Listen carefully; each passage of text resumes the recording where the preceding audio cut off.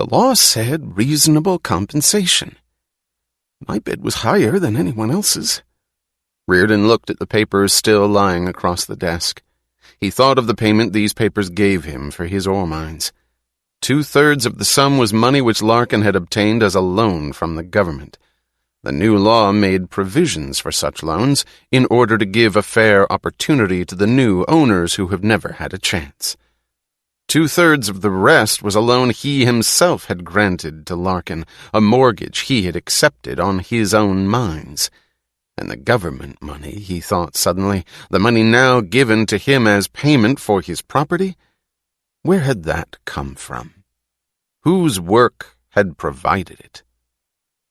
"You don't have to worry, Hank," said Larkin, with that incomprehensible, insistent note of pleading in his voice. "It's just a paper formality." Reardon wondered dimly what it was that Larkin wanted from him. He felt that the man was waiting for something beyond the physical fact of the sale, some words which he, Reardon, was supposed to pronounce, some action pertaining to mercy which he was expected to grant. Larkin's eyes, in this moment of his best fortune, had the sickening look of a beggar. "Why should you be angry, Hank? It's only a new form of legal red tape. Just a new historical condition. Nobody can help it if it's a historical condition. Nobody can be blamed for it. But there's always a way to get along. Look at all the others. They don't mind. They're setting up stooges whom they control to run the properties extorted from them. Now why do you want to use such words? I might as well tell you, and I think you know it, that I am not good at games of that kind. I have neither the time nor the stomach to devise some form of blackmail in order to tie you up and own my mines through you. Ownership is a thing I don't share, and I don't wish to hold it by the grace of your cowardice, by means of a constant struggle to outwit you and keep some threat over your head. I don't do business that way, and I don't deal with cowards. The mines are yours. If you wish to give me first call on all the ore produced, you will do so. If you wish to double-cross me, it's in your power." Larkin looked hurt. "That's very unfair of you," he said. There was a dry little note of righteous reproach in his voice. "I have never given you cause to distrust me." He picked up the papers with a hasty movement. Reardon saw the papers disappear into Larkin's inside coat pocket. He saw the flare of the open coat, the wrinkles of a vest pulled tight over flabby bulges, and a stain of perspiration in the armpit of the shirt. Unsummoned, the picture of a face seen 27 years ago rose suddenly in his mind. It was the face of a preacher on a street corner he had passed in a town he could not remember any longer. Only the dark walls of the slums remained in his memory, the rain of an autumn evening, and the righteous malice of the man's mouth, a small mouth stretched to yell into the darkness, the noblest ideal, that man live for the sake of his brothers, that the strong work for the weak, that he who has ability serve him who hasn't. Then he saw the boy who had been Hank Reardon at 18. He saw the tension of the face, the speed of the walk, the drunken exhilaration of the body, drunk on the energy of sleepless nights, the proud lift of the head, the clear, steady, ruthless eyes, the eyes of a man who drove himself without pity toward that which he wanted.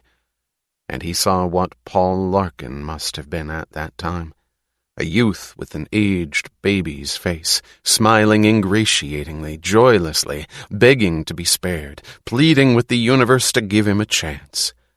If someone had shown that youth to the Hank Reardon of that time and told him that this was to be the goal of his steps, the collector of the energy of his aching tendons, what would he have? It was not a thought. It was like the punch of a fist inside his skull. Then, when he could think again, Reardon knew what the boy he had been would have felt. A desire to step on the obscene thing which was Larkin and grind every wet bit of it out of existence. He had never experienced an emotion of this kind. It took him a few moments to realize that this was what men called hatred. He noticed that rising to leave and muttering some sort of goodbyes, Larkin had a wounded, reproachful, mouth-pinched look, as if he, Larkin, were the injured party. When he sold his coal mines to Ken Danager, who owned the largest coal company in Pennsylvania, Reardon wondered why he felt as if it were almost painless. He felt no hatred. Ken Danager was a man in his 50s with a hard, closed face. He had started in life as a miner. When Reardon handed to him the deed to his new property, Danager said impassively, "I don't believe I've mentioned that any coal you buy from me you'll get it at cost." Reardon glanced at him, astonished. "It's against the law," he said. "Who's going to find out what sort of cash I hand to you in your own living room?" "You're talking about a rebate." "I am." "That's against 24 laws. They'll sock you worse than me if they catch you at it." "Sure. That's your protection, so you won't be left at the mercy of my goodwill." Reardon smiled. It was a happy smile, but he closed his eyes as under a blow. Then he shook his head. "Thanks," he said, "but I'm not one of them. I don't expect anybody to work for me at cost."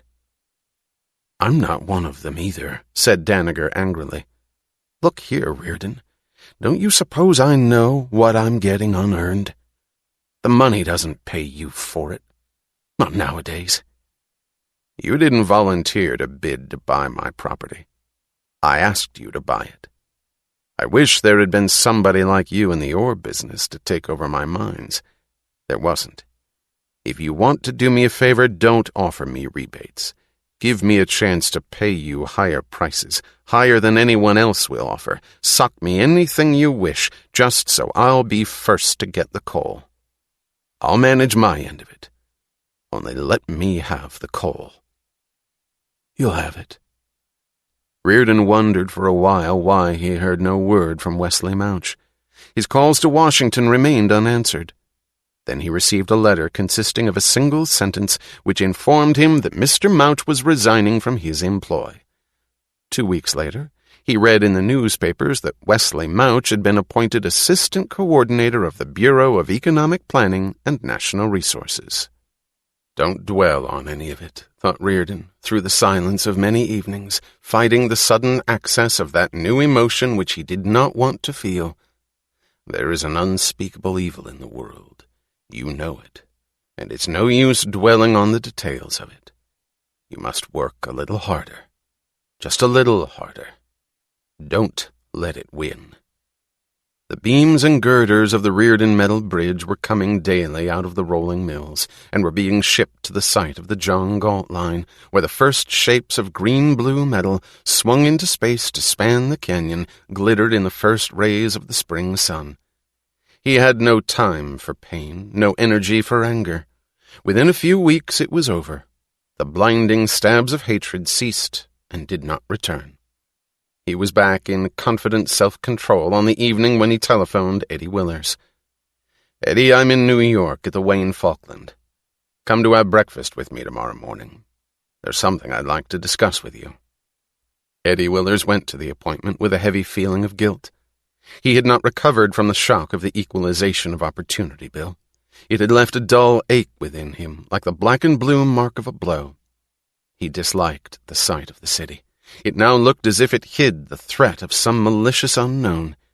He dreaded facing one of the bill's victims. He felt almost as if he, Eddie Willers, shared the responsibility for it in some terrible way which he could not define. When he saw Reardon, the feeling vanished. There was no hint suggesting a victim in Reardon's bearing. Beyond the windows of the hotel room, the spring sunlight of early morning sparkled on the windows of the city. The sky was a very pale blue that seemed young. The offices were still closed, and the city did not look as if it held malice, but as if it were joyously, hopefully ready to swing into action, in the same manner as Reardon. He looked refreshed by an untroubled sleep. He wore a dressing gown. He seemed impatient for the necessity to dress, unwilling to delay the exciting game of his business duties. "Good morning, Eddie," Sorry if I got you out so early. It's the only time I had. Have to go back to Philadelphia right after breakfast. We can talk while we're eating." The dressing gown he wore was of dark blue flannel with the white initials HR on the breast pocket. He looked young, relaxed, at home in this room and in the world. Eddie watched a waiter wheel the breakfast table into the room with a swift efficiency that made him feel braced. He found himself enjoying the stiff freshness of the white tablecloth and the sunlight sparkling on the silver, on the 2 bowls of crushed ice holding glasses of orange juice. He had not known that such things could give him an invigorating pleasure. "I don't want to phone Dagny long distance about this particular matter," said Reardon. "She has enough to do. We can settle it in a few minutes, you and I." "If I have the authority to do it." Reardon smiled. "You have." He leaned forward across the table. "Eddie, what's the financial state of Taggart Transcontinental at the moment? Desperate?" "Worse than that, Mr. Reardon." "Are you able to meet payrolls?" "Not quite. We've kept it out of the newspapers, but I think everybody knows it. We're in arrears all over the system, and Jim is running out of excuses." "Do you know that your first payment for the Reardon Metal Rail is due next week?" "Yes, I know it." "Well, let's agree on a moratorium. I'm going to give you an extension. You won't have to pay me anything until 6 months after the opening of the John Galt line." Eddie Willers put down his cup of coffee with a sharp thud. He could not say a word. Reardon chuckled. "What's the matter? You do have the authority to accept, don't you?" "Mr. Reardon, I don't know what to say to you." "Why, just okay is all that's necessary." "Okay, Mr. Reardon." Eddie's voice was barely audible. "I'll draw up the papers and send them to you. You can tell Jim about it and have him sign them." "Yes, Mr. Reardon." "I don't like to deal with Jim. He'd waste 2 hours trying to make himself believe that he's made me believe that he's doing me a favor by accepting." Eddie sat without moving, looking down at his plate. "What's the matter?" "Mr. Reardon, I'd like to say thank you, but there isn't any form of it big enough to—" "Look, Eddie, you've got the makings of a good businessman, so you'd better get a few things straight. There aren't any thank yous in situations of this kind. I'm not doing it for Taggart Transcontinental. It's a simple, practical, selfish matter on my part. Why should I collect my money from you now when it might prove to be the death blow to your company? If your company were no good, I'd collect, and fast. I don't engage in charity, and I don't gamble on incompetence. But you're still the best railroad in the country. When the John Galt line is completed, you'll be the soundest one financially. So I have good reason to wait. Besides, you're in trouble on account of my rail. I intend to see you win." "I still owe you thanks, Mr. Reardon, for something much greater than charity." "No. Don't you see? I have just received a great deal of money, which I didn't want. I can't invest it. It's of no use to me whatever. So, in a way, it pleases me that I can turn that money against the same people in the same battle. They made it possible for me to give you an extension to help you fight them." He saw Eddie wincing, as if he had hit a wound. "That's what's horrible about it." "What?" "What they've done to you, and what you're doing in return. I mean—" He stopped. "Forgive me, Mr. Reardon. I know this is no way to talk business." Reardon smiled. "Thanks, Eddie. I know what you mean. But forget it. To hell with them." "Yes. Only, Mr. Reardon, may I say something to you? I know it's completely improper, and I'm not speaking as a vice president." "Go ahead." "I don't have to tell you what your offer means to Dagny, to me, to every decent person on Taggart Transcontinental. You know it. And you know you can count on us. But But I think it's horrible that Jim Taggart should benefit too. That you should be the one to save him and people like him after they—" Reardon laughed. "Eddie, what do we care about people like him? We're driving an express, and they're riding on the roof, making a lot of noise about being leaders. Why should we care? We have enough power to carry them along, haven't we?" It won't stand. The summer sun made blotches of fire on the windows of the city and glittering sparks in the dust of the streets. Columns of heat shimmered through the air, rising from the roofs to the white page of the calendar. The calendar's motor ran on, marking off the last days of June. "It won't stand," people said. "When they run the first train on the John Galt line, the rail will split. They'll never get to the bridge. If they do, the bridge will collapse under the engine."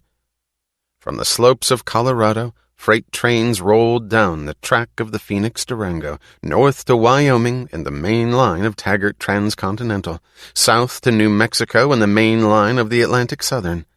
Strings of tank cars went radiating in all directions from the Wyatt oil fields to industries in distant states. No one spoke about them. To the knowledge of the public, the tank trains moved as silently as rays, and, as rays, they were noticed only when they became the light of electric lamps, the heat of furnaces, the movement of motors. But as such, they were not noticed. They were taken for granted. The Phoenix Durango Railroad was to end operations on July 25th. "Hank Reardon is a greedy monster," people said. "Look at the fortune he's made. Has he ever given anything in return? Has he ever shown any sign of social conscience?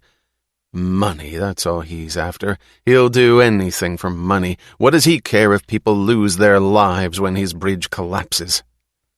"The Taggarts have been a band of vultures for generations," people said. "It's in their blood. Just remember that the founder of that family was Nat Taggart, the most notoriously antisocial scoundrel that ever lived, who bled the country white to squeeze a fortune for himself. You can be sure that a Taggart won't hesitate to risk people's lives in order to make a profit. They bought inferior rail because it's cheaper than steel. What do they care about catastrophes and mangled human bodies after they've collected the fares?" People said it because other people said it. They did not know why it was being said and heard everywhere. They did not give or ask for reasons. Reason, Dr. Pritchett had told them, is the most naive of all superstitions. "The source of public opinion," said Claude Slagenhop in a radio speech. "There is no source of public opinion. It is spontaneously general. It is a reflex of the collective instinct of the collective mind." Orrin Boyle gave an interview to Globe, the news magazine with the largest circulation. The interview was devoted to the subject of the grave social responsibility of metallurgists, stressing the fact that metal performed so many crucial tasks where human lives depended on its quality. "One should not, it seems to me, use human beings as guinea pigs in the launching of a new product," he said. He mentioned no names. "Why, no. I don't say that bridge will collapse," said the chief metallurgist of Associated Steel on a television program. "I don't say it at all. I just say that if I had any children, I wouldn't let them ride on the first train that's going to cross that bridge. But it's only a personal preference, nothing more, just because I'm overly fond of children." "I don't claim that the Reardon-Taggart contraption will collapse," wrote Bertram Scudder in the future. "Maybe it will, and maybe it won't. That's not the important issue. The important issue is, what protection does society have against the arrogance, selfishness, and greed of two unbridled individualists whose records are conspicuously devoid of any public-spirited actions? These two apparently are willing to stake the lives of their fellow men on their own conceited notions about their powers of judgment against the overwhelming majority opinion of recognized experts. Should society permit it? If that thing does collapse, won't it be too late to take precautionary measures? Won't it be like locking the barn after the horse has escaped?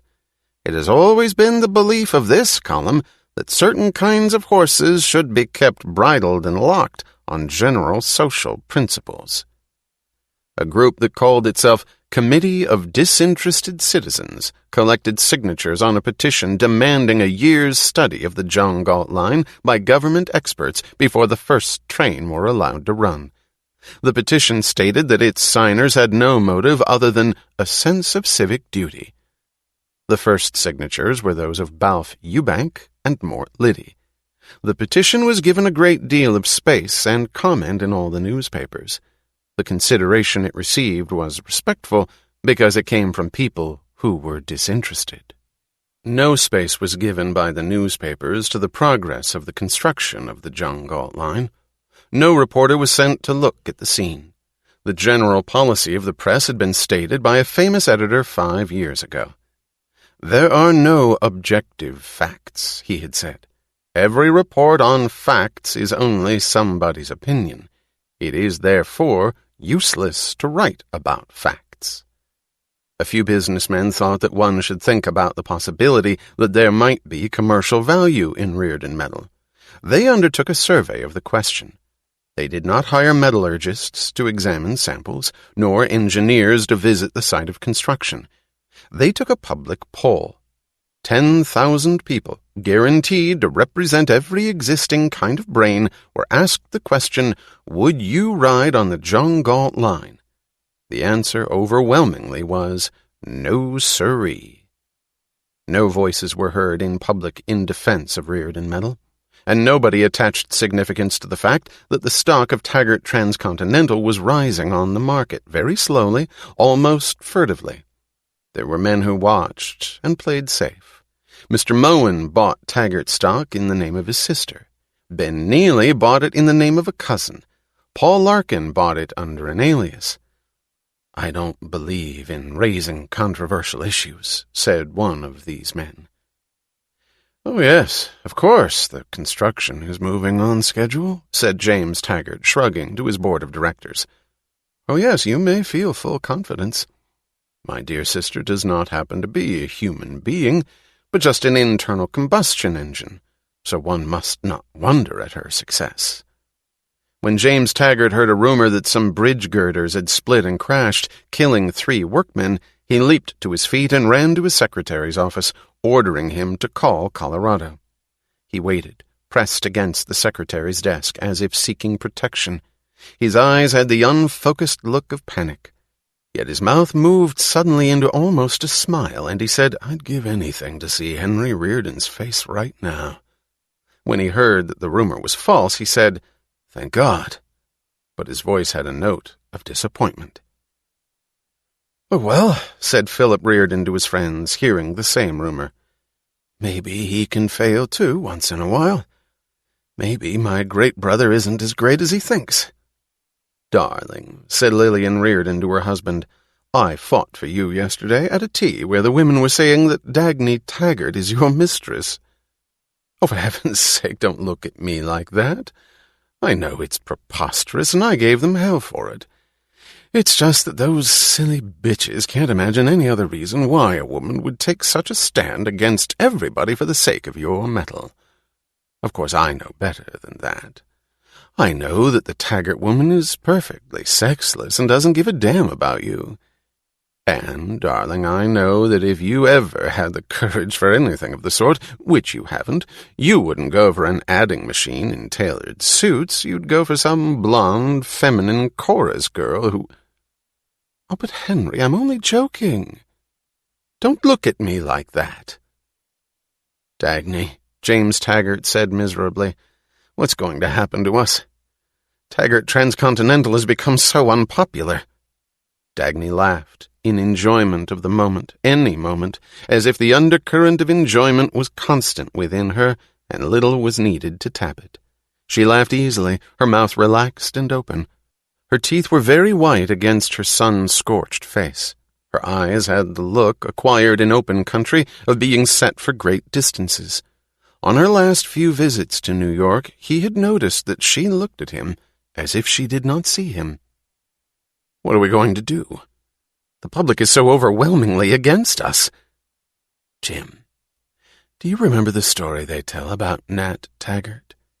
He said that he envied only one of his competitors, the one who said the public be damned. He wished he had said it."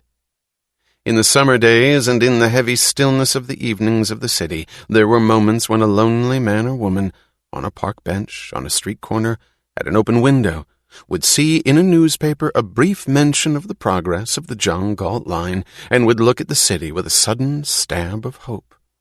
They were the very young, who felt that it was the kind of event they longed to see happening in the world, or the very old who had seen a world in which such events did happen. They did not care about railroads. They knew nothing about business. They knew only that someone was fighting against great odds and winning. They did not admire the fighter's purpose. They believed the voices of public opinion. And yet, when they read that the line was growing, they felt a moment's sparkle and wondered why it made their own problems seem easier. Silently, unknown to everyone except to the freight yard of Taggart Transcontinental in Cheyenne and the office of the John Galt line in the dark alley, freight was rolling in and orders for cars were piling up, for the first train to run on the John Galt line. Dagny Taggart had announced that the first train would be not a passenger express loaded with celebrities and politicians, as was the custom, but a freight special. The freight came from farms, from lumber yards, from mines all over the country, from distant places whose last means of survival were the new factories of Colorado. No one wrote about these shippers, because they were men who were not disinterested. The Phoenix-Durango Railroad was to close on July 25th. The first train of the John Galt line was to run on July 22nd. "Well, it's like this, Miss Taggart," said the delegate of the Union of Locomotive Engineers. "I don't think we're going to allow you to run that train." Dagny sat at her battered desk against the blotched wall of her office. She said, without moving, "Get out of here." It was a sentence the man had never heard in the polished offices of railroad executives. He looked bewildered. "I came to tell you—" "If you have anything to say to me, start over again." "What?" "Don't tell me what you're going to allow me to do." "Well, I meant we're not going to allow our men to run your train." "That's different." "Well, that's what we've decided." "Who's decided it?" "The committee. What you're doing is a violation of human rights. You can't force men to go out to get killed. When that bridge collapses, just to make money for you." She reached for a sheet of blank paper and handed it to him. "Put it down in writing," she said, "and we'll sign a contract to that effect." "What contract?" "That no member of your union will ever be employed to run an engine on the John Galt line." "Why, wait a minute. I haven't said—" "You don't want to sign such a contract?" "No, Why not, since you know that the bridge is going to collapse?" I only want— I know what you want. You want a stranglehold on your men by means of the jobs which I give them, and on me by means of your men. You want me to provide the jobs, and you want to make it impossible for me to have any jobs to provide. Now I'll give you a choice. That train is going to be run. You have no choice about that, but you can choose whether it's going to be run by one of your men or not. If you choose not to let them, the train will still run, if I have to drive the engine myself. Then, if the bridge collapses, there won't be any railroad left in existence anyway. But if it doesn't collapse, no member of your union will ever get a job on the John Galt line. If you think I need your men more than they need me, choose accordingly. If you know that I can run an engine, but they can't build a railroad, Choose according to that. Now, are you going to forbid your men to run that train?" "I didn't say we'd forbid it. I haven't said anything about forbidding. But you can't force men to risk their lives on something nobody's ever tried before." "I'm not going to force anyone to take that run." "What are you going to do?" "I'm going to ask for a volunteer." "And if none of them volunteers?" "Then it will be my problem, not yours." "Well, let me tell you that I'm going to advise them to refuse." "Go ahead. Advise them anything you wish. Tell them whatever you like. But leave the choice to them. Don't try to forbid it." The notice that appeared in every roundhouse of the Taggart system was signed Edwin Willers, Vice President in charge of operation. It asked engineers who were willing to drive the first train on the John Galt line so to inform the office of Mr. Willers not later than 11 a.m. of July 15th. It was 11:15 on the morning of the 15th when the telephone rang in her office. It was Eddie, calling from high up in the Taggart building outside her window. "Dagny, I think you'd better come over." His voice sounded queer. She hurried across the street, then down the marble-floored halls to the door that still carried the name Dagny Taggart on its glass panel. She pulled the door open. The anteroom of the office was full. Men stood jammed among the desks, against the walls. As she entered, they took their hats off in sudden silence. She saw the graying heads, the muscular shoulders. She saw the smiling faces of her staff at their desks and the face of Eddie Willers at the end of the room. Everybody knew that nothing had to be said. Eddie stood by the open door of her office. The crowd parted to let her approach him. He moved his hand, pointing at the room, then at a pile of letters and telegrams. "Dagny, every one of them," he said. "Every engineer on Taggart Transcontinental. Those who could came here, some from as far as the Chicago division." He pointed at the mail. "There's the rest of them. To be exact, there's only 3 I haven't heard from. One's on a vacation in the North Woods, one's in a hospital, and one's in jail for reckless driving. Of his automobile." She looked at the men. She saw the suppressed grins on the solemn faces. She inclined her head in acknowledgement.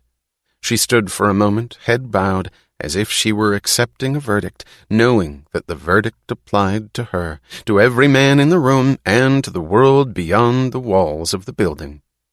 "Thank you," she said. Most of the men had seen her many times.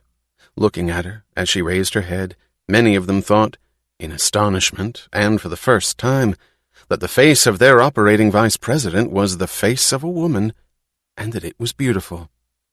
Someone in the back of the crowd cried suddenly, cheerfully, "To hell with Jim Taggart!" An explosion answered him. The men laughed, they cheered, they broke into applause. The response was out of all proportion to the sentence, but the sentence had given them the excuse they needed. They seemed to be applauding the speaker, in insolent defiance of authority, but everyone in the room knew who it was that they were cheering. She raised her hand. "We're too early," she said, laughing. "Wait till a week from today. That's when we ought to celebrate. And believe me, we will." They drew lots for the run. She picked a folded slip of paper from among a pile containing all their names. The winner was not in the room, but he was one of the best men on the system, Pat Logan, engineer of the Taggart Comet on the Nebraska division. "Wire Pat and tell him he's been demoted to a freight," she said to Eddie. She added casually, as if it were a last-moment decision, but it fooled no one, "Oh, yes, tell him that I'm going to ride with him in the cab of the engine on that run." An old engineer beside her grinned and said, "I thought you would, Miss Taggart." Reardon was in New York on the day when Dagny telephoned him from her office. "Hank, I'm going to have a press conference tomorrow." He laughed aloud. "No." "Yes." Her voice sounded earnest, but dangerously, a bit too earnest. The newspapers have suddenly discovered me and are asking questions. I'm going to answer them. Have a good time. I will. Are you going to be in town tomorrow? I'd like to have you in on it. Okay. I wouldn't want to miss it. The reporters who came to the press conference in the office of the John Galt Line were young men who had been trained to think that their job consisted of concealing from the world the nature of its events. It was their daily duty to serve as audience for some public figure who made utterances about the public good, in phrases carefully chosen to convey no meaning. It was their daily job to sling words together in any combination they pleased, so long as the words did not fall into a sequence saying something specific. They could not understand the interview now being given to them. Dagny Taggart sat behind her desk in an office that looked like a slum basement. She wore a dark blue suit with a white blouse, beautifully tailored, suggesting an air of formal, almost military elegance. She sat straight, and her manner was severely dignified, just a shade too dignified. Reardon sat in a corner of the room, sprawled across a broken armchair, his long legs thrown over one of its arms, his body leaning against the other. His manner was pleasantly informal, just a bit too informal. In the clear, monotonous voice of a military report, consulting no papers, looking straight at the men, Dagny recited the technological facts about the John Galt Line, giving exact figures on the nature of the rail, the capacity of the bridge, the method of construction, the costs. Then, in the dry tone of a banker, she explained the financial prospects of the line and named the large profits she expected to make. "That is all," she said. "All," said one of the reporters. "Aren't you going to give us a message for the public?" "That was my message." "But hell, aren't you going to defend yourself?" "Against what?" "Don't you want to tell us something to justify your line?"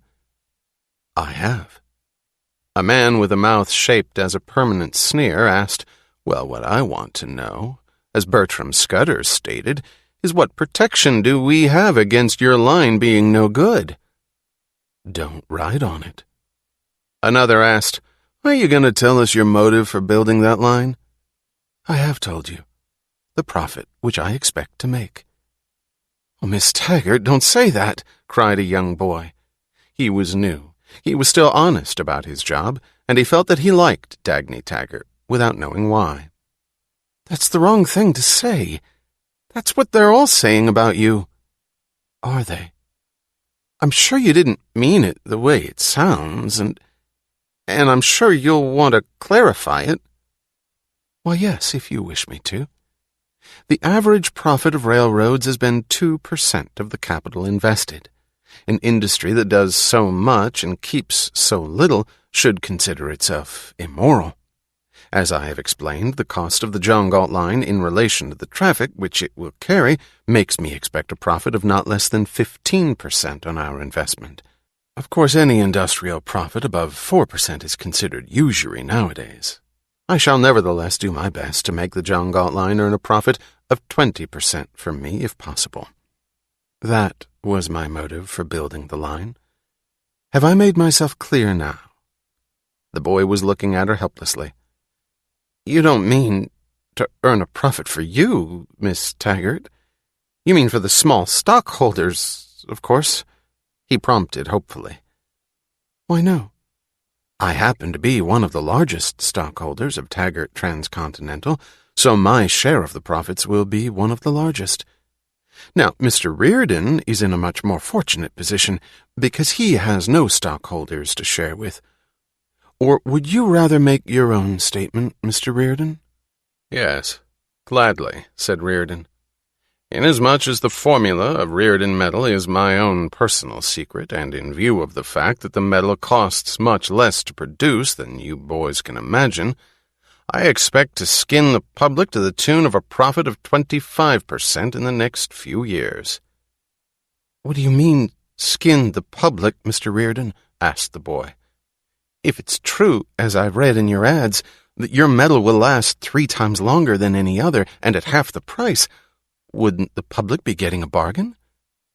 "Oh, have you noticed that?" said Reardon. "Do the two of you realize you're talking for publication?" asked the man with the sneer. "But, Mr. Hopkins," said Dagny, in polite astonishment, "is there any reason why we would talk to you if it weren't for publication?" "Do you want us to quote all the things you said?" "I hope I may trust you to be sure and quote them. Would you oblige me by taking this down verbatim?" She paused to see their pencils ready, then dictated, "Miss Taggart says, quote, I expect to make a pile of money on the John Galt line. I will have earned it." Close quote. "Thank you so much." "Any questions, gentlemen?" asked Reardon. There were no questions. "Now I must tell you about the opening of the John Galt line," said Dagny. "The first train will depart from the station of Taggart Transcontinental in Cheyenne, Wyoming at 4 p.m. on July 22nd. It will be a freight special consisting of 80 cars. It will be driven by an 8,000-horsepower 4-unit diesel locomotive, which I'm leasing from Taggart Transcontinental for the occasion. It will run non-stop to Wyatt Junction, Colorado, traveling at an average speed of 100 miles per hour. "I beg your pardon?" she asked, hearing the long, low sound of a whistle. "What did you say, Miss Taggart?" "I said 100 miles per hour. Grades, curves, and all." "But shouldn't you cut the speed below normal rather than—" "Miss Taggart, don't you have any consideration whatever for public opinion?" "But I do. If it weren't for public opinion, an average speed of 65 miles per hour would have been quite sufficient." "Who is going to run that train?" "I had quite a bit of trouble about that. All the Taggart engineers volunteered to do it. So did the firemen, the brakemen, and the conductors. We had to draw lots for every job on the train's crew. The engineer will be Pat Logan of the Taggart Comet, the fireman, Ray McKim. I shall ride in the cab of the engine with them." "Not really?" "Please do attend the opening. It's on July 22nd. The press is most eagerly invited. Contrary to my usual policy, I have become a publicity hound. Really. I should like to have spotlights, radio microphones, and television cameras. I suggest that you plant a few cameras around the bridge. The collapse of the bridge would give you some interesting shots." "Miss Taggart," asked Reardon, "why didn't you mention that I'm going to ride in that engine too?" She looked at him across the room, and for a moment they were alone, holding each other's glance. "Yes, of course, Mr. Reardon," she answered. She did not see him again until they looked at each other across the platform of the Taggart station in Cheyenne on July 22nd. She did not look for anyone when she stepped out on the platform. She felt as if her senses had merged, so that she could not distinguish the sky, the sun, or the sounds of an enormous crowd, but perceived only a sensation of shock and light. Yet he was the first person she saw, and she could not tell for how long a time he was also the only one. He stood by the engine of the John Galt train, talking to somebody outside the field of her consciousness. He was dressed in gray slacks and shirt. He looked like an expert mechanic, but he was stared at by the faces around him, because he was Hank Reardon of Reardon Steel. High above him, she saw the letters TT on the silver front of the engine. The lines of the engine slanted back, aimed at space. There was distance and a crowd between them, but his eyes moved to her the moment she came out. They looked at each other, and she knew that he felt as she did. This was not to be a solemn venture upon which their future depended, but simply their day of enjoyment. Their work was done. For the moment there was no future. They had earned the present. Only if one feels immensely important, she had told him, can one feel truly light. Whatever the train's run would mean to others, for the two of them, their own persons were this day's sole meaning. Whatever it was that others sought in life, their right to what they now felt was all the two of them wished to find. It was as if, across the platform, they said it to each other. Then she turned away from him. She noticed that she too was being stared at, that there were people around her, that she was laughing and answering questions. She had not expected such a large crowd. They filled the platform, the tracks, the square beyond the station. They were on the roofs of the boxcars on the sidings, at the windows of every house in sight. Something had drawn them here, something in the air which, at the last moment, had made James Taggart want to attend the opening of the John Galt line. She had forbidden it. "If you come, Jim," she had said, "I'll have you thrown out of your own Taggart station. This is one event you're not going to see." Then she had chosen Eddie Willers to represent Taggart Transcontinental at the opening. She looked at the crowd and she felt simultaneously astonishment that they should stare at her when this event was so personally her own that no communication about it was possible, and a sense of fitness that they should be here, that they should want to see it, because the sight of an achievement was the greatest gift a human being could offer to others. She felt no anger toward anyone on earth. The things she had endured had now receded into some outer fog, like pain that still exists, but has no power to hurt. Those things could not stand in the face of this moment's reality. The meaning of this day was as brilliantly, violently clear as the splashes of sun on the silver of the engine. All men had to perceive it now. No one could doubt it, and she had no one to hate. Eddie Willers was watching her. He stood on the platform, surrounded by Taggart executives, division heads, civic leaders, and the various local officials who had been out-argued, bribed, or threatened to obtain permits to run a train through town zones at 100 miles an hour. For once, for this day and event, his title of vice president was real to him, and he carried it well. But while he spoke to those around him, his eyes kept following Dagny through the crowd. She was dressed in blue slacks and shirt. She was unconscious of official duties. She had left them to him. The train was now her sole concern, as if she were only a member of its crew. She saw him. She approached, and she shook his hand. Her smile was like a summation of all the things they did not have to say.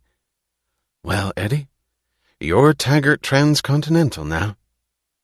"Yes," he said solemnly, his voice low.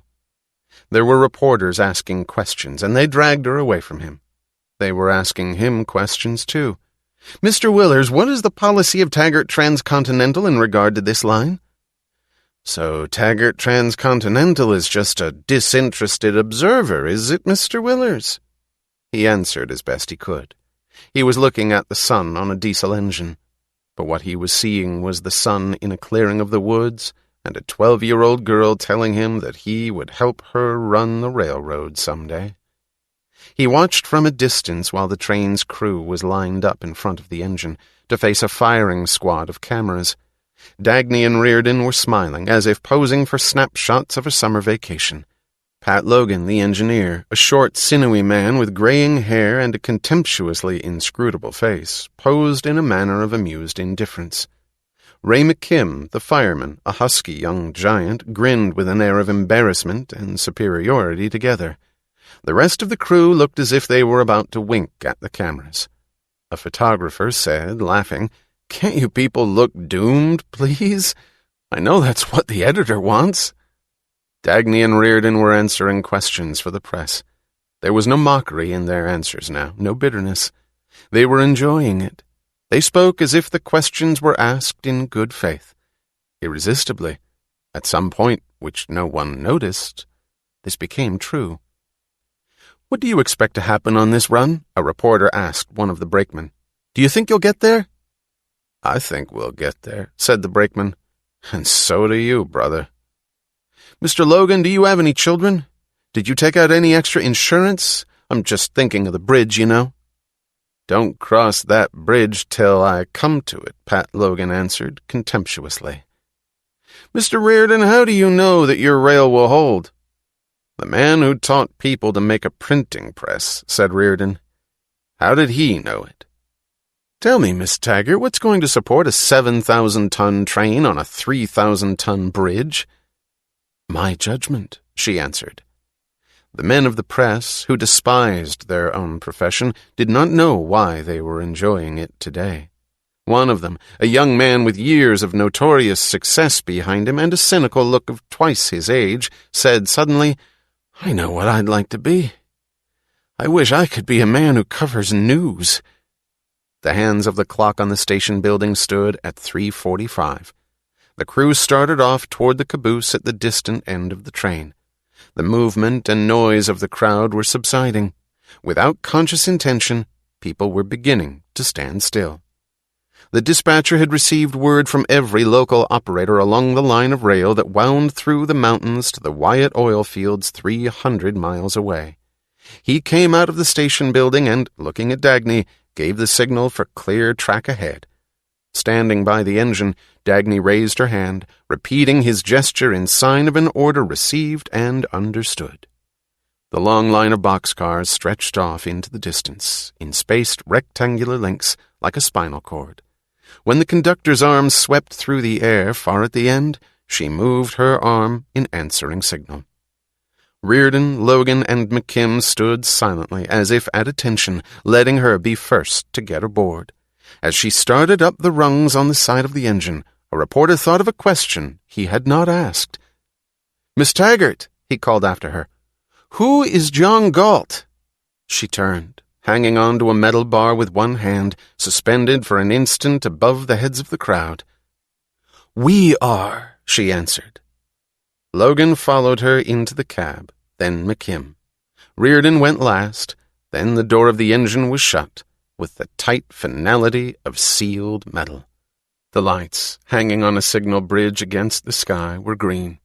There were green lights between the tracks, low over the ground, dropping off into the distance where the rails turned, and a green light stood at the curve against leaves of a summer green that looked as if they, too, were lights. Two men held a white silk ribbon stretched across the track in front of the engine. They were the superintendent of the Colorado division and Neely's chief engineer, who had remained on the job. Eddie Willers was to cut the ribbon they held, and thus to open the new line. The photographers posed him carefully, scissors in hand, his back to the engine. He would repeat the ceremony 2 or 3 times, they explained, to give them a choice of shots. They had a fresh bolt of ribbon ready. He was about to comply, then stopped. "No," he said suddenly. "It's not going to be a phony." In a voice of quiet authority, the voice of a vice president, he ordered, pointing at the cameras, "Stand back. Way back. Take one shot when I cut it, then get out of the way fast." They obeyed, moving hastily farther down the track. There was only 1 minute left. Eddie turned his back to the cameras and stood between the rails facing the engine. He held the scissors ready over the white ribbon. He took his hat off and tossed it aside. He was looking up at the engine. A faint wind stirred his blonde hair. The engine was a great silver shield bearing the emblem of Nat Taggart. Eddie Willers raised his hand as the hand of the station clock reached the instant of 4. "Open her up, Pat," he called. In the moment when the engine started forward, he cut the white ribbon and leaped out of the way. From the side track, he saw the window of the cab go by and Dagny waving to him in an answering salute. Then the engine was gone, and he stood looking across at the crowded platform that kept appearing and vanishing as the freight cars clicked past him. The green-blue rails ran to meet them like 2 jets shot out of a single point beyond the curve of the earth. The cross ties melted as they approached into a smooth stream rolling down under the wheels. A blurred streak clung to the side of the engine, low over the ground. Trees and telegraph poles sprang into sight abruptly and went by as if jerked back. The green plains stretched past in a leisurely flow. At the edge of the sky, a long wave of mountains reversed the movement and seemed to follow the train. She felt no wheels under the floor. The motion was a smooth flight on a sustained impulse, as if the engine hung above the rails, riding a current. She felt no speed. It seemed strange that the green lights of the signals kept coming at them and passed every few seconds. She knew that the signal lights were spaced 2 miles apart. The needle on the speedometer in front of Pat Logan stood at 100. She sat in the fireman's chair and glanced across at Logan once in a while. He sat slumped forward a little, relaxed, one hand resting lightly on the throttle as if by chance, but his eyes were fixed on the track ahead. He had the ease of an expert, so confident that it seemed casual, but it was the ease of a tremendous concentration, the concentration on one's task that has the ruthlessness of an absolute. Ray McKim sat on a bench behind them. Reardon stood in the middle of the cab. He stood, hands in pockets, feet apart, braced against the motion, looking ahead. There was nothing he could now care to see by the side of the track. He was looking at the rail. Ownership, she thought, glancing back at him. Weren't there those who knew nothing of its nature and doubted its reality? No, it was not made of papers, seals, grants, and permissions. There it was, in his eyes. The sound filling the cab seemed part of the space they were crossing. It held the low drone of the motors, the sharper clicking of the many parts that rang in varied cries of metal, and the high, thin chimes of trembling glass panes. Things streaked past, a water tank, a tree, a shanty, a grain silo. They had a windshield wiper motion. They were rising, describing a curve and dropping back. The telegraph wires ran a race with the train, rising and falling from pole to pole in an even rhythm, like the cardiograph record of a steady heartbeat written across the sky. She looked ahead, at the haze that melted rail and distance, a haze that could rip apart at any moment to some shape of disaster. She wondered why she felt safer than she had ever felt in a car behind the engine, safer here, where it seemed as if, should an obstacle rise, her breast and the glass shield would be first to smash against it. She smiled, grasping the answer. It was the security of being first, with full sight and full knowledge of one's course, not the blind sense of being pulled into the unknown by some unknown power ahead. It was the greatest sensation of existence, not to trust, but to know. The glass sheets of the cab's windows made the spread of the fields seem vaster. The earth looked as open to movement as it was to sight. Yet nothing was distant, and nothing was out of reach. She had barely grasped the sparkle of a lake ahead, and in the next instant she was beside it, then past.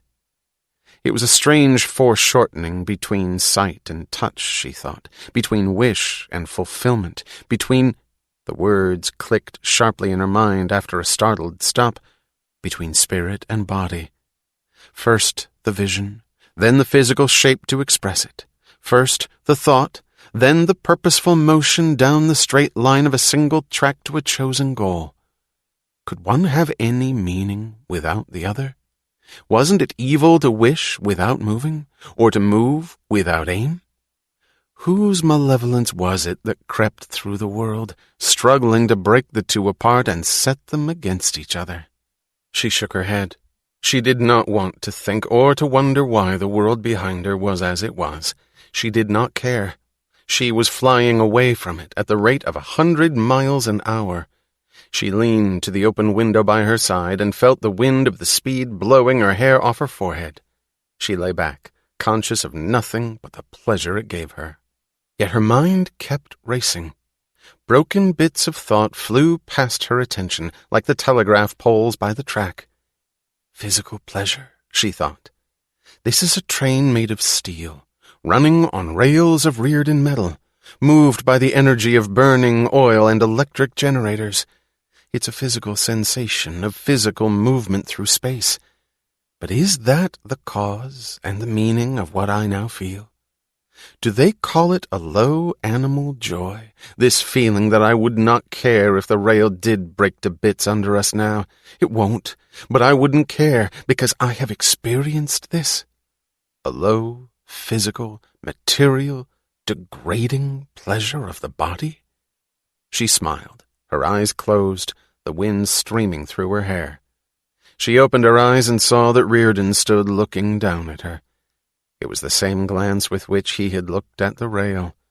She felt her power of volition knocked out by some single dull blow that made her unable to move. She held his eyes, lying back in her chair, the wind pressing the thin cloth of her shirt to her body.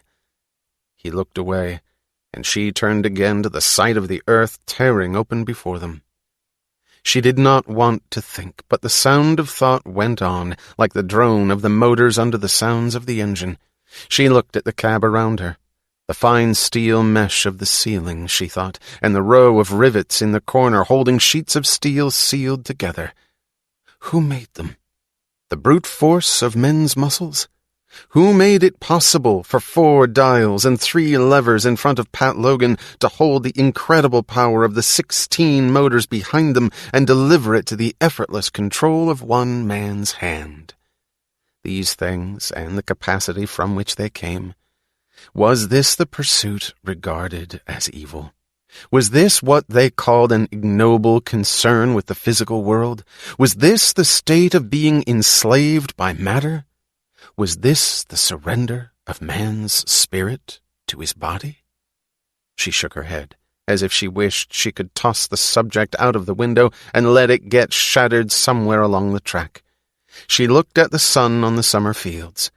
She did not have to think, because these questions were only details of a truth she knew and had always known.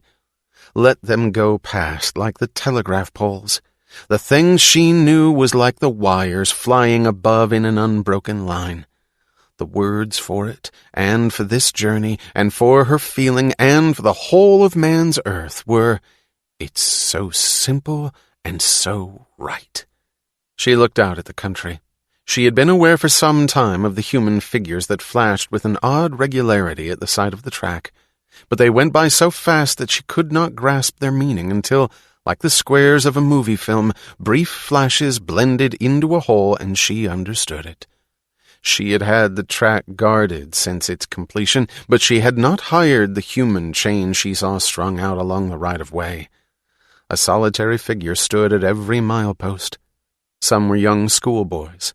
Others were so old that the silhouettes of their bodies looked bent against the sky. All of them were armed with anything they had found, from costly rifles to ancient muskets. All of them wore railroad caps. They were the sons of taggart employees and old railroad men who had retired after a full lifetime of taggart service. They had come unsummoned to guard this train. As the engine went past him, every man in his turn stood erect, at attention, and raised his gun in a military salute. When she grasped it, she burst out laughing suddenly, with the abruptness of a cry. She laughed, shaking like a child. It sounded like sobs of deliverance. Pat Logan nodded to her with a faint smile. He had noted the guard of honor long ago. She leaned to the open window, and her arms swept in wide curves of triumph, waving to the men by the track. On the crest of a distant hill she saw a crowd of people, their arms swinging against the sky. The grey houses of a village were scattered through a valley below, as if dropped there once and forgotten. The roof lines slanted, sagging, and the years had washed away the color of the walls. Perhaps generations had lived there, with nothing to mark the passage of their days but the movement of the sun from east to west. Now, these men had climbed the hill to see a silver-headed comet cut through their plains like the sound of a bugle through a long wait of silence. As houses began to come more frequently, closer to the track, she saw people at the windows, on the porches, on distant roofs. She saw crowds blocking the roads at grade crossings. The roads went sweeping past like the spokes of a fan, and she could not distinguish human figures, only their arms greeting the train like branches waving in the wind of its speed. They stood under the swinging red lights of warning signals, under the signs saying stop, look, listen. The station past which they flew as they went through a town at 100 miles an hour was a swaying sculpture of people from platform to roof. She caught the flicker of waving arms, of hats tossed in the air, of something flung against the side of the engine, which was a bunch of flowers. As the miles clicked past them, the towns went by, with the stations at which they did not stop, with the crowds of people who had come only to see, to cheer, and to hope. She saw garlands of flowers under the sooted eaves of old station buildings, and bunting of red, white, and blue on the time-eaten walls. It was like the picture she had seen and envied in schoolbook histories of railroads from the era when people gathered to greet the first run of a train. It was like the age when Nat Taggart moved across the country, and the stops along his way were marked by men eager for the sight of achievement. That age, she had thought, was gone. Generations had passed, with no event to greet anywhere, with nothing to see but the cracks lengthening year by year on the walls built by Nat Taggart. Yet men came again, as they had come in his time, drawn by the same response. She glanced at Reardon. He stood against the wall, unaware of the crowds, indifferent to admiration. He was watching the performance of track and train with an expert's intensity of professional interest. His bearing suggested that he would kick aside as irrelevant any thought such as, "they like it," when the thought ringing in his mind was, "it works." His tall figure in the single gray of slacks and shirt looked as if his body were stripped for action. The slacks stressed the long lines of his legs, the light, firm posture of standing without effort or being ready to swing forward at an instant's notice. The short sleeves stressed the gaunt strength of his arms. The open shirt bared the tight skin of his chest. She turned away, realizing suddenly that she had been glancing back at him too often. But this day had no ties to past or future. Her thoughts were cut off from implications. She saw no further meaning, only the immediate intensity of the feeling that she was imprisoned with him, sealed together in the same cube of air, the closeness of his presence underscoring her awareness of this day, as his rails underscored the flight of the train. She turned deliberately and glanced back. He was looking at her. He did not turn away, but held her glance, coldly and with full intention. She smiled defiantly, not letting herself know the full meaning of her smile, knowing only that it was the sharpest blow she could strike at his inflexible face. She felt a sudden desire to see him trembling, to tear a cry out of him. She turned her head away slowly, feeling a reckless amusement, wondering why she found it difficult to breathe. She sat leaning back in her chair, looking ahead, knowing that he was as aware of her as she was of him. She found pleasure in the special self-consciousness it gave her. When she crossed her legs, when she leaned on her arm against the windowsill, when she brushed her hair off her forehead, every movement of her body was underscored by a feeling the unadmitted words for which were, "Is he seeing it?" The towns had been left behind. The track was rising through a country growing more grimly reluctant to permit approach. The rails kept vanishing behind curves, and the ridges of hills kept moving closer, as if the plains were being folded into pleats. The flat stone shelves of Colorado were advancing to the edge of the track, and the distant reaches of the sky were shrinking into waves of bluish mountains. Far ahead, they saw a mist of smoke over factory chimneys, then the web of a power station and the lone needle of a steel structure. They were approaching Denver. She glanced at Pat Logan. He was leaning forward a little farther. She saw a slight tightening in the fingers of his hand and in his eyes. He knew, as she did, the danger of crossing a city at the speed they were traveling. It was a succession of minutes, but it hit them as a single whole. First they saw the lone shapes, which were factories, rolling across their window panes. Then the shapes fused into the blur of streets. Then a delta of rails spread out before them, like the mouth of a funnel sucking them into the Taggart station, with nothing to protect them but the small green beads of light scattered over the ground. From the height of the cab, they saw boxcars on sidings streak past as flat ribbons of rooftops. The black hole of the train shed flew at their faces.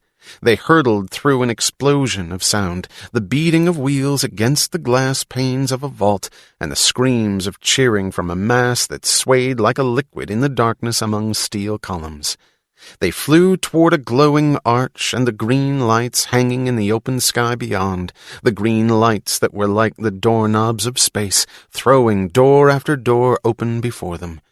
Then, vanishing behind them, went the streets clotted with traffic, the open windows bulging with human figures, the screaming sirens, and, From the top of a distant skyscraper, a cloud of paper snowflakes shimmering on the air, flung by someone who saw the passage of a silver bullet across a city, stopped still to watch it. Then they were out again on a rocky grade, and with shocking suddenness the mountains were before them, as if the city had flung them straight at a granite wall and a thin ledge had caught them in time.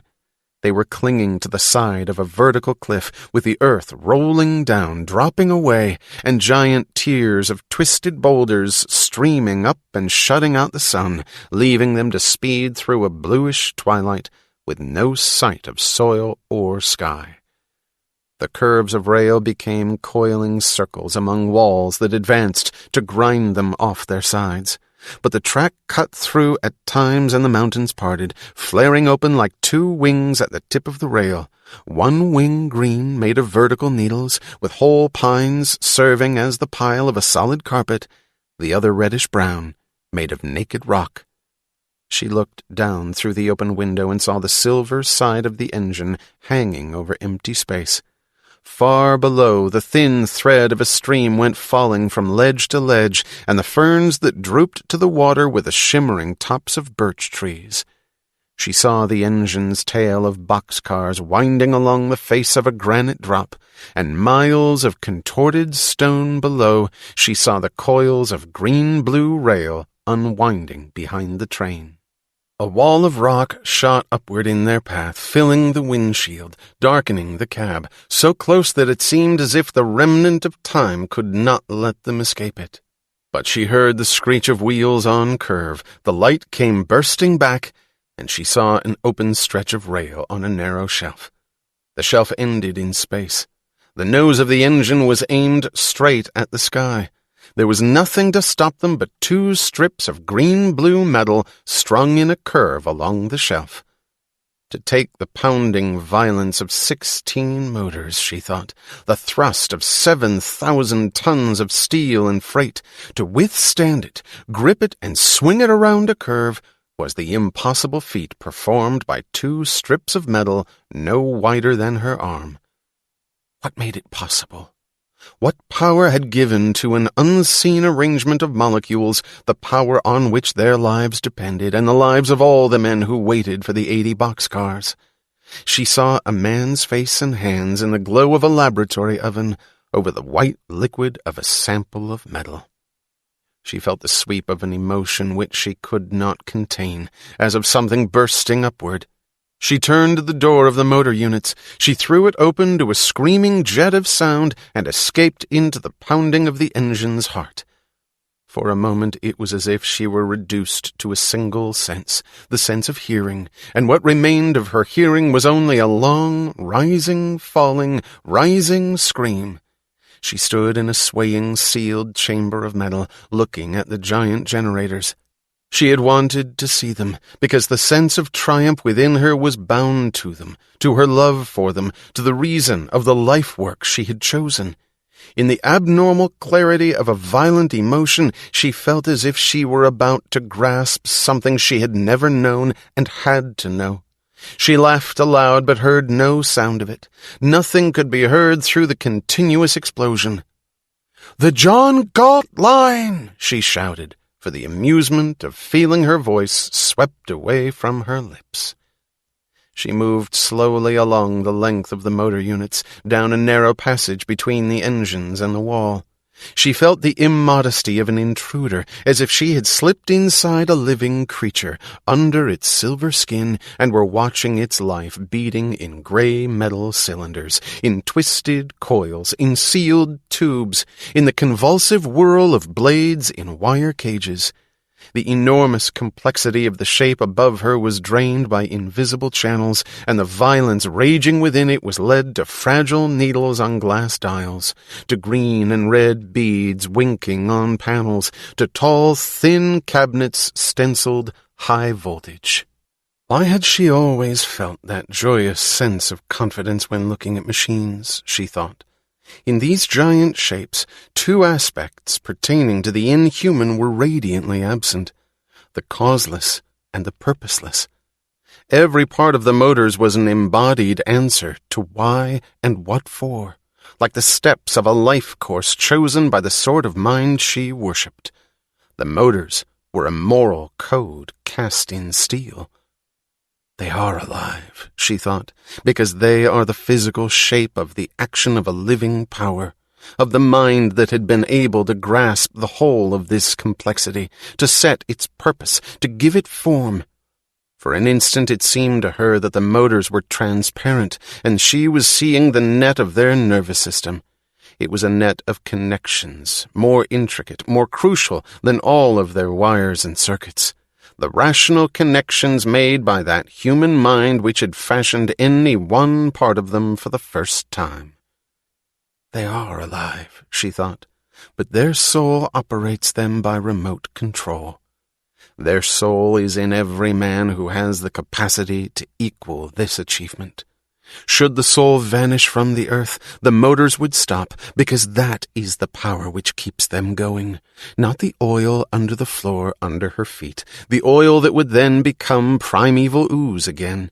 Not the steel cylinders that would become stains of rust on the walls of the caves of shivering savages. The power of a living mind, the power of thought and choice and purpose. She was making her way back toward the cab, feeling that she wanted to laugh, to kneel, or to lift her arms, wishing she were able to release the thing she felt, knowing that it had no form of expression. She stopped. She saw Reardon standing by the steps of the door to the cab. He was looking at her as if he knew why she had escaped and what she felt. They stood still, their bodies becoming a glance that met across a narrow passage. The beating within her was one with the beating of the motors, and she felt as if both came from him. The pounding rhythm wiped out her will. They went back to the cab, silently, knowing that there had been a moment which was not to be mentioned between them. The cliffs ahead were a bright liquid gold. Strips of shadow were lengthening in the valleys below. The sun was descending to the peaks in the west. They were going west and up toward the sun. The sky had deepened to the greenish blue of the rails when they saw smokestacks in a distant valley. It was one of Colorado's new towns, the towns that had grown like a radiation from the Wyatt oil fields. She saw the angular lines of modern houses, flat roofs, great sheets of windows. It was too far to distinguish people. In the moment when she thought that they would not be watching the train at that distance, a rocket shot out from among the buildings, rose high above the town, and broke as a fountain of gold stars against the darkening sky.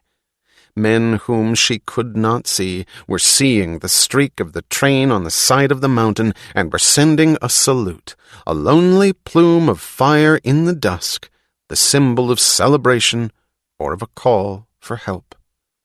Beyond the next turn, in a sudden view of distance, she saw 2 dots of electric light, white and red, low in the sky. They were not airplanes.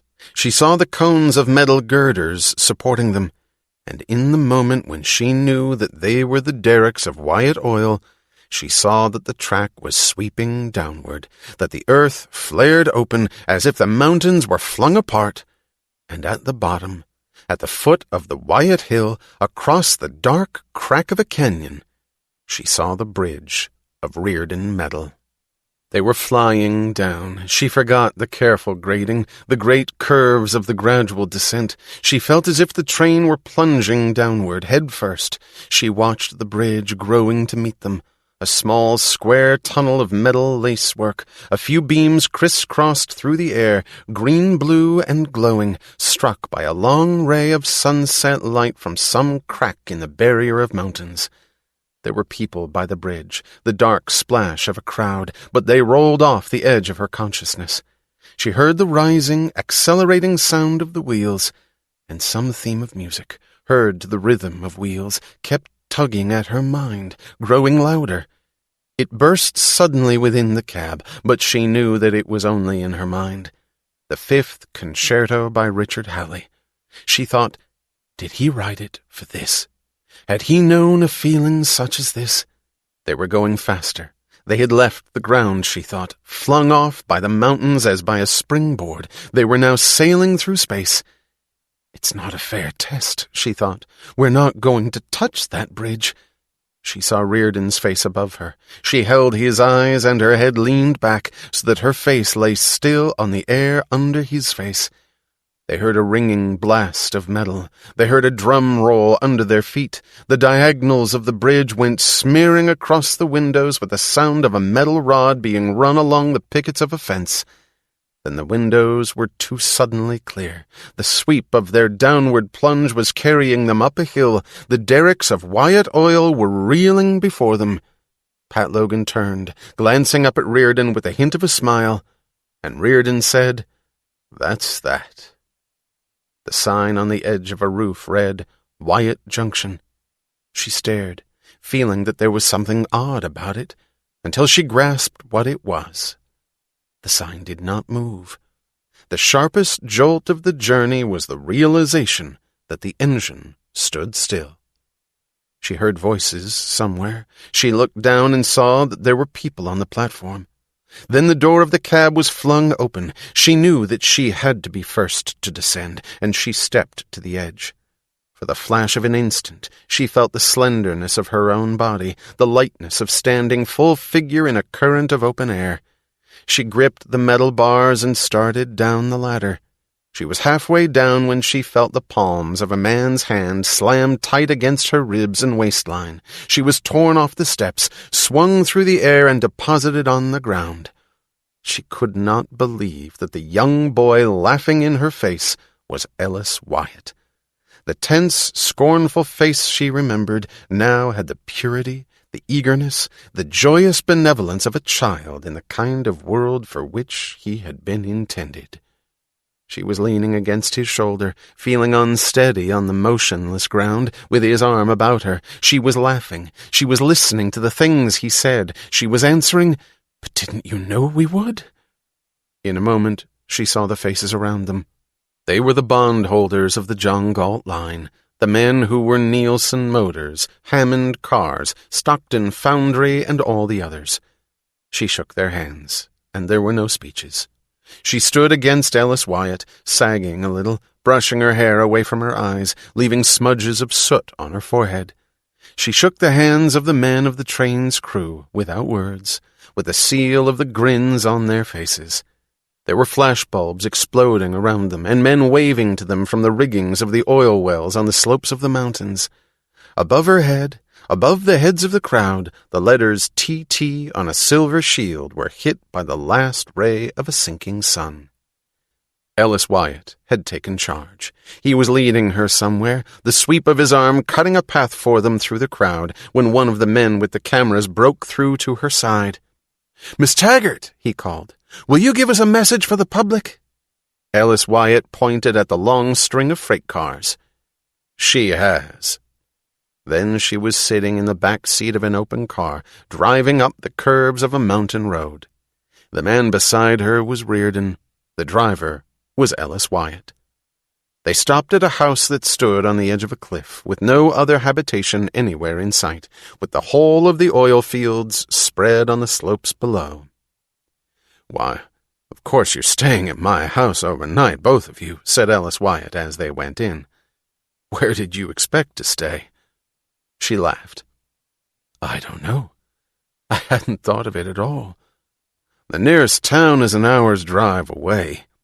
That's where your crew is gone. Your boys at the division point are giving a party in their honor. So is the whole town. But I told Ted Nielsen and the others that we'd have no banquets for you and no oratory. Unless you'd like it." "God, no," she said. "Thanks, Ellis." It was dark when they sat at the dinner table in a room that had large windows and a few pieces of costly furniture. The dinner was served by a silent figure in a white jacket, the only other inhabitant of the house, an elderly Indian with a stony face and a courteous manner. A few points of fire were scattered through the room, running over and out beyond the windows, the candles on the table, the lights on the derricks, and the stars. "Do you think that you have your hands full now?" Ellis Wyatt was saying. "Just give me a year and I'll give you something to keep you busy. 2 tank trains a day, Dagny? It's going to be 4 or 6 or as many as you wish me to fill." His hand swept over the lights on the mountains. It's nothing compared to what I've got coming." He pointed west. "The Buena Esperanza Pass, 5 miles from here. Everybody's wondering what I'm doing with it. Oil shale. How many years ago was it that they gave up trying to get oil from shale because it was too expensive? Well, wait till you see the process I've developed. It will be the cheapest oil ever to splash in their faces, and an unlimited supply of it. An untapped supply that will make the biggest oil pool look like a mud puddle. Did I order a pipeline? Heck, you and I will have to build pipelines in all directions to... Oh, I beg your pardon. I don't believe I introduced myself when I spoke to you at the station. I haven't even told you my name." Reardon grinned. "I've guessed it by now. I'm sorry. I don't like to be careless, but I was too excited." "What were you excited about?" asked Dagny, her eyes narrowed in mockery. Wyatt held her glance for a moment. His answer had a tone of solemn intensity strangely conveyed by a smiling voice. "About the most beautiful slap in the face I ever got and deserved." "Do you mean for our first meeting?" "I mean for our first meeting." "Don't. You were right." "I was. About everything but you." Dagny to find an exception after years of... Oh, to hell with them. Do you want me to turn on the radio and hear what they're saying about the two of you tonight? No. Good. I don't want to hear them. Let them swallow their own speeches. They're all climbing on the bandwagon now. We're the band. He glanced at Reardon. What are you smiling at? I've always been curious to see what you're like. I've never had a chance to be what I'm like, except tonight. Do you live here alone, like this, miles away from everything? Wyatt pointed at the window. I'm a couple of steps away from everything. What about people? I have guest rooms for the kind of people who come to see me on business. I want as many miles as possible between myself and all the other kinds. He leaned forward to refill their wine glasses. Hank, why don't you move to Colorado? To hell with New York and the Eastern Seaboard. This is the capital of the Renaissance. The second Renaissance. Not of oil paintings and cathedrals, but of oil derricks, power plants, and motors made of Reardon metal. They had the Stone Age and the Iron Age, and now they're going to call it the Reardon Metal Age, because there's no limit to what your metal has made possible. I'm going to buy a few square miles of Pennsylvania, said Reardon. The ones around my mills. It would have been cheaper to build a branch here as I wanted, but you know why I can't. And to hell with them. I'll beat them anyway. I'm going to expand the mills. And if she can give me 3-day freight service to Colorado, I'll give you a race for who's going to be the capital of the Renaissance. Give me a year, said Dagny, of running trains on the John Galt line. Give me time to pull the Taggart system together, and I'll give you 3-day freight service across the continent on a Reardon metal track from ocean to ocean. Who was it that said he needed a fulcrum? Said Alice Wyatt. Give me an unobstructed right-of-way, and I'll show them how to move the earth. She wondered what it was that she liked about the sound of Wyatt's laughter. Their voices, even her own, had a tone she had never heard before. When they rose from the table, she was astonished to notice that the candles were the only illumination of the room. She had felt as if she were sitting in a violent light. Ellis Wyatt picked up his glass, looked at their faces, and said, To the world as it seems to be right now. He emptied the glass with a single movement. She heard the crash of the glass against the wall in the same instant that she saw a circling current, from the curve of his body to the sweep of his arm to the terrible violence of his hand that flung the glass across the room. It was not the conventional gesture meant as celebration. It was the gesture of a rebellious anger, the vicious gesture which is movement substituted for a scream of pain. "Ellis," she whispered, "what's the matter?" He turned to look at her. With the same violent suddenness, his eyes were clear, his face was calm. What frightened her was seeing him smile gently. "I'm sorry," he said. "Never mind. We'll try to think that it will last." The earth below was streaked with moonlight when Wyatt led them up an outside stairway to the second floor of the house, to the open gallery at the doors of the guest rooms. He wished them good night, and they heard his steps descending the stairs. The moonlight seemed to drain sound as it drained color. The steps rolled into a distant past, and when they died, the silence had the quality of a solitude that had lasted for a long time, as if no person were left anywhere in reach. She did not turn to the door of her room. He did not move. At the level of their feet there was nothing but a thin railing and a spread of space. Angular tiers descended below, with shadows repeating the steel tracery of derricks, crisscrossing sharp black lines on patches of glowing rock. A few lights, white and red, trembled in the clear air, like drops of rain caught on the edges of steel girders. Far in the distance, 3 small drops were green, strung in a line along the taggart track. Beyond them, at the end of space, at the foot of a white curve, hung a webbed rectangle, which was the bridge. She felt a rhythm without sound or movement, a sense of beating tension, as if the wheels of the John Galt line were still speeding on. Slowly, in answer and in resistance to an unspoken summons, she turned and looked at him. The look she saw on his face made her know for the first time that she had known this would be the end of the journey. That look was not as men are taught to represent it. It was not a matter of loose muscles, hanging lips, and mindless hunger.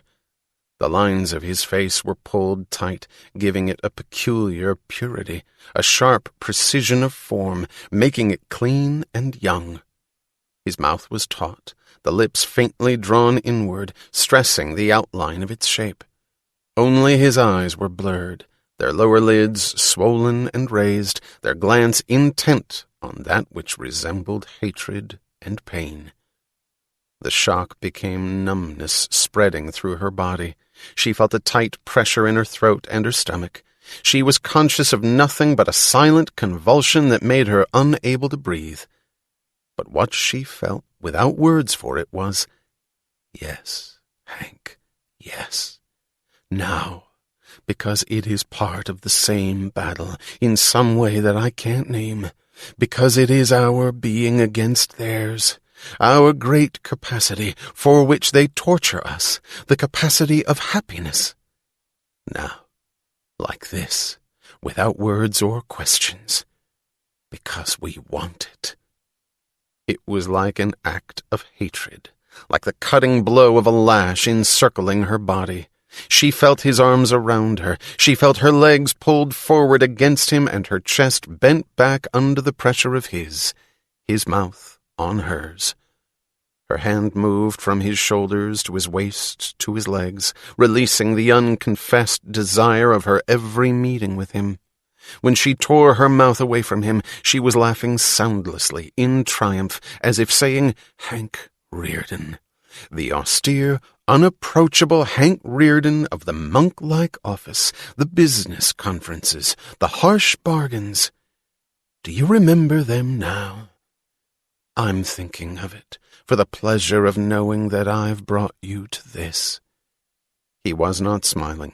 His face was tight. It was the face of an enemy. He jerked her head and caught her mouth again, as if he were inflicting a wound. She felt him trembling, and she thought that this was the kind of cry she had wanted to tear from him. this surrender through the shreds of his tortured resistance.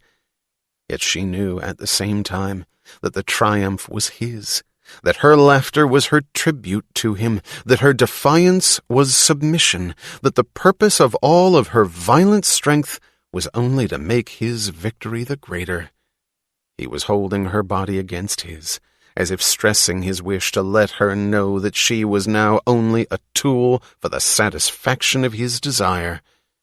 And his victory, she knew, was her wish to let him reduce her to that. Whatever I am, she thought, whatever pride of person I may hold, the pride of my courage, of my work, of my mind, and my freedom, that is what I offer you for the pleasure of your body. That is what I want you to use in your service. And that you want it to serve you is the greatest reward I can have. There were lights burning in the 2 rooms behind them. He took her wrist and threw her inside his room, making the gesture tell her that he needed no sign of consent or resistance. He locked the door, watching her face. Standing straight, holding his glance, she extended her arm to the lamp on the table and turned out the light. He approached. He turned the light on again with a single contemptuous jerk of his wrist. She saw him smile for the first time, a slow, mocking, sensual smile that stressed the purpose of his action. He was holding her half-stretched across the bed. He was tearing her clothes off while her face was pressed against him, her mouth moving down the line of his neck, down his shoulder. She knew that every gesture of her desire for him struck him like a blow, that there was some shudder of incredulous anger within him, yet that no gesture would satisfy his greed for every evidence of her desire. He stood looking down at her naked body. He leaned over. She heard his voice. It was more a statement of contemptuous triumph than a question. "You want it?" Her answer was more a gasp than a word. Her eyes closed, her mouth open. "Yes." She knew that what she felt with the skin of her arms was the cloth of his shirt. She knew that the lips she felt on her mouth were his, but in the rest of her there was no distinction between his being and her own, as there was no division between body and spirit. Through all the steps of the years behind them, the steps down a course chosen in the courage of a single loyalty, their love of existence, chosen in the knowledge that nothing will be given, that one must make one's own desire and every shape of its fulfillment, through the steps of shaping metal, rails, and motors, they had moved by the power of the thought that one remakes the earth for one's enjoyment, that man's spirit gives meaning to insentient matter by molding it to serve one's chosen goal. The course led them to the moment when, in answer to the highest of one's values, in an admiration not to be expressed by any other form of tribute, one's spirit makes one's body become the tribute, recasting it as proof, as sanction, as reward, into a single sensation of such intensity of joy that no other sanction of one's existence is necessary. He heard the moan of her breath. She felt the shudder of his body in the same instant. Chapter 9. The Sacred and the Profane. She looked at the glowing bands on the skin of her arm, spaced like bracelets from her wrist to her shoulder. They were strips of sunlight from the Venetian blinds on the window of an unfamiliar room. She saw a bruise above her elbow, with dark beads that had been blood. Her arm lay on the blanket that covered her body. She was aware of her legs and hips, but the rest of her body was only a sense of lightness, as if it were stretched restfully across the air in a place that looked like a cage made of sun rays. Turning to look at him, she thought, from his aloofness, from his manner of glass-enclosed formality, from his pride in never being made to feel anything, to this, to Hank Reardon in bed beside her, after hours of a violence which they could not name now, not in words or in daylight, but which was in their eyes as they looked at each other, which they wanted to name, to stress, to throw at each other's face. He saw the face of a young girl, her lips suggesting a smile, as if her natural state of relaxation were a state of radiance, a lock of hair falling across her cheek to the curve of a naked shoulder, her eyes looking at him as if she were ready to accept anything he might wish to say, as she had been ready to accept anything he had wished to do. He reached over and moved the lock of hair from her cheek, cautiously, as if it were fragile. He held it back with his fingertips and looked at her face. Then his fingers closed suddenly in her hair, and he raised the lock to his lips. The way he pressed his mouth to it was tenderness, but the way his fingers held it was despair. He dropped back on the pillow and lay still, his eyes closed. His face seemed young, at peace. Seeing it for a moment without the reins of tension, she realized suddenly the extent of the unhappiness he had borne. But it's past now, she thought. It's over. He got up, not looking at her. His face was blank and closed again. He picked up his clothes from the floor and proceeded to dress, standing in the middle of the room, half turned away from her. He acted not as if she wasn't present, but as if it did not matter that she was. His movements, as he buttoned his shirt, as he buckled the belt of his slacks, had the rapid precision of performing a duty. She lay back on the pillow, watching him, enjoying the sight of his figure in motion. She liked the gray slacks and shirt. The expert mechanic of the John Galt line, she thought, in the stripes of sunlight and shadow, like a convict behind bars. But they were not bars any longer. They were the cracks of a wall which the John Galt line had broken, the advance notice of what awaited them outside, beyond the Venetian blinds. She thought of the trip back on the new rail with the first train from Wyatt Junction, the trip back to her office in the Taggart Building, and to all the things now open for her to win. But she was free to let it wait. She did not want to think of it. She was thinking of the first touch of his mouth on hers. She was free to feel it, to hold a moment when nothing else was of any concern. She smiled defiantly at the strips of sky beyond the blinds. I want you to know this. He stood by the bed, dressed, looking down at her. His voice had pronounced it evenly, with great clarity and no inflection. She looked up at him obediently. He said, "What I feel for you is contempt. But it's nothing compared to the contempt I feel for myself. I don't love you. I've never loved anyone. I wanted you from the first moment I saw you. I wanted you as one wants a whore, for the same reason and purpose. I spent 2 years damning myself because I thought you were above a desire of this kind. You're not. You're as vile an animal as I am. I should loathe my discovering it. I don't. Yesterday I would have killed anyone who'd tell me that you were capable of doing what I've had you do. Today I would give my life not to let it be otherwise, not to have you be anything but the bitch you are. All the greatness that I saw in you, I would not take it in exchange for the obscenity of your talent at an animal's sensation of pleasure. We were two great beings, you and I, proud of our strength, weren't we? Well, this is all that's left of us. And I want no self-deception about it. He spoke slowly, as if lashing himself with his words. There was no sound of emotion in his voice, only the lifeless pull of effort. It was not the tone of a man's willingness to speak, but the ugly, tortured sound of duty. I held it as my honor that I would never need anyone. I need you. It had been my pride that I had always acted on my convictions. I've given in to a desire which I despise. It is a desire that has reduced my mind, my will, my being, my power to exist into an abject dependence upon you.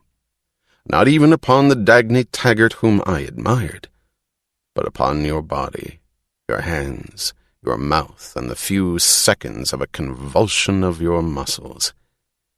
I had never broken my word. Now I've broken an oath I gave for life.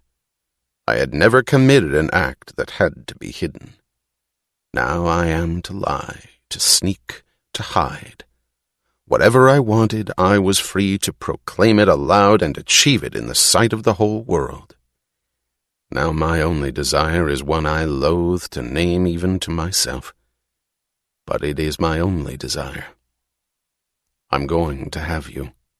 I'd give up everything I own for it, the mills, the medal, the achievement of my whole life. I'm going to have you at the price of more than myself, at the price of my self-esteem, and I want you to know it. I want no pretense, no evasion, no silent indulgence with the nature of our actions left unnamed. I want no pretense about love, value, loyalty, or respect. I want no shred of honor left to us to hide behind. I've never begged for mercy. I've chosen to do this, and I'll take all the consequences, including the full recognition of my choice. It's depravity, and I accept it as such, and there is no height of virtue that I wouldn't give up for it. Now, if you wish to slap my face, go ahead. I wish you would. She had listened, sitting up straight, holding the blanket clutched at her throat to cover her body. At first he had seen her eyes growing dark with incredulous shock. Then it seemed to him that she was listening with greater attentiveness, but seeing more than his face, even though her eyes were fixed on his. She looked as if she were studying intently some revelation that had never confronted her before. He felt as if some ray of light were growing stronger on his face, because he saw its reflection on hers as she watched him. He saw the shock vanishing, then the wonder. He saw her face being smoothed into a strange serenity that seemed quiet and glittering at once. When he stopped, she burst out laughing. The shock to him was that he heard no anger in her laughter. She laughed simply, easily, in joyous amusement, in release, not as one laughs at the solution of a problem, but at the discovery that no problem had ever existed. She threw the blanket off with a stressed, deliberate sweep of her arm. She stood up. He saw her clothes on the floor and kicked them aside. She stood facing him, naked. She said, "I want you, Hank. I'm much more of an animal than you think. I wanted you from the first moment I saw you, and the only thing I'm ashamed of is that I did not know it. I did not know why, for 2 years, the brightest moments I found were the ones in your office, where I could lift my head to look up at you. I did not know the nature of what I felt in your presence, nor the reason. I know it now. That is all I want, Hank. I want you in my bed, and you are free of me for all the rest of your time. There's nothing you'll have to pretend. Don't think of me, don't feel, don't care. I do not want your mind, your will, your being, or your soul, so long as it's to me that you will come for that lowest one of your desires. I am an animal who wants nothing but that sensation of pleasure which you despise. But I want it from you. You'd give up any height of virtue for it, while I haven't any to give up. There's none I seek or wish to reach. I am so low that I would exchange the greatest sight of beauty in the world for the sight of your figure in the cab of a railroad engine. And seeing it, I would not be able to see it indifferently. You don't have to fear that you are now dependent upon me. It's I who will depend on any whim of yours. You'll have me any time you wish, anywhere, on any terms. Did you call it the obscenity of my talent?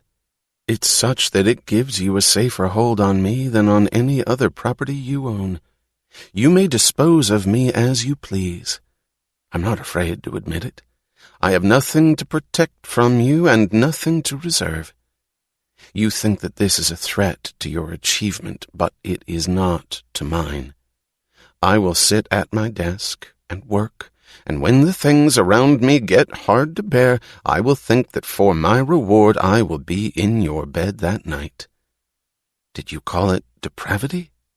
I am much more depraved than you are. You hold it as your guilt, and I as my pride. I'm more proud of it than of anything I've done, more proud than of building the line. If I'm asked to name my proudest attainment, I will say I have slept with Hank Reardon. I had earned it. When he threw her down on the bed, their bodies met like the two sounds that broke against each other in the air of the room, the sound of his tortured moan and of her laughter. The rain was invisible in the darkness of the streets, but it hung like the sparkling fringe of a lampshade under the corner light. Fumbling in his pockets, James Taggart discovered that he had lost his handkerchief. He swore half aloud with resentful malice, as if the loss, the rain, and his head cold were someone's personal conspiracy against him. There was a thin gruel of mud on the pavements. He felt a gluey section under his shoe soles and a chill slipping down past his collar. He did not want to walk or to stop. He had no place to go. Leaving his office after the meeting of the board of directors, he had realized suddenly that there were no other appointments, that he had a long evening ahead and no one to help him kill it. The front pages of the newspapers were screaming of the triumph of the John Galt line, as the radios had screamed it yesterday and all through the night. The name of Taggart Transcontinental was stretched in headlines across the continent like its track, and he had smiled in answer to the congratulations. He had smiled, seated at the head of the long table at the board meeting, while the directors spoke about the soaring rise of the Taggart stock on the exchange, while they cautiously asked to see his written agreement with his sister, just in case, they said, and commented that it was fine, it was hole-proof, there was no doubt but that she would have to turn the line over to Taggart Transcontinental at once. They spoke about their brilliant future and the debt of gratitude which the company owed to James Taggart. He had sat through the meeting, wishing it were over with, so that he could go home. Then he had stepped out into the street and realized that home was the one place where he dared not go tonight. He could not be alone, not in the next few hours, yet there was nobody to call.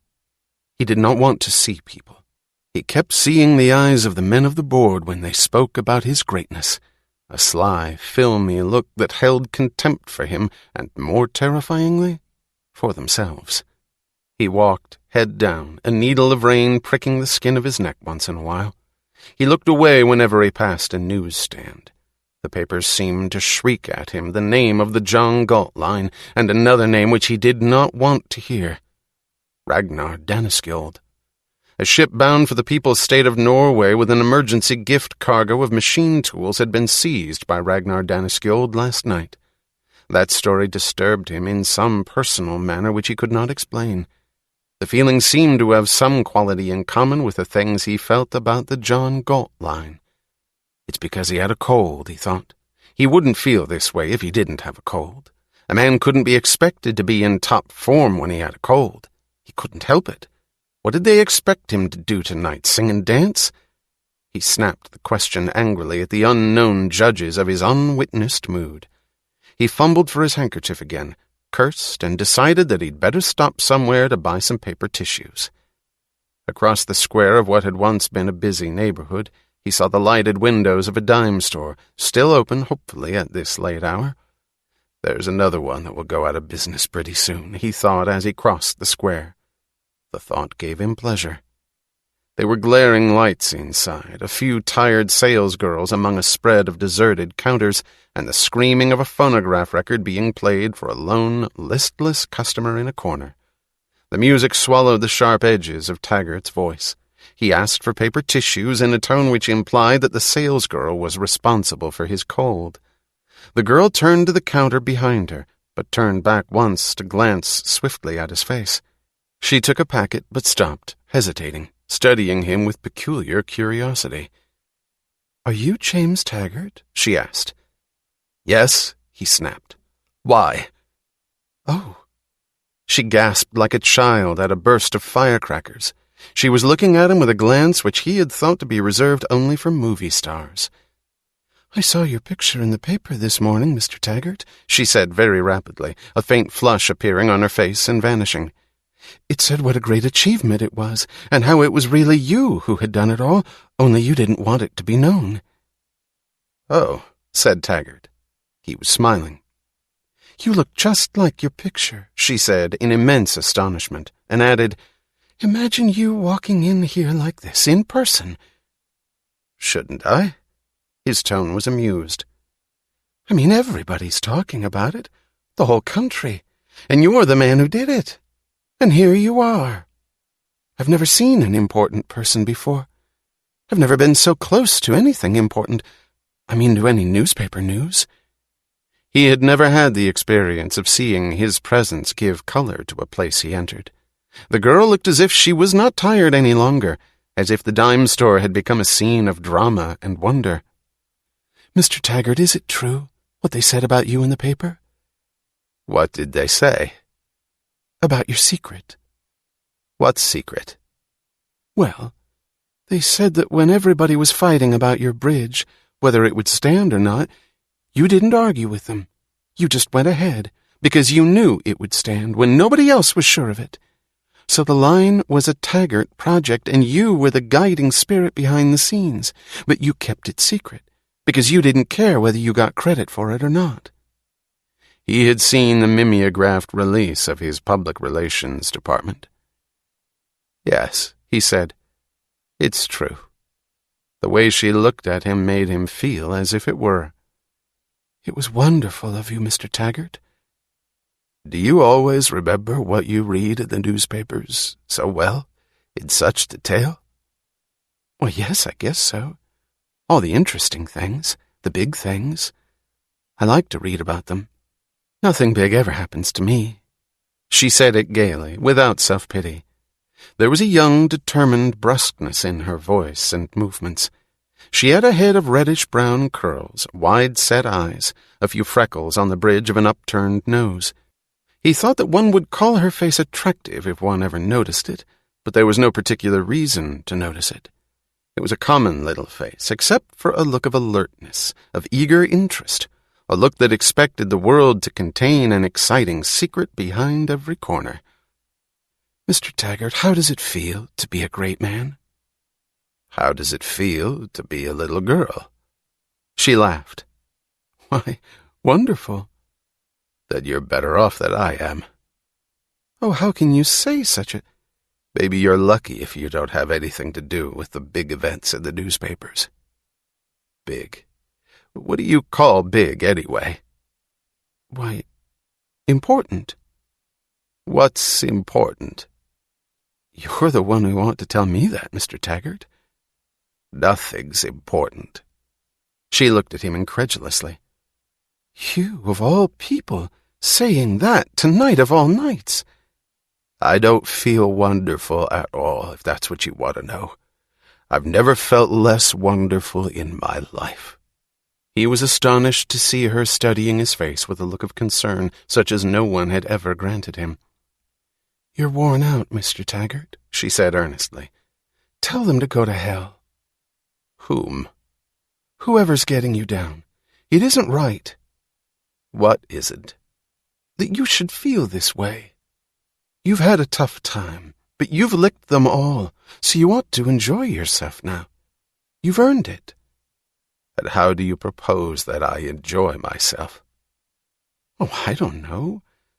But I thought you'd be having a celebration tonight, a party with all the big shots, and champagne, and things given to you like keys to cities, a real swank party like that, instead of walking around all by yourself, shopping for paper handkerchiefs, of all fool things." "You give me those handkerchiefs before you forget them altogether," he said, handing her a dime. "And as to the swank party, did it occur to you that I might not want to see anybody tonight?" She considered it earnestly. "No," she said. "I hadn't thought of it. But I can see why you wouldn't." "Why?" It was a question to which he had no answer. "Nobody's really good enough for you, Mr. Taggart," she answered very simply, not as flattery, but as a matter of fact. "Is that what you think?" "I don't think I like people very much, Mr. Taggart. Not most of them." "I don't either. Not any of them." "I thought a man like you wouldn't know how mean they can be and how they try to step on you and ride on your back if you let them. I thought the big men in the world could get away from them and not have to be flea bait all of the time, but maybe I was wrong." "What do you mean, flea bait?" "Oh, it's just something I tell myself when things get tough, that I've got to beat my way out to where I won't feel like I'm flea-bitten all the time by all kinds of lousiness. But maybe it's the same anywhere, only the fleas get bigger." "Much bigger." She remained silent, as if considering something. "It's funny," she said sadly, to some thought of her own. "What's funny?" "I read a book once where it said that great men are always unhappy, and the greater, the unhappier. It didn't make sense to me, but maybe it's true." "It's much truer than you think." She looked away, her face disturbed. "Why do you worry so much about the great men?" he asked. "What are you, a hero worshipper of some kind?" She turned to look at him, and he saw the light of an inner smile, while her face remained solemnly grave. It was the most eloquently personal glance he had ever seen directed at himself, while she answered in a quiet, impersonal voice, "Mr. Taggart, what else is there to look up to?" A screeching sound, neither quite bell nor buzzer, rang out suddenly and went on ringing with nerve-grating insistence. She jerked her head, as if awakening at the scream of an alarm clock, then sighed. "That's closing time, Mr. Taggart," she said regretfully. "Go get your hat. I'll wait for you outside," he said. She stared at him, as if among all of life's possibilities, this was one she had never held as conceivable. "No kidding?" she whispered. "No kidding." She whirled around and ran like a streak to the door of the employees' quarters, forgetting her counter, her duties, and all feminine concern about never showing eagerness in accepting a man's invitation. He stood looking after her for a moment, his eyes narrowed. He did not name to himself the nature of his own feeling. Never to identify his emotions was the only steadfast rule of his life. He merely felt it, and this particular feeling was pleasurable, which was the only identification he cared to know. But the feeling was the product of a thought he would not utter. He had often met girls of the lower classes who would put on a brash little act, pretending to look up to him, spilling crude flattery for an obvious purpose. He had neither liked nor resented them. He had found a bored amusement in their company, and he had granted them the status of his equals in a game he considered natural to both players involved. This girl was different. The unuttered words in his mind were, "The damn little fool means it."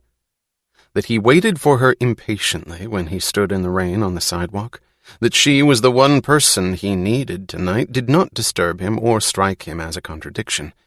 He did not name the nature of his need. The unnamed and the unuttered could not clash into a contradiction. When she came out, he noted the peculiar combination of her shyness and of her head held high. She wore an ugly raincoat, made worse by a gob of cheap jewelry on the lapel, and a small hat of plush flowers planted defiantly among her curls. Strangely, the lift of her head made the apparel seem attractive. It stressed how well she wore even the things she wore. "Want to come to my place and have a drink with me?" he asked. She nodded silently, solemnly, as if not trusting herself to find the right words of acceptance. Then she said, not looking at him, as if stating it to herself, "You didn't want to see anybody tonight, but you want to see me." He had never heard so solemn a tone of pride in anyone's voice. She was silent when she sat beside him in the taxicab. She looked up at the skyscrapers they passed. After a while she said, "I heard that things like this happened in New York. but I never thought they'd happen to me. Where do you come from? Buffalo. Got any family? She hesitated. I guess so. In Buffalo. What do you mean, you guess so? I walked out on them. Why? I thought that if I ever was to amount to anything, I had to get away from them. Clean away. Why? What happened? Nothing happened. Nothing was ever going to happen. That's what I couldn't stand. What do you mean? Well, I guess I ought to tell you the truth, Mr. Taggart. My old man's never been any good, and Ma didn't care whether he was or not, and I got sick of it always turning out that I was the only one of the 7 of us that kept a job, and the rest of them always being out of luck one way or another. I thought if I didn't get out, it would get me. I'd rot all the way through like the rest of them. So I bought a railroad ticket one day and left. Didn't say goodbye. They didn't even know I was going. She gave a soft, startled little laugh at a sudden thought. Mr. Taggart, she said, it was a Taggart train. When did you come here? 6 months ago. And you're all alone? Yes, she said happily. What was it you wanted to do? Well, you know, make something of myself, get somewhere. Where? Oh, I don't know, but people do things in the world. I saw pictures of New York, and I thought... She pointed at the giant buildings beyond the streaks of rain on the cab window. I thought, somebody built those buildings. He didn't just sit and whine that the kitchen was filthy and the roof leaking and the plumbing clogged and it's a goddamn world and... Mr. Taggart, she jerked her head in a shudder and looked straight at him. We were stinking poor and not giving a damn about it. That's what I couldn't take, that they didn't really give a damn. Not enough to lift a finger, not enough to empty the garbage pail. And the woman next door saying it was my duty to help them, saying it made no difference what became of me or of her or of any of us, because what could anybody do anyway? Beyond the bright look of her eyes, he saw something within her that was hurt and hard. I don't want to talk about them, she said. Not with you. My meeting you, I mean, that's what they couldn't have. That's what I'm not going to share with them. It's mine, not theirs. How old are you? He asked. 19. When he looked at her in the lights of his living room, he thought that she'd have a good figure if she'd eat a few meals. She seemed too thin for the height and structure of her bones. She wore a tight, shabby little black dress, which she had tried to camouflage by the gaudy plastic bracelets tinkling on her wrist. She stood looking at his room as if it were a museum where she must touch nothing and reverently memorize everything. "What's your name?" he asked. Cheryl Brooks. Well, sit down. He mixed the drinks in silence while she waited obediently, sitting on the edge of an armchair. When he handed her a glass, she swallowed dutifully a few times, then held the glass clutched in her hand. He knew that she did not taste what she was drinking, did not notice it, had no time to care. He took a gulp of his drink and put the glass down with irritation. He did not feel like drinking either. He paced the room sullenly, knowing that her eyes followed him, enjoying the knowledge, enjoying the sense of tremendous significance which his movements, his cufflinks, his shoelaces, his lampshades and ashtrays acquired in that gentle, unquestioning glance. "Mr. Taggart, what is it that makes you so unhappy?" "Why should you care whether I am or not?" "Because, well, if you haven't the right to be happy and proud, who has?" "That's what I want to know. Who has?" He turned to her abruptly, the words exploding as if a safety fuse had blown. "He didn't invent iron ore and blast furnaces, did he?" "Who?" "Reardon. He didn't invent smelting and chemistry and air compression. He couldn't have invented his metal but for thousands and thousands of other people. His metal. Why does he think it's his? Why does he think it's his invention? Everybody uses the work of everybody else. Nobody ever invents anything." She said, puzzled, "But the iron ore and all those other things were there all the time. Why didn't anybody else make that metal? But Mr. Reardon did." "He didn't do it for any noble purpose. He did it just for his own profit. He's never done anything for any other reason." "What's wrong with that, Mr. Taggart?" Then she laughed softly, as if at the sudden solution of a riddle. "That's nonsense, Mr. Taggart. You don't mean it. You know that Mr. Reardon has earned all these profits, and so have you. You're saying those things just to be modest, when everybody knows what a great job you people have done. You and Mr. Reardon and your sister, who must be such a wonderful person." "Yeah, that's what you think. She's a hard, insensitive woman who spends her life building tracks and bridges, not for any great ideal, but only because that's what she enjoys doing. If she enjoys it, what is there to admire about her doing it? I'm not so sure it was great, building that line for all those prosperous industrialists in Colorado, when there are so many poor people in blighted areas who need transportation." "But, Mr. Taggart, it was you who fought to build that line." "Yes, because it was my duty, to the company and the stockholders and our employees. But don't expect me to enjoy it. I'm not so sure it was great, inventing this complex new metal when so many nations are in need of plain iron. Why, do you know that the People's State of China hasn't even got enough nails to put wooden roofs over people's heads?" But I don't see that that's your fault." "Somebody should attend to it. Somebody with the vision to see beyond his own pocketbook. No sensitive person these days, when there's so much suffering around us, would devote 10 years of his life to splashing about with a lot of trick metals." "You think it's great?" "Well, it's not any kind of superior ability, but just to hide that you couldn't pierce if you poured a ton of his own steel over his head.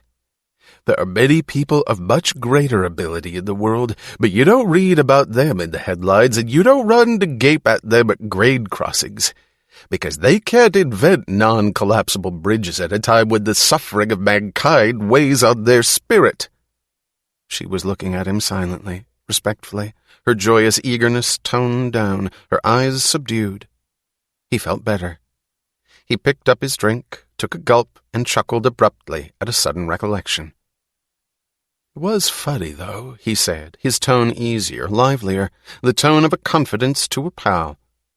"You should have seen Orrin Boyle yesterday, when the first flash came through on the radio from Wyatt Junction. He turned green, but I mean green, the color of a fish that's been lying around too long. Do you know what he did last night by way of taking the bad news? Hired himself a suite at the Valhalla Hotel, and you know what that is.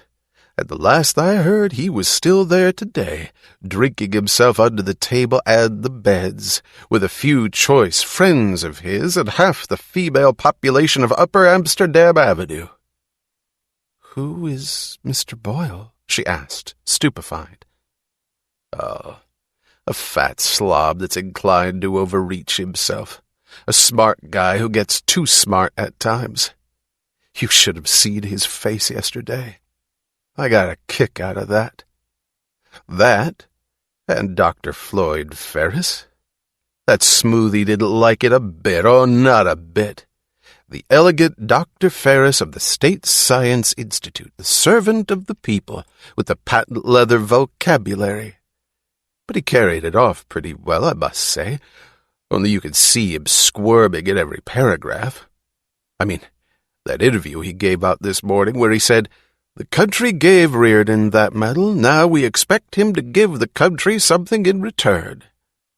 That was pretty nifty, considering who's been riding on the gravy train and, well, considering.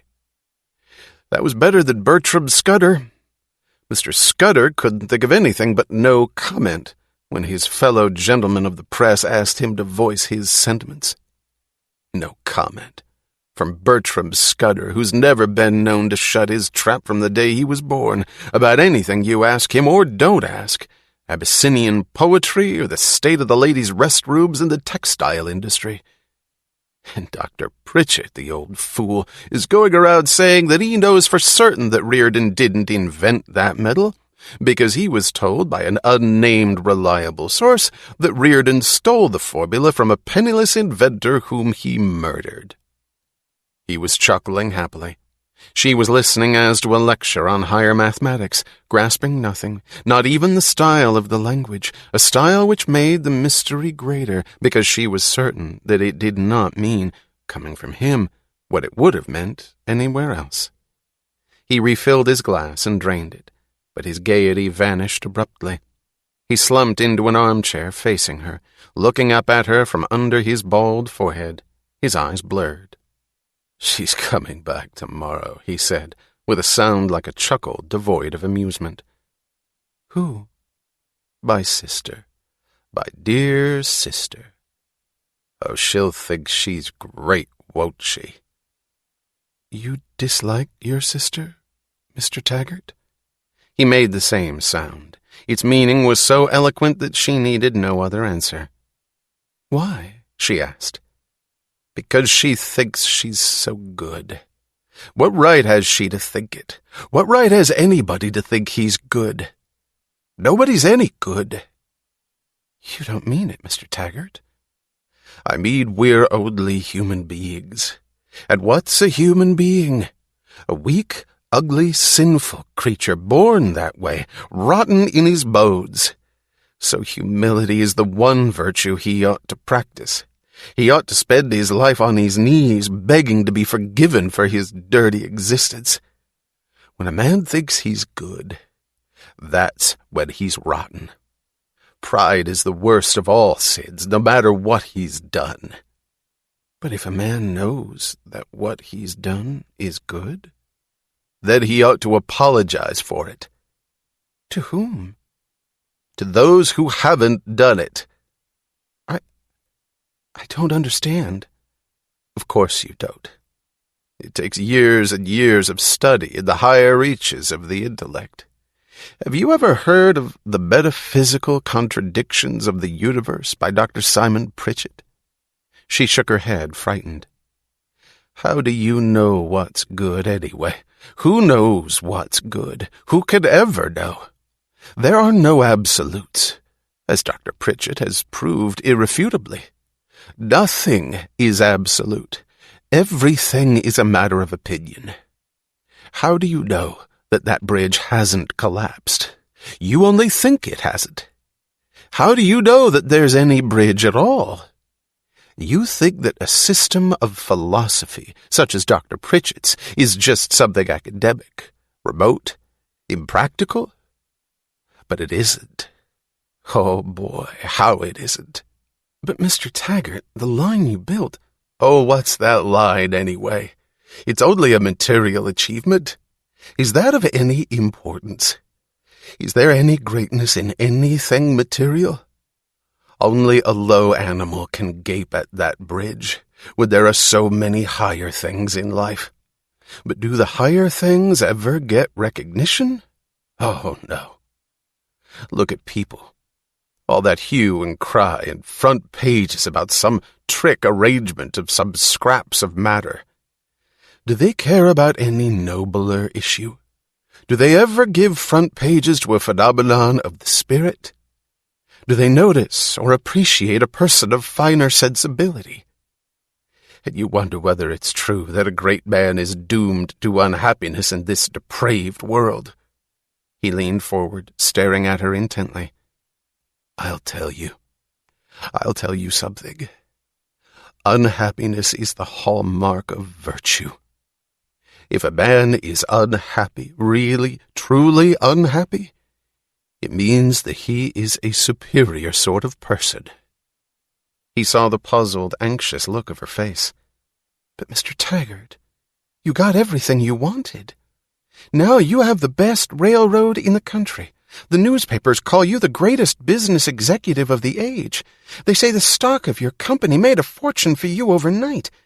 You got everything you could ask for. Aren't you glad of it?"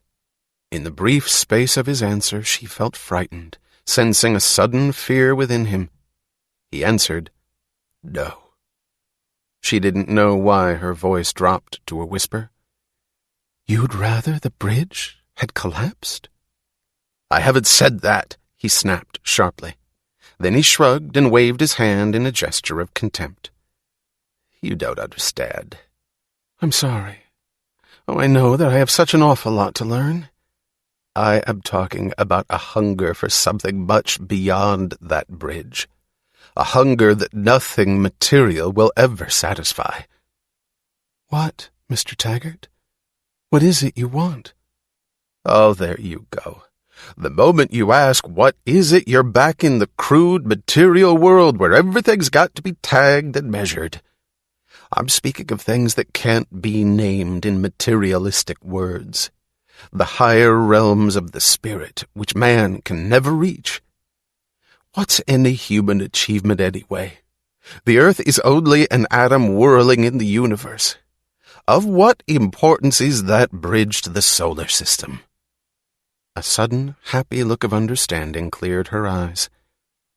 "It's great of you, Mr. Taggart, to think that your own achievement isn't good enough for you. I guess no matter how far you've gone, you want to go still farther. You're ambitious.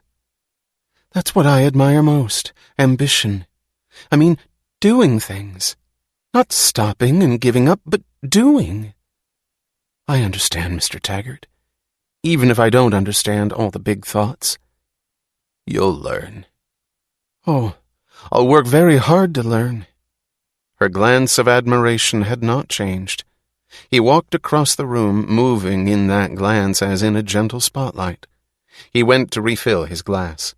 A mirror hung in the niche behind the portable bar. He caught a glimpse of his own figure, the tall body distorted by a sloppy, sagging posture, as if in deliberate negation of human grace, the thinning hair, the soft, sullen mouth. It struck him suddenly that she did not see him at all. What she saw was the heroic figure of a builder, with proudly straight shoulders and wind-blown hair. He chuckled aloud, feeling that this was a good joke on her, feeling dimly a satisfaction that resembled a sense of victory, the superiority of having put something over on her. Sipping his drink, he glanced at the door of his bedroom and thought of the usual ending for an adventure of this kind. He thought that it would be easy. The girl was too awed to resist. He saw the reddish-bronze sparkle of her hair as she sat, head bent, under a light, and a wedge of smooth, glowing skin on her shoulder. He looked away. Why bother, he thought.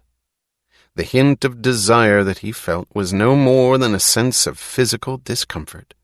The sharpest impulse in his mind, nagging him to action, was not the thought of the girl, but of all the men who would not pass up an opportunity of this kind.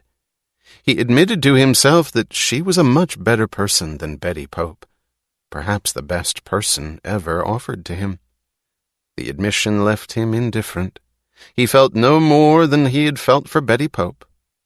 He felt nothing. The prospect of experiencing pleasure was not worth the effort. He had no desire to experience pleasure. "It's getting late," he said. "Where do you live? Let me give you another drink, and then I'll take you home." When he said goodbye to her at the door of a miserable rooming house in a slum neighborhood, she hesitated, fighting not to ask a question which she desperately wished to ask him. "Will I?" she began, and stopped. "What?" "No, nothing." He knew that the question was, "Will I see you again?" It gave him pleasure not to answer, even though he knew that she would. She glanced up at him once more, as if it were perhaps for the last time, then said earnestly, her voice low, "Mr. Taggart, I'm very grateful to you because you... I mean, any other man would have tried to... I mean, that's all he'd want. But you're so much better than that. Oh, so much better." He leaned closer to her with a faint, interested smile. Would you have? He asked. She drew back from him in sudden terror at her own words. "Oh, I didn't mean it that way," she gasped. "Oh, God, I wasn't hinting or—" She blushed furiously, whirled around and ran, vanishing up the long, steep stairs of the rooming house. He stood on the sidewalk, feeling an odd, heavy, foggy sense of satisfaction, feeling as if he had committed an act of virtue, and as if he had taken his revenge upon every person who had stood cheering along the 300-mile track of the John Galt line. When their train reached Philadelphia, Reardon left her without a word, as if the nights of their return journey deserved no acknowledgment in the daylight reality of crowded station platforms and moving engines, the reality he respected. She went on to New York alone. But late that evening, the doorbell of her apartment rang, and Dagny knew that she had expected it. He said nothing when he entered. He looked at her, making his silent presence more intimate a greeting than words. There was the faint suggestion of a contemptuous smile in his face, at once admitting and mocking his knowledge of her hours of impatience and his own. He stood in the middle of her living room, looking slowly around him. This was her apartment, the one place in the city that had been the focus of 2 years of his torment, as the place he could not think about and did, the place he could not enter, and was now entering with the casual, unannounced right of an owner. He sat down in an armchair, stretching his legs forward, and she stood before him, almost as if she needed his permission to sit down, and it gave her pleasure to wait. "Shall I tell you that you did a magnificent job building that line?" he asked. She glanced at him in astonishment. He had never paid her open compliments of that kind. The admiration in his voice was genuine, but the hint of mockery remained in his face, and she felt as if he were speaking to some purpose which she could not guess. "I've spent all day answering questions about you, and about the line, the medal, and the future. That, and counting the orders for the medal.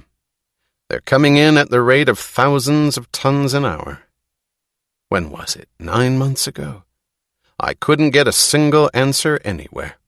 Today I had to cut off my phone, not to listen to all the people who wanted to speak to me personally about their urgent need of Reardon metal. What did you do today?" "I don't know. Tried to listen to Eddie's reports. Tried to get away from people. Tried to find the rolling stock to put more trains on the John Galt line, because the schedule I'd planned won't be enough for the business that's piled up in just 3 days. A great many people wanted to see you today, didn't they?" "Why, yes." "They'd have given anything just for a word with you, wouldn't they?" I suppose so." "The reporters kept asking me what you were like. A young boy from a local sheik kept saying that you were a great woman. He said he'd be afraid to speak to you if he ever had the chance. He's right.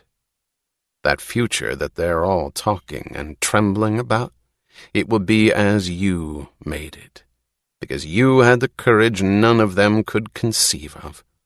All the roads to wealth that they're scrambling for now, it's your strength that broke them open. The strength to stand against everyone. The strength to recognize no will but your own." She caught the sinking gasp of her breath. She knew his purpose. She stood straight, her arms at her sides, her face austere, as if in unflinching endurance.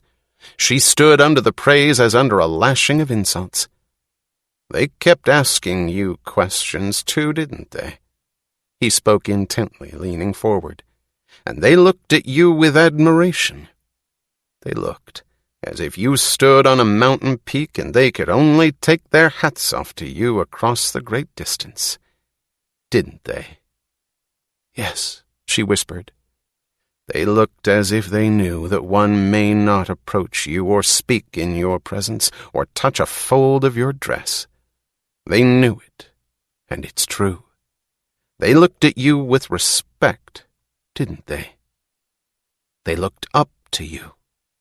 He seized her arm, threw her down on her knees, twisting her body against his legs, and bent down to kiss her mouth. She laughed soundlessly, her laughter mocking, but her eyes half closed, veiled with pleasure. Hours later, when they lay in bed together, his hand moving over her body, he asked suddenly, throwing her back against the curve of his arm, bending over her, and she knew, by the intensity of his face, by the sound of a gasp somewhere in the quality of his voice, even though his voice was low and steady, that the question broke out of him as if it were worn by the hours of torture he had spent with it. Who were the other men that had you? He looked at her as if the question were a sight visualized in every detail, a sight he loathed but would not abandon. She heard the contempt in his voice, the hatred, the suffering, and an odd eagerness that did not pertain to torture. He had asked the question, holding her body tight against him. She answered evenly, but he saw a dangerous flicker in her eyes, as of a warning that she understood him too well. There was only one other, Hank. When? When I was 17. Did it last? For some years. Who was he? She drew back, lying against his arm. He leaned closer, his face taut. She held his eyes. I won't answer you. Did you love him? I won't answer. Did you like sleeping with him? Yes. The laughter in her eyes made it sound like a slap across his face, the laughter of her knowledge that this was the answer he dreaded and wanted. He twisted her arms behind her, holding her helpless, her breasts pressed against him. She felt the pain ripping through her shoulders. She heard the anger in his words and the huskiness of pleasure in his voice. Who was he? She did not answer. She looked at him, her eyes dark and oddly brilliant, and he saw that the shape of her mouth, distorted by pain, was the shape of a mocking smile. He felt it change to a shape of surrender under the touch of his lips. He held her body as if the violence and the despair of the way he took her could wipe his unknown rival out of existence, out of her past, and more, as if it could transform any part of her, even the rival, into an instrument of his pleasure. He knew, by the eagerness of her movement as her arms seized him, that this was the way she wanted to be taken. The silhouette of a conveyor belt moved against the strips of fire in the sky, raising coal to the top of a distant tower, as if an inexhaustible number of small black buckets rode out of the earth in a diagonal line across the sunset. The harsh, distant clatter kept going through the rattle of the chains which a young man in blue overalls was fastening over the machinery, securing it to the flat cars lined on the siding of the Quinn Ball Bearing Company of Connecticut. Mr. Moen, of the Amalgamated Switch and Signal Company across the street, stood by watching. He had stopped to watch on his way home from his own plant. He wore a light overcoat stretched over his short, paunchy figure, and a derby hat over his graying, blondish head. There was a first touch of September chill in the air. All the gates of the Quinn plant buildings stood wide open, while men and cranes moved the machinery out. Like taking the vital organs and leaving a carcass, thought Mr. Moen. Another one? Asked Mr. Moen, jerking his thumb at the plant, even though he knew the answer. Huh? Asked the young man, who had not noticed him standing there. Another company moving to Colorado? Uh-huh. It's the third one from Connecticut in the last 2 weeks, said Mr. Moen. And when you look at what's happening in New Jersey, Rhode Island, Massachusetts, and all along the Atlantic coast. The young man was not looking and did not seem to listen. It's like a leaking faucet, said Mr. Moen, and all the water's running out to Colorado. All the money. The young man flung the chain across and followed it deftly, climbing over the big shape covered with canvas. You'd think people would have some feeling for their native state, some loyalty, but they're running away. I don't know what's happening to people. It's the bill, said the young man. What bill? The Equalization of Opportunity bill. How do you mean? I hear Mr. Quinn was making plans a year ago to open a branch in Colorado. The bill knocked that out cold. So now he's made up his mind to move there lock, stock, and barrel. I don't see where that makes it right. The bill was necessary. It's a rotten shame. Old firms that have been here for generations? There ought to be a law. The young man worked swiftly, competently, as if he enjoyed it. Behind him, the conveyor belt kept rising and clattering against the sky. 4 distant smokestacks stood like flagpoles, with coils of smoke weaving slowly about them like long banners at half-mast in the reddish glow of the evening. Mr. Moen had lived with every smokestack of that skyline since the days of his father and grandfather. He had seen the conveyor belt from his office window for 30 years. That the Quinn Ball Bearing Company should vanish from across the street had seemed inconceivable. He had known about Quinn's decision and had not believed it, or rather, he had believed it as he believed any words he heard or spoke, as sounds that bore no fixed relation to physical reality. Now he knew that it was real. He stood by the flat cars on the siding as if he still had a chance to stop them. "It isn't right," he said. He was speaking to the skyline at large, but the young man above was the only part of it that could hear him. "That's not the way it was in my father's time. I'm not a big shot. I don't want to fight anybody. What's the matter with the world?" There was no answer. "Now you, for instance. Are they taking you along to Colorado?" "Me? No. I don't work here. I'm just transient labor. Just picked up this job helping to lug the stuff out." "Well, where are you going to go when they move away?" "Haven't any idea." "What are you going to do if more of them move out?" "Wait and see." Mr. Moen glanced up dubiously. He could not tell whether the answer was intended to apply to him or to the young man. But the young man's attention was fixed on his task. He was not looking down. He moved on to the shrouded shapes on the next flat car, and Mr. Moen followed, looking up at him, pleading with something up in space. "I've got rights, haven't I? I was born here. I expected the old companies to be here when I grew up. I expected to run the plant like my father did. A man is part of his community. He's got a right to count on it, hasn't he? Something ought to be done about it." "About what?" "Oh, I know. You think it's great, don't you? That Taggart boom and Reardon medal and the gold rush to Colorado and the drunken spree out there with Wyatt and his bunch expanding their production like kettles boiling over. Everybody thinks it's great. That's all you hear anywhere you go. People are slap-happy, making plans like 6-year-olds on a vacation. You'd think it was a national honeymoon of some kind or a permanent 4th of July.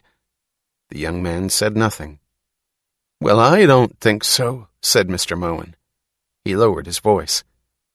"The newspapers don't say so either. Mind you that. The newspapers aren't saying anything." Mr. Moen heard no answer, only the clanking of the chains. "Why are they all running to Colorado?" he asked. "What have they got down there that we haven't got?" The young man grinned. "Maybe it's something you've got that they haven't got." "What?" The young man did not answer. "I don't see it. It's a backward, primitive, unenlightened place. They don't even have a modern government. It's the worst government in any state, the laziest. It does nothing outside of keeping law courts and a police department. It doesn't do anything for the people. It doesn't help anybody. I don't see why all our best companies want to run there." The young man glanced down at him but did not answer. Mr. Moen sighed. "Things aren't right," he said. "The Equalization of Opportunity Bill was a sound idea. There's got to be a chance for everybody. It's a rotten shame if people like Quinn take unfair advantage of it. Why didn't he let somebody else start manufacturing ball bearings in Colorado? I wish the Colorado people would leave us alone. That Stockton foundry out there had no right going into the switch and signal business. That's been my business for years. I have the right of seniority. It isn't fair. It's dog-eat-dog competition. Newcomers shouldn't be allowed to muscle in. Where am I going to sell switches and signals? There were 2 big railroads out in Colorado. Now the Phoenix Durango's gone, so there's just Taggart Transcontinental left. It isn't fair. They're forcing Dan Conway out. There's got to be room for competition. And I've been waiting 6 months for an order of steel from Orrin Boyle. And now he says he can't promise me anything because Reardon Metal has shot his market to hell. There's a run on that metal. Boyle has to retrench. It isn't fair. Reardon being allowed to ruin other people's markets that way. And I want to get some Reardon Metal too. I need it. But try and get it. He has a waiting line that would stretch across 3 states. Nobody can get a scrap of it except his old friends, people like Wyatt and Danager and such. It isn't fair. It's discrimination. I'm just as good as the next fellow. I'm entitled to my share of that metal. The young man looked up. I was in Pennsylvania last week, he said. I saw the Reardon Mills. There's a place that's busy. They're building 4 new open hearth furnaces, and they've got 6 more coming. New furnaces, he said, looking off to the south. Nobody's built a new furnace on the Atlantic coast for the last 5 years. He stood against the sky on the top of a shrouded motor, looking off at the dusk with a faint smile of eagerness and longing, as one looks at the distant vision of one's love. They're busy, he said. Then his smile vanished abruptly. The way he jerked the chain was the first break in the smooth competence of his movements. It looked like a jolt of anger. Mr. Moen looked at the skyline, at the belts, the wheels, the smoke that settled heavily, peacefully across the evening air, stretching in a long haze all the way to the city of New York somewhere beyond the sunset. And he felt reassured by the thought of New York in its ring of sacred fires, the ring of smokestacks, gas tanks, cranes, and high-tension lines. He felt a current of power flowing through every grimy structure of his familiar street. He liked the figure of the young man above him. There was something reassuring in the way he worked, something that blended with the skyline. Yet Mr. Moen wondered why he felt that a crack was growing somewhere, eating through the solid, the eternal walls. Something ought to be done, said Mr. Moen. A friend of mine went out of business last week, the oil business. Had a couple of wells down in Oklahoma. Couldn't compete with Ellis Wyatt. It isn't fair. They ought to leave the little people a chance. They ought to place a limit on Wyatt's output. He shouldn't be allowed to produce so much that he'll swamp everybody else off the market. I got stuck in New York yesterday, had to leave my car there and come home on a damn commuter's local. Couldn't get any gas for the car. They said there's a shortage of oil in the city. Things aren't right. Something ought to be done about it. Looking at the skyline, Mr. Moen wondered what was the nameless threat to it, and who was its destroyer. "What do you want to do about it?" asked the young man. "Who, me?" said Mr. Moen. "I wouldn't know. I'm not a big shot. I can't solve national problems. I just want to make a living. All I know is somebody ought to do something about it. Things aren't right. Listen, what's your name?" "Owen Kellogg." "Listen, Kellogg, what do you think is going to happen to the world?" "You wouldn't care to know." A whistle blew on a distant tower, the night shift whistle, and Mr. Moen realized that it was getting late. He sighed, buttoning his coat, turning to go. "Well, things are being done," he said. "Steps are being taken. Constructive steps. The legislature has passed a bill giving wider powers to the Bureau of Economic Planning and National Resources. They've appointed a very able man as top coordinator. Can't say I've heard of him before, but the newspaper said he's a man to be watched. His name's Wesley Mouch." Dagny stood at the window of her living room, looking at the city. It was late, and the lights were like the last sparks left glittering on the black remnants of a bonfire. She felt at peace, and she wished she could hold her mind still, to let her own emotions catch up with her, to look at every moment of the month that had rushed past her. She had had no time to feel that she was back in her own office at Taggart Transcontinental. There had been so much to do that she forgot it was a return from exile. She had not noticed what Jim had said on her return, or whether he had said anything. There had been only one person whose reaction she had wanted to know. She had telephoned the Wayne Falkland Hotel. But Senor Francisco d'Anconia, she was told, had gone back to Buenos Aires. She remembered the moment when she signed her name at the bottom of a long legal page. It was the moment that ended the John Galt line. Now it was the Rio Norte line of Taggart Transcontinental again, except that the men of the train crews refused to give up its name. She too found it hard to give up. She forced herself not to call it the John Galt, and wondered why that required an effort, and why she felt a faint wrench of sadness. One evening, on a sudden impulse, she had turned the corner of the Taggart building for a last look at the office of John Galt Incorporated in the alley. She did not know what she wanted. Just to see it, she thought. A plank barrier had been raised along the sidewalk. The old building was being demolished. It had given up at last. She had climbed over the planks, and by the light of the street lamp that had once thrown a stranger's shadow across the pavement, she had looked in through the window of her former office. Nothing was left of the ground floor. The partitions had been torn down. There were broken pipes hanging from the ceiling and a pile of rubble on the floor. There was nothing to see. She had asked Reardon whether he had come there one night last spring and stood outside her window, fighting his desire to enter. But she had known, even before he answered, that he had not.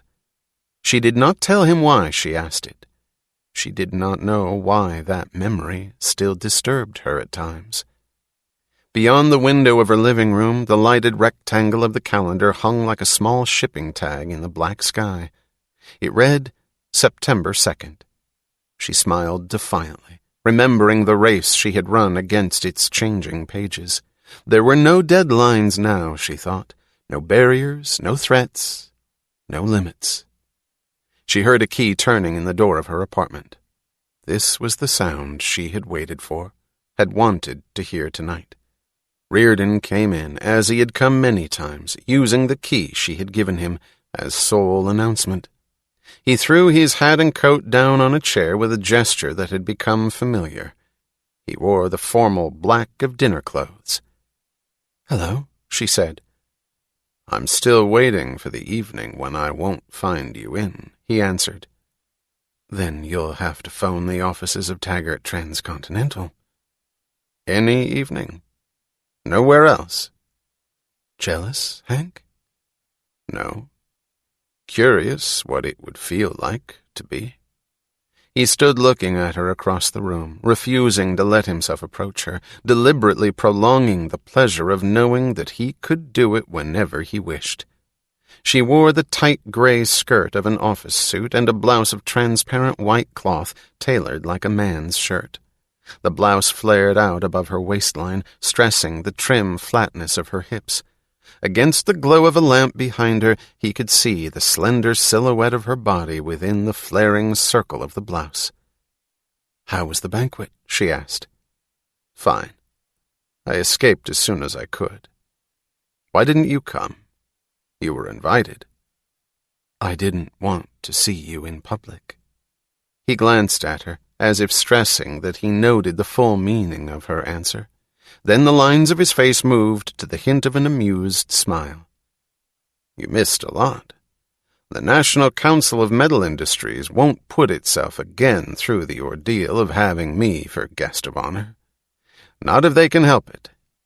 "What happened?" "Nothing. Just a lot of speeches."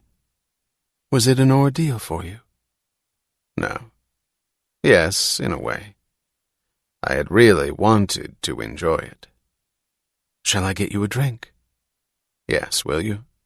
She turned to go. He stopped her, grasping her shoulders from behind. He bent her head back and kissed her mouth. When he raised his head, she pulled it down again with a demanding gesture of ownership, as if stressing her right to do it. Then she stepped away from him. "Never mind the drink," he said. "I didn't really want it. Except for seeing you wait on me." "Well then, let me wait on you." "No." He smiled, stretching himself out on the couch, his hands crossed under his head. He felt at home. It was the first home he had ever found. "You know, the worst part of the banquet was that the only wish of every person present was to get it over with," he said. "What I can't understand is why they wanted to do it at all. They didn't have to. Certainly not for my sake."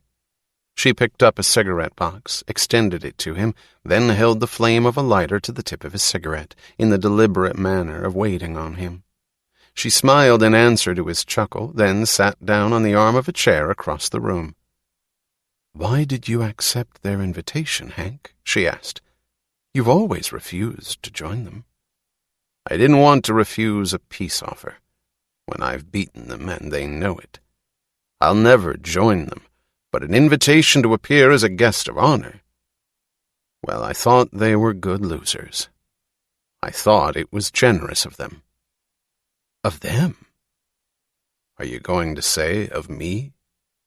"Hank, after all the things they've done to stop you—" "I won, didn't I? So I thought. You know, I didn't hold it against them that they couldn't see the value of the medal sooner, so long as they saw it at last. Every man learns in his own way and time.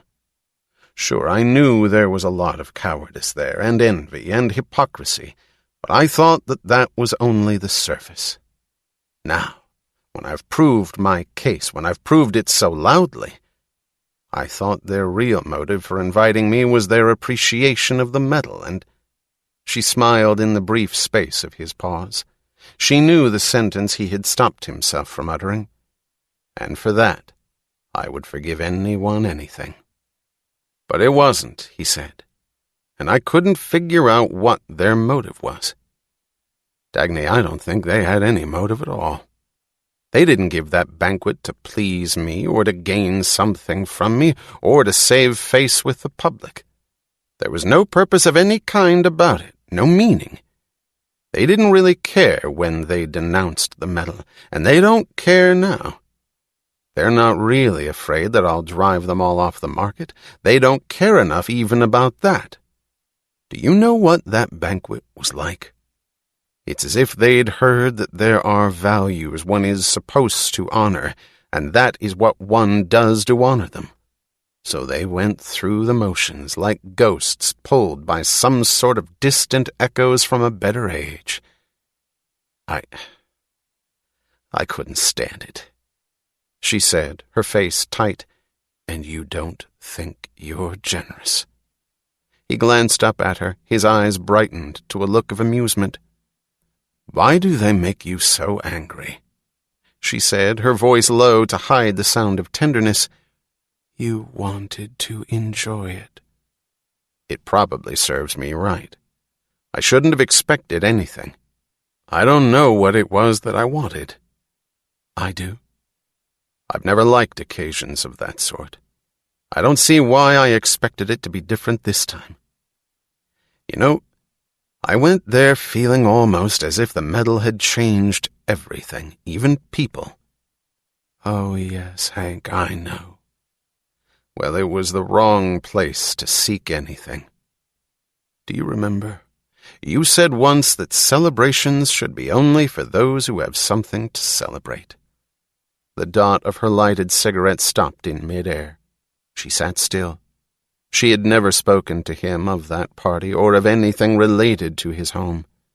In a moment, she answered quietly, "I remember." "I know what you meant. I knew it then, too."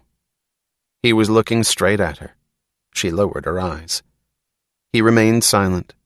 When he spoke again, his voice was gay. "The worst thing about people is not the insults they hand out, but the compliments. I couldn't bear the kind they spouted tonight, particularly when they kept saying how much everybody needs me. They, the city, the country, and the whole world, I guess. Apparently their idea of the height of glory is to deal with people who need them. I can't stand people who need me." He glanced at her. "Do you need me?"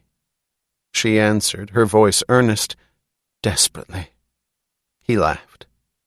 "No, not the way I meant. You didn't say it the way they do." "How did I say it?" "Like a trader who pays for what he wants. They say it like beggars who use a tin cup as a claim check." "I pay for it, Hank?" "Don't look innocent. You know exactly what I mean." "Yes," she whispered. She was smiling. "Oh, to hell with them," he said happily, stretching his legs, shifting the position of his body on the couch, stressing the luxury of relaxation. "I'm no good as a public figure. Anyway, it doesn't matter now. We don't have to care what they see or don't see. They'll leave us alone. It's clear track ahead. What's the next undertaking, Mr. Vice President?" "A transcontinental track of Reardon metal."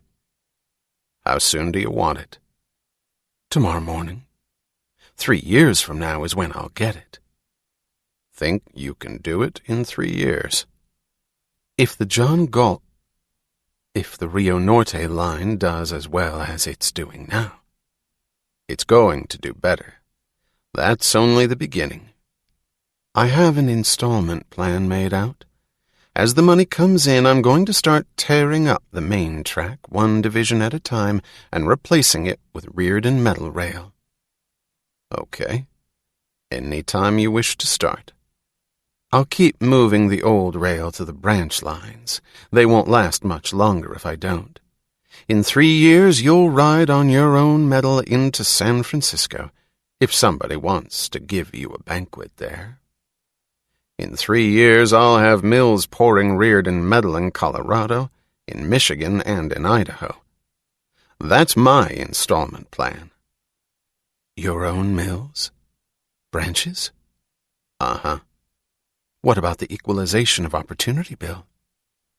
"You don't think it's going to exist 3 years from now, do you? We've given them such a demonstration that all that rot is going to be swept away. The whole country is with us. Who will want to stop things now? Who will listen to the bilge? There's a lobby of the better kind of men working in Washington right this moment.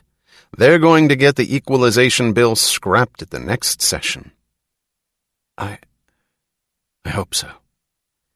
I've had a terrible time these last few weeks, getting the new furnaces started, but it's all set now. They're being built. I can sit back and take it easy.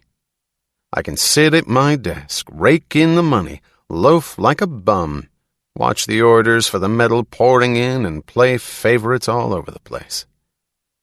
Say, what's the first train you've got for Philadelphia tomorrow morning? Oh, I don't know. You don't? What's the use of an operating vice president?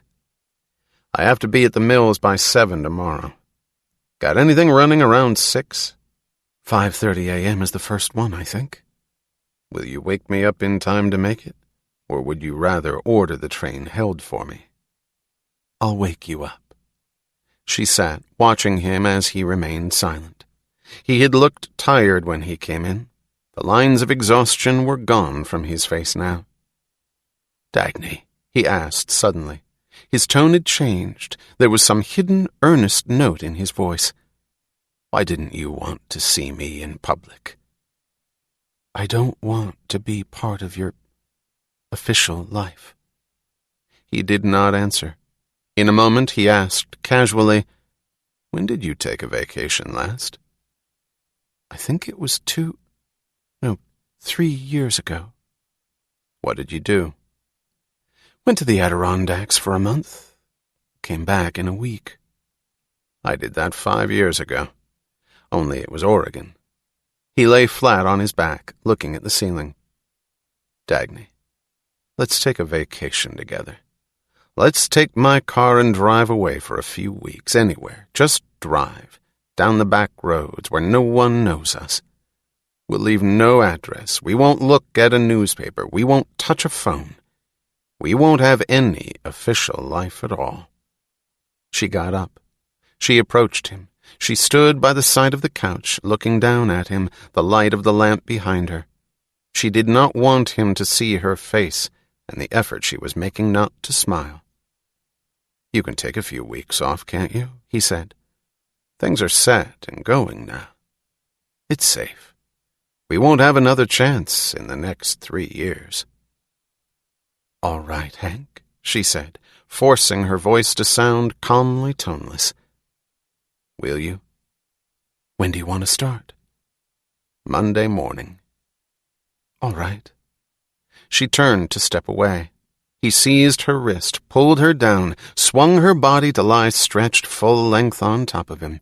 He held her still, uncomfortably, as she had fallen, his one hand in her hair, pressing her mouth to his other hand moving from the shoulder blades under her thin blouse to her waist, to her legs. She whispered, "And you say I don't need you." She pulled herself away from him and stood up, brushing her hair off her face. He lay still, looking up at her, his eyes narrowed, the bright flicker of some particular interest in his eyes, intent and faintly mocking. She glanced down. A strap of her slip had broken. The slip hung diagonally from her one shoulder to her side, and he was looking at her breast under the transparent film of the blouse. She raised her hand to adjust the strap. He slapped her hand down. She smiled in understanding, in answering mockery. She walked slowly, deliberately across the room and leaned against a table, facing him, her hands holding the table's edge, her shoulders thrown back. It was the contrast he liked, the severity of her clothes and the half-naked body, the railroad executive who was a woman he owned. He sat up.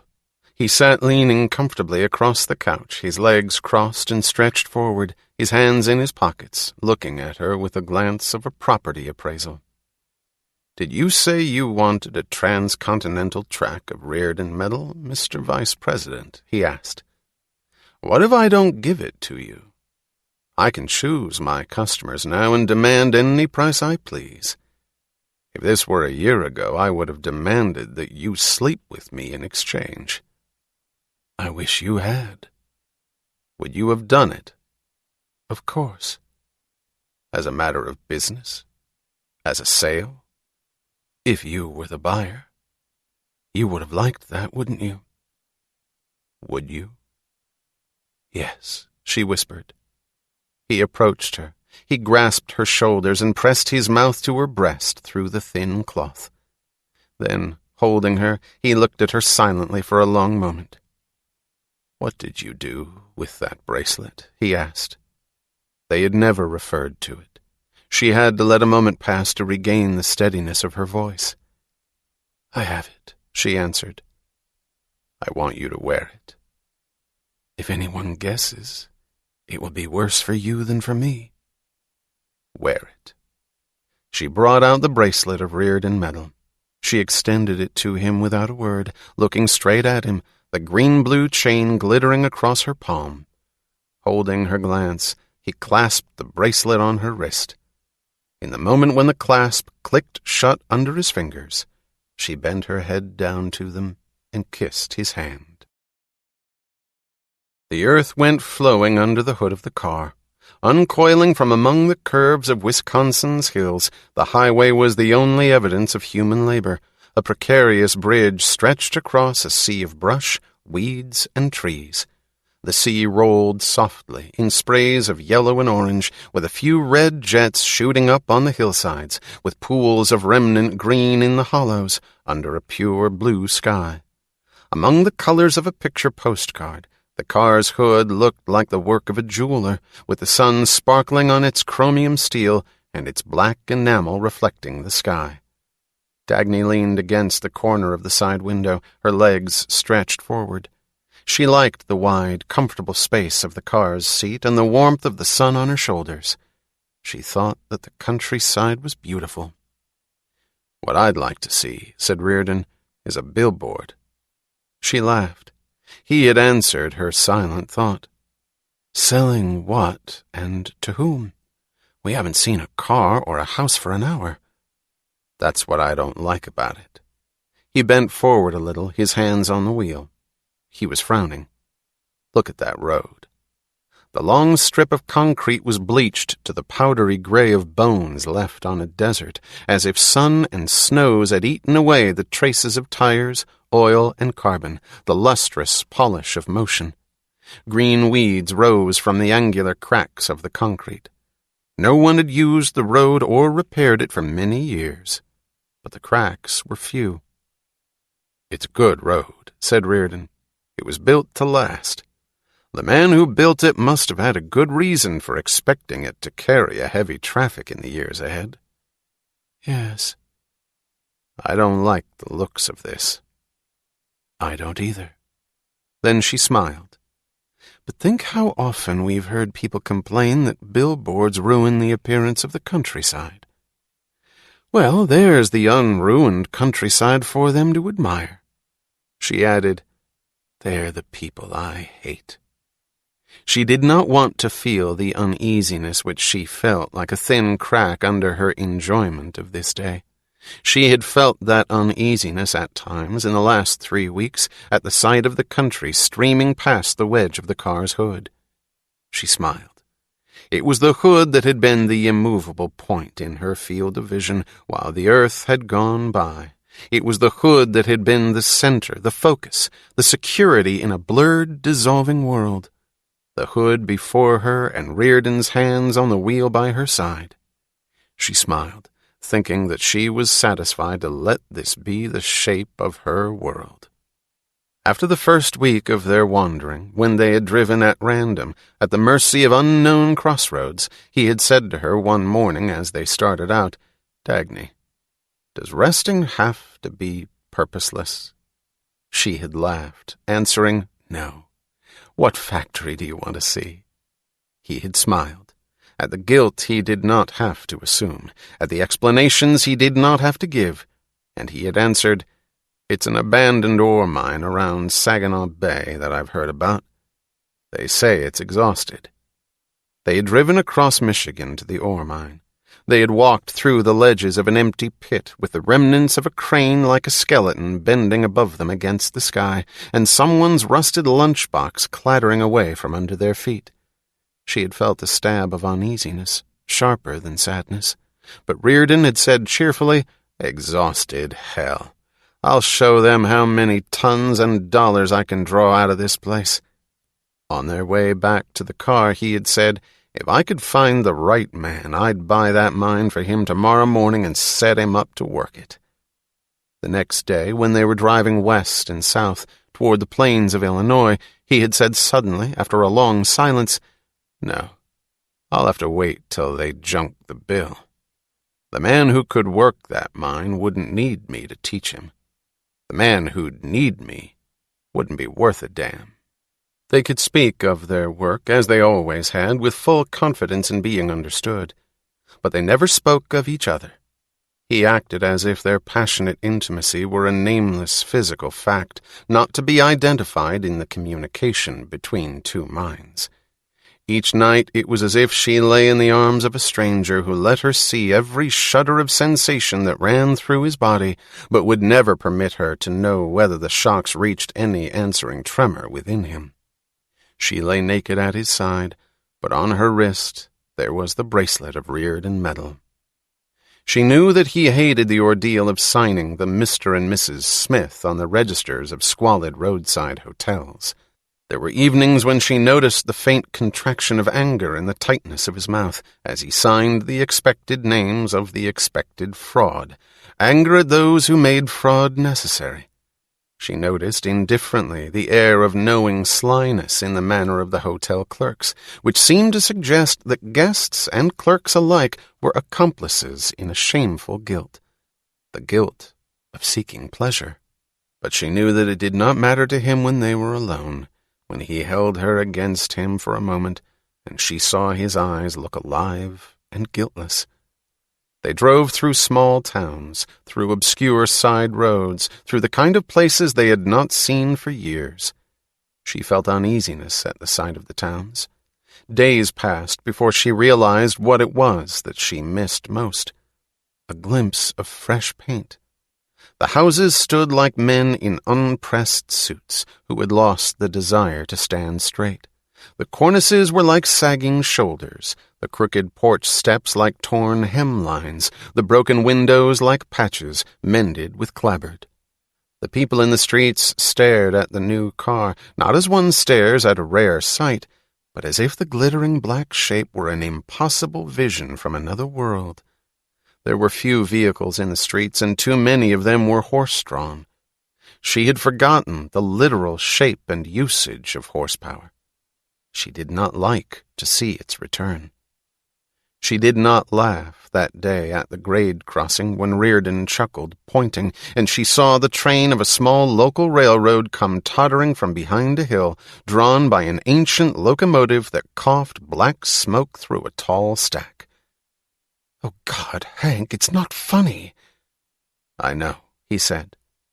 They were 70 miles and an hour away from it when she said, "Hank, do you see the Taggart Comet being pulled across the continent by a coal burner of that kind?"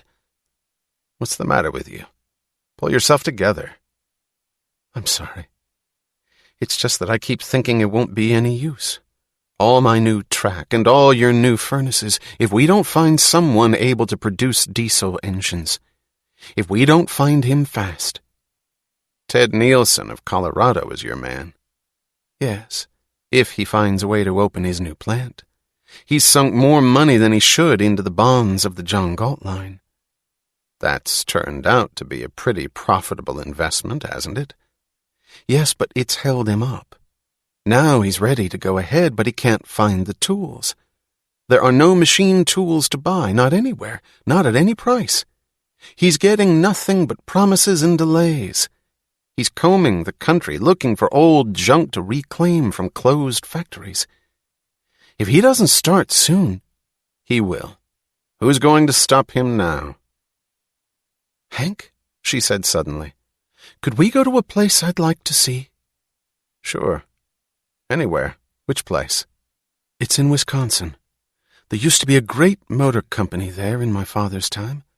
We had a branch line serving it, but we closed the line about 7 years ago when they closed the factory.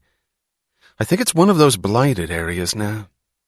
Maybe there's still some machinery left there that Ted Nielsen could use. It might have been overlooked. The place is forgotten, and there's no transportation to it at all." "I'll find it. What was the name of the factory?" "The 20th Century Motor Company." "Oh, of course. That was one of the best motor firms in my youth, perhaps the best.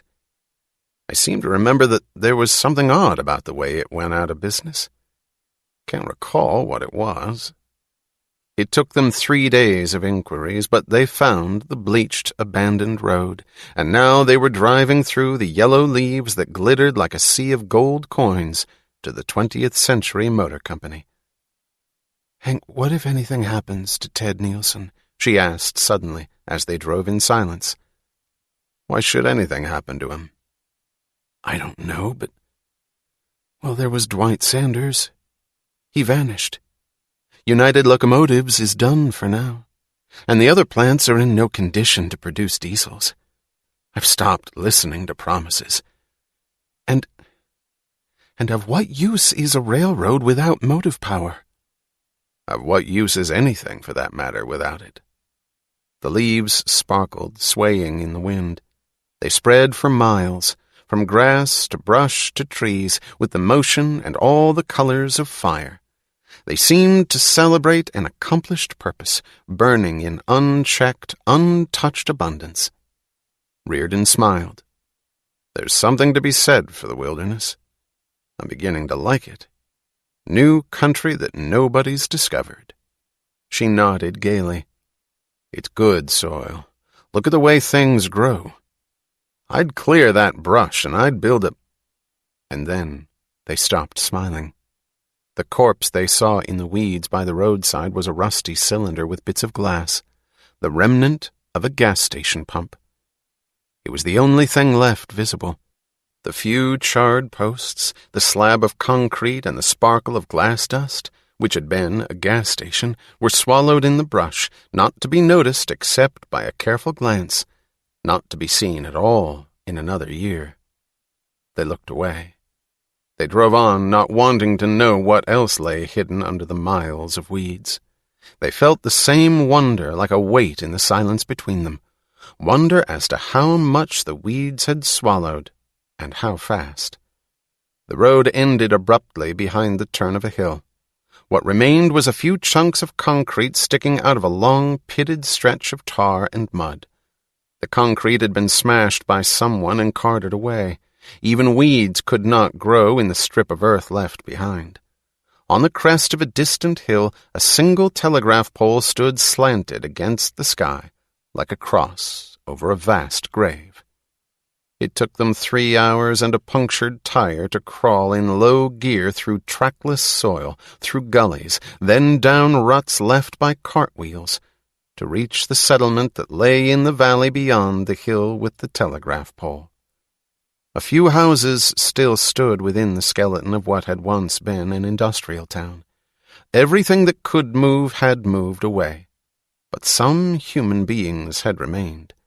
The empty structures were vertical rubble. They had been eaten, not by time, but by men. Boards torn out at random, missing patches of roofs, holes left in gutted cellars. It looked as if blind hands had seized whatever fitted the need of the moment, with no concept of remaining in existence the next morning. The inhabited houses were scattered at random among the ruins. The smoke of their chimneys was the only movement visible in town. A shell of concrete, which had been a schoolhouse, stood on the outskirts.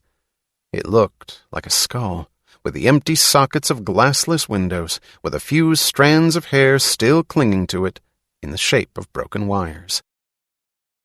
Beyond the town, on a distant hill, stood the factory of the 20th Century Motor Company. Its walls, roof lines, and smokestacks looked trim, impregnable like a fortress. It would have seemed intact but for a silver water tank. The water tank was tipped sideways. They saw no trace of a road to the factory in the tangled miles of trees and hillsides. They drove to the door of the first house in sight that showed a feeble signal of rising smoke. The door was open. An old woman came shuffling out at the sound of the motor. She was bent and swollen, barefooted, dressed in a garment of flour sacking. She looked at the car without astonishment, without curiosity. It was the blank stare of a being who had lost the capacity to feel anything but exhaustion. "Can you tell me the way to the factory?" asked Reardon. The woman did not answer at once. She looked as if she would be unable to speak English. "What factory?" she asked. Reardon pointed. "That one." "It's closed." "I know it's closed, but is there any way to get there?" "I don't know." "Is there any sort of road?" "There's roads in the woods." "Any for a car to drive through?" "Maybe." "Well, which would be the best road to take?" "I don't know." Through the open door they could see the interior of her house. There was a useless gas stove, its oven stuffed with rags, serving as a chest of drawers. There was a stove built of stones in a corner, with a few logs burning under an old kettle and long streaks of soot rising up the wall. A white object lay propped against the legs of a table. It was a porcelain washbowl torn from the wall of some bathroom, filled with wilted cabbages. A tallow candle stood in a bottle on the table. There was no paint left on the floor. Its boards were scrubbed to a soggy gray that looked like the visual expression of the pain in the bones of the person who had bent and scrubbed and lost the battle against the grime now soaked into the grain of the boards. A brood of ragged children had gathered at the door behind the woman, silently, one by one. They stared at the car, not with the bright curiosity of children, but with the tension of savages ready to vanish at the first sign of danger. "How many miles is it to the factory?" asked Reardon. 10 miles, said the woman, and added, maybe 5. "How far is the next town?" There ain't any next town. There are other towns somewhere. I mean, how far? Yeah, somewhere. In the vacant space by the side of the house, they saw faded rags hanging on a clothesline, which was a piece of telegraph wire. 3 chickens pecked among the beds of a scraggly vegetable garden. A 4th sat roosting on a bar, which was a length of plumber's pipe. 2 pigs waddled in a stretch of mud and refuse. The stepping stones laid across the muck were pieces of the highway's concrete. They heard a screeching sound in the distance and saw a man drawing water from a public well by means of a rope pulley. They watched him as he came slowly down the street. He carried 2 buckets that seemed too heavy for his thin arms. One could not tell his age. He approached and stopped, looking at the car. His eyes darted at the strangers, then away, suspicious and furtive. Reardon took out a $10 bill and extended it to him, asking, "Would you please tell us the way to the factory?" The man stared at the money with sullen indifference, not moving, not lifting a hand for it, still clutching the 2 buckets. If one were ever to see a man devoid of greed, thought Dagny, there he was. "We don't need no money around here," he said. "Don't you work for a living?" Yeah. "Well, what do you use for money?"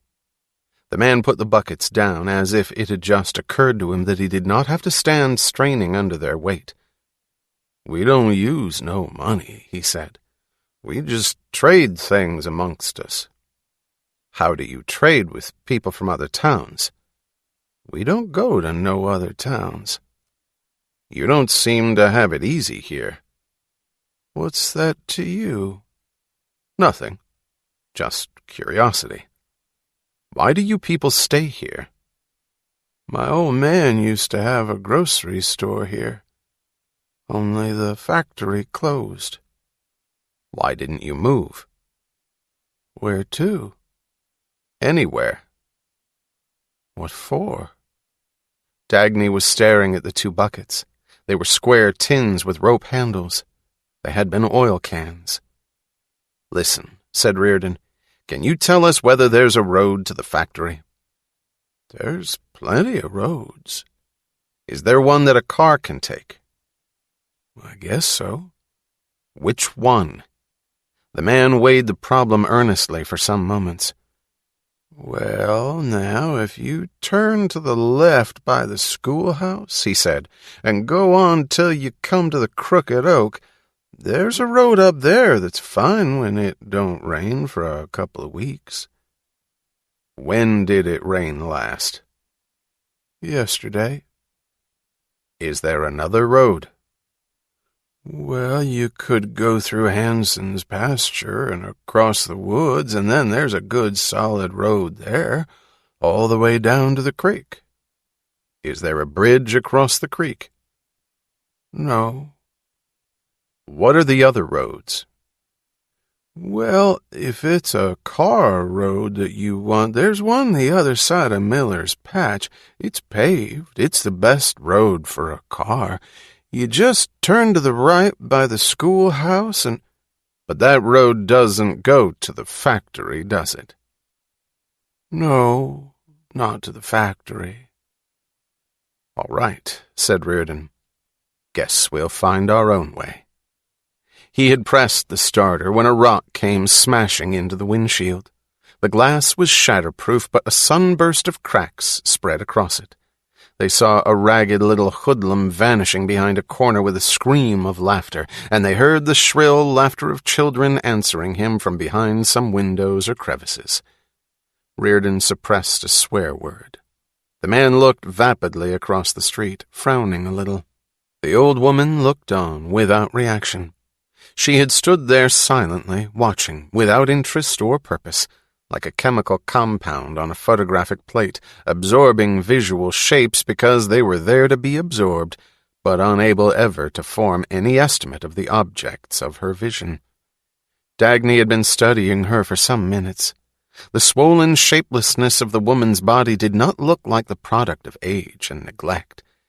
It looked as if she was pregnant. This seemed impossible, but glancing closer, Dagny saw that her dust-colored hair was not gray, and that there were few wrinkles on her face. It was only the vacant eyes, the stooped shoulders, the shuffling movements that gave her the stamp of senility. Dagny leaned out and asked, "How old are you?" The woman looked at her, not in resentment, but merely as one looks at a pointless question. 37, she answered. They had driven 5 former blocks away when Dagny spoke. "Hank," she said in terror, "that woman is only 2 years older than I." "Yes." "God, how did they ever come to such a state?" He shrugged. "Who is John Galt?" The last thing they saw as they left the town was a billboard. A design was still visible on its peeling strips, imprinted in the dead gray that had once been color. It advertised a washing machine. In a distant field beyond the town they saw the figure of a man moving slowly, contorted by the ugliness of a physical effort beyond the proper use of a human body. He was pushing a plow by hand. They reached the factory of the 20th Century Motor Company 2 miles and 2 hours later. They knew as they climbed the hill that their quest was useless. A rusted padlock hung on the door of the main entrance, but the huge windows were shattered and the place was open to anyone, to the woodchucks, the rabbits, and the dried leaves that lay in drifts inside. The factory had been gutted long ago. The great pieces of machinery had been moved out by some civilized means. The neat holes of their bases still remained in the concrete of the floor. The rest had gone to random looters. There was nothing left, except refuse which the neediest tramp had found worthless, piles of twisted, rusted scraps, of boards, plaster, and glass splinters, and the steel stairways, built to last and lasting, rising in trim spirals to the roof. They stopped in the great hall where a ray of light fell diagonally from a gap in the ceiling, and the echoes of their steps rang around them, dying far away in rows of empty rooms. A bird darted from among the steel rafters and went in a hissing streak of wings out into the sky. "We'd better look through it, just in case," said Dagny. "You take the shops, and I'll take the annexes. Let's do it as fast as possible." "I don't like to let you wander around alone. I don't know how safe they are, any of those floors or stairways." "Oh, nonsense.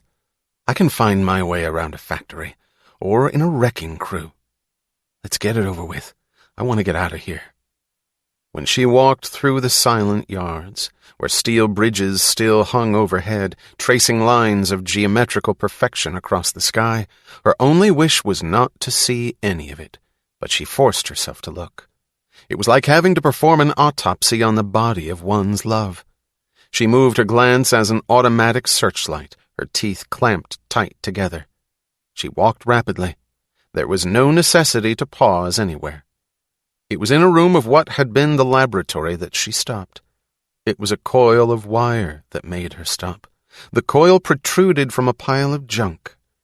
She had never seen that particular arrangement of wires, yet it seemed familiar, as if it touched the hint of some memory, faint and very distant. She reached for the coil but could not move it. It seemed to be part of some object buried in the pile. The room looked as if it had been an experimental laboratory. If she was right in judging the purpose of the torn remnants she saw on the walls, a great many electrical outlets, bits of heavy cable, lead conduits, glass tubing, built-in cabinets without shelves or doors. There was a great deal of glass, rubber, plastic, and metal in the junk pile, and dark gray splinters of slate that had been a blackboard. Scraps of paper rustled dryly all over the floor. There were also remnants of things which had not been brought here by the owner of that room, popcorn wrappers, a whiskey bottle, a confession magazine. She attempted to extricate the coil from the scrap pile. It would not move. It was part of some large object. She knelt and began to dig through the junk. She had cut her hands. She was covered with dust by the time she stood up to look at the object she had cleared. It was the broken remnant of the model of a motor. Most of its parts were missing, but enough was left to convey some idea of its former shape and purpose. She had never seen a motor of this kind, or anything resembling it. She could not understand the peculiar design of its parts, or the functions they were intended to perform. She examined the tarnished tubes and odd-shaped connections. She tried to guess their purpose, her mind going over every type of motor she knew and every possible kind of work its parts could perform. None fitted the model. It looked like an electric motor, but she could not tell what fuel it was intended to burn. It was not designed for steam, or oil, or anything she could name. Her sudden gasp was not a sound, but a jolt that threw her at the junk pile. She was on her hands and knees, crawling over the wreckage, seizing every piece of paper in sight, flinging it away, searching further. Her hands were shaking. She found part of what she hoped had remained in existence. It was a thin sheaf of typewritten pages clamped together, the remnant of a manuscript. Its beginning and end were gone. The bits of paper left under the clamp showed the thick number of pages it had once contained. The paper was yellowed and dry. The manuscript had been a description of the motor. From the empty enclosure of the plant's powerhouse, Reardon heard her voice screaming, "Hank!" It sounded like a scream of terror. He ran in the direction of the voice. He found her standing in the middle of a room, her hands bleeding, her stockings torn, her suit smeared with dust, a bunch of papers clutched in her hand. "Hank, what does this look like?" she asked, pointing at an odd piece of wreckage at her feet.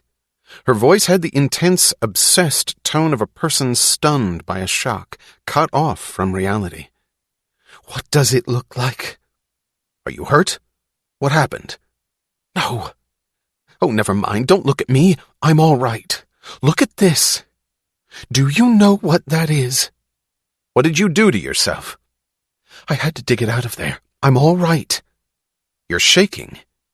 "You will too in a moment. Hank, look at it. Just look and tell me what you think it is."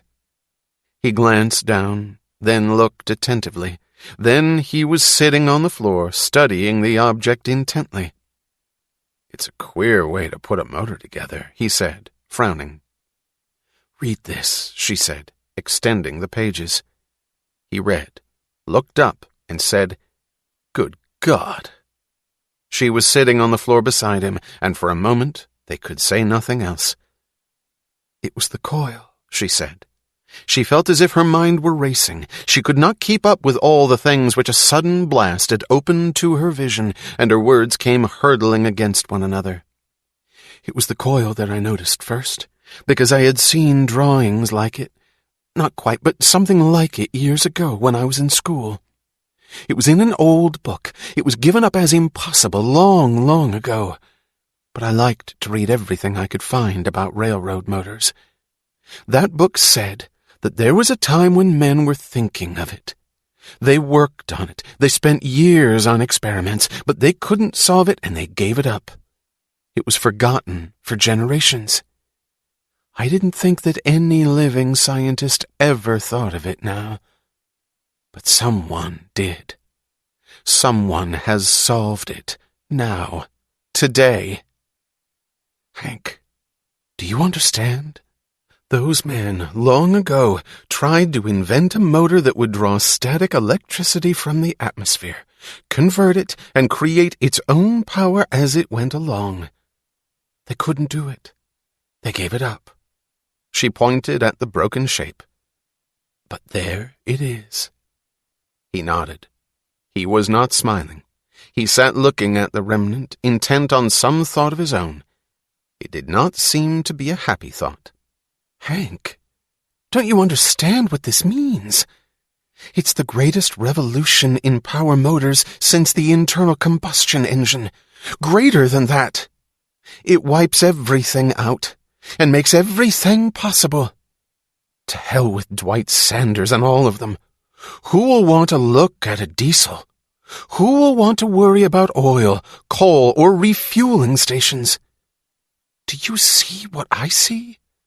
A brand new locomotive half the size of a single diesel unit and with 10 times the power. A self-generator working on a few drops of fuel with no limits to its energy. The cleanest, swiftest, cheapest means of motion ever devised. Do you see what this will do to our transportation systems and to the country in about 1 year? There was no spark of excitement in his face. He said slowly, "Who designed it? Why was it left here?"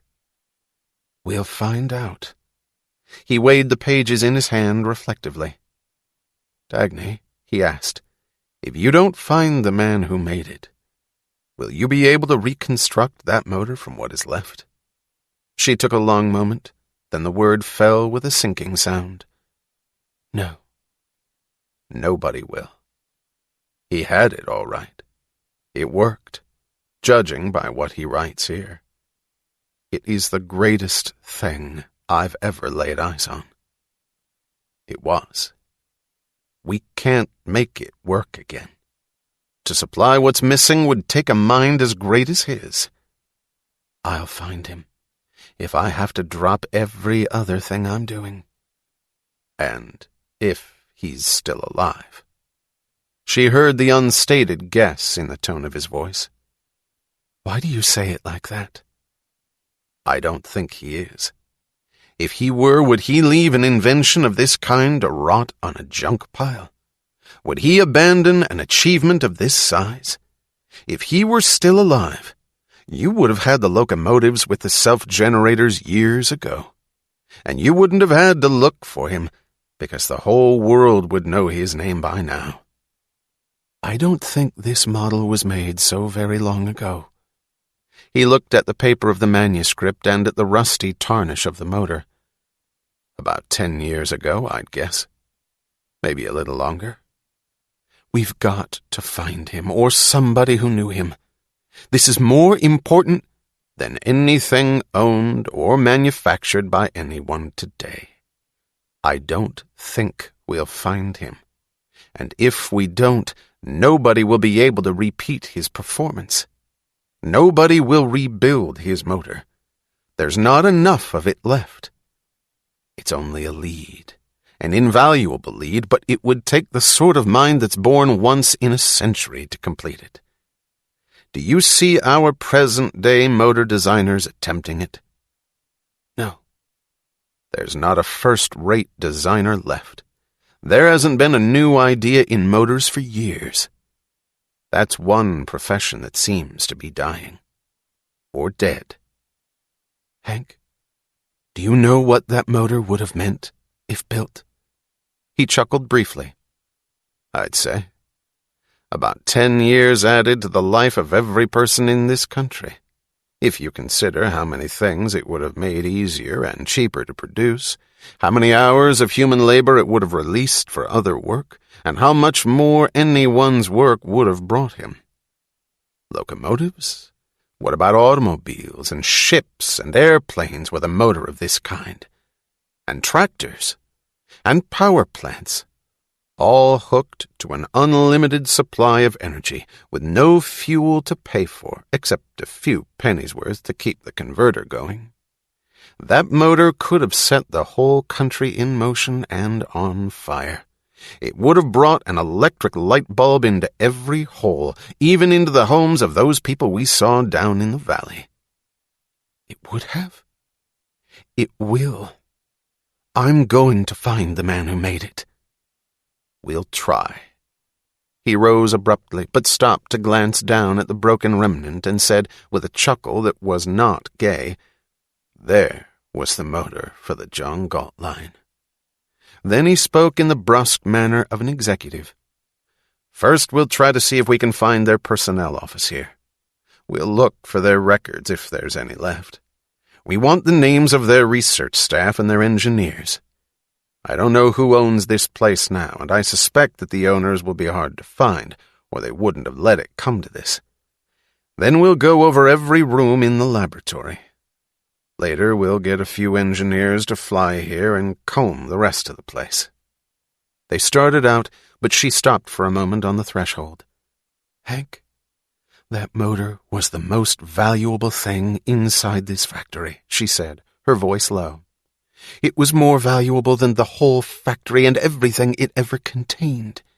Yet it was passed up and left in the refuse. It was the one thing nobody found worth the trouble of taking." "That's what frightens me about this," he answered. The personnel office did not take them long. They found it by the sign which was left on the door, but it was the only thing left. There was no furniture inside, no papers, nothing but the splinters of smashed windows. They went back to the room of the motor. Crawling on hands and knees, they examined every scrap of the junk that littered the floor. There was little to find. They put aside the papers that seemed to contain laboratory notes, but none referred to the motor, and there were no pages of the manuscript among them.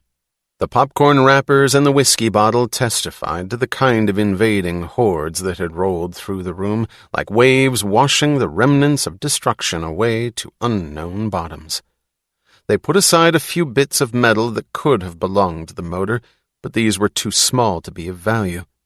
The motor looked as if parts of it had been ripped off, perhaps by someone who thought he could put them to some customary use.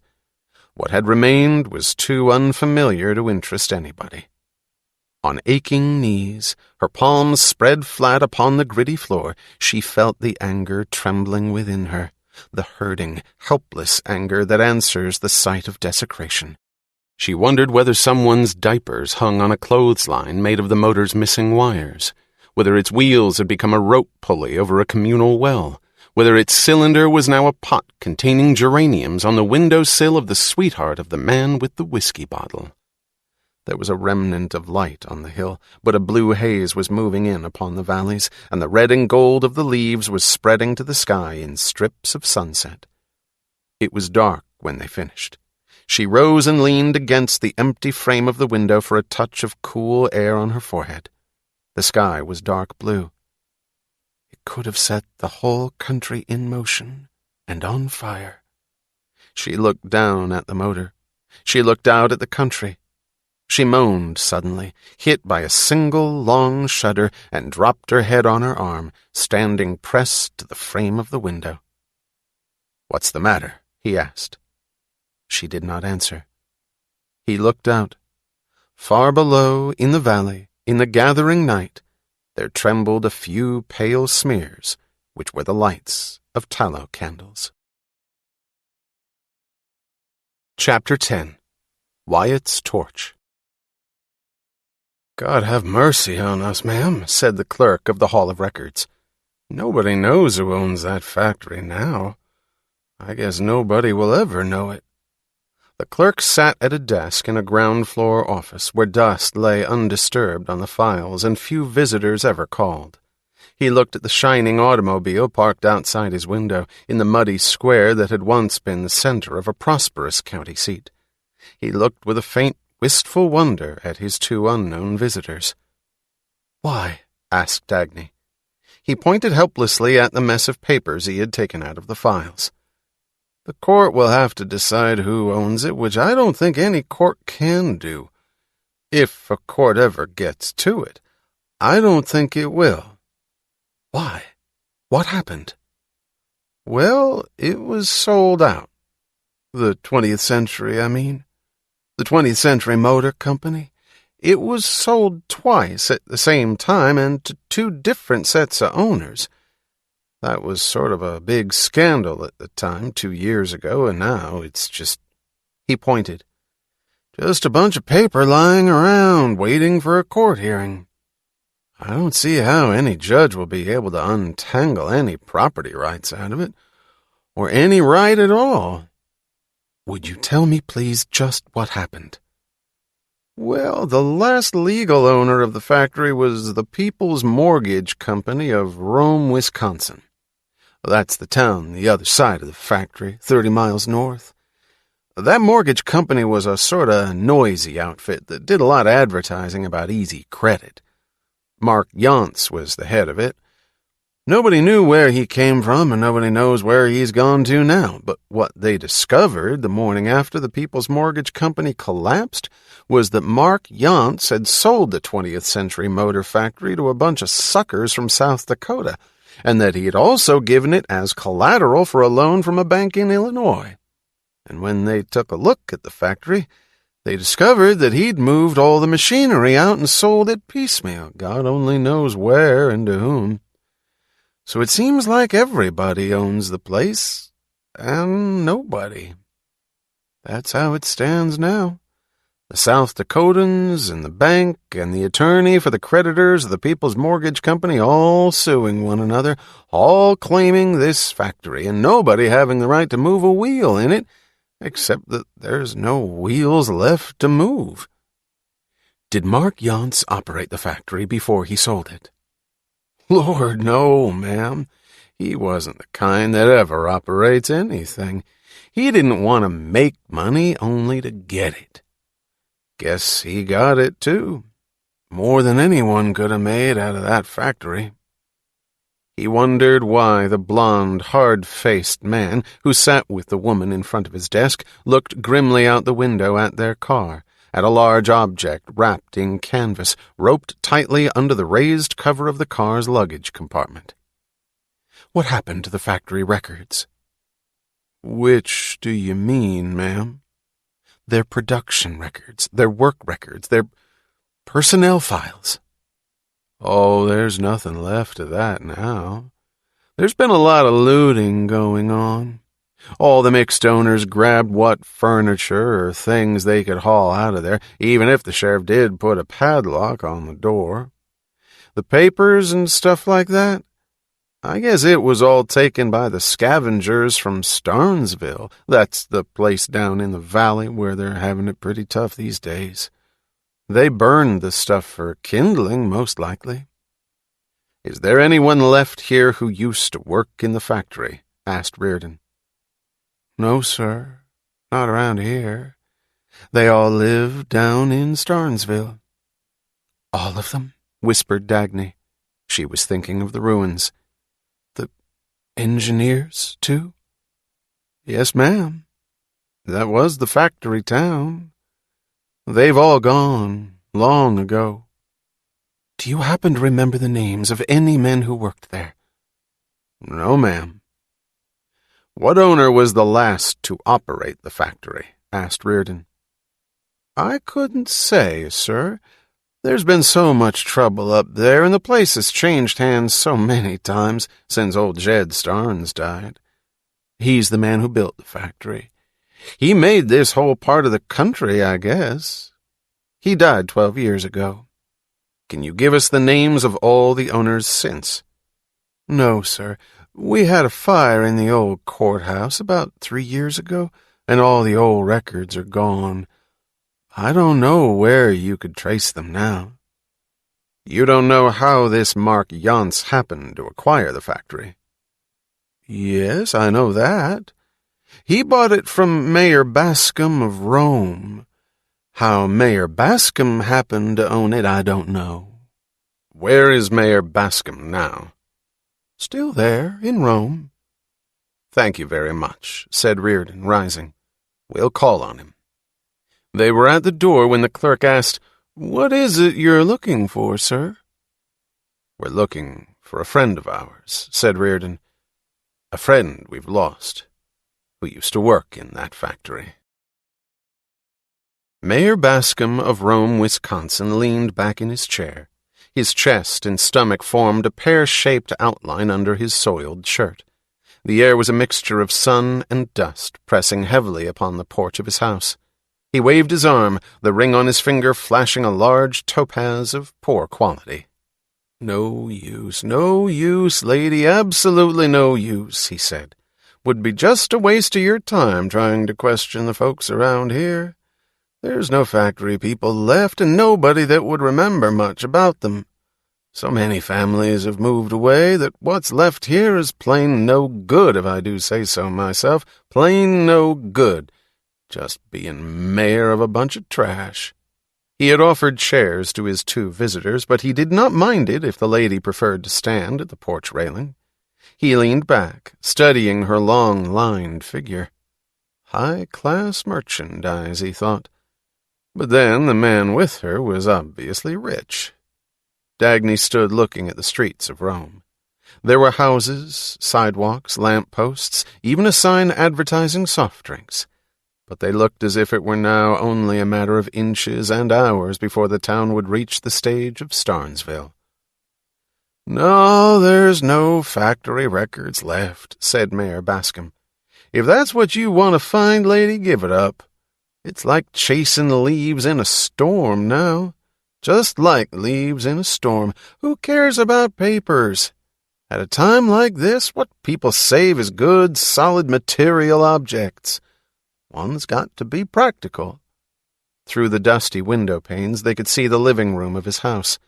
There were Persian rugs on a buckled wooden floor, a portable bar with chromium strips against a wall stained by the seepage of last year's rains, an expensive radio with an old kerosene lamp placed on top of it. "Sure, it's me that sold the factory to Mark Yance. Mark was a nice fellow, a nice, lively, energetic fellow. Sure, he did trim a few corners, but who doesn't? Of course, he went a bit too far. That I didn't expect. I thought he was smart enough to stay within the law. Whatever's left of it nowadays." Mayor Bascom smiled, looking at them in a manner of placid frankness. His eyes were shrewd without intelligence, his smile good-natured without kindness. "I don't think you folks are detectives," he said, "but even if you were, it wouldn't matter to me. I didn't get any rake-off from Mark. He didn't let me in on any of his deals. I haven't any idea where he's gone to now." He sighed. "I liked that fellow. Wish he'd stayed around. Never mind the Sunday sermons. He had to live, didn't he? He was no worse than anybody, only smarter.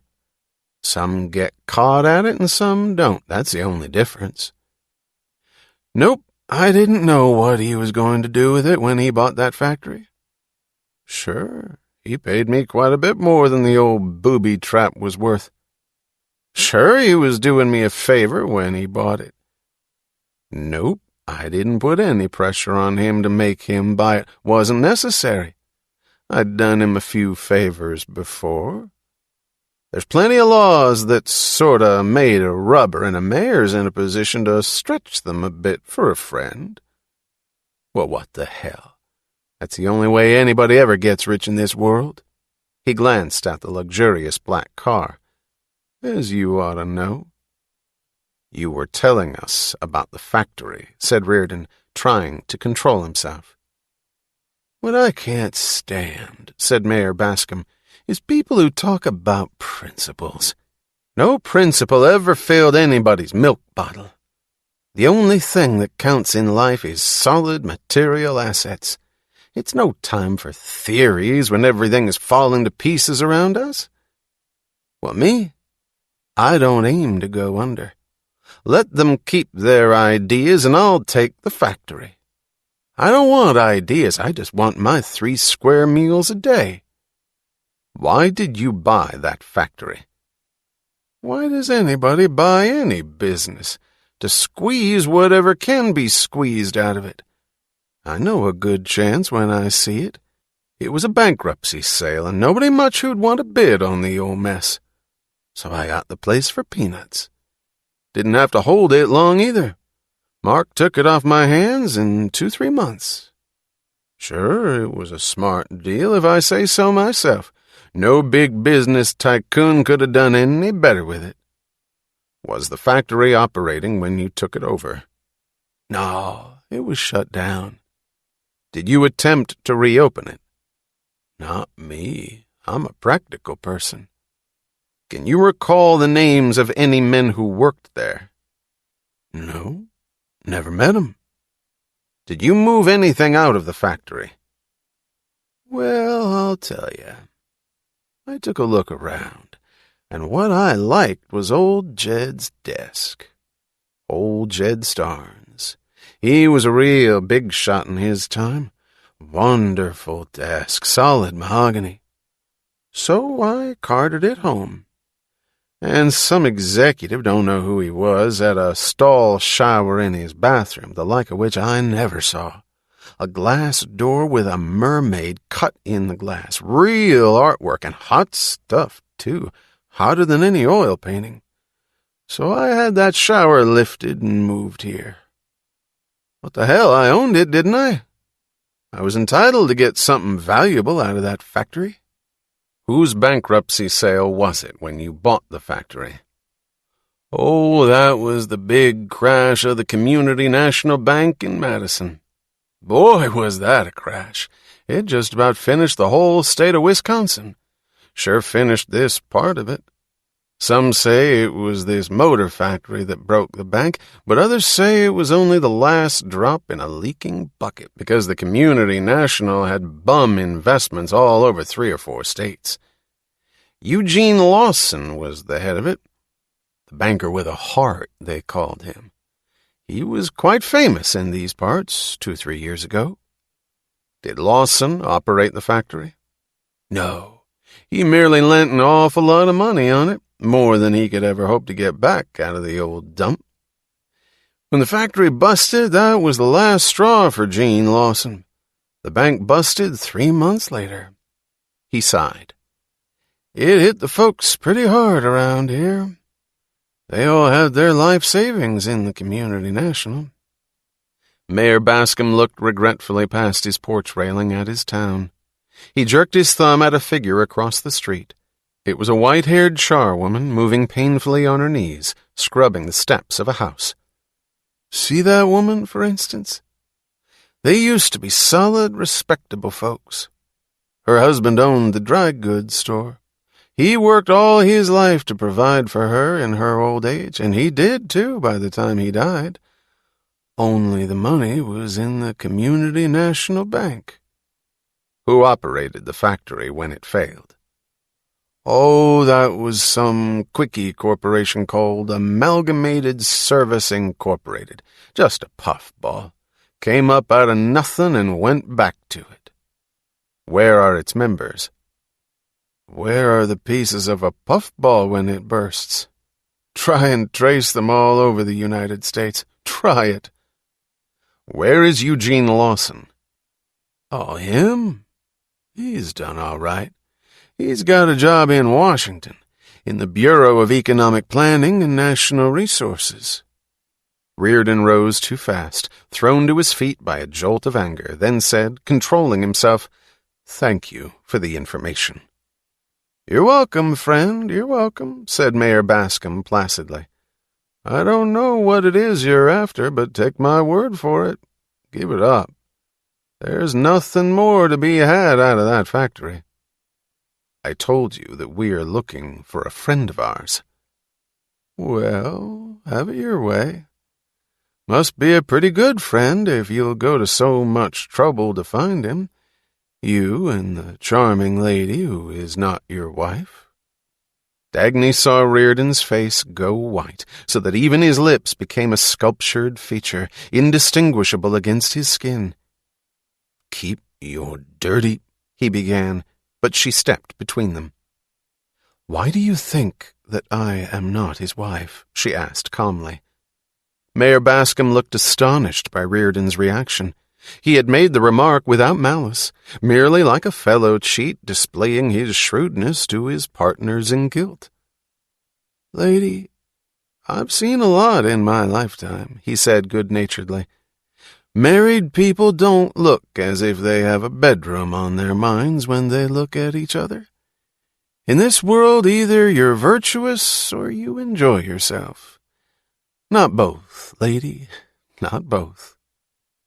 "I've asked him a question," she said to Reardon in time to silence him. "He's given me an instructive explanation." "If you want a tip, lady," said Mayor Bascom, Get yourself a wedding ring from the dime store and wear it. It's not surefire, but it helps."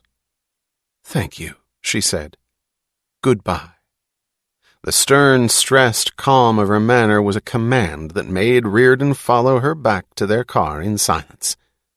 They were miles beyond the town when he said, not looking at her, his voice desperate and low, "Dagny, Dagny, Dagny. I'm sorry." "I'm not." Moments later, when she saw the look of control returning to his face, she said, "Don't ever get angry at a man for stating the truth." That particular truth was none of his business. His particular estimate of it was none of your concern or mine. He said through his teeth, not as an answer, but as if the single thought battering his brain turned into sounds against his will, "I couldn't protect you from that unspeakable little—" "I don't need protection." He remained silent, not looking at her. "Hank, when you're able to keep down the anger, tomorrow or next week, give some thought to that man's explanation and see if you recognize any part of it." He jerked his head to glance at her, but said nothing. When he spoke a long time later, it was only to say in a tired, even voice, "We can't call New York and have our engineers come here to search the factory. We can't meet them here. We can't let it be known that we found the motor together." I had forgotten all that. Up there, in the laboratory. "Let me call Eddie when we find a telephone. I'll have him send 2 engineers from the Taggart staff. I'm here alone on my vacation for all they'll know or have to know." They drove 200 miles before they found a long-distance telephone line. When she called Eddie Willers, he gasped, hearing her voice. "Dagny, for God's sake, where are you?" "In Wisconsin. Why?" "I didn't know where to reach you. You'd better come back at once. As fast as you can." "What happened?" "Nothing. Yet. But there are things going on which... You'd better stop them now if you can. If anybody can." "What things?" "Haven't you been reading the newspapers?" "No." "I can't tell you over the phone. I can't give you all the details. Dagny, you'll think I'm insane.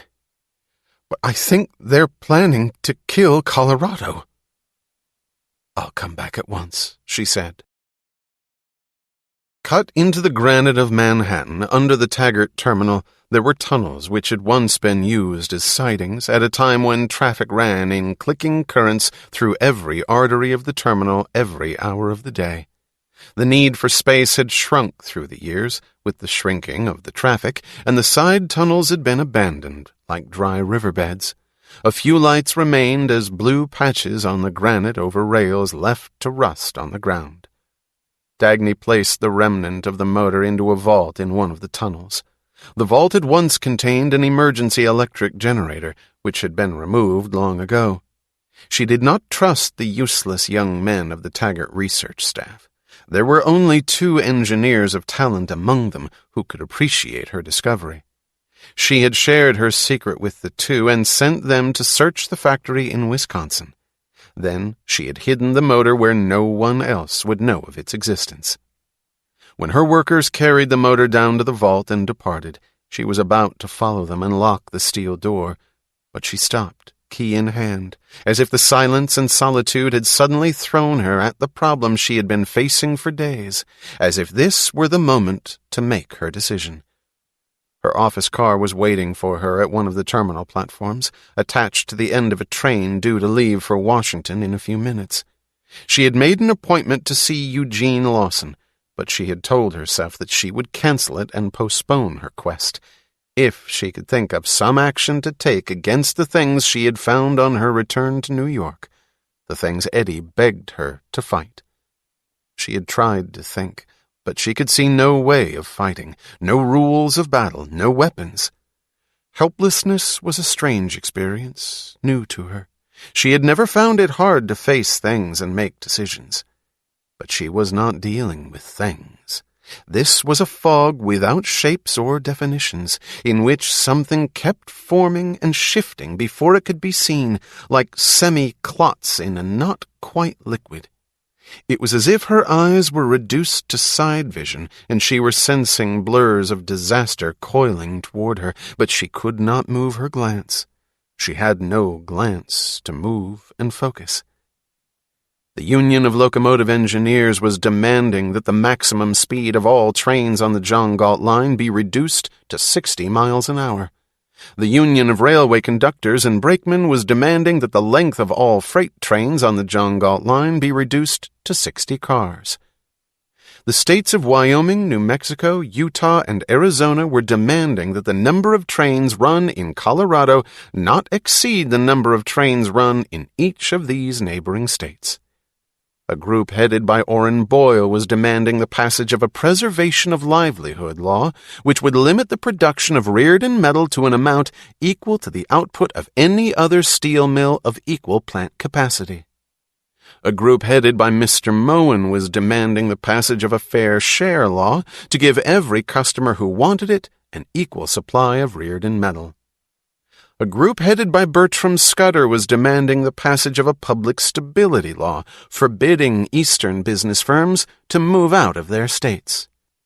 Wesley Mouch, top coordinator of the Bureau of Economic Planning and National Resources, was issuing a great many statements, the content and purpose of which could not be defined, except that the words emergency powers and unbalanced economy kept appearing in the text every few lines.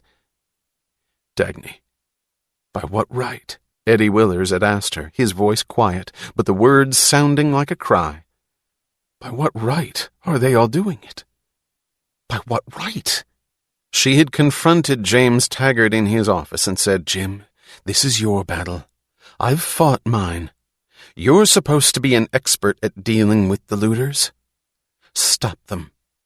Taggart had said, not looking at her, You can't expect to run the national economy to suit your own convenience. I don't want to run the national economy. I want your national economy runners to leave me alone. I have a railroad to run, and I know what's going to happen to your national economy if my railroad collapses. I see no necessity for panic. Jim, do I have to explain to you that the income from our Rio Norte line is all we've got to save us from collapsing? That we need every penny of it, every fare, every carload of freight, as fast as we can get it? He had not answered. When we have to use every bit of power in every one of our broken-down diesels, when we don't have enough of them to give Colorado the service it needs, what's going to happen if we reduce the speed and the length of trains? Well, there's something to be said for the union's viewpoint, too. With so many railroads closing and so many railroad men out of work, they feel that those extra speeds you've established on the Rio Norte line are unfair. They feel that there should be more trains instead so that the work would be divided around. They feel that it's not fair for us to get all the benefit of that new rail. They want a share of it, too. Who wants a share of it? In payment for what? He had not answered. Who will bear the cost of 2 trains doing the work of 1? He had not answered. Where are you going to get the cars and the engines? He had not answered. What are those men going to do after they've put Taggart Transcontinental out of existence? I fully intend to protect the interests of Taggart Transcontinental. How? He had not answered. How if you kill Colorado? It seems to me that before we worry about giving some people a chance to expand, we ought to give some consideration to the people who need a chance of bare survival. If you kill Colorado, what is there going to be left for your damn looters to survive on? You have always been opposed to every progressive social measure. I seem to remember that you predicted disaster when we passed the anti-dog-eat-dog rule. But the disaster has not come. Because I saved you, you rotten fools. I won't be able to save you this time. He had shrugged, not looking at her. And if I don't, who will? He had not answered. It did not seem real to her here under the ground. Thinking of it here, she knew she could have no part in Jim's battle. There was no action she could take against the men of undefined thought, of unnamed motives, of unstated purposes, of unspecified morality. There was nothing she could say to them. Nothing would be heard or answered. What were the weapons, she thought, in a realm where reason was not a weapon any longer? It was a realm she could not enter. She had to leave it to Jim and count on his self-interest. Dimly, she felt the chill of a thought telling her that self-interest was not Jim's motive. She looked at the object before her, a glass case containing the remnant of the motor. The man who made the motor, she thought suddenly, the thought coming like a cry of despair. She felt a moment's helpless longing to find him, to lean against him and let him tell her what to do. A mind like his would know the way to win this battle. She looked around her. In the clean, rational world of the underground tunnels, nothing was of so urgent an importance as the task of finding the man who made the motor. She thought, could she delay it in order to argue with Orrin Boyle, to reason with Mr. Moen, to plead with Bertram Scudder? She saw the motor completed, built into an engine that pulled a train of 200 cars down a track of Reardon metal at 200 miles an hour. When the vision was within her reach, within the possible, was she to give it up and spend her time bargaining about 60 miles and 60 cars? She could not descend to an existence where her brain would explode under the pressure of forcing itself not to outdistance incompetence. She could not function to the rule of pipe down, keep down, slow down. Don't do your best, it is not wanted. She turned resolutely and left the vault to take the train for Washington. It seemed to her, as she locked the steel door, that she heard a faint echo of steps. She glanced up and down the dark curve of the tunnel. There was no one in sight. There was nothing but a string of blue lights glistening on walls of damp granite. Reardon could not fight the gangs who demanded the laws. The choice was to fight them or to keep his mills open. He had lost his supply of iron ore. He had to fight one battle or the other. There was no time for both. He had found on his return that a scheduled shipment of ore had not been delivered. No word or explanation had been heard from Larkin. When summoned to Reardon's office, Larkin appeared 3 days later than the appointment made, offering no apology. He said, not looking at Reardon, his mouth drawn tightly into an expression of rancorous dignity, "After all, you can't order people to come running to your office any time you please." Reardon spoke slowly and carefully. "Why wasn't the ore delivered?" "I won't take abuse. I simply won't take any abuse for something I couldn't help. I can run a mine just as well as you ran it, every bit as well. I did everything you did. I don't know why something keeps going wrong unexpectedly all the time. I can't be blamed for the unexpected." "To whom did you ship your ore last month?" "I intended to ship you your share of it. I fully intended it. But I couldn't help it if we lost 10 days of production last month on account of the rainstorm in the whole of North Minnesota. I intended to ship you the ore, so you can't blame me, because my intention was completely honest. If one of my blast furnaces goes down, will I be able to keep it going by feeding your intention into it? That's why nobody can deal with you or talk to you. Because you're inhuman. I have just learned that for the last 3 months you have not been shipping your ore by the lake boats. You have been shipping it by rail. Why? Well, after all, I have a right to run my business as I see fit. Why are you willing to pay the extra cost? What do you care? I'm not charging it to you. What will you do when you find that you can't afford the rail rates and that you have destroyed the lake shipping? I am sure you wouldn't understand any consideration other than dollars and cents, but some people do consider their social and patriotic responsibilities. What responsibilities? Well, I think that a railroad like Taggart Transcontinental is essential to the national welfare, and it is one's public duty to support Jim's Minnesota branch line, which is running at a deficit. Reardon leaned forward across the desk. He was beginning to see the links of a sequence he had never understood.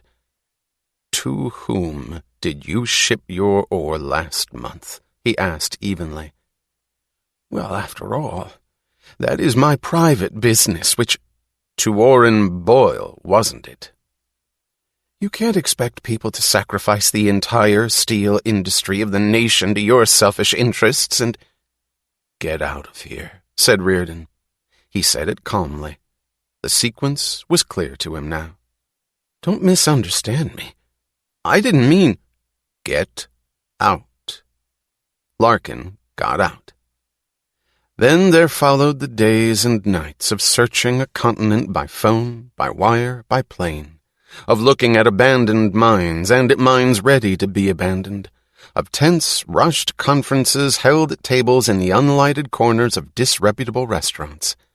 Looking across the table, Reardon had to decide how much he could risk to invest upon the sole evidence of a man's face, manner, and tone of voice, hating the state of having to hope for honesty as for a favor, but risking it, pouring money into unknown hands in exchange for unsupported promises, into unsigned, unrecorded loans to dummy owners of failing mines, money handed and taken furtively as an exchange between criminals in anonymous cash, money poured into unenforceable contracts, both parties knowing that in case of fraud, the defrauded was to be punished, not the defrauder, but poured that a stream of ore might continue flowing into furnaces, that the furnaces might continue to pour a stream of white metal. Mr. Reardon asked the purchasing manager of his mills, if you keep that up, where will be your profit? We'll make it up on tonnage, said Reardon wearily. We have an unlimited market for Reardon metal. The purchasing manager was an elderly man with graying hair, a lean, dry face, and a heart which, people said, was given exclusively to the task of squeezing every last ounce of value out of a penny. He stood in front of Reardon's desk, saying nothing else, merely looking straight at Reardon, his cold eyes narrowed and grim. It was a look of the most profound sympathy that Reardon had ever seen. There's no other course open, thought Reardon, as he had thought through days and nights. He knew no weapons but to pay for what he wanted, to give value for value, to ask nothing of nature without trading his effort in return, to ask nothing of men without trading the product of his effort.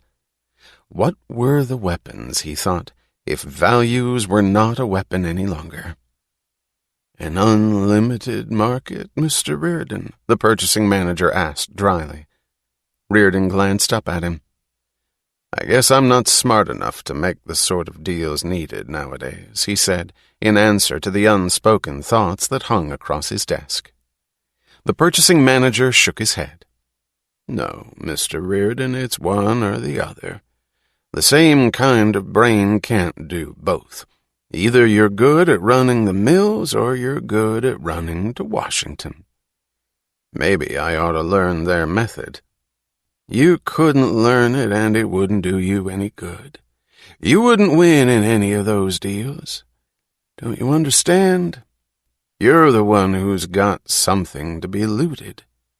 When he was left alone, Reardon felt a jolt of blinding anger, as it had come to him before, painful, single and sudden like an electric shock, the anger bursting out of the knowledge that one cannot deal with pure evil, with the naked, full conscious evil that neither has nor seeks justification.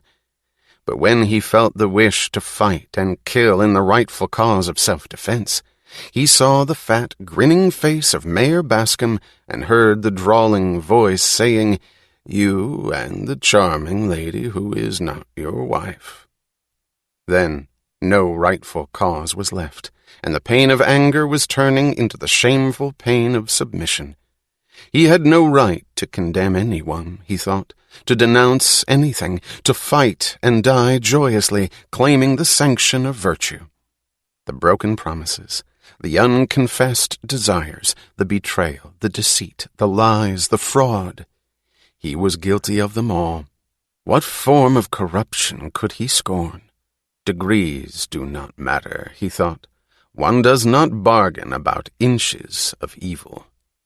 He did not know, as he sat slumped at his desk, thinking of the honesty he could claim no longer, of the sense of justice he had lost, that it was his rigid honesty and ruthless sense of justice that were now knocking his only weapon out of his hands.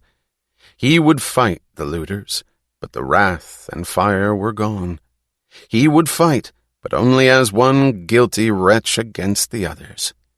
He did not pronounce the words, but the pain was their equivalent, the ugly pain saying, "Who am I to cast the first stone?" He let his body fall across the desk. Dagny, he thought. Dagny, if this is the price I have to pay, I'll pay it. He was still the trader who knew no code except that of full payment for his desires. It was late when he came home and hurried soundlessly up the stairs to his bedroom. He hated himself for being reduced to sneaking, but he had done it on most of his evenings for months. The sight of his family had become unbearable to him. He could not tell why. Don't hate them for your own guilt, he had told himself, but knew dimly that this was not the root of his hatred. He closed the door of his bedroom like a fugitive winning a moment's reprieve. He moved cautiously, undressing for bed. He wanted no sound to betray his presence to his family. He wanted no contact with them, not even in their own minds.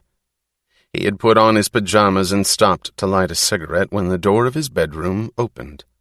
The only person who could properly enter his room without knocking had never volunteered to enter it, so he stared blankly for a moment before he was able to believe that it was Lillian who came in. She wore an empire garment of pale chartreuse, its pleated skirt streaming gracefully from its high waistline. One could not tell at first glance whether it was an evening gown or a negligee. It was a negligee. She paused in the doorway, the lines of her body flowing into an attractive silhouette against the light. "I know I shouldn't introduce myself to a stranger," she said softly, "but I'll have to. My name is Mrs. Reardon." He could not tell whether it was sarcasm or a plea. She entered and threw the door closed with a casual, imperious gesture, the gesture of an owner. "What is it, Lillian?" he asked quietly. "My dear, you mustn't confess so much so bluntly."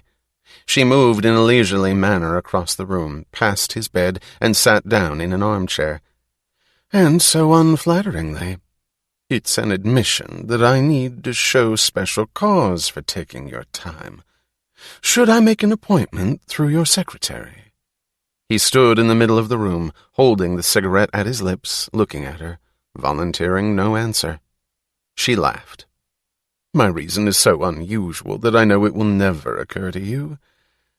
Loneliness, darling. Do you mind throwing a few crumbs of your expensive attention to a beggar? Do you mind if I stay here without any formal reason at all?" "No," he said quietly. "Not if you wish to. I have nothing weighty to discuss. No $1,000,000 orders, no transcontinental deals, no rails, no bridges. Not even the political situation. I just want to chatter like a woman about perfectly unimportant things." "Go ahead." "Henry, there's no better way to stop me, is there?" She had an air of helpless, appealing sincerity. "What can I say after that? Suppose I wanted to tell you about the new novel which Balfe Eubank is writing. He is dedicating it to me. Would that interest you?" "If it's the truth that you want." "Not in the least." She laughed. "And if it's not the truth that I want?"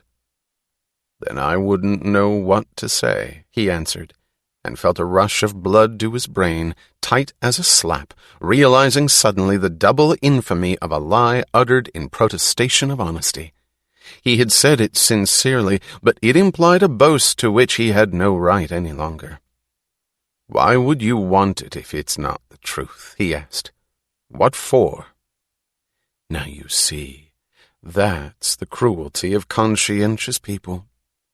You wouldn't understand it, would you, if I answered that real devotion consists of being willing to lie, cheat, and fake in order to make another person happy, to create for him the reality he wants, if he doesn't like the one that exists? "No," he said slowly, "I wouldn't understand it. It's really very simple. If you tell a beautiful woman that she is beautiful, what have you given her? It's no more than a fact, and it has cost you nothing. But if you tell an ugly woman that she is beautiful, you offer her the great homage of corrupting the concept of beauty. To love a woman for her virtues is meaningless. She's earned it. It's a payment, not a gift. But to love her for her vices is a real gift, unearned and undeserved.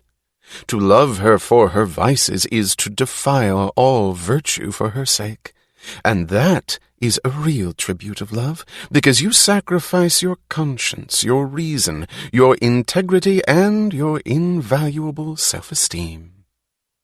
He looked at her blankly. It sounded like some sort of monstrous corruption that precluded the possibility of wondering whether anyone could mean it. He wondered only what was the point of uttering it. "What's love, darling, if it's not self-sacrifice?" she went on lightly, in the tone of a drawing-room discussion. "What's self-sacrifice unless one sacrifices that which is one's most precious and most important? But I don't expect you to understand it, not a stainless steel Puritan like you. That's the immense selfishness of the Puritan. You'd let the whole world perish rather than soil that immaculate self of yours with a single spot of which you'd have to be ashamed." He said slowly, his voice oddly strained and solemn, "I have never claimed to be immaculate." She laughed. "And what is it you're being right now? You're giving me an honest answer, aren't you?" She shrugged her naked shoulders. "Oh, darling, don't take me seriously. I'm just talking." He ground his cigarette into an ashtray. He did not answer. "Darling," she said, "I actually came here only because I kept thinking that I had a husband, and I wanted to find out what he looked like." She studied him as he stood across the room, the tall, straight, taut lines of his body emphasized by the single color of the dark blue pajamas. "You're very attractive," she said. "You look so much better these last few months. Younger. Should I say happier? You look less tense. Oh, I know you're rushed more than ever, and you act like a commander in an air raid, but that's only the surface. You're less tense inside." He looked at her, astonished. It was true. He had not known it, had not admitted it to himself. He wondered at her power of observation. She had seen little of him in these last few months.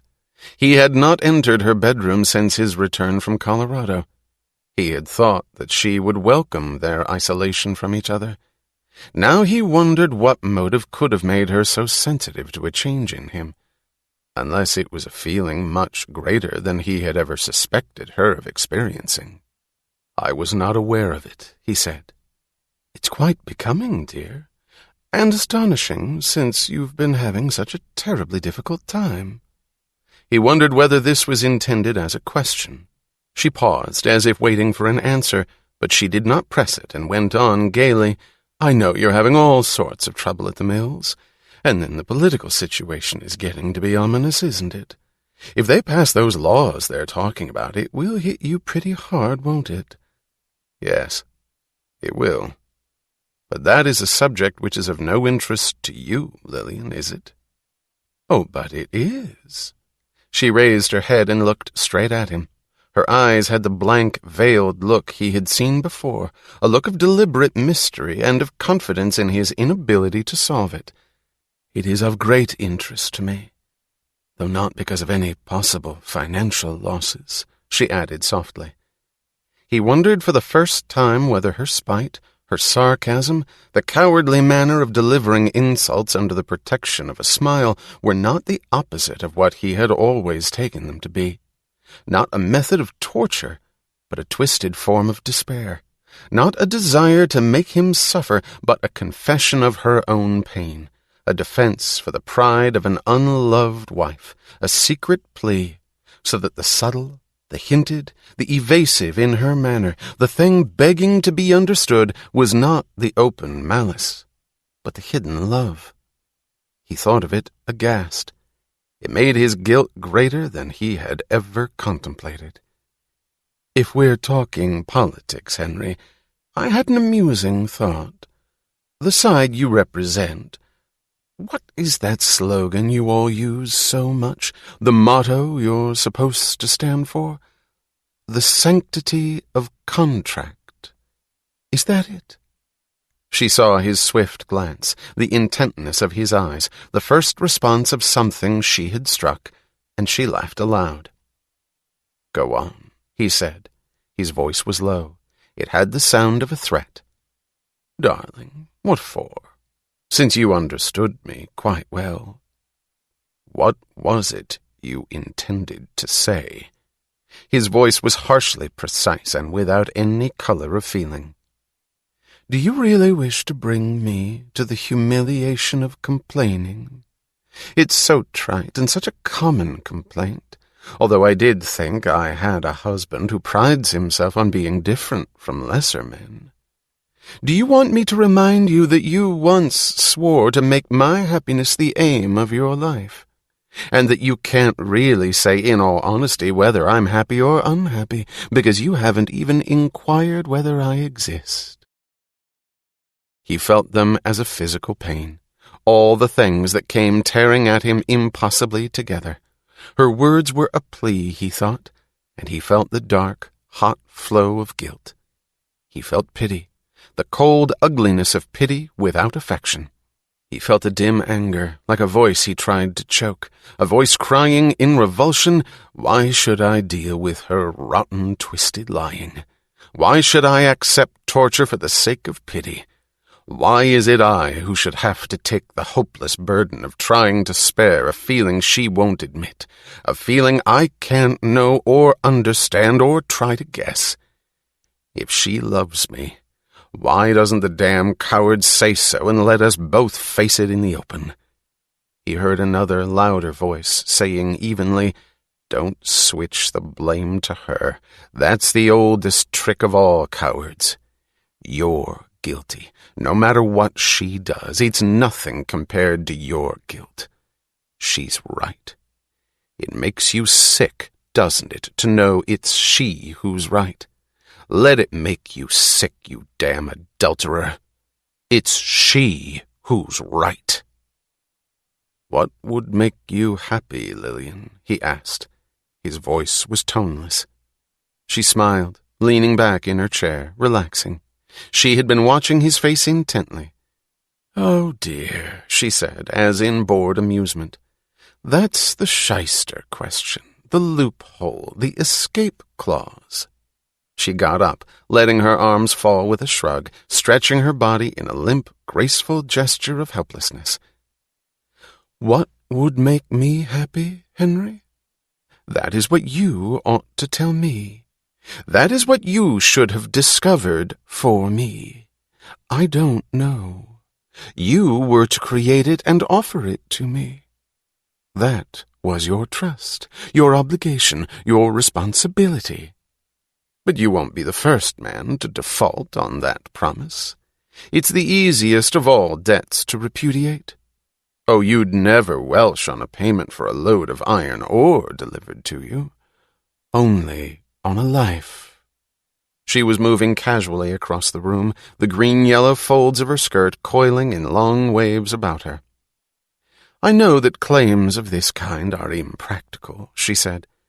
"I have no mortgage on you, no collateral, no guns, no chains. I have no hold on you at all, Henry. Nothing but your honor." He stood looking at her as if it took all of his effort to keep his eyes directed at her face, to keep seeing her, to endure the sight. "What do you want?" he asked. "Darling, there are so many things you could guess by yourself if you really wished to know what I want. For instance, if you have been avoiding me so blatantly for months, wouldn't I want to know the reason?" "I have been very busy." She shrugged. A wife expects to be the first concern of her husband's existence. "I didn't know that when you swore to forsake all others, it didn't include blast furnaces." She came closer, and with an amused smile that seemed to mock them both, she slipped her arms around him. It was the swift, instinctive, ferocious gesture of a young bridegroom at the unrequested contact of a whore. The gesture with which he tore her arms off his body and threw her aside. He stood, paralyzed, shocked by the brutality of his own reaction. She was staring at him, her face naked in bewilderment, with no mystery, no pretense or protection. Whatever calculations she had made, this was a thing she had not expected. "I'm sorry, Lillian," he said, his voice low, a voice of sincerity and of suffering. She did not answer. "I'm sorry. It's just that I'm very tired," he added, his voice lifeless. He was broken by the triple lie, one part of which was a disloyalty he could not bear to face. It was not the disloyalty to Lillian. She gave a brief chuckle. "Well, if that's the effect your work has on you, I may come to approve of it. Do forgive me. I was merely trying to do my duty. I thought that you were a sensualist who'd never rise above the instincts of an animal in the gutter. I'm not one of those bitches who belong in it." She was snapping the words dryly, absently, without thinking. Her mind was on a question mark, racing over every possible answer. It was her last sentence that made him face her suddenly, face her simply, directly, not as one on the defensive any longer. "Lillian, what purpose do you live for?" he asked. What a crude question. No enlightened person would ever ask it. Well, what is it that enlightened people do with their lives? Perhaps they do not attempt to do anything. That is their enlightenment. What do they do with their time? They certainly don't spend it on manufacturing plumbing pipes. Tell me, why do you keep making those cracks? I know that you feel contempt for the plumbing pipes. You've made that clear long ago. Your contempt means nothing to me. Why keep repeating it? He wondered why this hit her. He did not know in what manner, but he knew that it did. He wondered why he felt with absolute certainty that that had been the right thing to say. She asked, her voice dry, "What's the purpose of the sudden questionnaire?" He answered simply, "I'd like to know whether there's anything that you really want. If there is, I'd like to give it to you, if I can." "You'd like to buy it? That's all you know, paying for things. You get off easily, don't you?" "No, it's not as simple as that. What I want is non-material." "What is it?" "You." "How do you mean that, Lillian? You don't mean it in the gutter sense." "No, not in the gutter sense." "How then?" She was at the door. She turned. She raised her head to look at him and smiled coldly. "You wouldn't understand it," she said, and walked out. The torture remaining to him was the knowledge that she would never want to leave him, and he would never have the right to leave. The thought that he owed her at least the feeble recognition of sympathy, of respect for a feeling he could neither understand nor return. The knowledge that he could summon nothing for her except contempt, a strange, total, unreasoning contempt, impervious to pity, to reproach, to his own pleas for justice. And, hardest to bear, the proud revulsion against his own verdict, against his demand that he consider himself lower than this woman he despised. Then it did not matter to him any longer. It all receded into some outer distance, leaving only the thought that he was willing to bear anything, leaving him in a state which was both tension and peace, because he lay in bed, his face pressed to the pillow, thinking of Dagny, of her slender, sensitive body stretched beside him, trembling under the touch of his fingers. He wished she were back in New York. If she were, he would have gone there now, at once, in the middle of the night. Eugene Lawson sat at his desk as if it were the control panel of a bomber plane commanding a continent below. But he forgot it at times, and slouched down, his muscles going slack inside his suit, as if he were pouting at the world. His mouth was the one part of him which he could not pull tight at any time. It was uncomfortably prominent in his lean face, attracting the eyes of any listener. When he spoke, the movement ran through his lower lip, twisting its moist flesh into extraneous contortions of its own. "I am not ashamed of it," said Eugene Lawson. "Miss Taggart, I want you to know that I am not ashamed of my past career as president of the Community National Bank of Madison." "I haven't made any reference to shame," said Dagny coldly. "No moral guilt can be attached to me, inasmuch as I lost everything I possessed in the crash of that bank. It seems to me that I would have the right to feel proud of such a sacrifice. I merely wanted to ask you some questions about the 20th Century Motor Company, which— I shall be glad to answer any questions. I have nothing to hide. My conscience is clear. If you thought that the subject was embarrassing to me, you were mistaken. I wanted to inquire about the men who owned the factory at the time when you made a loan to. They were perfectly good men. They were a perfectly sound risk. Though of course I am speaking in human terms, not in the terms of cold cash, which you are accustomed to expect from bankers. I granted them the loan for their purchase of that factory because they needed the money. If people needed money, that was enough for me. Need was my standard, Miss Taggart. Need, not greed. My father and grandfather built up the Community National Bank just to amass a fortune for themselves. I placed their fortune in the service of a higher ideal. I did not sit on piles of money and demand collateral from poor people who needed loans. The heart was my collateral. Of course, I do not expect anyone in this materialistic country to understand me. The rewards I got were not of a kind that people of your class, Miss Taggart, would appreciate. The people who used to sit in front of my desk at the bank did not sit as you do, Miss Taggart. They were humble, uncertain, worn with care, afraid to speak. My rewards were the tears of gratitude in their eyes, the trembling voices, the blessings. The woman who kissed my hand when I granted her a loan she had begged for in vain everywhere else. Will you please tell me the names of the men who owned the motor factory? That factory was essential to the region, absolutely essential. I was perfectly justified in granting that loan. It provided employment for thousands of workers who had no other means of livelihood. Did you know any of the people who worked in the factory? Certainly. I knew them all. It was men that interested me, not machines. I was concerned with the human side of industry, not the cash register side. She leaned eagerly across the desk. Did you know any of the engineers who worked there? The engineers? No. I was much more democratic than that. It's the real workers that interested me, the common men. They all knew me by sight. I used to come into the shops and they would wave and shout, "Hello, Jean." That's what they called me, Jean. But I'm sure this is of no interest to you. It's past history.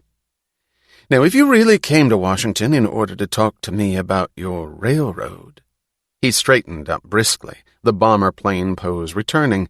"I don't know whether I can promise you any special consideration, inasmuch as I must hold the national welfare above any private privileges or interests, which—" "I didn't come to talk to you about my railroad," she said, looking at him in bewilderment. "I have no desire to talk to you about my railroad." "No?" He sounded disappointed. "No. I came for information about the motor factory. Could you possibly recall the names of any of the engineers who worked there?" "I don't believe I ever inquired about their names. I wasn't concerned with the parasites of office and laboratory. I was concerned with the real workers, the men of calloused hands who keep a factory going. They were my friends." "Can you give me a few of their names? Any names of anyone who worked there?" "My dear Miss Taggart, it was so long ago. There were thousands of them. How can I remember?" "Can't you recall one? Any one?" "I certainly cannot. So many people have always filled my life that I can't be expected to recall individual drops in the ocean." "Were you familiar with the production of that factory, with the kind of work they were doing, or planning?" "Certainly. I took a personal interest in all my investments. I went to inspect that factory very often. They were doing exceedingly well. They were accomplishing wonders. The workers' housing conditions were the best in the country. I saw lace curtains at every window and flowers on the windowsills. Every home had a plot of ground for a garden. They had built a new schoolhouse for the children." "Did you know anything about the work of the factory's research laboratory?" Yes, they had a wonderful research laboratory, very advanced, very dynamic, with forward vision and great plans." "Do you remember hearing anything about any plans to produce a new type of motor?" "Motor? What motor, Miss Taggart? I had no time for details. My objective was social progress, universal prosperity, human brotherhood, and love. Love, Miss Taggart, that is the key to everything. If men learned to love one another, it would solve all their problems." She turned away, not to see the damp movements of his mouth. A chunk of stone with Egyptian hieroglyphs lay on a pedestal in a corner of the office. The statue of a Hindu goddess with 6 spider arms stood in a niche, and a large graph of bewildering mathematical detail, like the sales chart of a mail-order house, hung on the wall. "Therefore, if you're thinking of your railroad, Miss Taggart, as of course you are in view of certain possible developments, I must point out to you that although the welfare of the country is my first consideration, to which I would not hesitate to sacrifice anyone's profits, still I have never closed my ears to a plea for mercy, and—" She looked at him and understood what it was that he wanted from her, what sort of motive kept him going. "I don't wish to discuss my railroad," she said, fighting to keep her voice monotonously flat, while she wanted to scream in revulsion. "Anything you have to say on the subject, you will please say it to my brother, Mr. James Taggart." "I'd think that at a time like this you wouldn't want to pass up a rare opportunity to plead your case before—" "Have you preserved any records pertaining to the motor factory?" She sat straight, her hands clasped tight together. "What records? I believe I told you that I lost everything I owned when the bank collapsed." His body had gone slack once more, his interest had vanished. "But I do not mind it. What I lost was mere material wealth. I am not the first man in history to suffer for an ideal. I was defeated by the selfish greed of those around me. I couldn't establish a system of brotherhood and love in just one small state amidst a nation of profit-seekers and dollar-grubbers. It was not my fault But I won't let them beat me. I am not to be stopped. I am fighting, on a wider scale, for the privilege of serving my fellow men. Records, Miss Taggart? The record I left when I departed from Madison is inscribed in the hearts of the poor, who had never had a chance before. She did not want to utter a single unnecessary word, but she could not stop herself. She kept seeing the figure of the old charwoman scrubbing the steps. "Have you seen that section of the country since?" she asked. "It's not my fault," he yelled. "It's the fault of the rich who still had money but wouldn't sacrifice it to save my bank and the people of Wisconsin. You can't blame me. I lost everything." "Mr. Lawson," she said with effort, "do you perhaps recall the name of the man who headed the corporation that owned the factory, the corporation to which you lent the money? It was called Amalgamated Service, wasn't it? Who was its president?" "Oh, him? Yes, I remember him. His name was Lee Hunsaker, a very worthwhile young man who's taken a terrible beating. Where is he now? Do you know his address?" "Why, I believe he's somewhere in Oregon. Grangeville, Oregon. My secretary can give you his address. But I don't see of what interest." "Miss Taggart, if what you have in mind is to try to see Mr. Wesley Mouch, let me tell you that Mr. Mouch attaches a great deal of weight to my opinion in matters affecting such issues as railroads and other—" "I have no desire to see Mr. Mouch," she said, rising. "But then I can't understand. What really was your purpose in coming here?" "I am trying to find a certain man who used to work for the 20th Century Motor Company."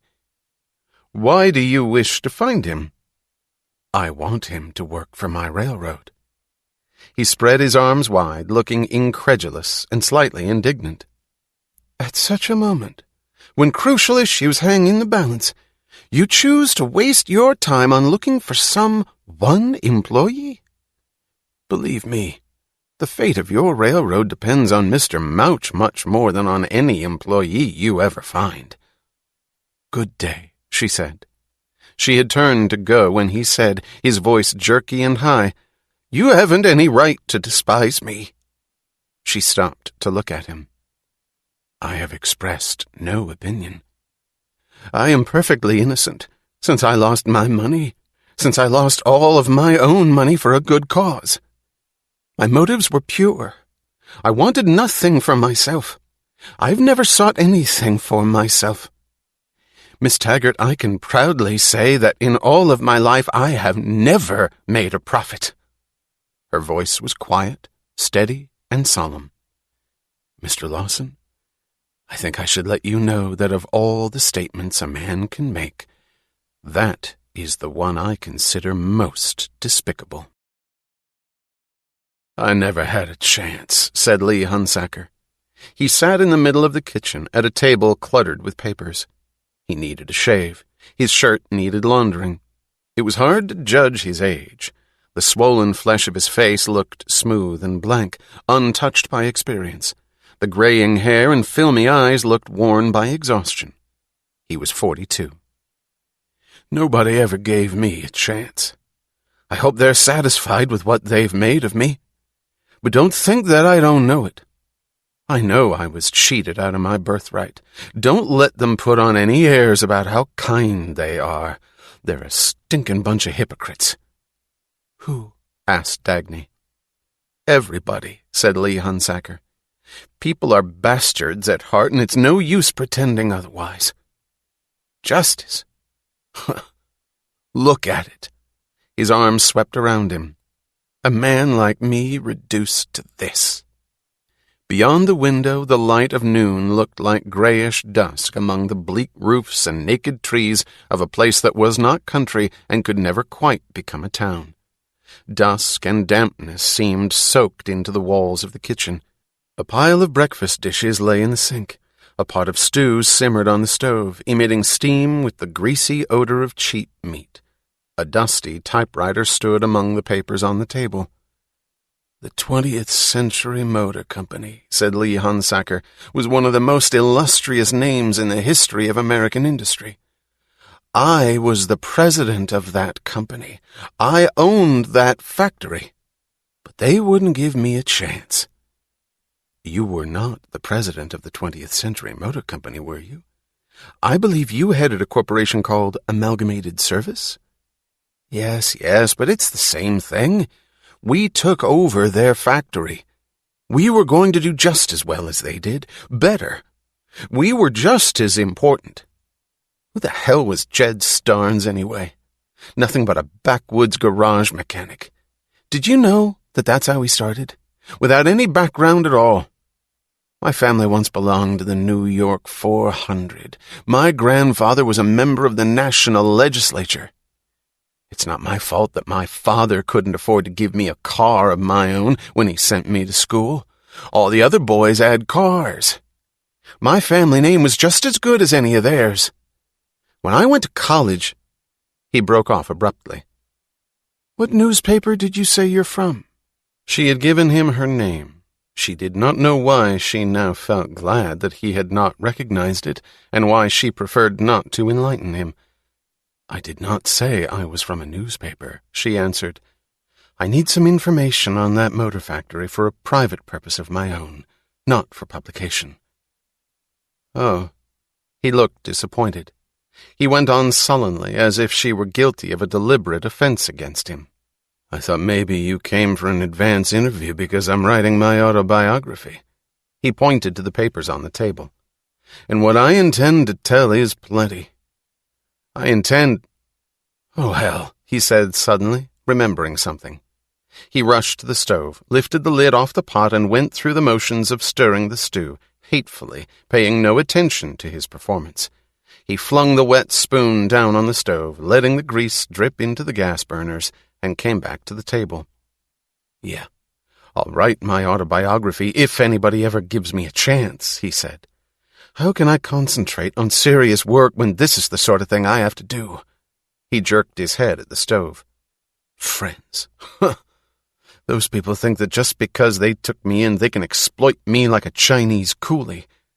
Just because I had no other place to go. They have it easy, those good old friends of mine. He never lifts a finger around the house, just sits in his store all day. A lousy little 2-bit stationery store. Can it compare in importance with the book I'm writing? And she goes out shopping and asks me to watch her damn stew for her. She knows that a writer needs peace and concentration, but does she care about that? Do you know what she did today? He leaned confidentially across the table, pointing at the dishes in the sink. She went to the market and left all the breakfast dishes there and said she'd do them later. I know what she wanted. She expected me to do them. Well, I'll fool her. I'll leave them just where they are. Would you allow me to ask you a few questions about the motor factory? Don't imagine that motor factory was the only thing in my life. I've held many important positions before. I was prominently connected at various times with enterprises manufacturing surgical appliances, paper containers, men's hats, and vacuum cleaners. Of course, that sort of stuff didn't give me much scope. But the motor factory, that was my big chance. That was what I'd been waiting for. How did you happen to acquire it? It was meant for me. It was my dream come true. The factory was shut down, bankrupt. The heirs of Jed Starnes had run it into the ground pretty fast. I don't know exactly what it was, but there had been something goofy going on up there, so the company went broke. The railroad people closed their branch line. Nobody wanted the place, nobody would bid on it. But there it was, this great factory, with all the equipment, all the machinery, all the things that had made millions for Jed Starnes. That was the kind of setup I wanted, the kind of opportunity I was entitled to.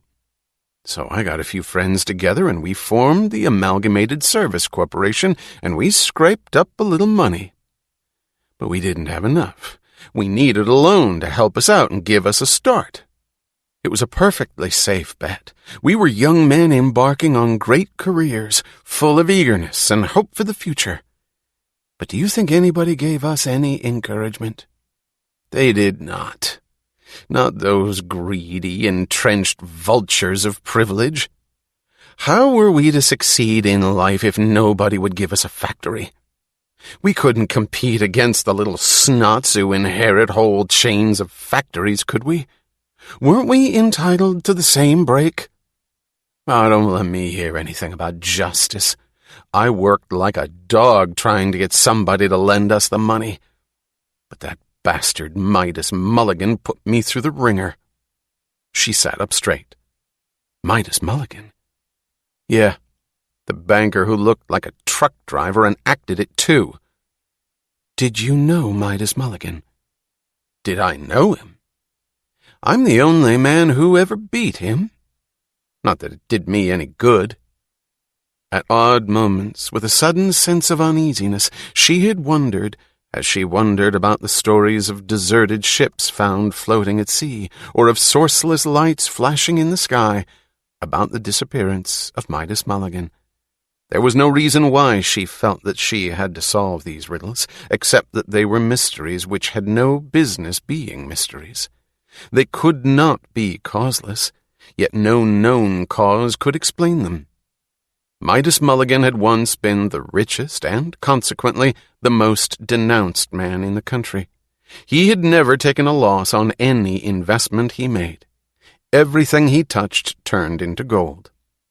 It's because I know what to touch, he said. Nobody could grasp the pattern of his investments. He rejected deals that were considered flawlessly safe, and he put enormous amounts into ventures that no other banker would handle. Through the years, he had been the trigger that had sent unexpected, spectacular bullets of industrial success shooting over the country. It was he who had invested in Reardon Steel at its start, thus helping Reardon to complete the purchase of the abandoned steel mills in Pennsylvania. When an economist referred to him once as an audacious gambler, Mulligan said, "The reason why you'll never get rich is because you think that what I do is gambling." It was rumored that one had to observe a certain unwritten rule when dealing with Midas Mulligan. If an applicant for a loan ever mentioned his personal need or any personal feeling whatever, the interview ended and he was never given another chance to speak to Mr. Mulligan. "Why, yes, I can," said Midas Mulligan when he was asked whether he could name a person more evil than the man with a heart closed to pity. The man who uses another's pity for him as a weapon. In his long career, he had ignored all the public attacks on him, except one. His first name had been Michael. When a newspaper columnist of the humanitarian clique nicknamed him Midas Mulligan, and the tag stuck to him as an insult, Mulligan appeared in court and petitioned for a legal change of his first name to Midas. The petition was granted. In the eyes of his contemporaries, he was a man who had committed the one unforgivable sin. He was proud of his wealth. These were the things Dagny had heard about Midas Mulligan. She had never met him. 7 years ago, Midas Mulligan had vanished. He left his home one morning and was never heard from again. On the next day, the depositors of the Mulligan Bank in Chicago received notices requesting that they withdraw their funds because the bank was closing. In the investigations that followed, it was learned that Mulligan had planned the closing in advance and in minute detail. His employees were merely carrying out his instructions. It was the most orderly run on a bank that the country ever witnessed. Every depositor received his money down to the last fraction of interest due. All of the bank's assets had been sold piecemeal to various financial institutions. When the books were balanced, it was found that they balanced perfectly, to the penny. Nothing was left over. The Mulligan Bank had been wiped out. No clue was ever found to Mulligan's motive, to his personal fate, or to the many millions of his personal fortune. The man and the fortune vanished as if they had never existed. No one had had any warning about his decision, and no events could be traced to explain it. If he had wished to retire, people wondered, Why hadn't he sold his establishment at a huge profit, as he could have done, instead of destroying it? There was nobody to give an answer. He had no family, no friends. His servants knew nothing. He had left his home that morning as usual and did not come back. That was all. There was, Dagny had thought uneasily for years, a quality of the impossible about Mulligan's disappearance. It was as if a New York skyscraper had vanished one night, leaving nothing behind but a vacant lot on a street corner. A man like Mulligan, and a fortune such as he had taken along with him, could not stay hidden anywhere. A skyscraper could not get lost. It would be seen rising above any plain or forest chosen for its hiding place. Were it destroyed, even its pile of rubble could not remain unnoticed. But Mulligan had gone. And in the 7 years since, in the mass of rumors, guesses, theories, Sunday supplement stories, and eyewitnesses who claimed to have seen him in every part of the world, no clue to a possible explanation had ever been discovered. Among the stories, there was one so preposterously out of character that Dagny believed it to be true. Nothing in Mulligan's nature could have given anyone ground to invent it. It was said that the last person to see him on the spring morning of his disappearance was an old woman who sold flowers on a Chicago street corner by the Mulligan Bank. She related that he stopped and bought a bunch of the year's first bluebells. His face was the happiest face she had ever seen. He had the look of a youth starting out into a great, unobstructed vision of life lying open before him. The marks of pain and tension, the sediment of years upon a human face had been wiped off, and what remained was only joyous eagerness and peace. He picked up the flowers as if on a sudden impulse, and he winked at the old woman as if he had some shining joke to share with her. He said, "Do you know how much I've always loved it? Being alive." She stared at him, bewildered, and he walked away, tossing the flowers like a ball in his hand. A broad, straight figure in a sedate, expensive businessman's overcoat, going off into the distance against the straight cliffs of office buildings with the spring sun sparkling on their windows. Midas Mulligan was a vicious bastard with a $sign stamped on his heart, said Lee Hunsaker in the fumes of the acrid stew. My whole future depended upon a miserable $500,000, which was just small change to him, but when I applied for a loan, he turned me down flat. For no better reason than that I had no collateral to offer. How could I have accumulated any collateral when nobody had ever given me a chance at anything big? Why did he lend money to others but not to me? It was plain discrimination. He didn't even care about my feelings. He said that my past record of failures disqualified me for ownership of a vegetable pushcart, let alone a motor factory. What failures? I couldn't help it if a lot of ignorant grocers refused to cooperate with me about the paper containers. By what right did he pass judgment on my ability? Why did my plans for my own future have to depend upon the arbitrary opinion of a selfish monopolist? I wasn't going to stand for that. I wasn't going to take it lying down. I brought suit against him. You did what? Oh, yes, he said proudly.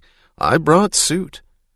I'm sure it would seem strange in some of your hide-bound eastern states, but the state of Illinois had a very humane, very progressive law under which I could sue him. I must say it was the first case of its kind, but I had a very smart, liberal lawyer who saw a way for us to do it. It was an economic emergency law which said that people were forbidden to discriminate for any reason whatever against any person in any matter involving his livelihood. It was used to protect day laborers and such, but it applied to me and my partners as well, didn't it? So we went to court, and we testified about the bad breaks we'd all had in the past, and I quoted Mulligan saying that I couldn't even own a vegetable pushcart, and we proved that all the members of the Amalgamated Service Corporation had no prestige, no credit, no way to make a living, and therefore the purchase of the motor factory was our only chance of livelihood. and therefore Midas Mulligan had no right to discriminate against us, and therefore we were entitled to demand a loan from him under the law. Oh, we had a perfect case, all right, but the man who presided at the trial was Judge Narragansett, one of those old-fashioned monks of the bench who thinks like a mathematician and never feels the human side of anything. He just sat there all through the trial like a marble statue, like one of those blindfolded marble statues. At the end, he instructed the jury to bring in a verdict in favor of Midas Mulligan, and he said some very harsh things about me and my partners. But we appealed to a higher court, and the higher court reversed the verdict and ordered Mulligan to give us the loan on our terms. He had 3 months in which to comply, but before the 3 months were up, something happened that nobody can figure out, and he vanished into thin air. He and his bank. There wasn't an extra penny left of that bank to collect our lawful claim. We wasted a lot of money on detectives trying to find him, as who didn't? But we gave it up. No, thought Dagny. No, apart from the sickening feeling it gave her, this case was not much worse than any of the other things that Midas Mulligan had borne for years. He had taken many losses under laws of a similar justice, under rules and edicts that had cost him much larger sums of money. He had borne them and fought and worked the harder. It was not likely that this case had broken him. What happened to Judge Narragansett? She asked involuntarily, and wondered what subconscious connection had made her ask it.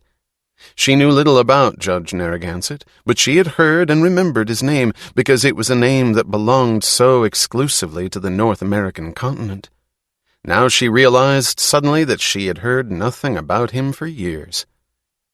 "Oh, he retired," said Lee Hunsaker. "He did?" The question was almost a gasp. "Yeah." "When?" "Oh, about 6 months later." "What did he do after he retired?" "I don't know. I don't think anybody's heard from him since." He wondered why she looked frightened. Part of the fear she felt was that she could not name its reason either. "Please, tell me about the motor factory," she said with effort. "Well, Eugene Lawson of the Community National Bank in Madison finally gave us a loan to buy the factory. But he was just a messy cheapskate. He didn't have enough money to see us through. He couldn't help us when we went bankrupt. It was not our fault. We had everything against us from the start. How could we run a factory when we had no railroad? Weren't we entitled to a railroad? I tried to get them to reopen their branch line, but those damn people at Taggart He stopped. "Say, are you by any chance one of those Taggarts?" "I am the operating vice president of Taggart Transcontinental." For a moment he stared at her in blank stupor. She saw the struggle of fear, obsequiousness, and hatred in his filmy eyes. The result was a sudden snarl. "I don't need any of you big shots. Don't think I'm going to be afraid of you. Don't expect me to beg for a job. I'm not asking favors of anybody. I bet you're not used to hear people talk to you this way, are you?" "Mr. Hunsaker, I will appreciate it very much if you will give me the information I need about the factory." "You're a little late getting interested. What's the matter? Your conscience bothering you? You people let Jed Starnes grow filthy rich on that factory, but you wouldn't give us a break. It was the same factory. We did everything he did. We started right in manufacturing the particular type of motor that had been his biggest moneymaker for years. And then some newcomer nobody ever heard of opened a 2-bit factory down in Colorado by the name of Nielsen Motors and put out a new motor of the same class as the Starnes model at half the price. We couldn't help that, could we? It was all right for Jed Starnes. No destructive competitor happened to come up in his time, but what were we to do? How could we fight this Nielsen when nobody had given us a motor to compete with his? Did you take over the Starnes research laboratory? Yes, it was there. Everything was there. His staff, too? Oh, some of them. A lot of them had gone while the factory was closed. His research staff? They were gone. Did you hire any research men of your own? Yes, some. But let me tell you, I didn't have much money to spend on such things as laboratories, when I never had enough funds to give me a breathing spell. I couldn't even pay the bills I owed for the absolutely essential modernizing and redecorating which I'd had to do. That factory was disgracefully old-fashioned from the standpoint of human efficiency. The executive offices had bare plaster walls and a dinky little washroom. Any modern psychologist will tell you that nobody could do his best in such depressing surroundings. I had to have a brighter color scheme in my office and a decent modern bathroom with a stall shower. Furthermore, I spent a lot of money on a new cafeteria and a playroom and restroom for the workers. We had to have morale, didn't we? Any enlightened person knows that man is made by the material factors of his background, and that a man's mind is shaped by his tools of production. But people wouldn't wait for the laws of economic determinism to operate upon us. We never had a motor factory before. We had to let the tools condition our minds, didn't we? But nobody gave us time. Can you tell me about the work of your research staff? Oh, I had a group of very promising young men, all of them guaranteed by diplomas from the best universities. But it didn't do me any good. I don't know what they were doing. I think they were just sitting around eating up their salaries. Who was in charge of your laboratory? Hell, how can I remember that now? Do you remember any of the names of your research staff? Do you think I had time to meet every hireling in person? Did any of them ever mention to you any experiments with an entirely new kind of motor? What motor? Let me tell you that an executive of my position does not hang around laboratories. I spent most of my time in New York and Chicago trying to raise money to keep us going. Who was the general manager of the factory? A very able fellow by the name of Roy Cunningham. He died last year in an auto accident. Drunk driving, they said. Can you give me the names and addresses of any of your associates? Anyone you remember? I don't know what's become of them. I wasn't in a mood to keep track of that. Have you preserved any of the factory records? I certainly have.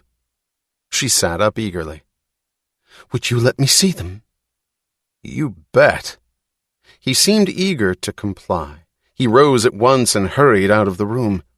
What he put down before her when he returned was a thick album of clippings. It contained his newspaper interviews and his press agent's releases. I was one of the big industrialists, too, he said proudly. I was a national figure, as you can see.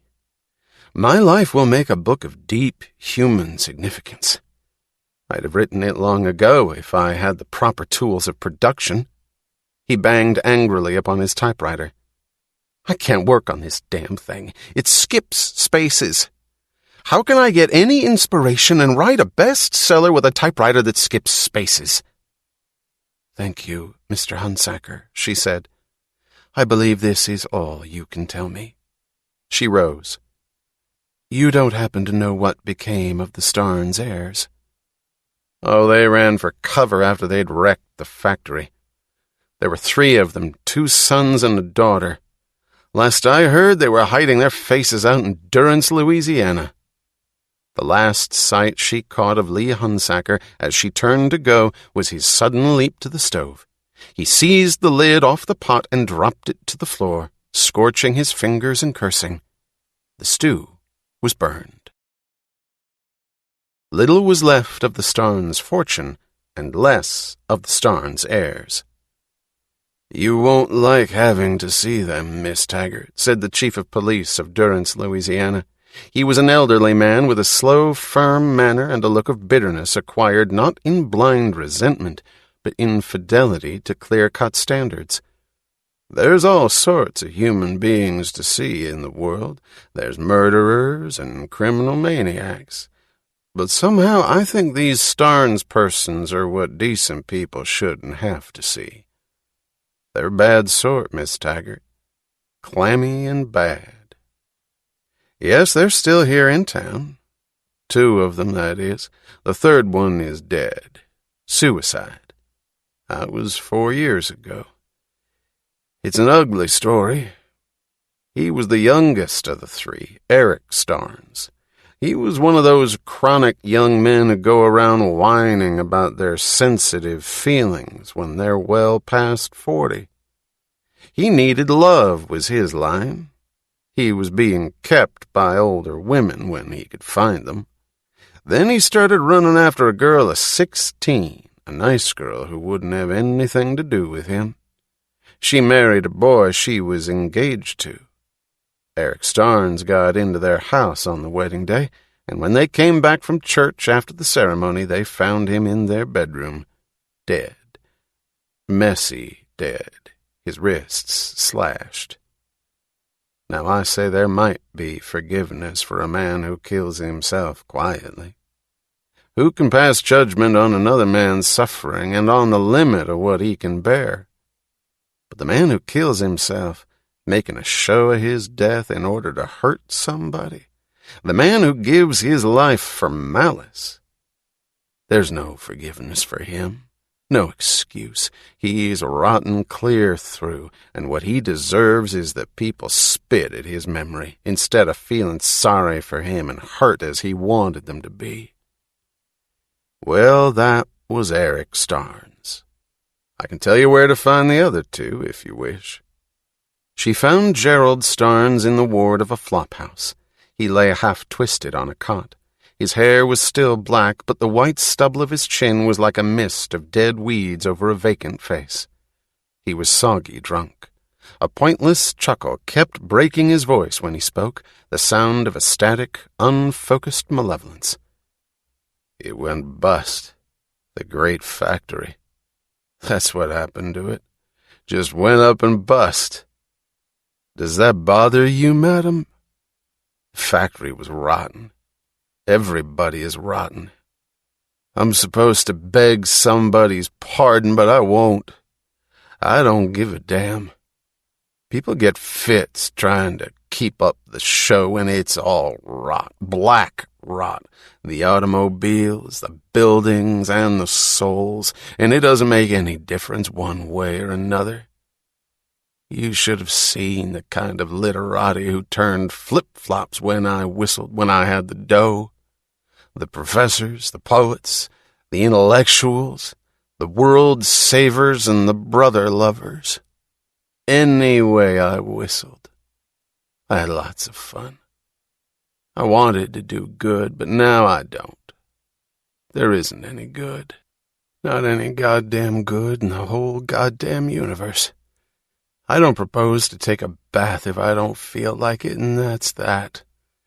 If you want to know anything about the factory, ask my sister. My sweet sister who had a trust fund they couldn't touch, so she got out of it safe even if she's in the hamburger class now, not the filet mignon a la sauce bernaise, but would she give a penny of it to her brother? The noble plan that busted was her idea as much as mine, but will she give me a penny? Ha! Go take a look at the Duchess. Take a look. What do I care about the factory? It was just a pile of greasy machinery. I'll sell you all my rights, claims, entitled to it. For a drink. I'm the last of the Starnes name. It used to be a great name. Starnes. I'll sell it to you. You think I'm a stinking bum, but that goes for all the rest of them and for rich ladies like you too. I wanted to do good for humanity. Ha! I wish they'd all boil in oil. Be lots of fun. I wish they'd choke. What does it matter? What does anything matter?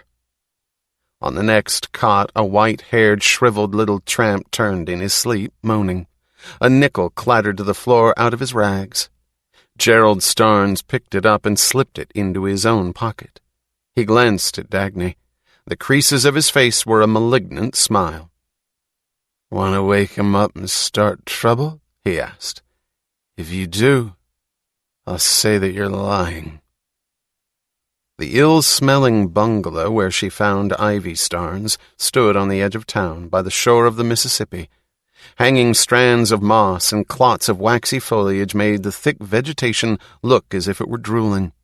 The too many draperies, hanging in the stagnant air of a small room, had the same look. The smell came from undusted corners and from incense burning in silver jars at the feet of contorted oriental deities. Ivy Starnes sat on a pillow like a baggy Buddha.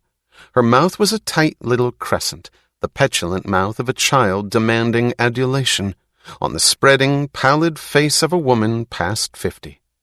Her eyes were two lifeless puddles of water. Her voice had the even, dripping monotone of rain. "I can't answer the kind of questions you're asking, my girl. The research laboratory, the engineers. Why should I remember anything about them? It was my father who was concerned with such matters, not I. My father was an evil man who cared for nothing but business. He had no time for love, only for money. My brothers and I lived on a different plane. Our aim was not to produce gadgets, but to do good. We brought a great new plan into the factory. It was 11 years ago. We were defeated by the greed, the selfishness, and the base animal nature of men. It was the eternal conflict between spirit and matter, between soul and body. They would not renounce their bodies, which was all we asked of them. I do not remember any of those men. I do not care to remember. The engineers? I believe it was they who started the hemophilia. Yes, that is what I said, the hemophilia, the slow leak, the loss of blood that cannot be stopped. They ran first. They deserted us one after another. Our plan? We put into practice that noble historical precept. From each according to his ability, to each according to his need. Everybody in the factory, from charwomen to president, received the same salary, the barest minimum necessary. Twice a year we all gathered in a mass meeting, where every person presented his claim for what he believed to be his needs. We voted on every claim, and the will of the majority established every person's need and every person's ability. The income of the factory was distributed accordingly. Rewards were based on need, and penalties on ability. Those whose needs were voted to be the greatest received the most. Those who had not produced as much as the vote said they could were fined and had to pay the fines by working overtime without pay. That was our plan. It was based on the principle of selflessness. It required men to be motivated not by personal gain, but by love for their brothers. Dagny heard a cold, implacable voice saying somewhere within her, "Remember it. Remember it well. It is not often that one can see pure evil. Look at it. Remember, and someday you'll find the words to name its essence." She heard it through the screaming of other voices that cried in helpless violence, "It's nothing. I've heard it before. I'm hearing it everywhere. It's nothing but the same old tripe. Why can't I stand it? I can't stand it. I can't stand it." "What's the matter with you, my girl? Why did you jump up like that? Why are you shaking? What? Do speak louder, I can't hear you. How did the plan work out? I do not care to discuss it. Things became very ugly indeed, and went fouler every year. It has cost me my faith in human nature. In 4 years, a plan conceived, not by the cold calculations of the mind, but by the pure love of the heart, was brought to an end in the sordid mess of policemen, lawyers, and bankruptcy proceedings. But I have seen my error, and I am free of it. I am through with the world of machines, manufacturers, and money, the world enslaved by matter. I am learning the emancipation of the spirit, as revealed in the great secrets of India, the release from bondage to flesh, the victory over physical nature, the triumph of the spirit over matter. Through the blinding white glare of anger, Dagny was seeing a long strip of concrete that had been a road, with weeds rising from its cracks, and the figure of a man contorted by a hand plough. "But, my girl, I said that I do not remember. But I do not know their names. I do not know any names. I do not know what sort of adventurers my father may have had in that laboratory.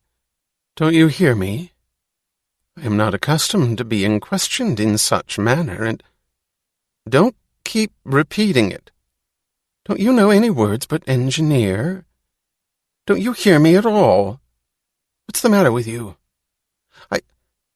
I don't like your face. Leave me alone. I don't know who you are. I've never hurt you. I'm an old woman. Don't look at me like that. Stand back. Don't come near me or I'll call for help. Oh, yes, I know that one. The chief engineer. Yes. He was the head of the laboratory. Yes. William Hastings. That was his name. William Hastings. I remember. He went off to Brandon, Wyoming. He quit the day after we introduced the plan. He was the second man to quit us. No, I don't remember who was the first. He wasn't anybody important. The woman who opened the door had graying hair and a poised, distinguished look of grooming. It took Dagny a few seconds to realize that her garment was only a simple cotton house dress. "May I see Mr. William Hastings?" asked Dagny. The woman looked at her for the briefest instant of a pause. It was an odd glance, inquiring and grave. "May I ask your name?" "I am Dagny Taggart of Taggart Transcontinental." "Oh, please come in, Miss Taggart. I am Mrs. William Hastings." The measured tone of gravity went through every syllable of her voice, like a warning. Her manner was courteous, but she did not smile. It was a modest home in the suburbs of an industrial town. Bare tree branches cut across the bright, cold blue of the sky on the top of the rise that led to the house. The walls of the living room were silver gray. Sunlight hit the crystal stand of a lamp with a white shade. Beyond an open door, a breakfast nook was papered in red-dotted white. "Were you acquainted with my husband in business, Miss Taggart?" "No, I have never met Mr. Hastings, but I should like to speak to him on a matter of business of crucial importance." "My husband died 5 years ago, Miss Taggart." Dagny closed her eyes. The dull, sinking shock contained the conclusions she did not have to make in words. This, then, had been the man she was seeking, and Reardon had been right. This was why the motor had been left unclaimed on a junk pile. "I'm sorry," she said, both to Mrs. Hastings and to herself. The suggestion of a smile on Mrs. Hastings' face held sadness, but the face had no imprint of tragedy, only a grave look of firmness, acceptance, and quiet serenity. "Mrs. Hastings, would you permit me to ask you a few questions?" "Certainly. Please sit down." "Did you have some knowledge of your husband's scientific work?" "Very little. None, really. He never discussed it at home." "He was, at one time, chief engineer of the 20th Century Motor Company?" "Yes. He had been employed by them for 18 years. I wanted to ask Mr. Hastings about his work there and the reason why he gave it up. If you can tell me, I would like to know what happened in that factory. The smile of sadness and humor appeared fully on Mrs. Hastings' face. That is what I would like to know myself, she said. But I'm afraid I shall never learn it now. I know why he left the factory. It was because of an outrageous scheme which the heirs of Jed Starnes established there. He would not work on such terms or for such people. But there was something else. I've always felt that something happened at 20th Century Motors, which he would not tell me. I'm extremely anxious to know any clue you may care to give me. I have no clue to it. I've tried to guess and given up. I cannot understand or explain it.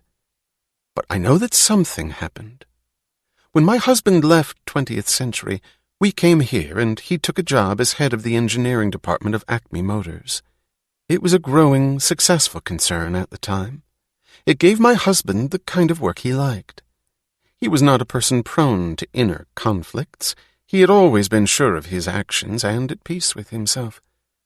But for a whole year after we left Wisconsin, he acted as if he were tortured by something, as if he were struggling with a personal problem he could not solve.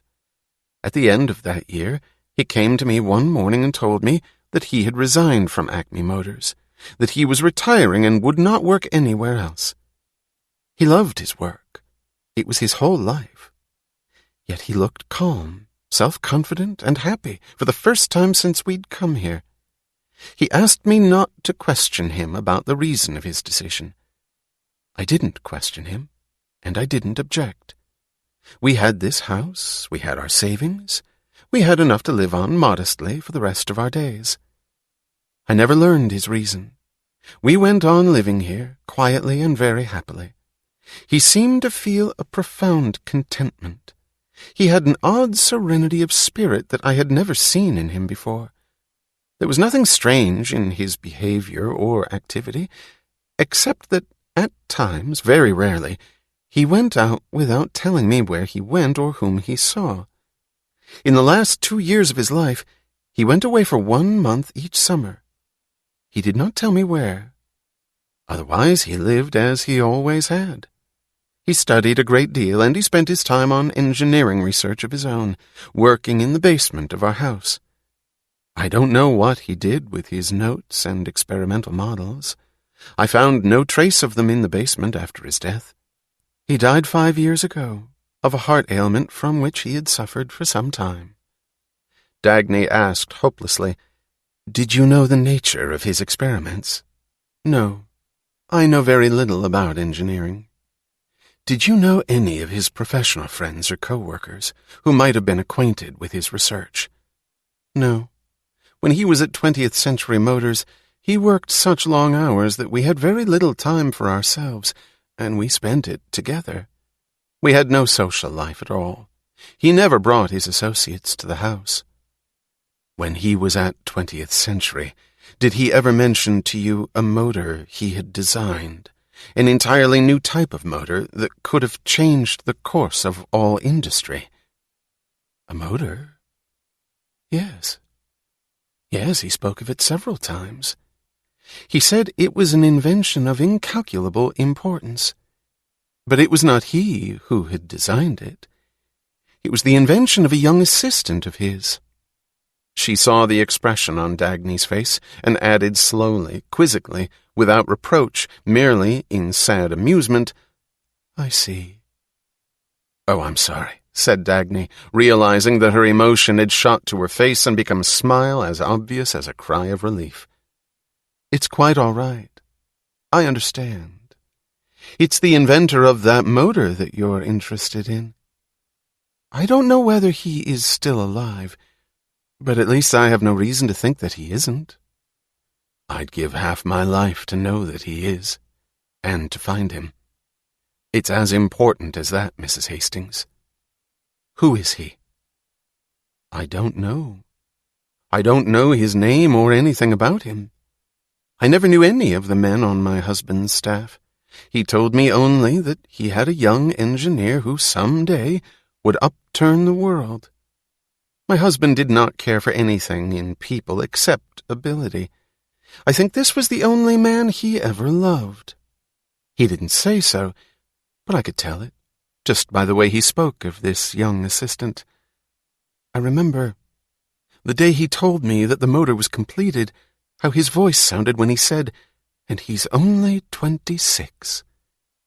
This was about a month before the death of Jed Starnes. He never mentioned the motor or the young engineer after that. You don't know what became of the young engineer? No.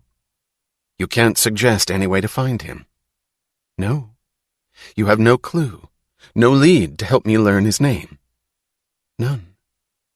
Tell me, was that motor extremely valuable?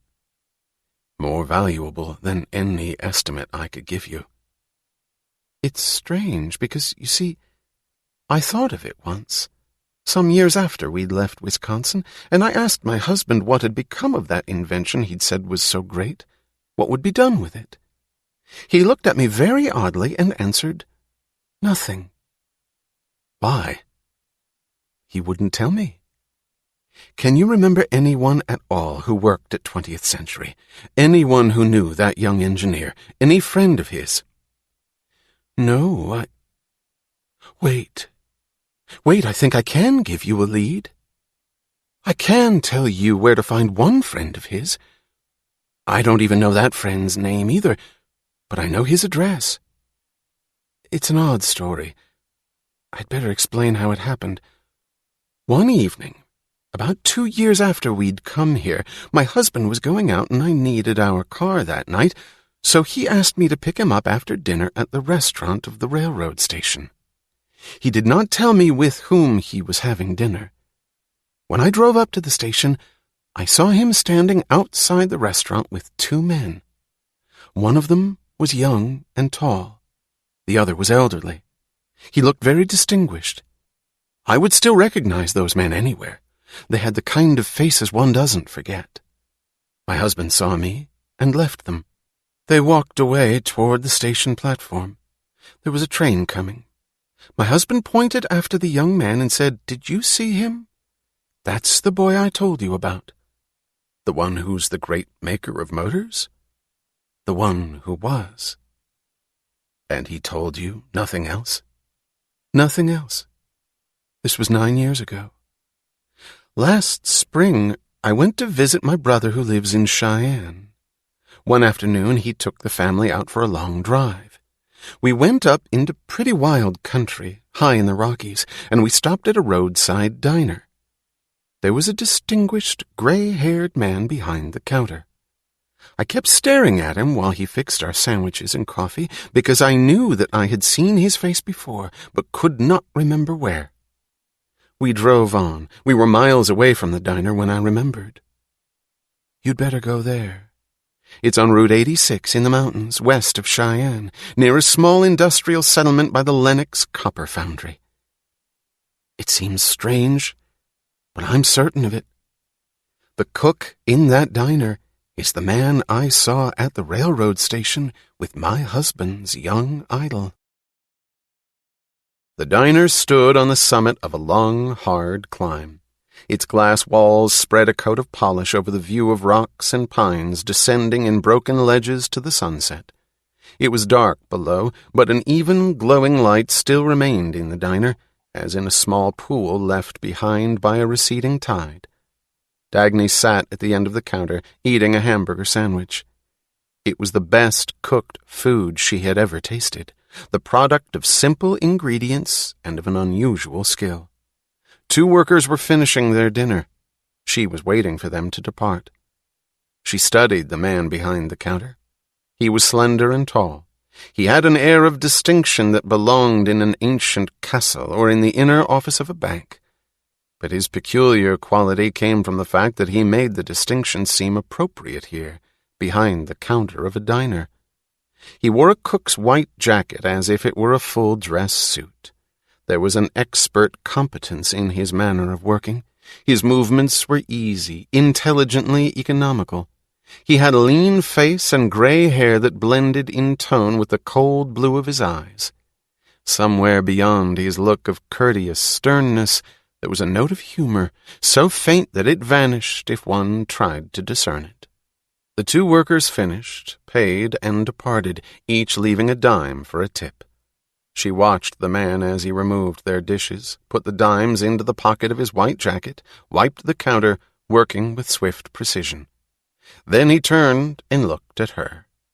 It was an impersonal glance, not intended to invite conversation, but she felt certain that he had long since noted her New York suit, her high-heeled pumps, her air of being a woman who did not waste her time. His cold, observant eyes seemed to tell her that he knew she did not belong here, and that he was waiting to discover her purpose. "How is business?" she asked. "Pretty bad. They're going to close the Lenox foundry next week, so I'll have to close soon, too, and move on." His voice was clear, impersonally cordial. "Where to?" "I haven't decided." "What sort of thing do you have in mind?" "I don't know. I'm thinking of opening a garage if I can find the right spot in some town." "Oh, no. You're too good at your job to change it. You shouldn't want to be anything but a cook." A strange, fine smile moved the curve of his mouth. "No?" he asked courteously. "No. How would you like a job in New York?" He looked at her, astonished. "I'm serious. I can give you a job on a big railroad, in charge of the dining car department." "May I ask why you should want to?" She raised the hamburger sandwich in its white paper napkin. "There's one of the reasons." "Thank you. What are the others?" "I don't suppose you've lived in a big city, or you'd know how miserably difficult it is to find any competent man for any job whatever." "I know a little about that." "Well, how about it then? Would you like a job in New York at $10,000 a year?" No. She had been carried away by the joy of discovering and rewarding ability. She looked at him silently, shocked. "I don't think you understood me," she said. "I did." "You're refusing an opportunity of this kind?" "Yes." "But why?" "That is a personal matter." "Why should you work like this when you can have a better job?" "I am not looking for a better job." "You don't want a chance to rise and make money?" "No. Why do you insist?" "Because I hate to see ability being wasted." He said slowly, intently, "So do I."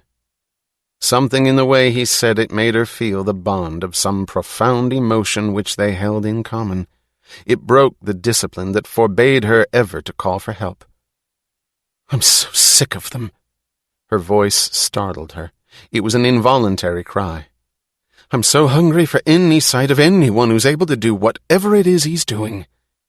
She pressed the back of her hand to her eyes, trying to dam the outbreak of a despair she had not permitted herself to acknowledge. She had not known the extent of it, nor how little of her endurance the quest had left her. "I'm sorry," he said, his voice low. It sounded not as an apology, but as a statement of compassion. She glanced up at him. He smiled, and she knew that the smile was intended to break the bond which he too had felt. The smile had a trace of courteous mockery. He said, "But I don't believe that you came all the way from New York just to hunt for railroad cooks in the Rockies." "No, I came for something else." She leaned forward, both forearms braced firmly against the counter, feeling calm and in tight control again, sensing a dangerous adversary. "Did you know about 10 years ago a young engineer who worked for the 20th Century Motor Company?" She counted the seconds of a pause. She could not define the nature of the way he looked at her, except that it was the look of some special attentiveness. Yes, I did, he answered. Could you give me his name and address? What for? It's crucially important that I find him. That man? Of what importance is he? He is the most important man in the world. Really? Why? Did you know anything about his work? Yes. Did you know that he hit upon an idea of the most tremendous consequence? He let a moment pass. May I ask who you are? Dagny Taggart. I'm the vice president. Yes, Miss Taggart. I know who you are. He said it with impersonal deference, but he looked as if he had found the answer to some special question in his mind and was not astonished any longer. Then you know that my interest is not idle, she said. I'm in a position to give him the chance he needs, and I'm prepared to pay anything he asks. May I ask what has aroused your interest in him? His motor. How did you happen to know about his motor?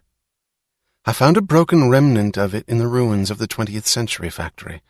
Not enough of it to reconstruct it or to learn how it worked, but enough to know that it did work and that it's an invention which can save my railroad, the country, and the economy of the whole world. Don't ask me to tell you now what trail I've followed, trying to trace that motor and to find its inventor. That's not of any importance. Even my life and work are not of any importance to me right now. Nothing is of any importance except that I must find him. Don't ask me how I happened to come to you. You're the end of the trail. Tell me his name. He had listened without moving, looking straight at her. The attentiveness of his eyes seemed to take hold of every word and store it carefully away, giving her no clue to his purpose. He did not move for a long time. Then he said, "Give it up, Miss Taggart. You won't find him." What is his name? I can tell you nothing about him.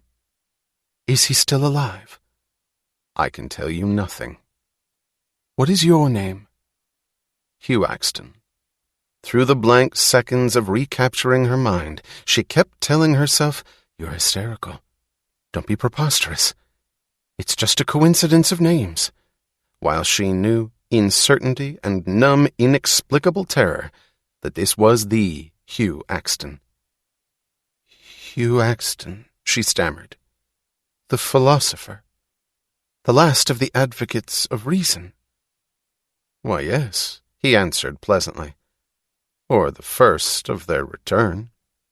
He did not seem startled by her shock, but he seemed to find it unnecessary.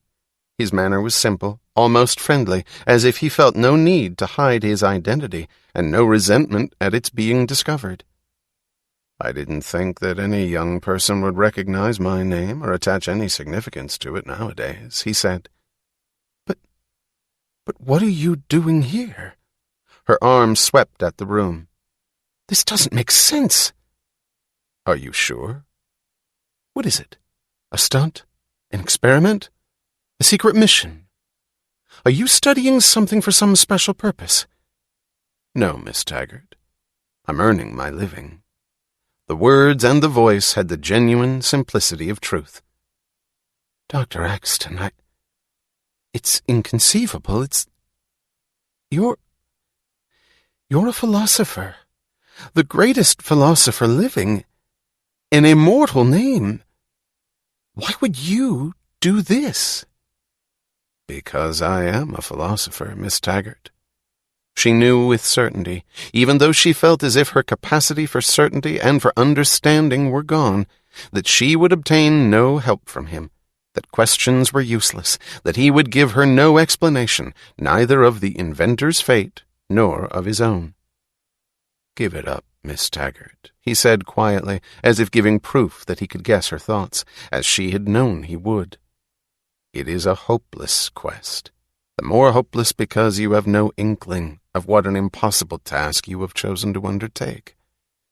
I would like to spare you the strain of trying to devise some argument, trick, or plea that would make me give you the information you are seeking. Take my word for it. It can't be done. You said I'm the end of your trail.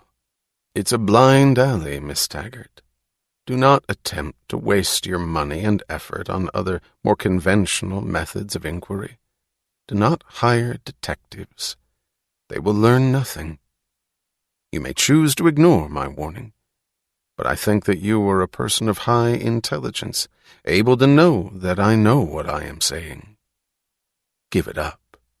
The secret you are trying to solve involves something greater, much greater than the invention of a motor run by atmospheric electricity. There is only one helpful suggestion that I can give you. By the essence and nature of existence, contradictions cannot exist.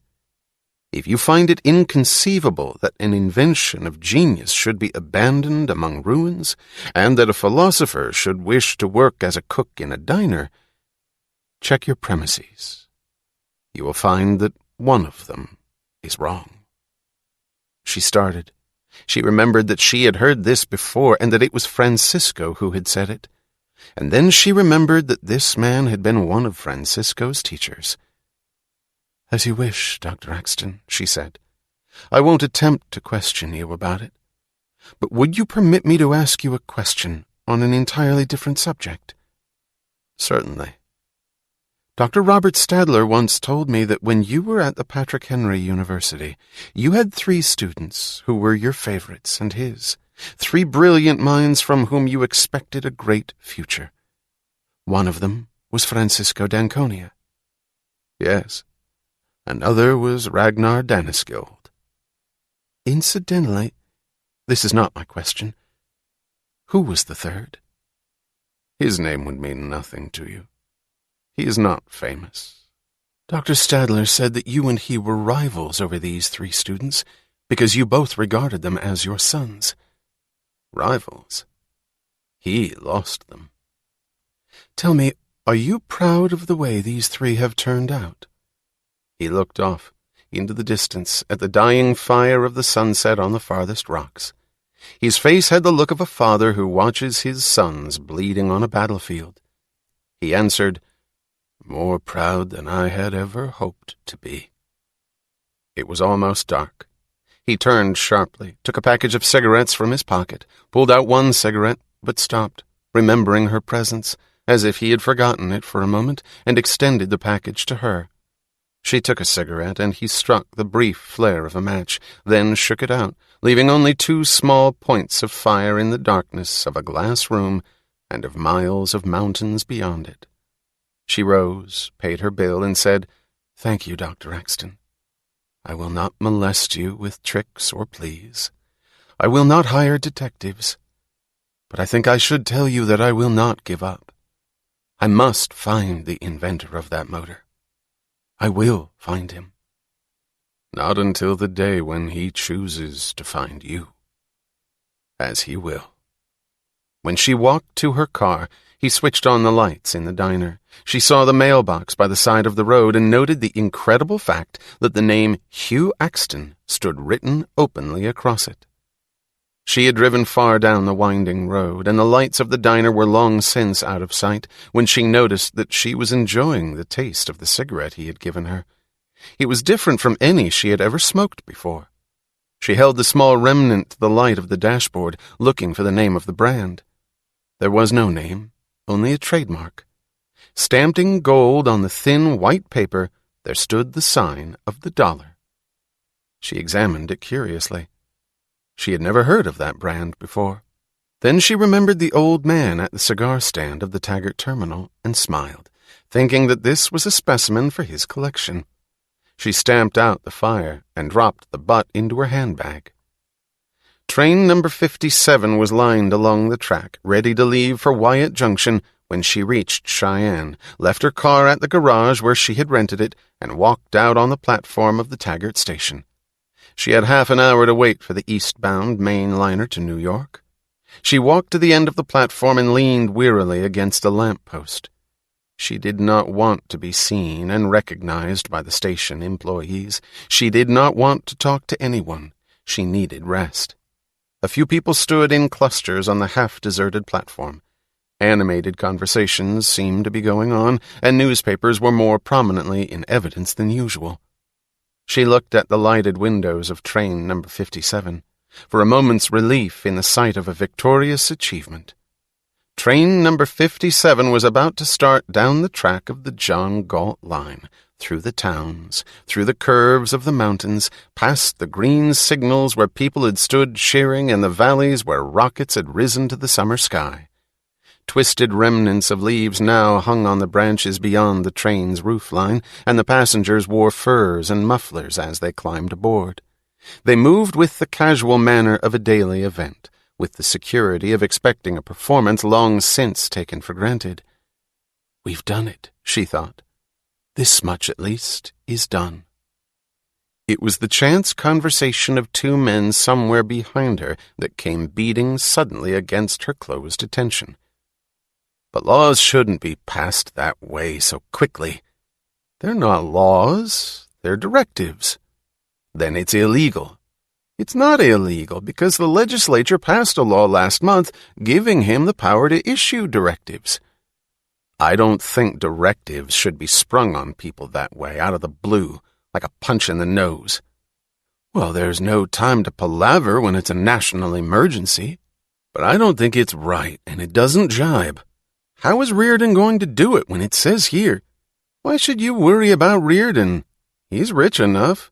He can find a way to do anything." Then she leaped to the first newsstand in sight and seized a copy of the evening paper. It was on the front page.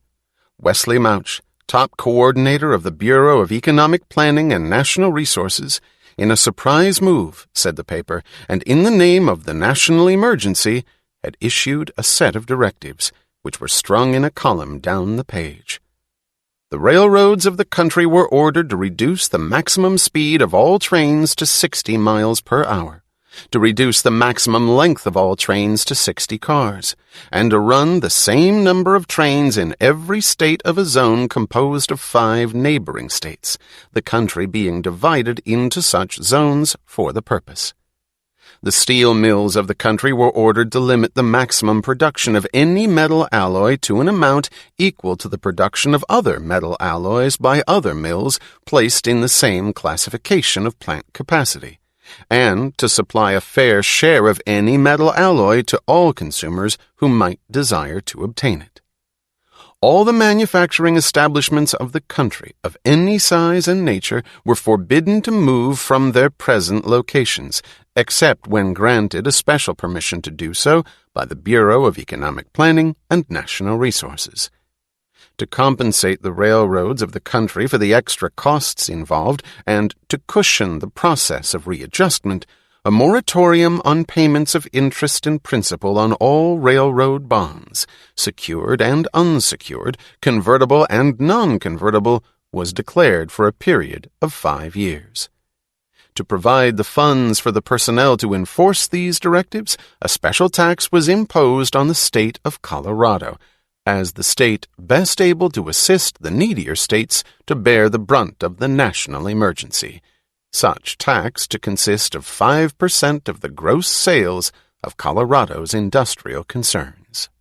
The cry she uttered was one she had never permitted herself before, because she made it her pride always to answer it herself. But she saw a man standing a few steps away. She did not see that he was a ragged bum, and she uttered the cry because it was the plea of reason, and he was a human figure. "What are we going to do?" The bum grinned mirthlessly and shrugged. "Who is John Galt?" It was not Taggart Transcontinental that stood as the focus of terror in her mind. It was not the thought of Hank Reardon tied to a rack pulled in opposite directions. It was Ellis Wyatt. Wiping out the rest, filling her consciousness, leaving no room for words, no time for wonder, as a glaring answer to the questions she had not begun to ask, stood 2 pictures.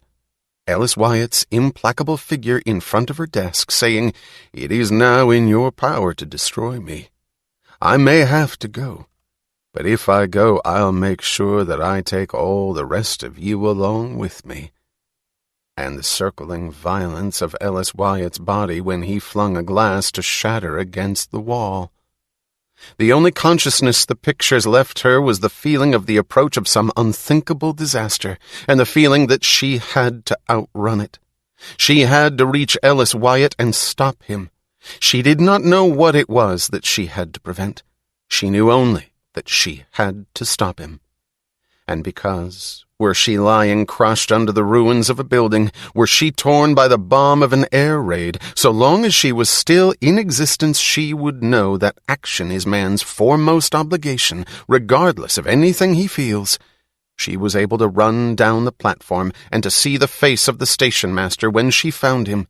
She was able to order, "Hold number 57 for me," then to run to the privacy of a telephone booth in the darkness beyond the end of the platform and to give the long-distance operator the number of Ellis Wyatt's house.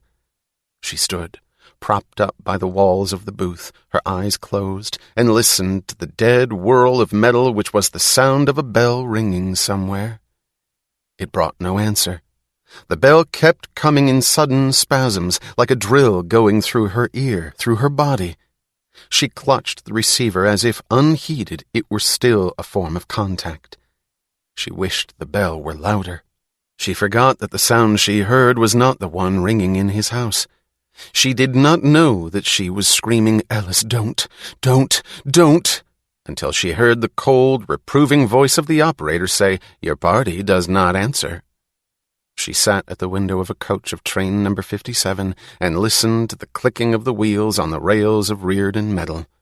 She sat unresisting, swaying with the motion of the train. The black luster of the window hid the countryside she did not want to see. It was her second run on the John Galt line, and she tried not to think of the first. The bondholders, she thought, the bondholders of the John Galt line.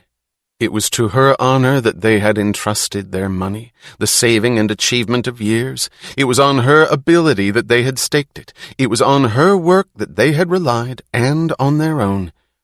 And she had been made to betray them into a looter's trap. There would be no trains and no lifeblood of freight. The John Galt line had been only a drain pipe that had permitted Jim Taggart to make a deal and to drain their wealth, unearned, into his pocket, in exchange for letting others drain his railroad.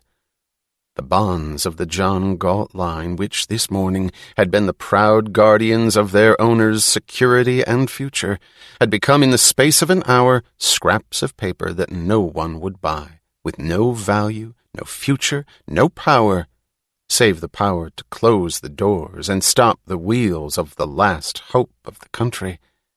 And Taggart Transcontinental was not a living plant, fed by blood it had worked to produce, but a cannibal of the moment, devouring the unborn children of greatness. The tax on Colorado, she thought. The tax collected from Ellis Wyatt to pay for the livelihood of those whose job was to tie him and make him unable to live. Those who would stand on guard to see that he got no trains, no tank cars, no pipeline of Reardon metal. Ellis Wyatt, stripped of the right of self-defense, left without voice, without weapons, and worse, made to be the tool of his own destruction, the supporter of his own destroyers, the provider of their food and of their weapons. Ellis Wyatt being choked, with his own bright energy turned against him as the noose. Ellis Wyatt, who had wanted to tap an unlimited source of shale oil, and who spoke of a second renaissance. She sat bent over, her head on her arms, slumped at the ledge of the window, while the great curves of the green-blue rail, the mountains, the valleys, the new towns of Colorado went by in the darkness, unseen. The sudden jolt of brakes on wheels threw her upright. It was an unscheduled stop, and the platform of the small station was crowded with people, all looking off in the same direction.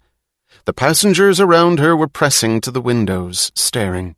She leaped to her feet. She ran down the aisle, down the steps, into the cold wind sweeping the platform. In the instant before she saw it and her scream cut the voices of the crowd, she knew that she had known that which she was to see.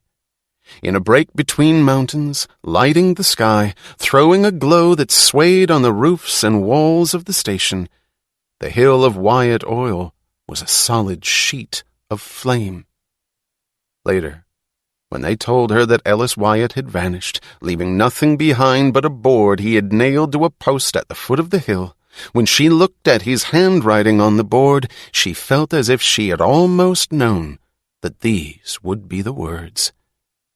I am leaving it as I found it. Take over. It's yours. Part 2. Either or. Chapter 1. The Man Who Belonged on Earth. Dr. Robert Stadler paced his office, wishing he would not feel the cold. Spring had been late in coming. Beyond the window, the dead gray of the hills looked like the smeared transition from the soiled white of the sky to the leaden black of the river. Once in a while, a distant patch of hillside flared into a silver yellow that was almost green, then vanished. The clouds kept cracking for the width of a single sunray, then oozing closed again. It was not cold in the office, thought Dr. Stadler. It was that view that froze the place. It was not cold today. The chill was in his bones, he thought. The stored accumulation of the winter months, when he had to be distracted from his work by an awareness of such a matter as inadequate heating, and people had talked about conserving fuel. It was preposterous, he thought, this growing intrusion of the accidents of nature into the affairs of men. It had never mattered before if a winter happened to be unusually severe. If a flood washed out a section of railroad track, one did not spend 2 weeks eating canned vegetables. If an electric storm struck some power station, an establishment such as the State Science Institute was not left without electricity for 5 days. 5 days of stillness this winter, he thought, with the great laboratory motors stopped and irretrievable hours wiped out, when his staff had been working on problems that involved the heart of the universe. He turned angrily away from the window, but stopped and turned back to it again. He did not want to see the book that lay on his desk. He wished Dr. Ferris would come. He glanced at his watch. Dr. Ferris was late. An astonishing matter. Late for an appointment with him. Dr. Floyd Ferris, the valet of science, who had always faced him in a manner that suggested an apology for having but one hat to take off. This was outrageous weather for the month of May, he thought, looking down at the river. It was certainly the weather that made him feel as he did, not the book. He had placed the book in plain view on his desk when he had noted that his reluctance to see it was more than mere revulsion, that it contained the element of an emotion never to be admitted. He told himself that he had risen from his desk, not because the book lay there, but merely because he had wanted to move, feeling cold. He paced the room, trapped between the desk and the window. He would throw that book in the ash can where it belonged, he thought, just as soon as he had spoken to Dr. Ferris. He watched the patch of green and sunlight on the distant hill, the promise of spring in a world that looked as if no grass or bud would ever function again. He smiled eagerly, and when the patch vanished, he felt a stab of humiliation at his own eagerness, at the desperate way he had wanted to hold it. It reminded him of that interview with the eminent novelist last winter. The novelist had come from Europe to write an article about him, and he, who had once despised interviews, had talked eagerly, lengthily, too lengthily, seeing a promise of intelligence in the novelist's face, feeling a causeless, desperate need to be understood. The article had come out as a collection of sentences that gave him exorbitant praise and garbled every thought he had expressed. Closing the magazine, he had felt what he was feeling now at the desertion of a sunray. All right, he thought, turning away from the window. He would concede that attacks of loneliness had begun to strike him at times. But it was a loneliness to which he was entitled. It was hunger for the response of some living, thinking mind. He was so tired of all those people, he thought in contemptuous bitterness. He dealt with cosmic rays while they were unable to deal with an electric storm. He felt the sudden contraction of his mouth, like a slap denying him the right to pursue this course of thought. He was looking at the book on his desk. Its glossy jacket was glaring and new. It had been published 2 weeks ago. "But I had nothing to do with it," he screamed to himself. The scream seemed wasted on a merciless silence. Nothing answered it, no echo of forgiveness. The title on the book's jacket was, "Why Do You Think You Think?" There was no sound in that courtroom silence within him, no pity, no voice of defense, nothing but the paragraphs which his great memory had reprinted on his brain. Thought is a primitive superstition.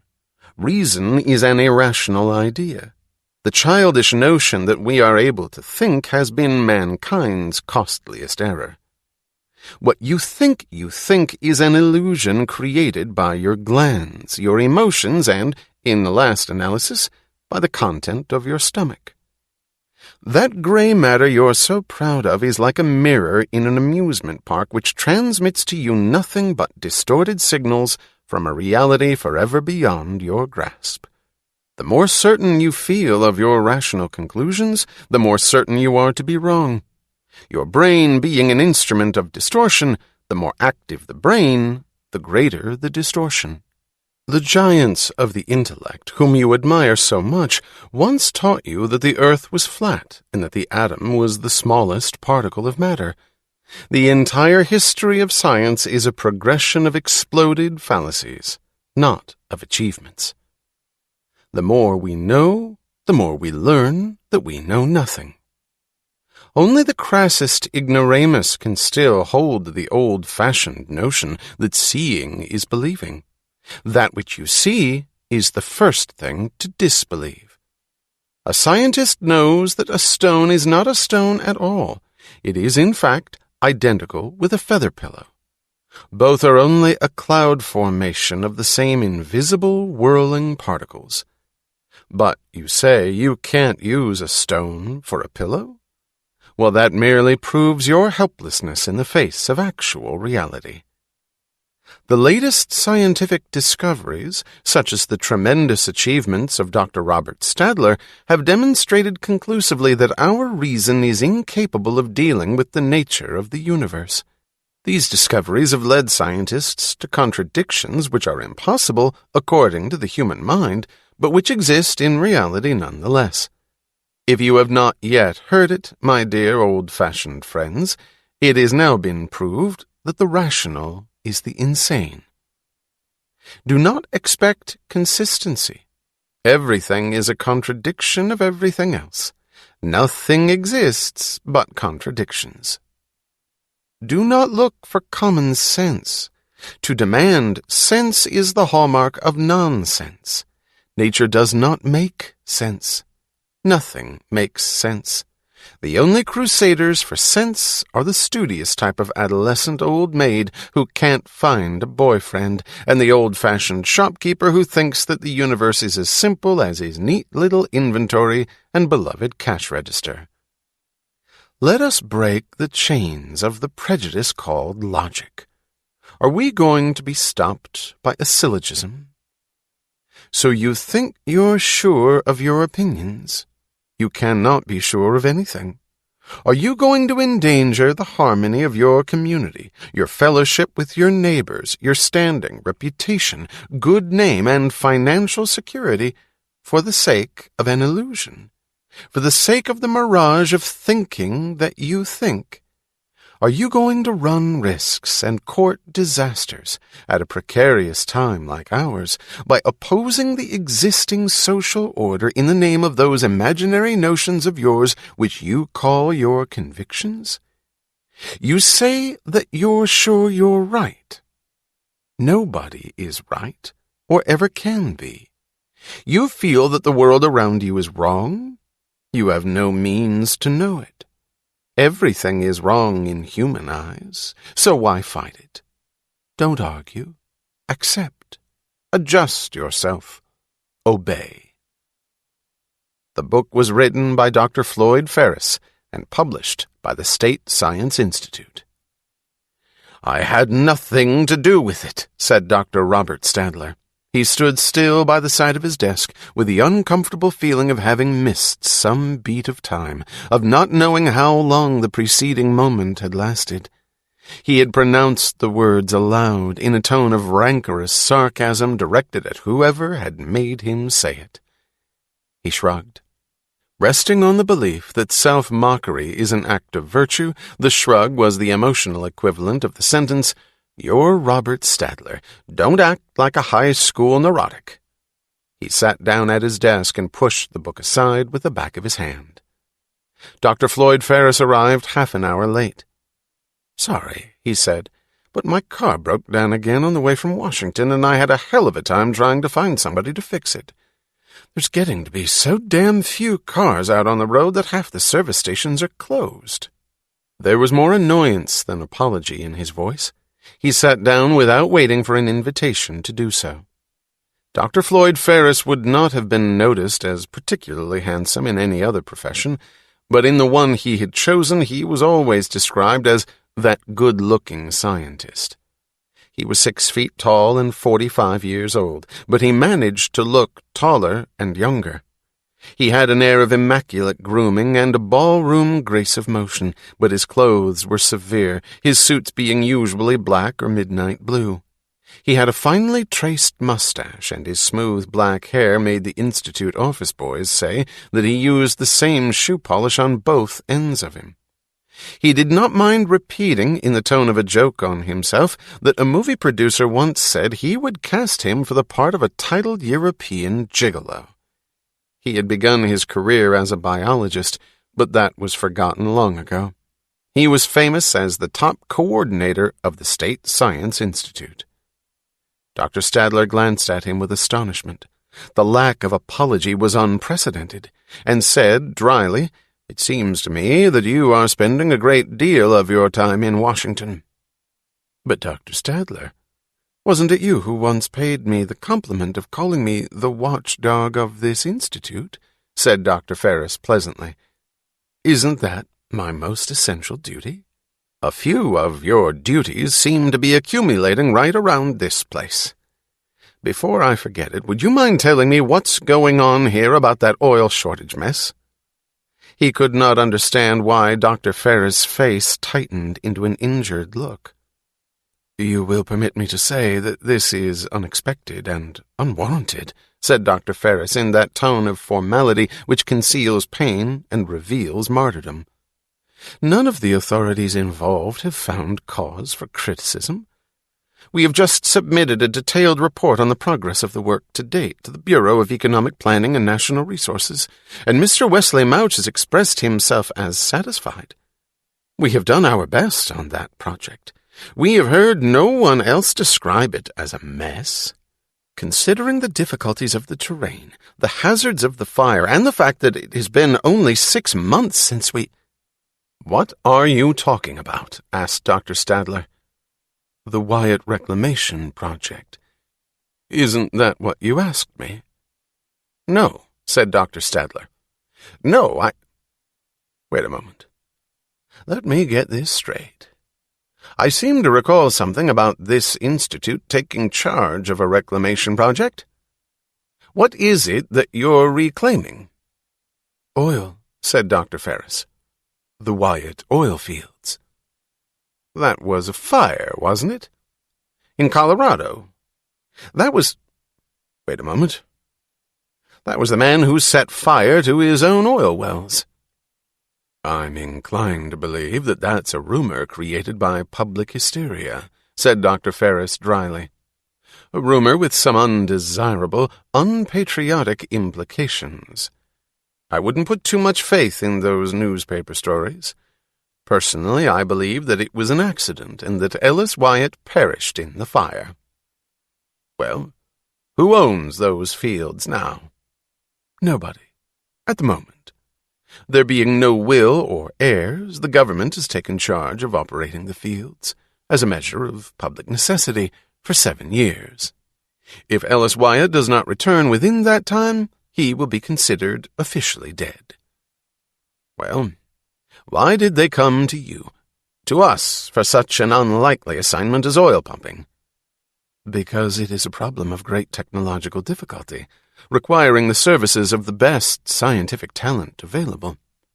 You see, it is a matter of reconstructing the special method of oil extraction that Wyatt had employed.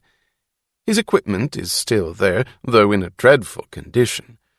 Some of his processes are known, but somehow there is no full record of the complete operation or the basic principle involved. That is what we have to rediscover.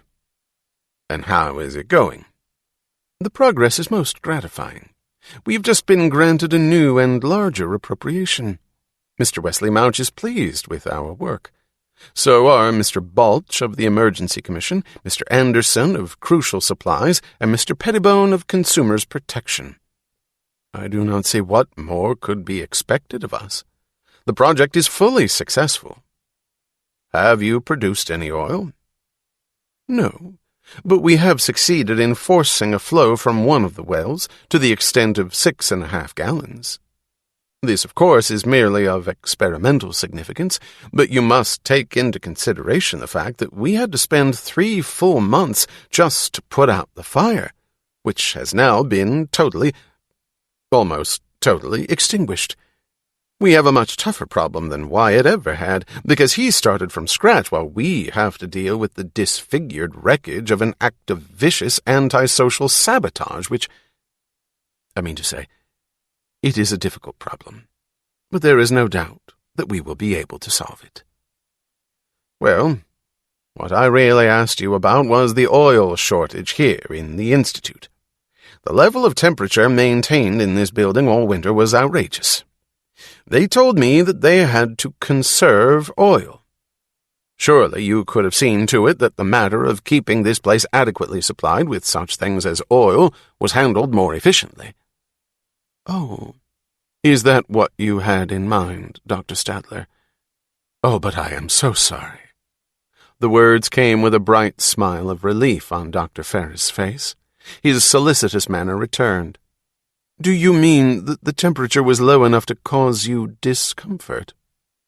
I mean that I nearly froze to death. But that is unforgivable.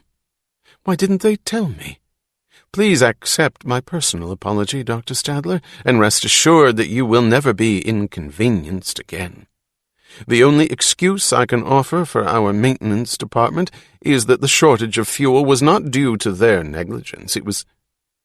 Oh, I realize that you would not know about it, and such matters should not take up your invaluable attention. But you see, the oil shortage last winter was a nationwide crisis. Why? For heaven's sake, don't tell me that those Wyatt fields were the only source of oil in the country. No. But the sudden disappearance of a major supply wrought havoc in the entire oil market. So the government had to assume control and impose oil rationing on the country in order to protect the essential enterprises. I did obtain an unusually large quota for the Institute, and only by the special favor of some very special connections, but I feel abjectly guilty if this proved insufficient.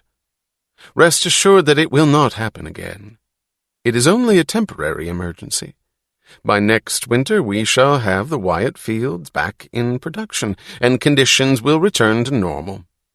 Besides, as far as this institute is concerned, I made all the arrangements to convert our furnaces to coal, and it was to be done next month, only the Stockton foundry in Colorado closed down suddenly without notice. They were casting parts for our furnaces, but Andrew Stockton retired quite unexpectedly, and now we have to wait till his nephew reopens the plant. I see. Well, I trust that you will take care of it among all your other activities. Dr. Stadler shrugged with annoyance. It is becoming a little ridiculous, the number of technological ventures that an institution of science has to handle for the government. But, Dr. Stadler... I know. It can't be avoided. By the way, what is Project X? Dr. Ferris' eyes shot to him swiftly, an odd, bright glance of alertness that seemed startled but not frightened. Where did you hear about Project X, Dr. Stadler? Oh, I heard a couple of your younger boys saying something about it with an air of mystery you'd expect from amateur detectives. They told me it was something very secret. That's right, Dr. Stadler. It is an extremely secret research project which the government has entrusted to us, and it is of utmost importance that the newspapers get no word about it. What's the X? Xylophone. Project Xylophone. That is a code name, of course. The work has to do with sound. But I am sure that it would not interest you. It is a purely technological undertaking. Yes, do spare me the story. I have no time for your technological undertakings. May I suggest that it would be advisable to refrain from mentioning the words Project X to anyone, Dr. Stadler? Oh, all right. I must say I do not enjoy discussions of that kind. But of course, and I wouldn't forgive myself if I allowed your time to be taken up by such concerns. Please feel certain that you may safely leave it to me. He made a movement to rise. Now, if this was the reason you wanted to see me, please believe that I— No, said Dr. Stadler slowly. This was not the reason I wanted to see you. Dr. Ferris volunteered no questions, no eager offers of service. He remained seated, merely waiting. Dr. Stadler reached over and made the book slide from the corner to the center of his desk, with a contemptuous flick of one hand. "Will you tell me, please," he asked, "what is this piece of indecency?" Dr. Ferris did not glance at the book, but kept his eyes fixed on Stadler's for an inexplicable moment. Then he leaned back and said with an odd smile, "I feel honored that you chose to make such an exception for my sake as reading a popular book. This little piece has sold 20,000 copies in 2 weeks. I have read it. And? I expect an explanation. Did you find the text confusing?" Dr. Stadler looked at him in bewilderment. Do you realize what theme you chose to treat, and in what manner? The style alone, the gutter kind of attitude, for a subject of this nature. Do you think, then, that the content deserved a more dignified form of presentation? The voice was so innocently smooth that Dr. Stadler could not decide whether this was mockery. Do you realize what you're preaching in this book? Since you do not seem to approve of it, Dr. Stadler, I'd rather have you think that I wrote it innocently. This was it, thought Dr. Stadler. This was the incomprehensible element in Ferris' manner. He had supposed that an indication of his disapproval would be sufficient, but Ferris seemed to remain untouched by it. If a drunken lout could find the power to express himself on paper, said Dr. Stadler, if he could give voice to his essence, the eternal savage, leering his hatred of the mind, this is the sort of book I would expect him to write. But to see it come from a scientist under the imprint of this institute— But, Dr. Stadler, this book was not intended to be read by scientists. It was written for that drunken lout. What do you mean? For the general public. But, good God, the feeblest imbecile should be able to see the glaring contradictions in every one of your statements. Let us put it this way, Dr. Stadler. The man who doesn't see that deserves to believe all my statements. But you've given the prestige of science to that unspeakable stuff. It was all right for a disreputable mediocrity like Simon Pritchett to drool it as some sort of woozy mysticism. Nobody listened to him. But you've made them think it's science. Science! You've taken the achievements of the mind to destroy the mind. By what right did you use my work to make an unwarranted, preposterous switch into another field, pull an inapplicable metaphor, and draw a monstrous generalization out of what is merely a mathematical problem? By what right did you make it sound as if I gave my sanction to that book?" Dr. Ferris did nothing. He merely looked at Dr. Stadler calmly, but the calm gave him an air that was almost patronizing.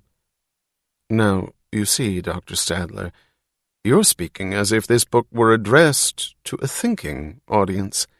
If it were, one would have to be concerned with such matters as accuracy, validity, logic, and the prestige of science. But it isn't. It's addressed to the public. And you have always been first to believe that the public does not think." He paused, but Dr. Stadler said nothing.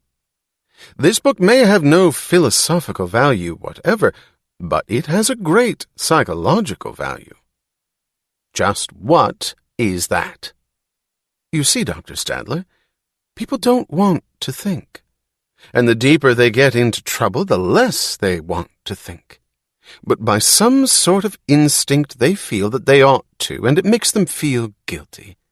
So they'll bless and follow anyone who gives them a justification for not thinking.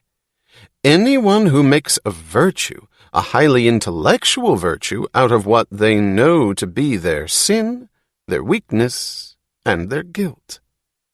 And you propose to pander to that. That is the road to popularity. Why should you seek popularity?" Dr. Ferris' eyes moved casually to Dr. Stadler's face, as if by pure accident. "We are a public institution," he answered evenly, "supported by public funds." "So you tell people that science is a futile fraud which ought to be abolished?"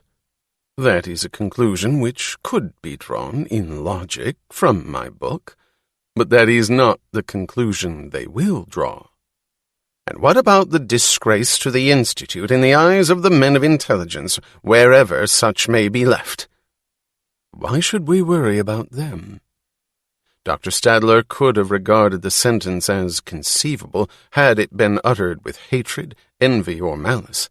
But the absence of any such emotion, the casual ease of the voice, an ease suggesting a chuckle, hit him like a moment's glimpse of a realm that could not be taken as part of reality. The thing spreading down to his stomach was cold terror. "Did you observe the reactions to my book, Dr. Stadler?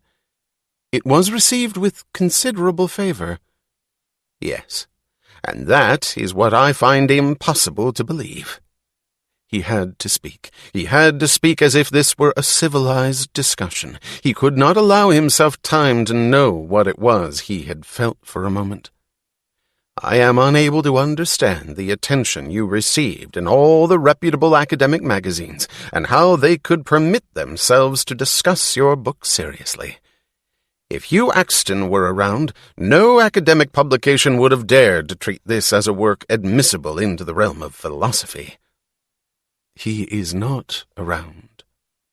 Dr. Stadler felt that there were words which he was now called upon to pronounce, and he wished he could end this conversation before he discovered what they were.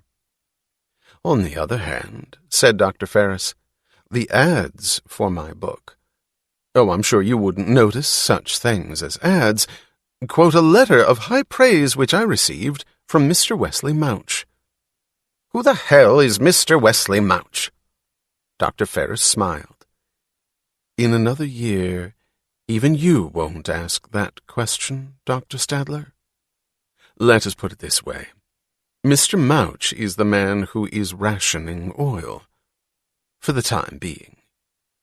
Then I suggest that you stick to your job. Deal with Mr. Mouch and leave him the realm of oil furnaces, but leave the realm of ideas to me." "It would be curious to try to formulate the line of demarcation," said Dr. Ferris, in the tone of an idle academic remark. "But if we are talking about my book, why, then we're talking about the realm of public relations." He turned to point solicitously at the mathematical formulas chalked on the blackboard. "Dr. Stadler, it would be disastrous if you allowed the realm of public relations to distract you from the work which you alone on earth are capable of doing. It was said with obsequious deference, and Dr. Stadler could not tell what made him hear in it the sentence, "Stick to your blackboard." He felt a biting irritation, and he switched it against himself, thinking angrily that he had to get rid of these suspicions. "Public relations," he said contemptuously. "I don't see any practical purpose in your book. I don't see what it's intended to accomplish." "Don't you?" Dr. Ferris' eyes flickered briefly to his face. The sparkle of insolence was too swift to be identified with certainty. "I cannot permit myself to consider certain things as possible in a civilized society," Dr. Stadler said sternly. "That is admirably exact," said Dr. Ferris cheerfully. "You cannot permit yourself." Dr. Ferris rose, being first to indicate that the interview was ended. "Please call for me whenever anything occurs in this institute to cause you discomfort, Dr. Stadler," he said. "It is my privilege always to be at your service." Knowing that he had to assert his authority, smothering the shameful realization of the sort of substitute he was choosing, Dr. Stadler said imperiously, in a tone of sarcastic rudeness, "The next time I call for you, you'd better do something about that car of yours." "Yes, Dr. Stadler. I shall make certain never to be late again, and I beg you to forgive me." Dr. Ferris responded as if playing a part on cue, as if he were pleased that Dr. Stadler had learned at last the modern method of communication. "My car has been causing me a great deal of trouble. It's falling to pieces, and I had ordered a new one some time ago, the best one on the market, a Hammond convertible. But Lawrence Hammond went out of business last week, without reason or warning, so now I'm stuck. Those bastards seem to be vanishing somewhere. Something will have to be done about it." When Ferris had gone, Dr. Stadler sat at his desk, his shoulders shrinking together, conscious only of a desperate wish not to be seen by anyone. In the fog of the pain which he would not define, there was also the desperate feeling that no one of those he valued, would ever wish to see him again. He knew the words which he had not uttered. He had not said that he would denounce the book in public and repudiate it in the name of the Institute. He had not said it because he had been afraid to discover that the threat would leave Ferris unmoved, that Ferris was safe, that the word of Dr. Robert Stadler had no power any longer. And while he told himself that he would consider later the question of making a public protest, he knew that he would not make it. He picked up the book and let it drop into the wastebasket. A face came to his mind, suddenly and clearly, as if he were seeing the purity of its every line, a young face he had not permitted himself to recall for years. He thought, "No, he has not read this book. He won't see it. He's dead. He must have died long ago." The sharp pain was the shock of discovering simultaneously that this was the man he longed to see more than any other being in the world, and that he had to hope that this man was dead. He did not know why, when the telephone rang and his secretary told him that Miss Dagny Taggart was on the line, why he seized the receiver with eagerness and noticed that his hand was trembling. She would never want to see him again, he had thought for over a year. He heard her clear, impersonal voice asking for an appointment to see him. "Yes, Miss Taggart, certainly. Yes, indeed. Monday morning? Yes. Look, Miss Taggart, I have an engagement in New York today. I could drop in at your office this afternoon, if you wish." No trouble at all. I'll be delighted. This afternoon, Miss Taggart, about 4 o'clock. He had no engagement in New York. He did not give himself time to know what had prompted him to do it. He was smiling eagerly, looking at a patch of sunlight on a distant hill. Dagny drew a black line across train number 93 on the schedule and felt a moment's desolate satisfaction in noting that she did it calmly. It was an action which she had had to perform many times in the last 6 months. It had been hard at first. It was becoming easier. The day would come, she thought, when she would be able to deliver that death stroke even without the small salute of an effort. Train number 93 was a freight that had earned its living by carrying supplies to Hammondsville, Colorado. She knew what steps would come next. First, the death of the special freights, then the shrinking in the number of boxcars for Hammondsville, attached like poor relatives to the rear end of freights bound for other towns, then the gradual cutting of the stops at Hammondsville Station from the schedules of the passenger trains, then the day when she would strike Hammondsville, Colorado, off the map. That had been the progression of Wyatt Junction and of the town called Stockton. She knew, once word was received that Lawrence Hammond had retired, that it was useless to wait, to hope, and to wonder whether his cousin, his lawyer, or a committee of local citizens would reopen the plant. She knew it was time to start cutting the schedules. It had lasted less than 6 months after Ellis Wyatt had gone, that period which a columnist had gleefully called the field day of the little fellow.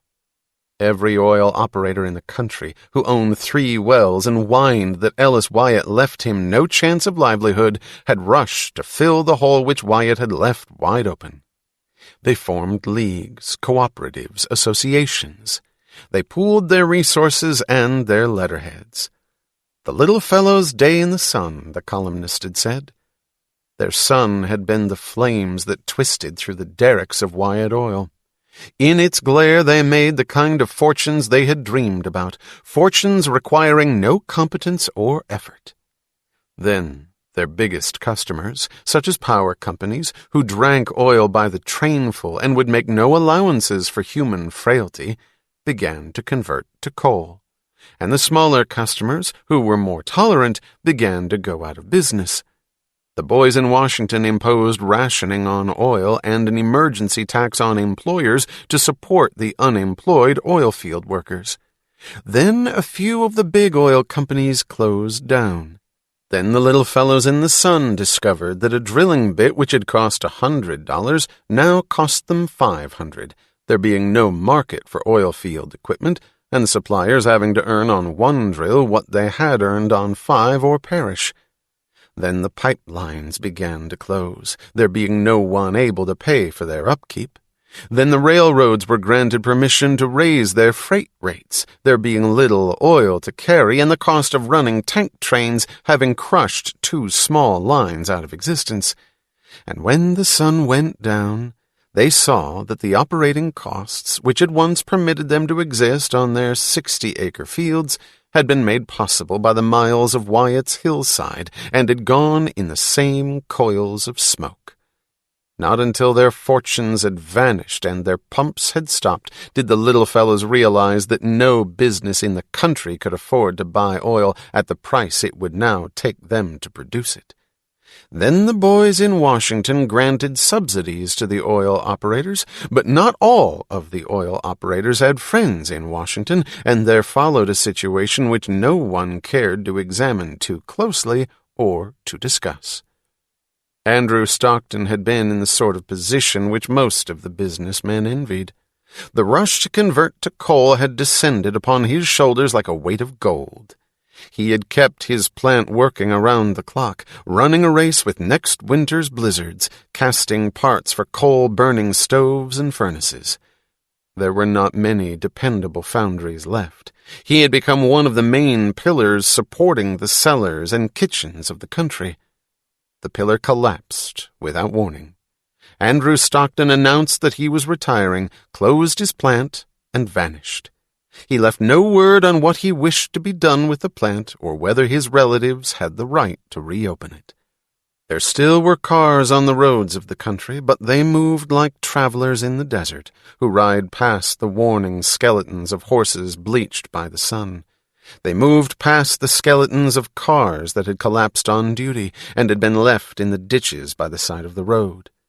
People were not buying cars any longer, and the automobile factories were closing. But there were men still able to get oil by means of friendships that nobody cared to question. These men bought cars at any price demanded. Lights flooded the mountains of Colorado from the great windows of the plant, where the assembly belts of Lawrence Hammond poured trucks and cars to the sidings of Taggart Transcontinental. The word that Lawrence Hammond had retired came when least expected, brief and sudden like the single stroke of a bell in a heavy stillness. A committee of local citizens was now broadcasting appeals on the radio, begging Lawrence Hammond, wherever he was, to give them permission to reopen his plant. There was no answer. She had screamed when Alice Wyatt went. She had gasped when Andrew Stockton retired. When she heard that Lawrence Hammond had quit, she asked impassively, "Who's next?" "No, Miss Taggart, I can't explain it," the sister of Andrew Stockton had told her on her last trip to Colorado 2 months ago.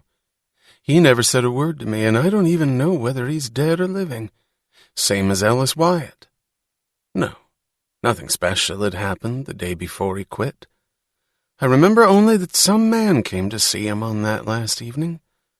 A stranger I'd never seen before. They talked late into the night. When I went to sleep, the light was still burning in Andrew's study." People were silent in the towns of Colorado. Dagny had seen the way they walked in the streets, past their small drugstores, hardware stores, and grocery markets, as if they hoped that the motions of their jobs would save them from looking ahead at the future. She, too, had walked through those streets, trying not to lift her head, not to see the ledges of sooted rock and twisted steel which had been the Wyatt oil fields. They could be seen from many of the towns. When she had looked ahead, she had seen them in the distance. One well on the crest of the hill was still burning. Nobody had been able to extinguish it. She had seen it from the streets, a spurt of fire twisting convulsively against the sky as if trying to tear loose. She had seen it at night across the distance of 100 clear black miles from the window of a train, a small violent flame waving in the wind. People called it Wyatt's torch. The longest train on the John Galt line had 40 cars. The fastest ran at 50 miles an hour. The engines had to be spared. They were coal-burning engines, long past their age of retirement. Jim obtained the oil for the diesels that pulled the Comet and a few of their transcontinental freights. The only source of fuel she could count on and deal with was Ken Daniger of Daniger Coal in Pennsylvania. Empty trains clattered through the 4 states that were tied as neighbors to the throat of Colorado. They carried a few carloads of sheep, some corn, some melons, and an occasional farmer with an overdressed family who had friends in Washington. Jim had obtained a subsidy from Washington for every train that was run, not as a profit-making carrier, but as a service of public equality. It took every scrap of her energy to keep trains running through the sections where they were still needed, in the areas that were still producing. But on the balance sheets of Taggart Transcontinental, the checks of Jim's subsidies for empty trains bore larger figures than the profit brought by the best freight train of the busiest industrial division. Jim boasted that this had been the most prosperous 6 months in Taggart history. Listed as profit on the glossy pages of his report to the stockholders was the money he had not earned, the subsidies for empty trains, and the money he did not own, the sums that should have gone to pay the interest and the retirement of Taggart bonds, the debt which, by the will of Wesley Mouch, he had been permitted not to pay. He boasted about the greater volume of freight carried by Taggart trains in Arizona, where Dan Conway had closed the last of the Phoenix Durango and retired, and in Minnesota, where Paul Larkin was shipping iron ore by rail, and the last of the ore boats on the Great Lakes had gone out of existence. "You have always considered money-making as such an important virtue," Jim had said to her with an odd half-smile. "Well, it seems to me that I'm better at it than you are." Nobody professed to understand the question of the frozen railroad bonds, perhaps because everybody understood it too well. At first there had been signs of a panic among the bondholders and of a dangerous indignation among the public. Then Wesley Mouch had issued another directive which ruled that people could get their bonds defrozen upon a plea of essential need. The government would purchase the bonds if it found the proof of the need satisfactory. There were 3 questions that no one answered or asked. What constituted proof? What constituted need? Essential to whom? Then it became bad manners to discuss why one man received the grant defreezing his money while another had been refused. People turned away in mouth-pinched silence if anybody asked a why. One was supposed to describe, not to explain, to catalogue facts, not to evaluate them. Mr. Smith had been defrozen, Mr. Jones had not. That was all. And when Mr. Jones committed suicide, people said, well, I don't know. If he'd really needed his money, the government would have given it to him. But some men are just greedy. One was not supposed to speak about the men who, having been refused, sold their bonds for 1/3 of the value to other men who possessed needs which, miraculously, made 33 frozen cents melt into a whole dollar. Or about a new profession practiced by bright young boys just out of college who called themselves defreezers and offered their services to help you draft your application in the proper modern terms. The boys had friends in Washington.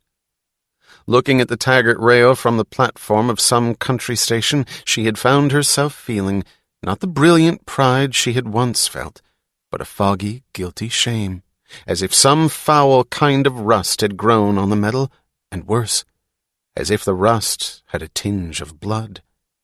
But then, in the concourse of the terminal, she looked at the statue of Nat Taggart and thought, it was your rail. You made it. You fought for it. You were not stopped by fear or by loathing. I won't surrender it to the men of blood and rust, and I'm the only one left to guard it. She had not given up her quest for the man who invented the motor. It was the only part of her work that made her able to bear the rest. It was the only goal in sight that gave meaning to her struggle. There were times when she wondered why she wanted to rebuild that motor. What for? Some voice seemed to ask her. Because I'm still alive, she answered. But her quest had remained futile. Her 2 engineers had found nothing in Wisconsin. She had sent them to search through the country for men who had worked for 20th century, to learn the name of the inventor. They had learned nothing. She had sent them to search through the files of the patent office. No patent for the motor had ever been registered. The only remnant of her personal quest was the stub of the cigarette with the $sign. She had forgotten it until a recent evening when she had found it in a drawer of her desk and given it to her friend at the cigar counter of the concourse. The old man had been very astonished as he examined the stub, holding it cautiously between 2 fingers. He had never heard of such a brand and wondered how he could have missed it. Was it of good quality, Miss Taggart? The best I've ever smoked. He had shaken his head, puzzled. He had promised to discover where those cigarettes were made and to get her a carton. She had tried to find a scientist able to attempt the reconstruction of the motor. She had interviewed the men recommended to her as the best in their field. The first one, after studying the remnants of the motor and of the manuscript, had declared, in the tone of a drill sergeant, that the thing could not work, had never worked, and he would prove that no such motor could ever be made to work. The second one had drawled, in the tone of an answer to a boring imposition, that he did not know whether it could be done or not, and did not care to find out. The third had said, his voice belligerently insolent, that he would attempt the task on a 10-year contract at $25,000 a year. After all, Miss Taggart, if you expect to make huge profits on that motor, it's you who should pay for the gamble of my time. The fourth, who was the youngest, had looked at her silently for a moment, and the lines of his face had slithered from blankness into a suggestion of contempt. "You know, Miss Taggart, I don't think that such a motor should ever be made, even if somebody did learn how to make it. It would be so superior to anything we've got that it would be unfair to lesser scientists, because it would leave no field for their achievements and abilities. I don't think that the strong should have the right to wound the self-esteem of the weak." She had ordered him out of her office, and had sat in incredulous horror before the fact that the most vicious statement she had ever heard had been uttered in a tone of moral righteousness. The decision to speak to Dr. Robert Stadler had been her last recourse. She had forced herself to call him against the resistance of some immovable point within her that felt like brakes slammed tight. She had argued against herself. She had thought, "I deal with men like Jim and Orrin Boyle.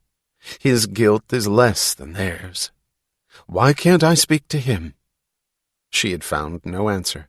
Only a stubborn sense of reluctance, only the feeling that of all the men on earth, Dr. Robert Stadler was the one she must not call. As she sat at her desk, over the schedules of the John Galt line, waiting for Dr. Stadler to come, she wondered why no first-rate talent had risen in the field of science for years. She was unable to look for an answer. She was looking at the black line which was the corpse of train number 93 on the schedule before her. A train has the two great attributes of life, she thought, motion and purpose. This had been like a living entity, but now it was only a number of dead freight cars and engines. Don't give yourself time to feel, she thought. Dismember the carcass as fast as possible. The engines are needed all over the system. Ken Daniger in Pennsylvania needs trains, more trains, if only— "Dr. Robert Stadler," said the voice of the interoffice communicator on her desk. He came in smiling. The smile seemed to underscore his words.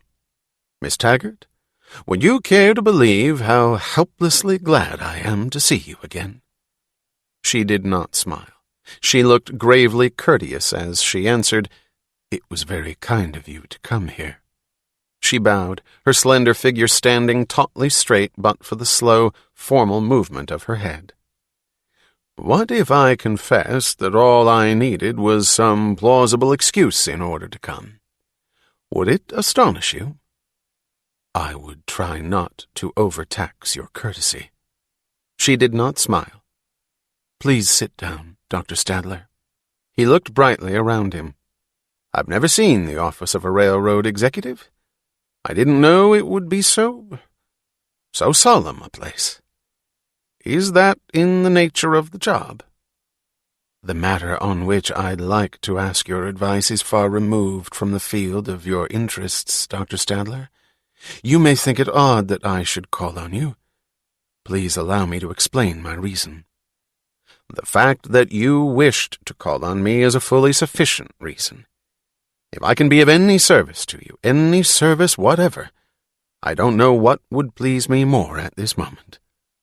His smile had an attractive quality, the smile of a man of the world who used it not to cover his words, but to stress the audacity of expressing a sincere emotion. "My problem is a matter of technology," she said, in the clear, expressionless tone of a young mechanic discussing a difficult assignment.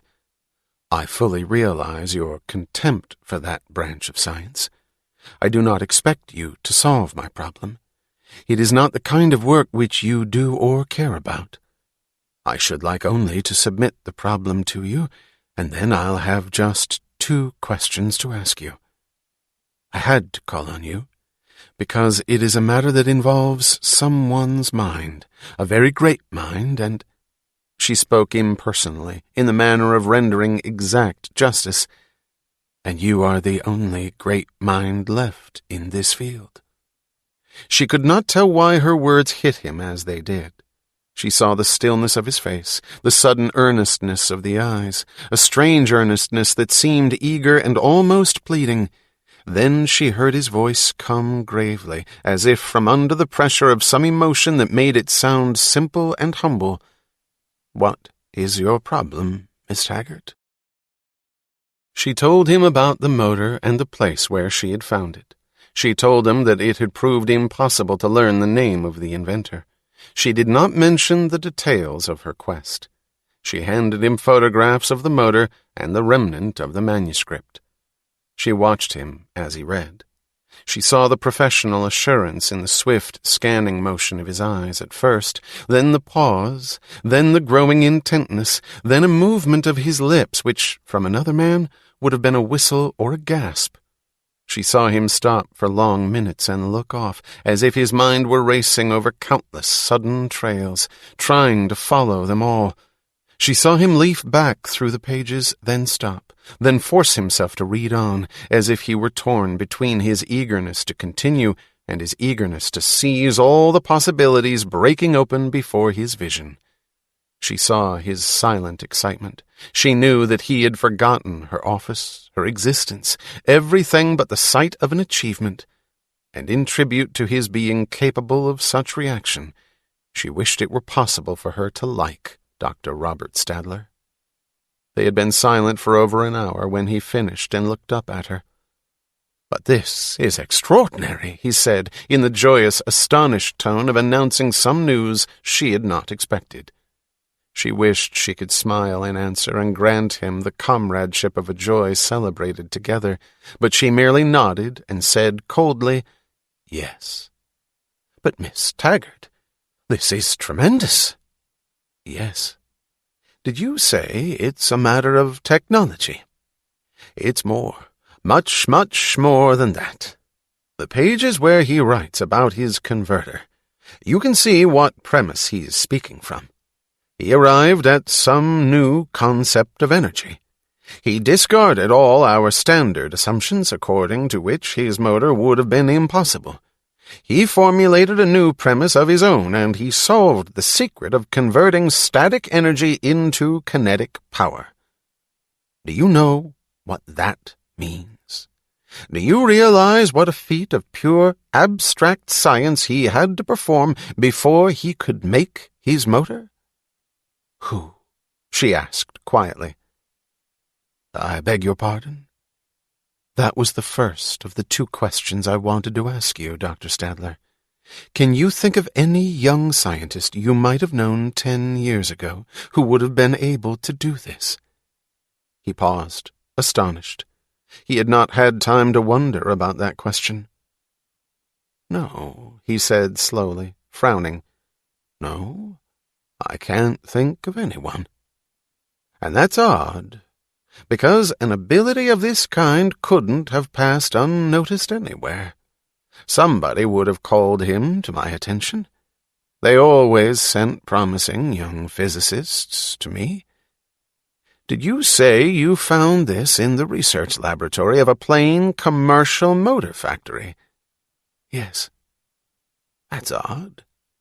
What was he doing in such a place?" "Designing a motor." "That's what I mean. A man with the genius of a great scientist who chose to be a commercial inventor. I find it outrageous.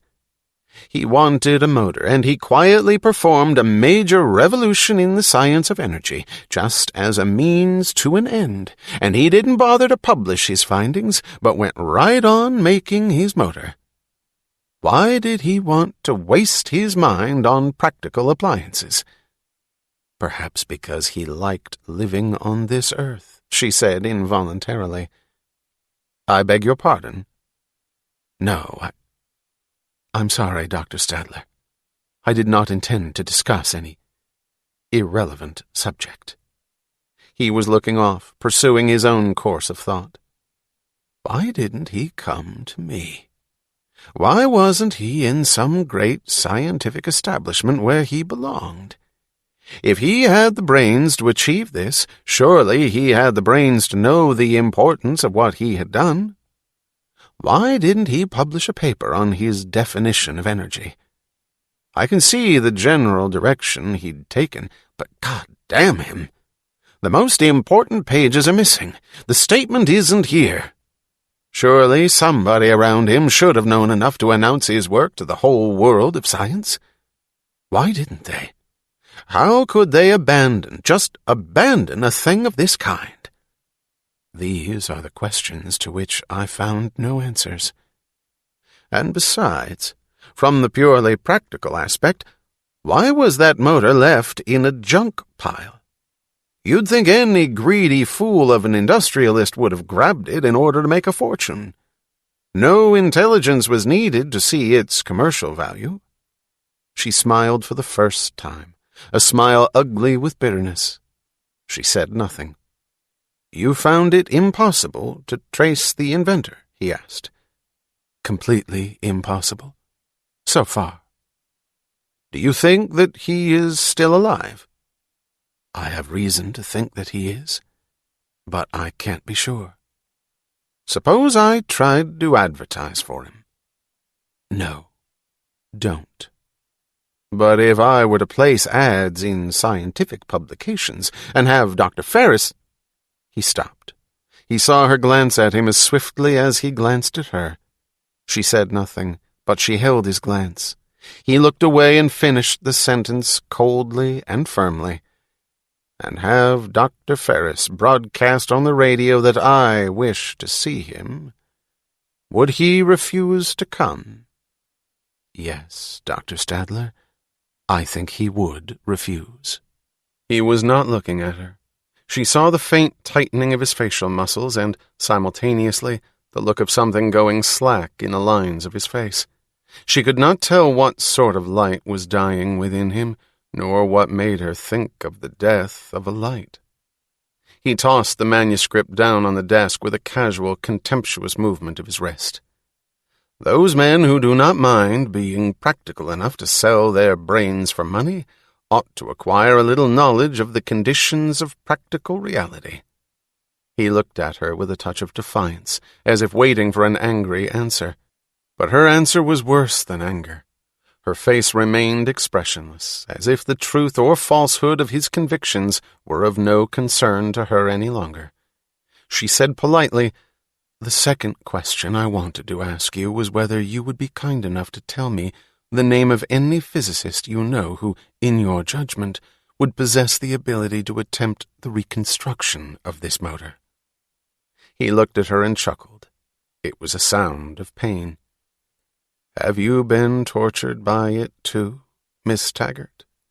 By the impossibility of finding any sort of intelligence anywhere?" "I have interviewed some physicists who were highly recommended to me, and I have found them to be hopeless."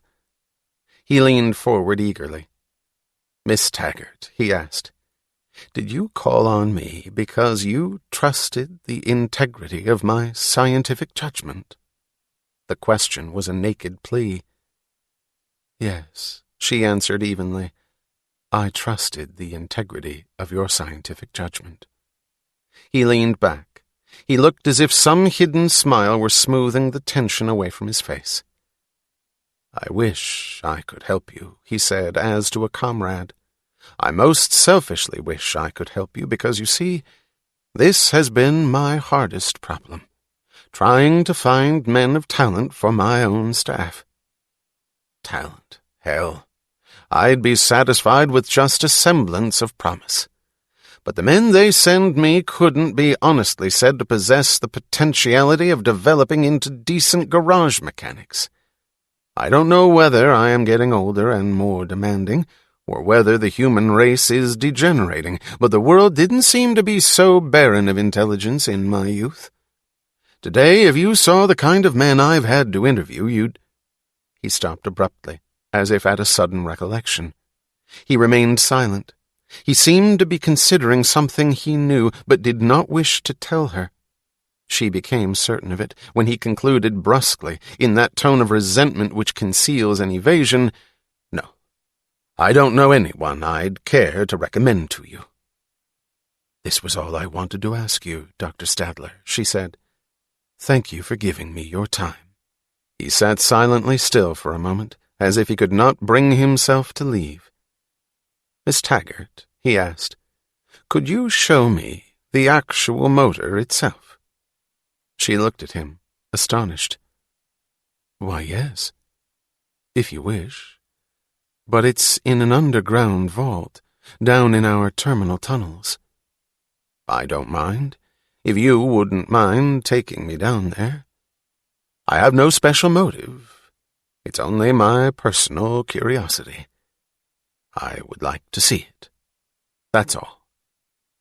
When they stood in the granite vault over a glass case containing a shape of broken metal, he took off his hat with a slow, absent movement, and she could not tell whether it was the routine gesture of remembering that he was in a room with a lady, or the gesture of bearing one's head over a coffin.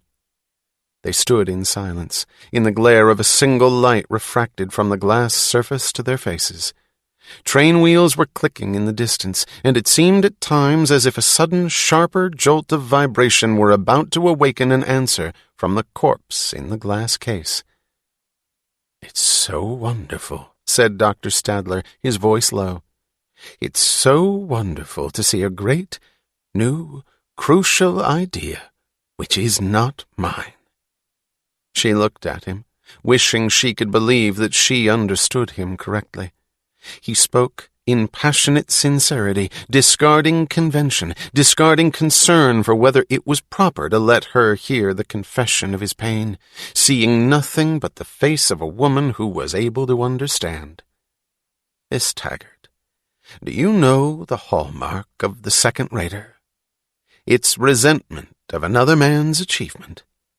Those touchy mediocrities who sit trembling lest someone's work prove greater than their own.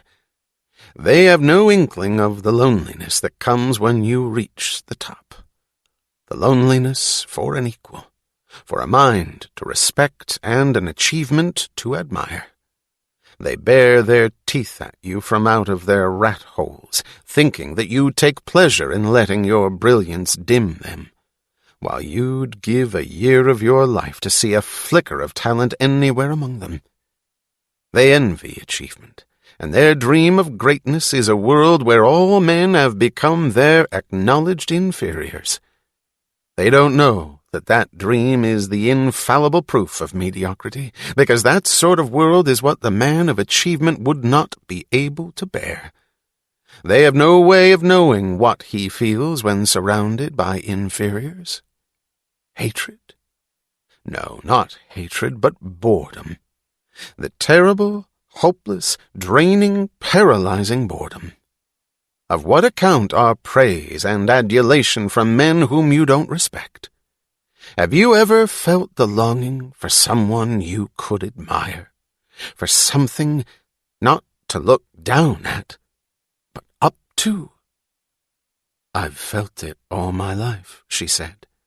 It was an answer she could not refuse him. "I know," he said, and there was beauty in the impersonal gentleness of his voice. "I knew it the first time I spoke to you. That was why I came today." He stopped for the briefest instant, but she did not answer the appeal, and he finished with the same quiet gentleness. "Well, that was why I wanted to see the motor." "I understand," she said softly. The tone of her voice was the only form of acknowledgment she could grant him. "Miss Taggart," he said, his eyes lowered, looking at the glass case, "I know a man who might be able to undertake the reconstruction of that motor. He would not work for me, so he is probably the kind of man you want." But by the time he raised his head, and before he saw the look of admiration in her eyes, the open look he had begged for, the look of forgiveness, he destroyed his single moment's atonement by adding in a voice of drawing-room sarcasm, apparently the young man had no desire to work for the good of society or the welfare of science. He told me that he would not take a government job. I presume he wanted the bigger salary he could hope to obtain from a private employer. He turned away, not to see the look that was fading from her face, not to let himself know its meaning. "Yes," she said, her voice hard. "He is probably the kind of man I want." "He is a young physicist from the Utah Institute of Technology," he said dryly. "His name is Quentin Daniels. A friend of mine sent him to me a few months ago. He came to see me, but he would not take the job I offered. I wanted him on my staff. He had the mind of a scientist. I don't know whether he can succeed with your motor, but at least he has the ability to attempt it. I believe you can still reach him at the Utah Institute of Technology. I don't know what he's doing there now. They closed the institute a year ago. Thank you, Dr. Stadler. I shall get in touch with him. If you want me to, I'll be glad to help him with the theoretical part of it. I'm going to do some work myself, starting from the leads of that manuscript. I'd like to find the cardinal secret of energy that its author had found. It's his basic principle that we must discover. If we succeed, Mr. Daniels may finish the job as far as your motor is concerned. I will appreciate any help you may care to give me, Dr. Stadler. They walked silently through the dead tunnels of the terminal, down the ties of a rusted track under a string of blue lights to the distant glow of the platforms.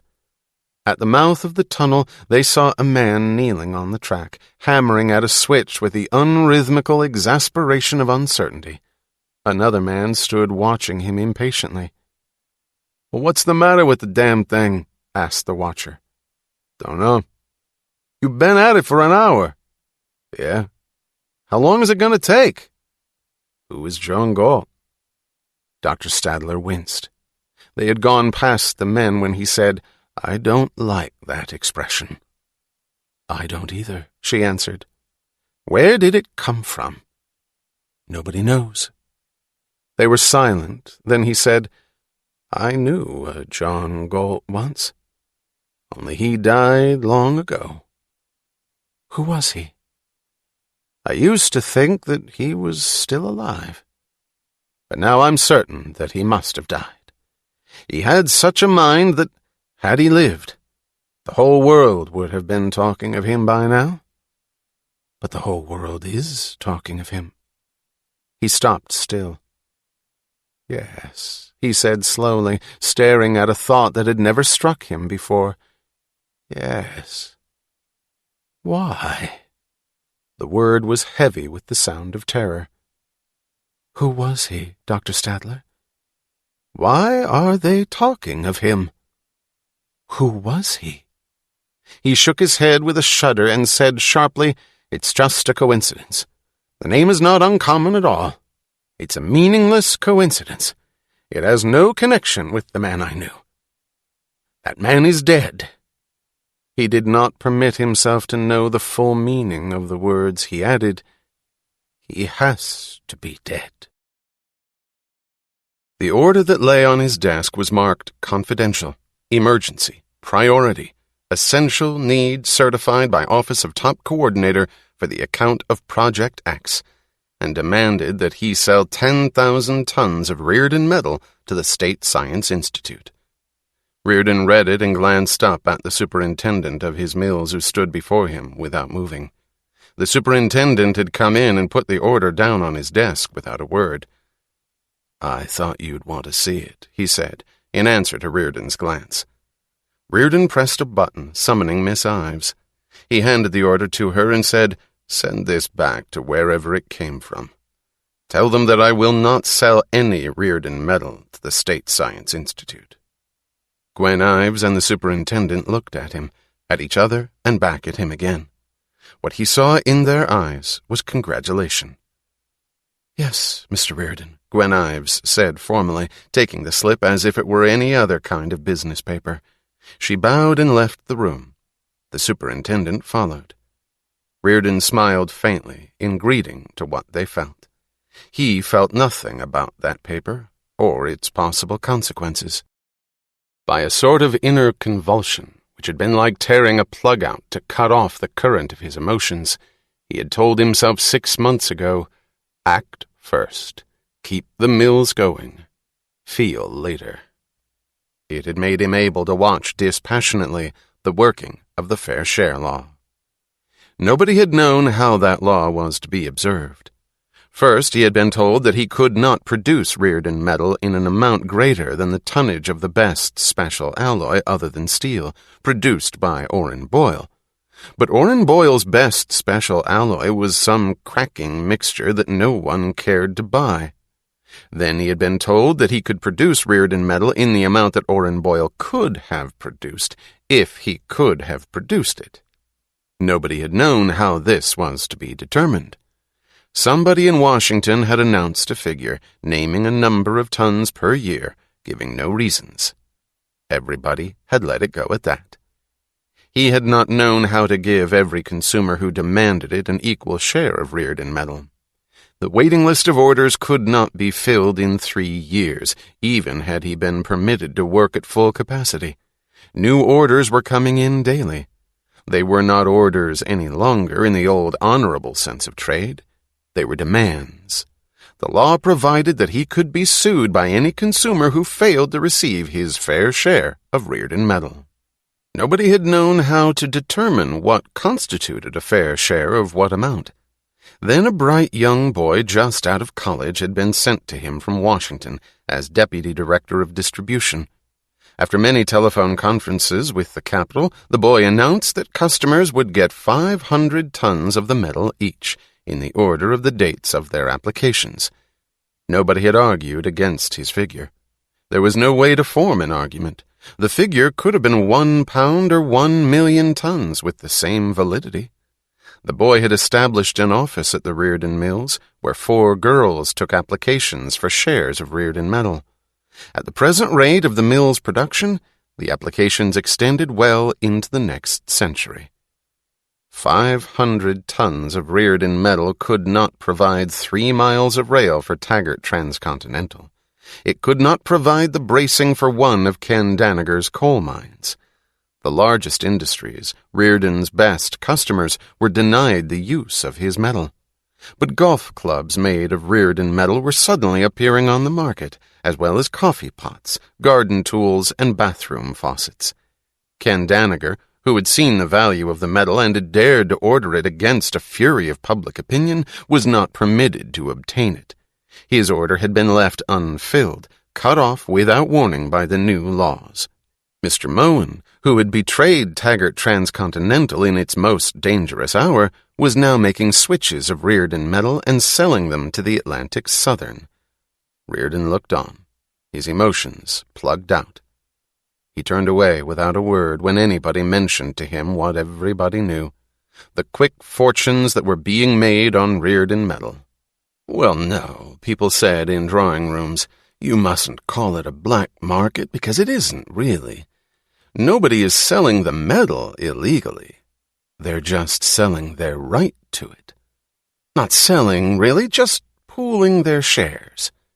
He did not want to know the insect intricacy of the deals through which the shares were sold and pooled, nor how a manufacturer in Virginia had produced, in 2 months, 5,000 tons of castings made of Reardon metal, nor what man in Washington was that manufacturer's unlisted partner.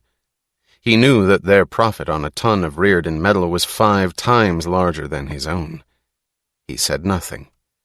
Everybody had a right to the metal, except himself. The young boy from Washington, whom the steel workers had nicknamed the wet nurse, hung around Reardon with a primitive, astonished curiosity which, incredibly, was a form of admiration. Reardon watched him with disgusted amusement. The boy had no inkling of any concept of morality. It had been bred out of him by his college. This had left him an odd frankness, naive and cynical at once, like the innocence of a savage. "You despise me, Mr. Reardon," he had declared once, suddenly and without any resentment. "That's impractical."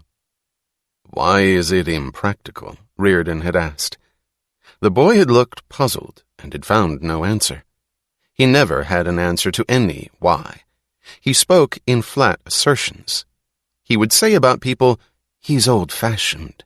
He's unreconstructed. He's unadjusted," without hesitation or explanation. He would also say, while being a graduate in metallurgy, "Iron smelting, I think, seems to require a high temperature."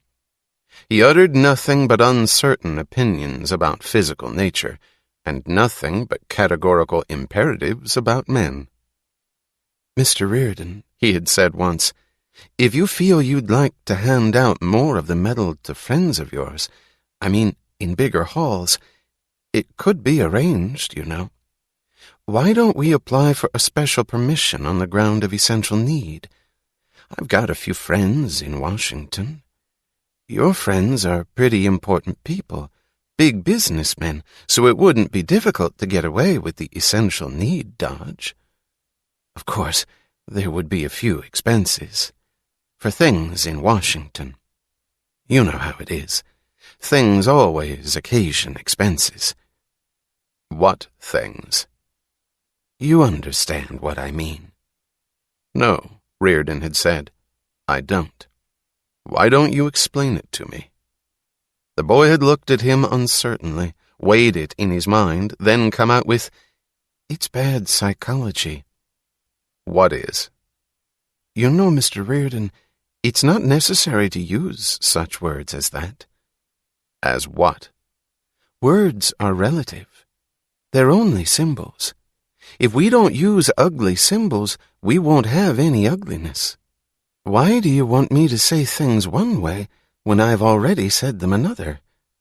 "Which way do I want you to say them?" "Why do you want me to?" "For the same reason that you don't."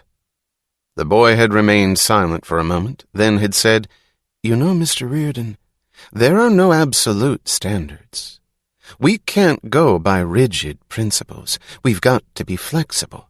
We've got to adjust to the reality of the day and act on the expediency of the moment." "Run along, punk. Go and try to pour a ton of steel without rigid principles, on the expediency of the moment."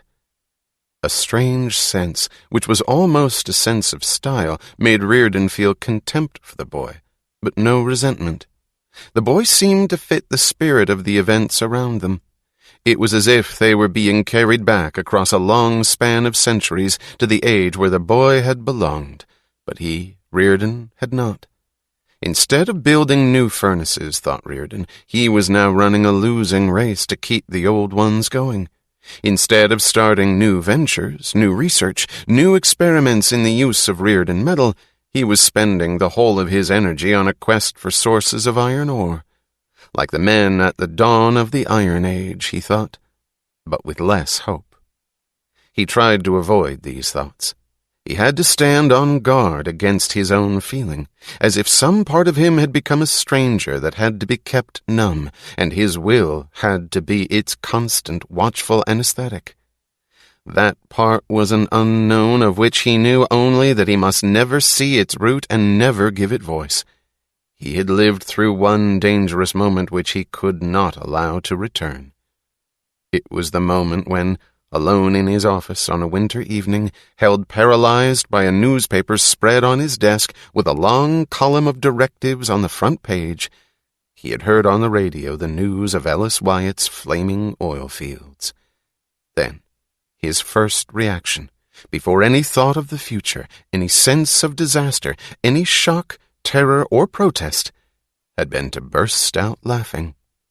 He had laughed in triumph, in deliverance, in a spurting, living exultation, and the words which he had not pronounced but felt were, "God bless you, Ellis, whatever you're doing." When he had grasped the implications of his laughter, he had known that he was now condemned to constant vigilance against himself. Like the survivor of a heart attack, he knew that he had had a warning, and that he carried within him a danger that could strike him at any moment. He had held it off since then. He had kept an even, cautious, severely controlled pace in his inner steps. But it had come close to him for a moment once again. When he had looked at the order of the State Science Institute on his desk, it had seemed to him that the glow moving over the paper did not come from the furnaces outside, but from the flames of a burning oil field. "Mr. Reardon," said the wet nurse when he heard about the rejected order, "you shouldn't have done that." "Why not?" There's going to be trouble. What kind of trouble? It's a government order. You can't reject a government order. Why can't I? It's an essential need project, and secret, too. It's very important. What kind of a project is it? I don't know. It's secret.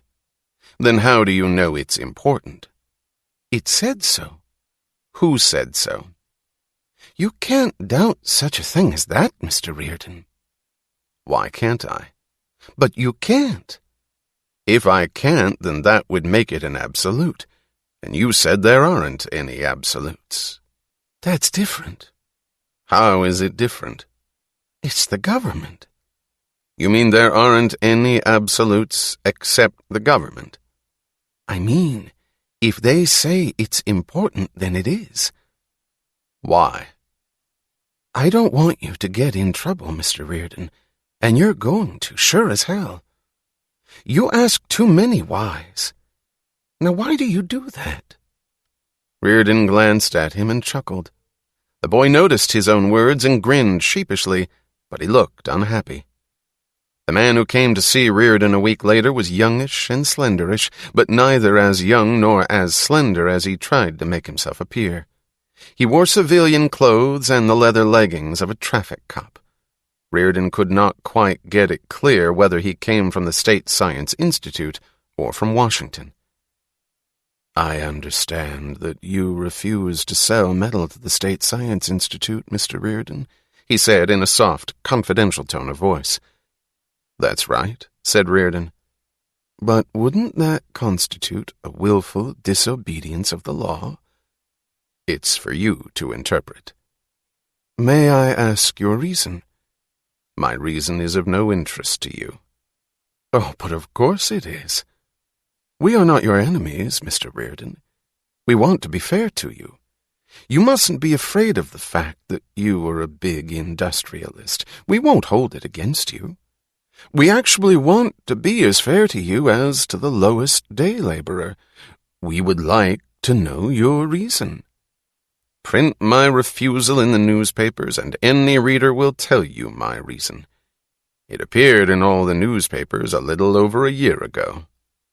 Oh, no. Why talk of newspapers? Can't we settle this as a friendly, private matter? That's up to you. We don't want this in the newspapers. No? No. We wouldn't want to hurt you. Reardon glanced at him and asked, Why does the State Science Institute need 10,000 tons of metal? What is Project X? Oh, that.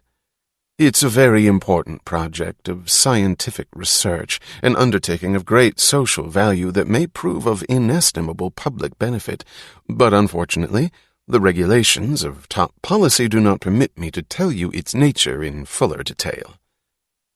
You know, said Reardon, I could tell you, as my reason, that I do not wish to sell my metal to those whose purpose is kept secret from me.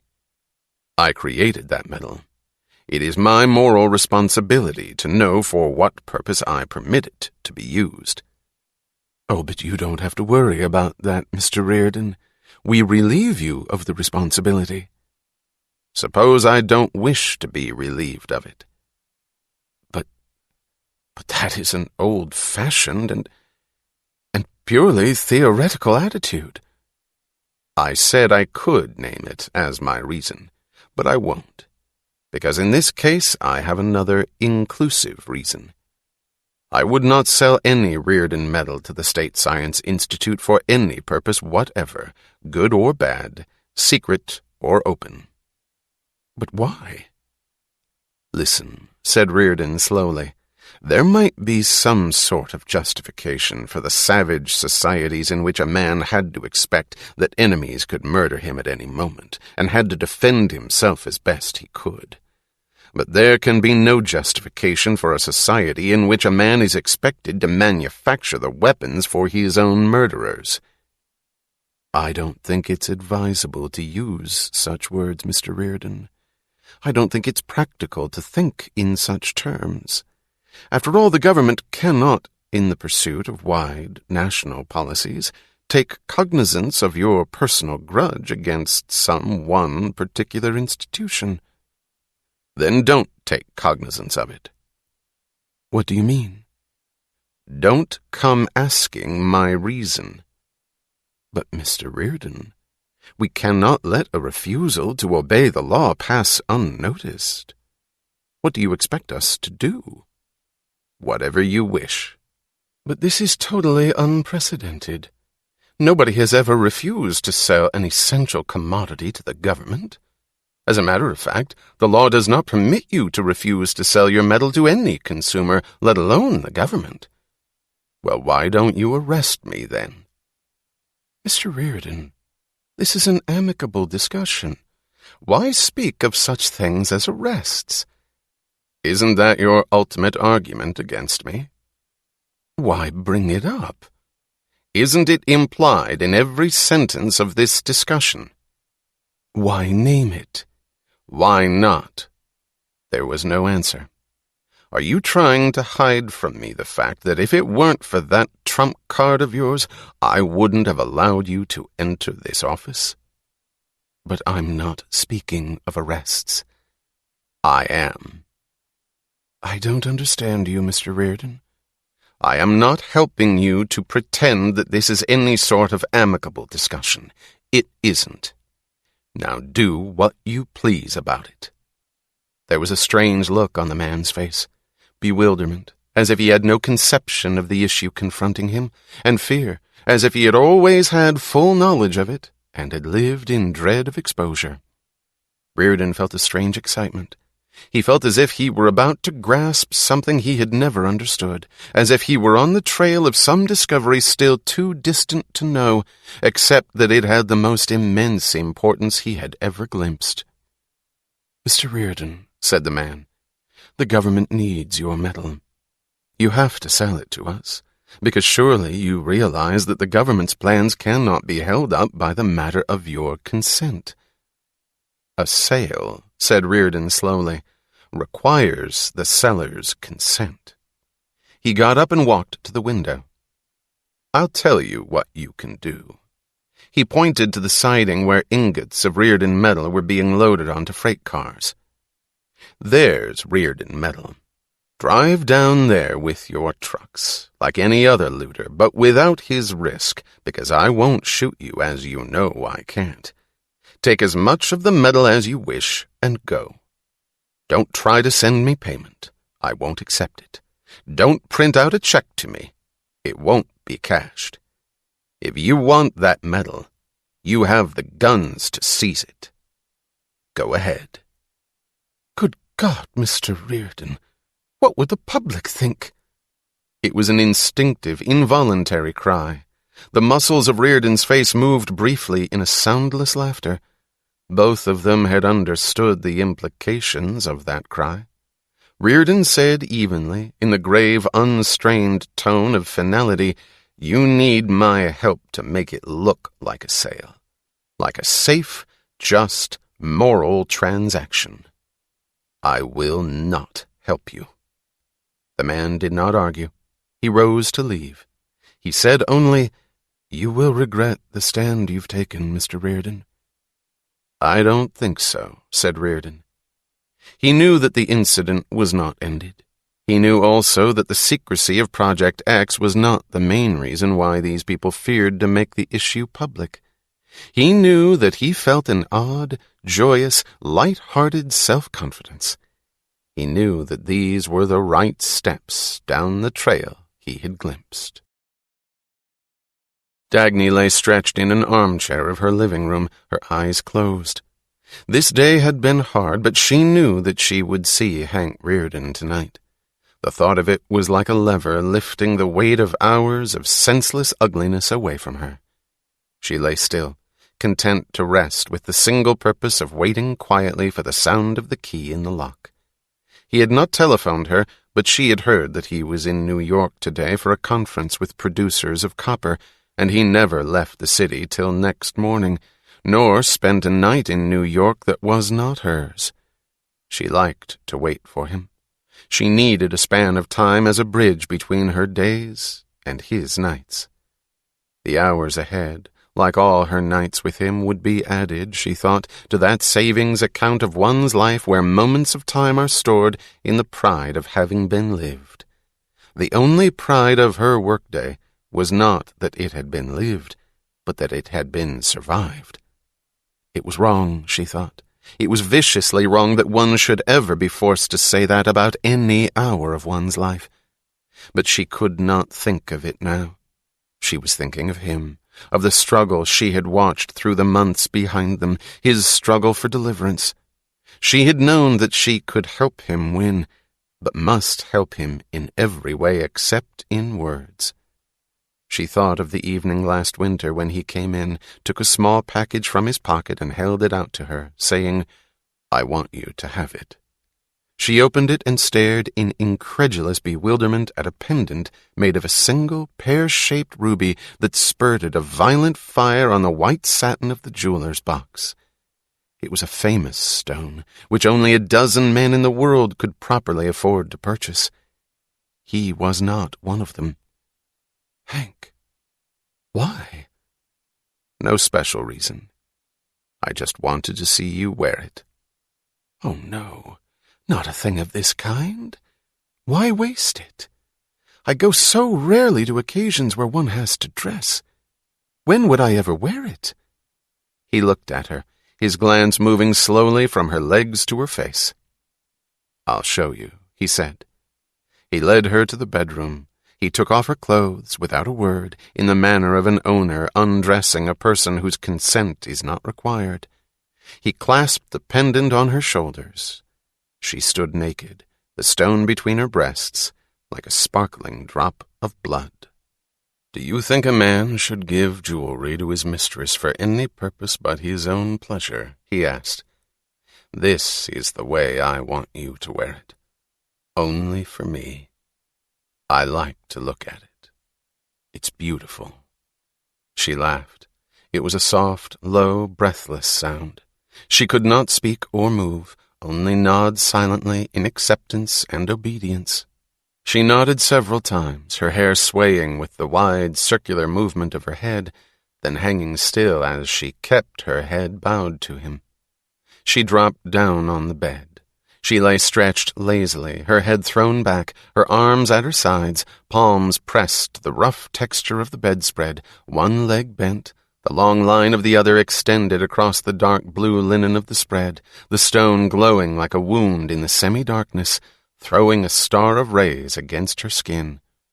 Her eyes were half closed in the mocking, conscious triumph of being admired, but her mouth was half open in helpless, begging expectation. He stood across the room, looking at her flat stomach drawn in, as her breath was drawn, at the sensitive body of a sensitive consciousness. He said, his voice low, intent, and oddly quiet, "Dagny, if some artist painted you as you are now, men would come to look at the painting to experience a moment that nothing could give them in their own lives. They would call it great art. They would not know the nature of what they felt, but the painting would show them everything. Even that you're not some classical Venus, but the vice president of a railroad, because that's part of it. Even what I am, because that's part of it too. Dagny, they'd feel it and go away and sleep with the first barmaid in sight, and they'd never try to reach what they had felt. I wouldn't want to seek it from a painting. I'd want it real. I'd take no pride in any hopeless longing. I wouldn't hold a stillborn aspiration. I'd want to have it, to make it, to live it. Do you understand?" "Oh, yes, Hank, I understand," she said. "Do you, my darling? Do you understand it fully?" she thought, but did not say it aloud. On the evening of a blizzard, she came home to find an enormous spread of tropical flowers standing in her living room against the dark glass of windows, battered by snowflakes. They were stems of Hawaiian torch ginger, 3 feet tall. Their large heads were cones of petals that had the sensual texture of soft leather and the color of blood. "I saw them in a florist's window," he told her when he came that night. "I liked seeing them through a blizzard. But there's nothing as wasted as an object in a public window." She began to find flowers in her apartment at unpredictable times, flowers sent without a card, but with the signature of the sender in their fantastic shapes, in the violent colors, in the extravagant cost. He brought her a gold necklace made of small hinged squares that formed a spread of solid gold to cover her neck and shoulders, like the collar of a knight's armor. "Wear it with a black dress," he ordered. He brought her a set of glasses that were tall, slender blocks of square-cut crystal made by a famous jeweler. She watched the way he held one of the glasses when she served him a drink, as if the touch of the texture under his fingers, the taste of the drink, and the sight of her face were the single form of an indivisible moment of enjoyment. "I used to see things I liked," he said, "but I never bought them. There didn't seem to be much meaning in it. There is now." He telephoned her at the office one winter morning and said, not in the tone of an invitation, but in the tone of an executive's order, "We're going to have dinner together tonight. I want you to dress. Do you have any sort of blue evening gown? Wear it." The dress she wore was a slender tunic of dusty blue that gave her a look of unprotected simplicity, the look of a statue in the blue shadows of a garden under the summer sun. What he brought and put over her shoulders was a cape of blue fox that swallowed her from the curve of her chin to the tips of her sandals. "Hank, that's preposterous," she laughed. "It's not my kind of thing." "No?" he asked, drawing her to a mirror. The huge blanket of fur made her look like a child bundled for a snowstorm. The luxurious texture transformed the innocence of the awkward bundle into the elegance of a perversely intentional contrast, into a look of stressed sensuality. The fur was a soft brown, dimmed by an aura of blue that could not be seen, only felt like an enveloping mist, like a suggestion of color grasped not by one's eyes, but by one's hands, as if one felt without contact the sensation of sinking one's palms into the fur's softness. The cape left nothing to be seen of her except the brown of her hair, the blue-gray of her eyes, the shape of her mouth. She turned to him, her smile startled and helpless. I didn't know it would look like that." "I did." She sat beside him in his car as he drove through the dark streets of the city. A sparkling net of snow flashed into sight once in a while when they went past the lights on the corners. She did not ask where they were going. She sat low in the seat, leaning back, looking up at the snowflakes. The fur cape was wrapped tightly about her. Within it, her dress felt as light as a nightgown, and the feel of the cape was like an embrace. She looked at the angular tiers of lights rising through the snowy curtain and, glancing at him, at the grip of his gloved hands on the wheel, at the austere, fastidious elegance of the figure in black overcoat and white muffler, she thought that he belonged in a great city, among polished sidewalks and sculptured stone. The car went down into a tunnel, streaked through an echoing tube of tile under the river and rose to the coils of an elevated highway under an open black sky. The lights were below them now, spread in flat miles of bluish windows, of smokestacks, slanting cranes, red gusts of fire, and long, dim rays silhouetting the contorted shapes of an industrial district. She thought that she had seen him once at his mills, with smudges of soot on his forehead, dressed in acid-eaten overalls. He had worn them as naturally well as he wore his formal clothes. He belonged here, too, she thought, looking down at the flats of New Jersey, among the cranes, the fires, and the grinding clatter of gears. When they sped down a dark road through an empty countryside, with the strands of snow glittering across their headlights, she remembered how he had looked in the summer of their vacation, dressed in slacks, stretched on the ground of a lonely ravine, with the grass under his body and the sun on his bare arms. He belonged in the countryside, she thought. He belonged everywhere. He was a man who belonged on earth. And then she thought of the words which were more exact. He was a man to whom the earth belonged, the man at home on earth and in control. Why then, she wondered, should he have had to carry a burden of tragedy which, in silent endurance, he had accepted so completely that he had barely known he carried it? She knew part of the answer. She felt as if the whole answer were close, and she would grasp it on some approaching day. But she did not want to think of it now, because they were moving away from the burdens, because within the space of a speeding car they held the stillness of full happiness. She moved her head imperceptibly to let it touch his shoulder for a moment. The car left the highway and turned toward the lighted squares of distant windows that hung above the snow beyond a grillwork of bare branches. Then, in a soft, dim light, they sat at a table by a window facing darkness and trees. The inn stood on a knoll in the woods. It had the luxury of high cost and privacy, and an air of beautiful taste suggesting that it had not been discovered by those who sought high cost and notice. She was barely aware of the dining room. It blended away into a sense of superlative comfort, and the only ornament that caught her attention was the glitter of iced branches beyond the glass of the window. She sat looking out, the blue fur half slipping off her naked arms and shoulders. He watched her through narrowed eyes, with the satisfaction of a man studying his own workmanship. "I like giving things to you," he said, "because you don't need them." "No." "And it's not that I want you to have them. I want you to have them from me." "That is the way I do need them, Hank. From you." "Do you understand that it's nothing but vicious self-indulgence on my part? I'm not doing it for your pleasure, but for mine." "Hank." The cry was involuntary. It held amusement, despair, indignation, and pity. "If you'd given me those things just for my pleasure, not yours, I would have thrown them in your face." "Yes. Yes, then you would. And should." "Did you call it your vicious self-indulgence?" "That's what they call it."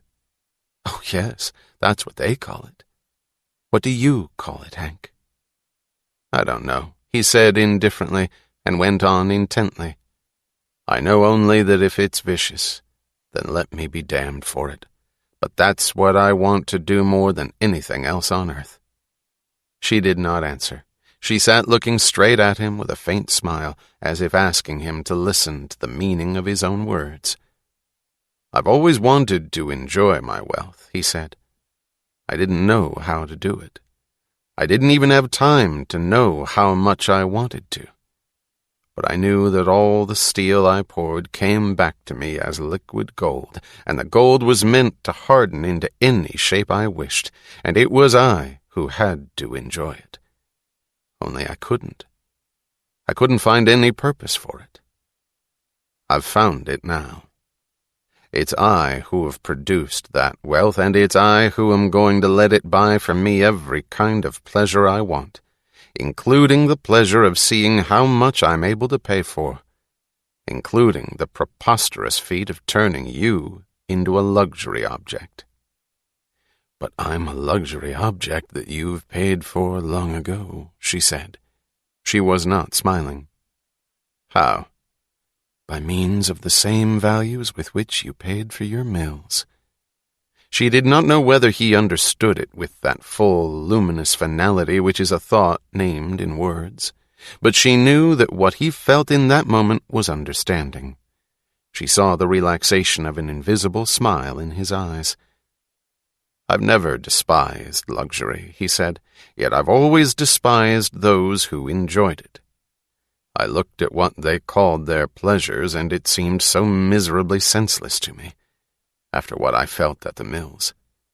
I used to watch steel being poured, tons of liquid steel running as I wanted it to, where I wanted it.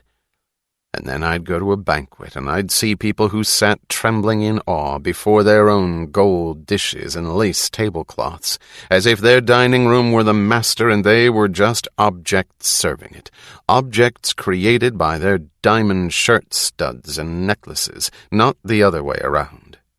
Then I'd run to the site of the first slag heap I could find, and they'd say that I didn't know how to enjoy life, because I cared for nothing but business. He looked at the dim, sculptured beauty of the room and at the people who sat at the tables.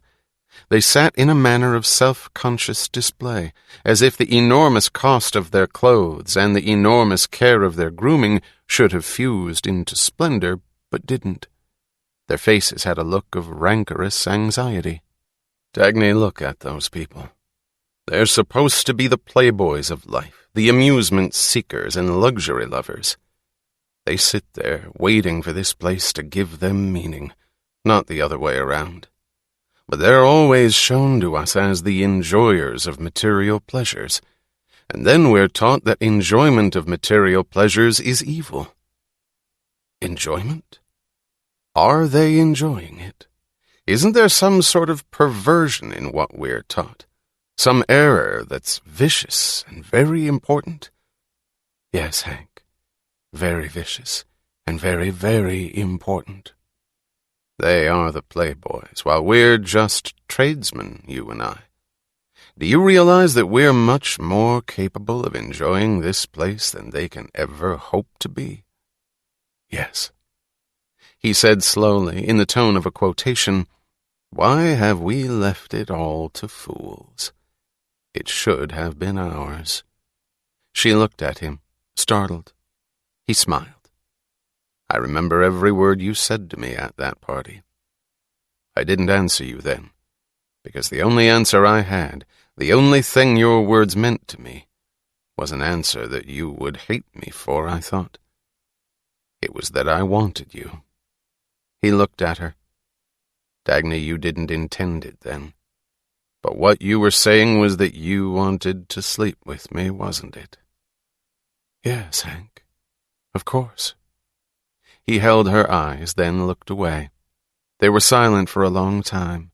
He glanced at the soft twilight around them, then at the sparkle of 2 wine glasses on their table. "Dagny, in my youth, when I was working in the ore mines in Minnesota, I thought that I wanted to reach an evening like this. No, that was not what I was working for, and I didn't think of it often.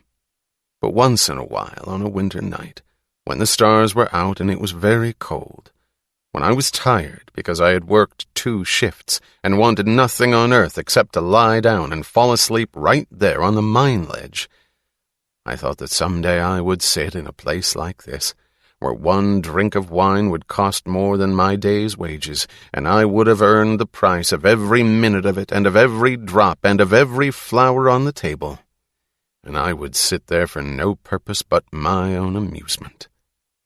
She asked, smiling, "With your mistress?"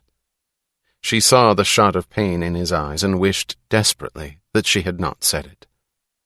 "With a woman," he answered. She knew the word he had not pronounced. He went on, his voice soft and steady.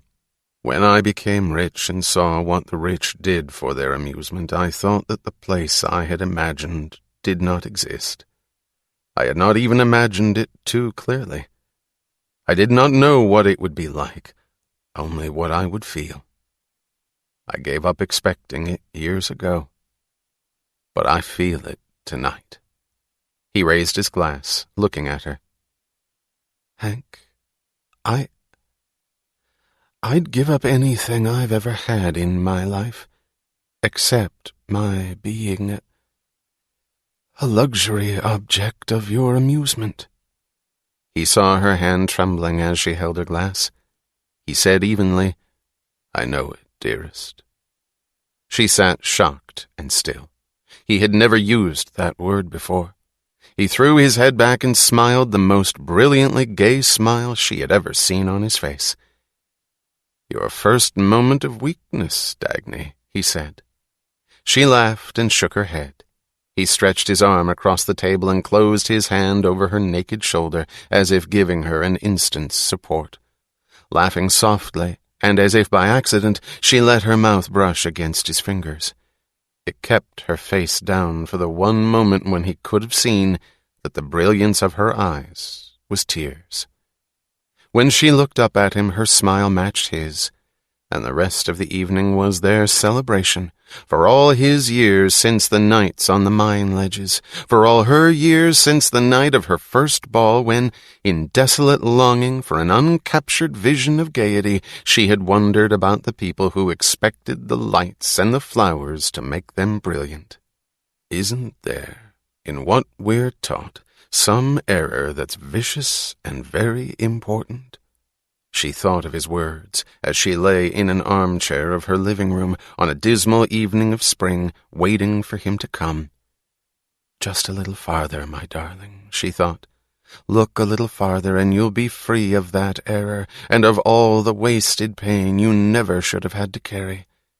But she felt that she, too, had not seen the whole of the distance, and she wondered what were the steps left for her to discover.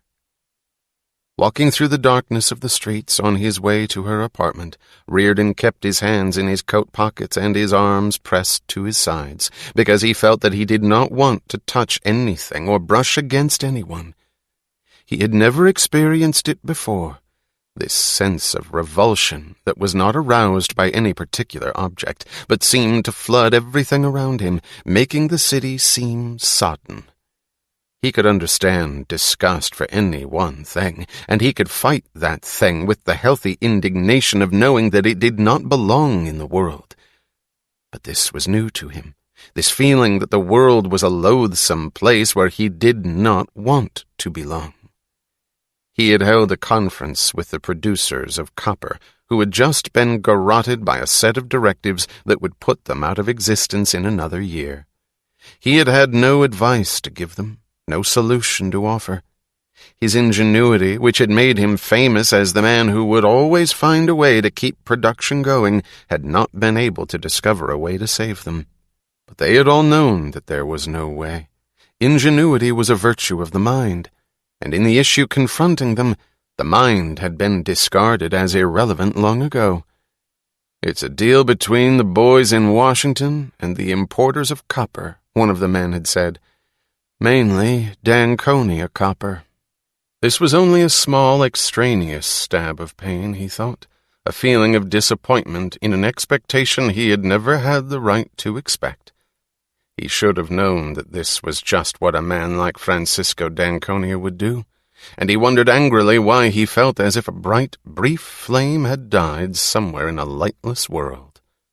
He did not know whether the impossibility of acting had given him this sense of loathing, or whether the loathing had made him lose the desire to act. It's both, he thought. A desire presupposes the possibility of action to achieve it. Action presupposes a goal which is worth achieving. If the only goal possible was to wheedle a precarious moment's favor from men who held guns, then neither action nor desire could exist any longer. Then could life? He asked himself indifferently. Life, he thought, had been defined as motion. Man's life was purposeful motion. What was the state of a being to whom purpose and motion were denied? A being held in chains but left to breathe and to see all the magnificence of the possibilities he could have reached, left to scream why and to be shown the muzzle of a gun as sole explanation. He shrugged, walking on. He did not care even to find an answer. He observed indifferently the devastation wrought by his own indifference. No matter how hard a struggle he had lived through in the past, he had never reached the ultimate ugliness of abandoning the will to act. In moments of suffering, he had never let pain win its one permanent victory. He had never allowed it to make him lose the desire for joy. He had never doubted the nature of the world or man's greatness as its motive, power, and its core. Years ago he had wondered with contemptuous incredulity about the fanatical sects that appeared among men in the dark corners of history, the sects who believed that man was trapped in a malevolent universe ruled by evil for the sole purpose of his torture. Tonight, he knew what their vision of the world and their feel of it had been. If what he now saw around him was the world in which he lived, then he did not want to touch any part of it. He did not want to fight it. He was an outsider with nothing at stake and no concern for remaining alive much longer. Dagny and his wish to see her were the only exception left to him. The wish remained, but in a sudden shock he realized that he felt no desire to sleep with her tonight. That desire, which had never given him a moment's rest, which had been growing, feeding on its own satisfaction, was wiped out. It was an odd impotence, neither of his mind nor of his body. He felt, as passionately as he had ever felt it, that she was the most desirable woman on earth. But what came from it was only a desire to desire her, a wish to feel, not a feeling.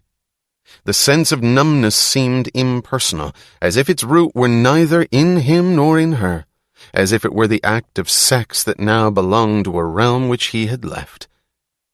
Don't get up. Stay there.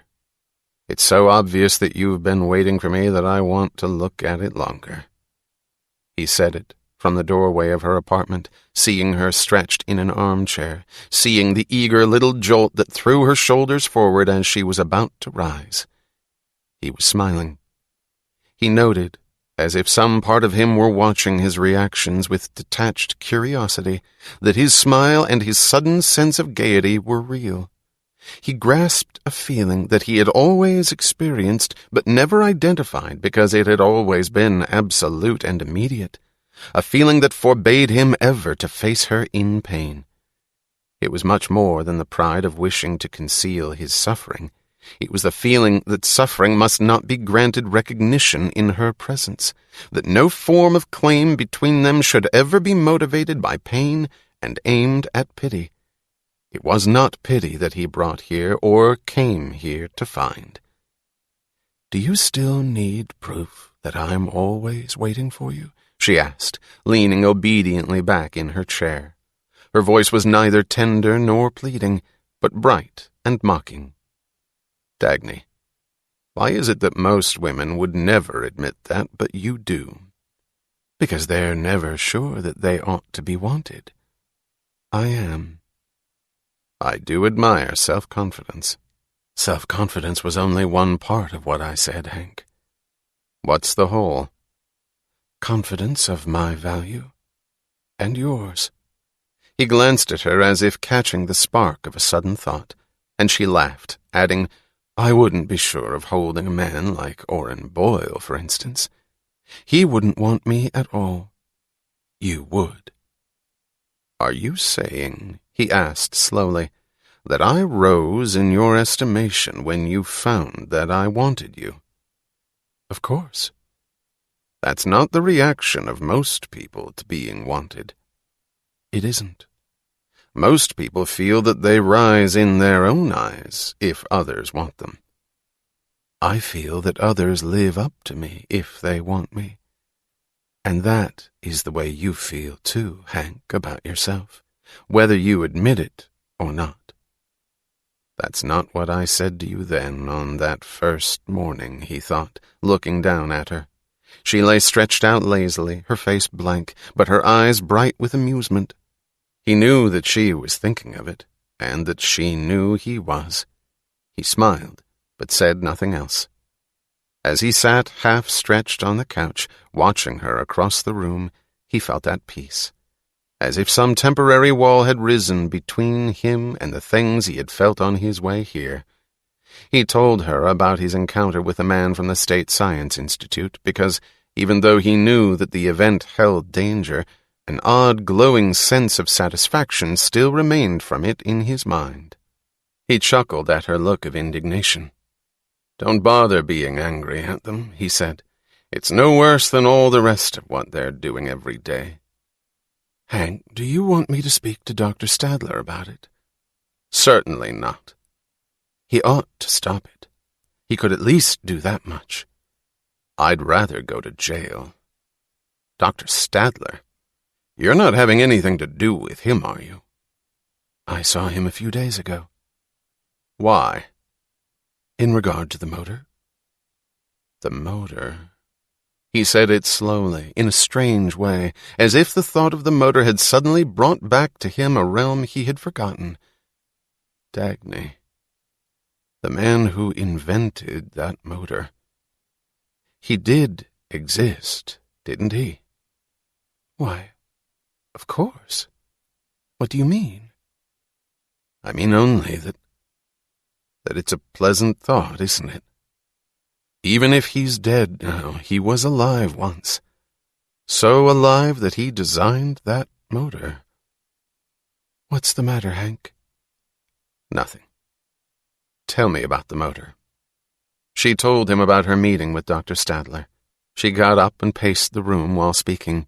She could not lie still. She always felt a surge of hope and of eagerness for action when she dealt with the subject of the motor. The first thing he noticed were the lights of the city beyond the window. He felt as if they were being turned on one by one, forming the great skyline he loved. He felt it, even though he knew that the lights had been there all the time. Then he understood that the thing which was returning was within him. The shape coming back drop by drop was his love for the city. Then he knew that it had come back because he was looking at the city past the taut, slender figure of a woman whose head was lifted eagerly as at a sight of distance, whose steps were a restless substitute for flight. He was looking at her as at a stranger. He was barely aware that she was a woman, but the sight was flowing into a feeling the words for which were, "This is the world and the core of it. This is what made the city." They go together, the angular shapes of the buildings and the angular lines of a face stripped of everything but purpose. The rising steps of steel and the steps of a being intent upon his goal. This is what they had been, all the men who had lived to invent the lights, the steel, the furnaces, the motors. They were the world, they, not the men who crouched in dark corners, half begging, half threatening, boastfully displaying their open sores as their only claim on life and virtue. So long as he knew that there existed one man with the bright courage of a new thought, could he give up the world to those others. So long as he could find a single sight to give him a life-restoring shot of admiration, could he believe that the world belonged to the sores, the moans, and the guns? The men who invented motors did exist. He would never doubt their reality. It was his vision of them that had made the contrast unbearable, so that even the loathing was the tribute of his loyalty to them and to that world which was theirs and his. "Darling," he said. "Darling," like a man awakening suddenly when he noticed that she had stopped speaking. "What's the matter, Hank?" she asked softly. "Nothing. Except that you shouldn't have called Stadler." His face was bright with confidence. His voice sounded amused, protective, and gentle. She could discover nothing else. He looked as he had always looked. It was only the note of gentleness that seemed strange and new. "I kept feeling that I shouldn't have," she said, "but I didn't know why." "I'll tell you why." He leaned forward. What he wanted from you was a recognition that he was still the Dr. Robert Stadler he should have been, but wasn't, and knew he wasn't. He wanted you to grant him your respect, in spite of and in contradiction to his actions. He wanted you to juggle reality for him, so that his greatness would remain, but the State Science Institute would be wiped out, as if it had never existed. And you're the only one who could do it for him. "Why I?" "Because you're the victim." She looked at him, startled. He spoke intently. He felt a sudden, violent clarity of perception, as if a surge of energy were rushing into the activity of sight, fusing the half-seen and half-grasped into a single shape and direction. "Dagny, They're doing something that we've never understood. They know something which we don't, but should discover. I can't see it fully yet, but I'm beginning to see parts of it. That looter from the State Science Institute was scared when I refused to help him pretend that he was just an honest buyer of my metal. He was scared way deep. Of what? I don't know. Public opinion was just his name for it, but it's not the full name. Why should he have been scared? He has the guns, the jails, the laws. He could have seized the whole of my mills if he wished, and nobody would have risen to defend me, and he knew it. So why should he have cared what I thought? But he did. It was I who had to tell him that he wasn't a looter, but my customer and friend. That's what he needed from me, and that's what Dr. Stadler needed from you. It was you who had to act as if he were a great man who had never tried to destroy your rail and my metal. I don't know what it is that they think they accomplish, but they want us to pretend that we see the world as they pretend they see it. They need some sort of sanction from us. I don't know the nature of that sanction. But Dagny, I know that if we value our lives, we must not give it to them. If they put you on a torture rack, don't give it to them. Let them destroy your railroad and my mills, but don't give it to them. Because I know this much. I know that that's our only chance. She had remained standing still before him, looking attentively at the faint outline of some shape she too had tried to grasp. "Yes," she said. "Yes, I know what you've seen in them. I've felt it too, but it's only like something brushing past that's gone before I know I've seen it, like a touch of cold air, and what's left is always the feeling that I should have stopped it. I know that you're right. I can't understand their game, but this much is right. We must not see the world as they want us to see it. It's some sort of fraud, very ancient and very vast, and the key to break it is to check every premise they teach us, to question every precept, to—" She whirled to him at a sudden thought, but she cut the motion and the words in the same instant. The next words would have been the ones she did not want to say to him. She stood looking at him with a slow, bright smile of curiosity. Somewhere within him he knew the thought she would not name, but he knew it only in that prenatal shape which has to find its words in the future. He did not pause to grasp it now, because in the flooding brightness of what he felt, another thought, which was its predecessor, had become clear to him and had been holding him for many minutes past. He rose, approached her, and took her in his arms. He held the length of her body pressed to his, as if their bodies were two currents rising upward together, each to a single point, each carrying the whole of their consciousness to the meeting of their lips. What she felt in that moment contained, as one nameless part of it, the knowledge of the beauty in the posture of his body as he held her, as they stood in the middle of a room high above the lights of the city. What he knew, what he had discovered tonight, was that his recaptured love of existence had not been given back to him by the return of his desire for her, but that the desire had returned after he had regained his world, the love, the value, and the sense of his world, and that the desire was not an answer to her body, but a celebration of himself and of his will to live. He did not know it. He did not think of it. He was past the need of words. But in the moment when he felt the response of her body to his, he felt also the unadmitted knowledge that that which he had called her depravity was her highest virtue, this capacity of hers to feel the joy of being as he felt it. Chapter 2. The Aristocracy of Pull. The calendar in the sky beyond the window of her office said September 2nd. Dagny leaned wearily across her desk. The first light to snap on at the approach of dusk was always the ray that hit the calendar. When the white glowing page appeared above the roofs, it blurred the city, hastening the darkness. She had looked at that distant page every evening of the months behind her. Your days are numbered, it had seemed to say, as if it were marking a progression toward something it knew, but she didn't.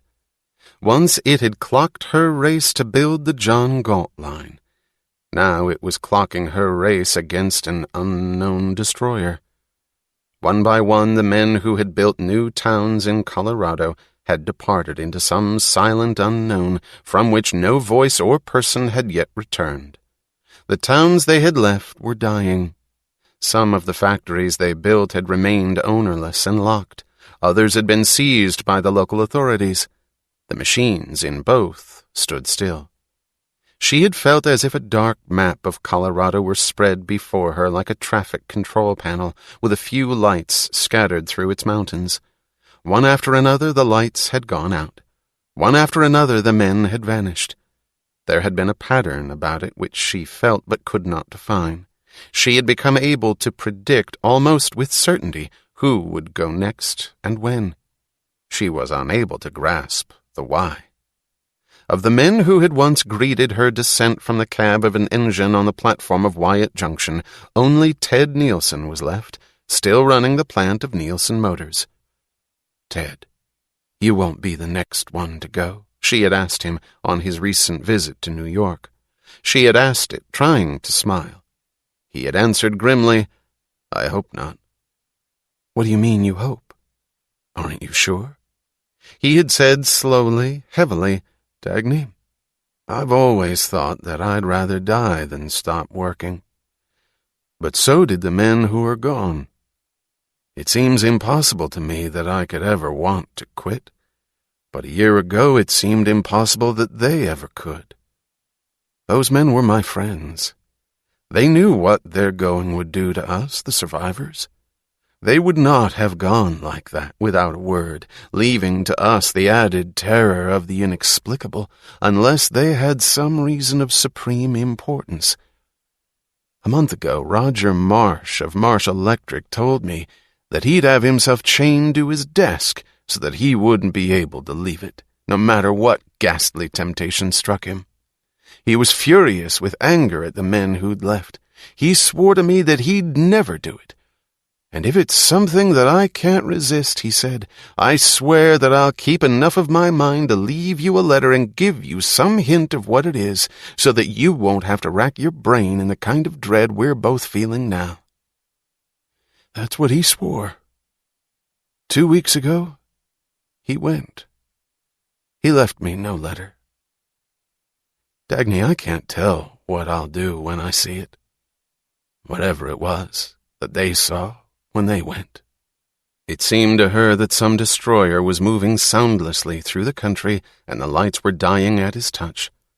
Someone, she thought bitterly, who had reversed the principle of the 20th century motor and was now turning kinetic energy into static. That was the enemy, she thought, as she sat at her desk in the gathering twilight, with whom she was running a race. The monthly report from Quentin Daniels lay on her desk. She could not be certain as yet that Daniels would solve the secret of the motor, but the destroyer, she thought, was moving swiftly, surely, at an ever-accelerating tempo. She wondered whether, by the time she rebuilt the motor, there would be any world left to use it. She had liked Quentin Daniels from the moment he entered her office on their first interview. He was a lanky man in his early 30s, with a homely, angular face and an attractive smile. A hint of the smile remained in his features at all times, particularly when he listened. It was a look of good-natured amusement, as if he were swiftly and patiently discarding the irrelevant in the words he heard and going straight to the point a moment ahead of the speaker. "Why did you refuse to work for Dr. Stadler?" she asked. The hint of his smile grew harder and more stressed. This was as near as he came to showing an emotion. The emotion was anger. But he answered in his even, unhurried drawl, "You know, Dr. Stadler once said that the first word of free scientific inquiry was redundant. He seems to have forgotten it. Well, I'll just say that governmental scientific inquiry is a contradiction in terms. She asked him what position he held at the Utah Institute of Technology. "Night watchman," he answered. "What?" she gasped. "Night watchman," he repeated politely, as if she had not caught the words, as if there were no cause for astonishment.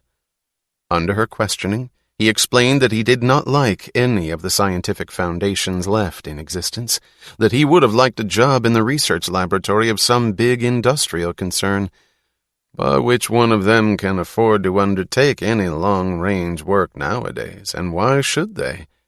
So when the Utah Institute of Technology was closed for lack of funds, he had remained there as night watchman and sole inhabitant of the place.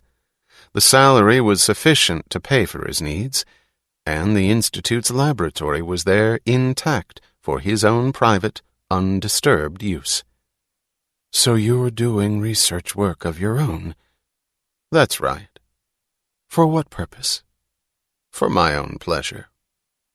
"What do you intend to do if you discover something of scientific importance or commercial value? Do you intend to put it to some public use?"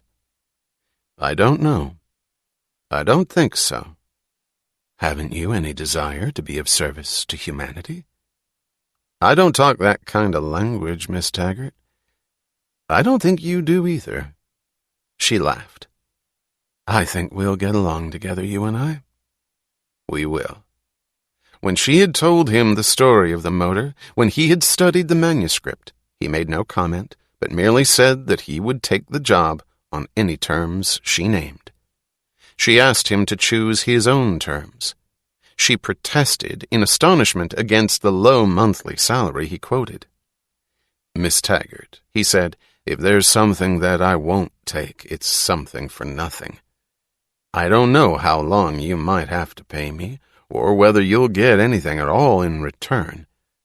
I'll gamble on my own mind. I won't let anybody else do it. I don't collect for an intention, but I sure do intend to collect for goods delivered. If I succeed, that's when I'll skin you alive, because what I want then is a percentage, and it's going to be high, but it's going to be worth your while." When he named the percentage he wanted, she laughed. "That is skinning me alive, and it will be worth my while." "Okay." They agreed that it was to be her private project, and that he was to be her private employee. Neither of them wanted to have to deal with the interference of the Taggart Research Department. He asked to remain in Utah, in his post of watchman, where he had all the laboratory equipment and all the privacy he needed. The project was to remain confidential between them until and unless he succeeded. "Miss Taggart," he said in conclusion, "I don't know how many years it will take me to solve this, if ever. But I know that if I spend the rest of my life on it and succeed, I will die satisfied." He added, "There's only one thing that I want more than to solve it. It's to meet the man who has." Once a month since his return to Utah, she had sent him a check, and he had sent her a report on his work. It was too early to hope, but his reports were the only bright points in the stagnant fog of her days in the office. She raised her head as she finished reading his pages. The calendar in the distance said September 2nd. The lights of the city had grown beneath it, spreading and glittering. She thought of Reardon. She wished he were in the city. She wished she would see him tonight. Then, noticing the date, she remembered suddenly that she had to rush home to dress, because she had to attend Jim's wedding tonight. She had not seen Jim outside the office for over a year. She had not met his fiancée, but she had read enough about the engagement in the newspapers. She rose from her desk in wearily distasteful resignation. It seemed easier to attend the wedding than to bother explaining her absence afterwards. She was hurrying across the concourse of the terminal when she heard a voice calling Miss Taggart with a strange note of urgency and reluctance together. It stopped her abruptly.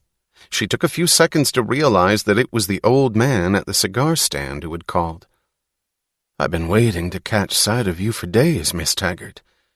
I've been extremely anxious to speak to you." There was an odd expression on his face, the look of an effort not to look frightened. "I'm sorry," she said, smiling.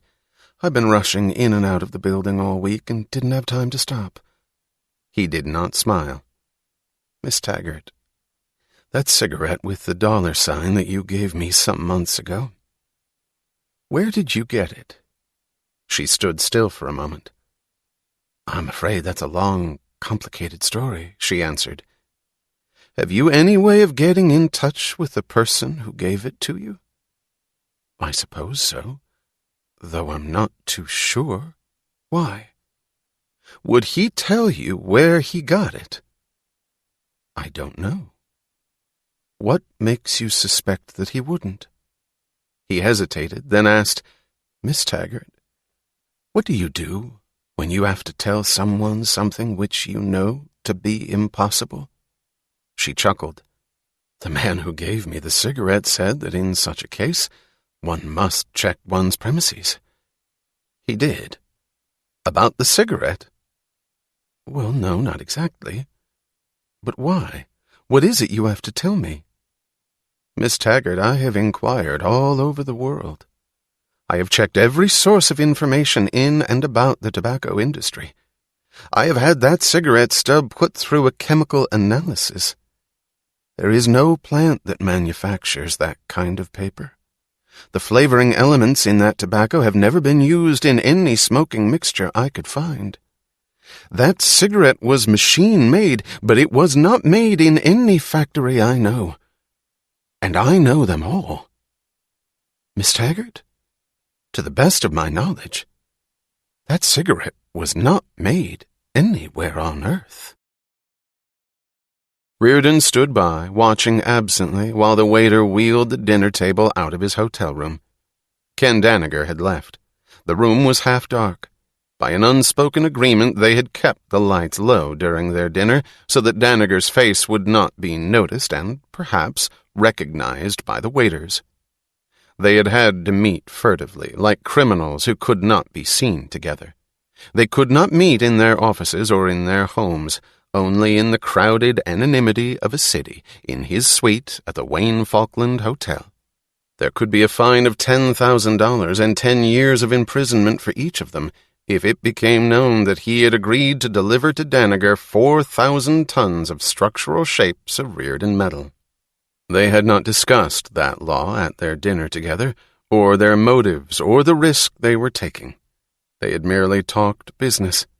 Speaking clearly and dryly, as he always spoke at any conference, Danager had explained that half of his original order would be sufficient to brace such tunnels as would cave in, if he delayed the bracing much longer, and to recondition the mines of the Confederated Coal Company, gone bankrupt, which he had purchased 3 weeks ago.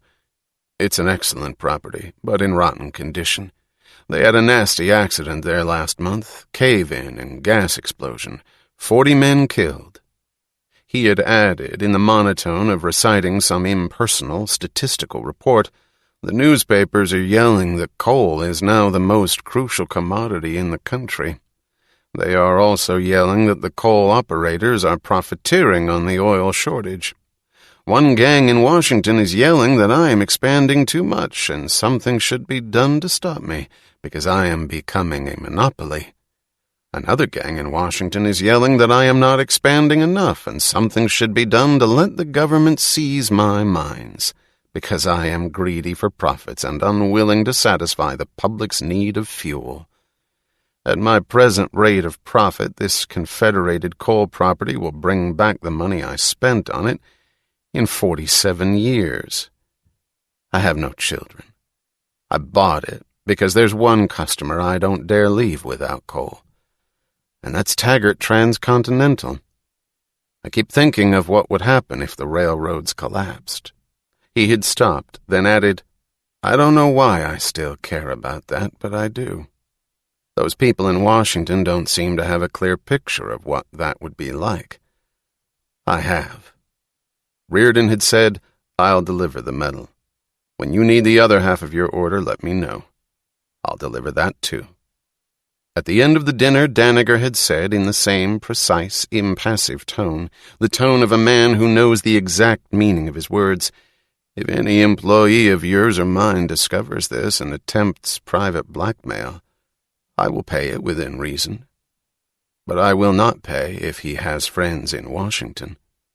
If any of those come around, then I go to jail. Then we go together, Reardon had said. Standing alone in his half-darkened room, Reardon noted that the prospect of going to jail left him blankly indifferent. He remembered the time when, aged 14, faint with hunger, he would not steal fruit from a sidewalk stand. Now, the possibility of being sent to jail, if this dinner was a felony, meant no more to him than the possibility of being run over by a truck. An ugly physical accident without any moral significance. He thought that he had been made to hide as a guilty secret the only business transaction he had enjoyed in a year's work, and that he was hiding, as a guilty secret, his nights with Dagny, the only hours that kept him alive. He felt that there was some connection between the two secrets, some essential connection which he had to discover. He could not grasp it. He could not find the words to name it, but he felt that the day when he would find them, he would answer every question of his life. He stood against the wall, his head thrown back, his eyes closed, and thought of Dagny. And then he felt that no questions could matter to him any longer. He thought that he would see her tonight, almost hating it, because tomorrow morning seemed so close, and then he would have to leave her. He wondered whether he could remain in town tomorrow, or whether he should leave now, without seeing her, so that he could wait, so that he could always have it ahead of him, the moment of closing his hands over her shoulders and looking down at her face. You're going insane, he thought. But he knew that if she were beside him through every hour of his days, it would still be the same. He would never have enough of it. He would have to invent some senseless form of torture for himself in order to bear it. He knew he would see her tonight, and the thought of leaving without it made the pleasure greater, a moment's torture to underscore his certainty of the hours ahead. He would leave the light on in her living room, he thought, and hold her across the bed, and see nothing but the curve of the strip of light running from her waist to her ankle, a single line drawing the whole shape of her long, slim body in the darkness. Then he would pull her head into the light, to see her face, to see it falling back, unresisting, her hair over his arm, her eyes closed, the face drawn as in a look of pain, her mouth open to him. He stood at the wall, waiting to let all the events of the day drop away from him, to feel free, to know that the next span of time was his. When the door of his room flew open without warning, he did not quite hear or believe it at first. He saw the silhouette of a woman, then of a bellboy who put down a suitcase and vanished. The voice he heard was Lillian's. "Why, Henry, all alone and in the dark." She pressed a light switch by the door.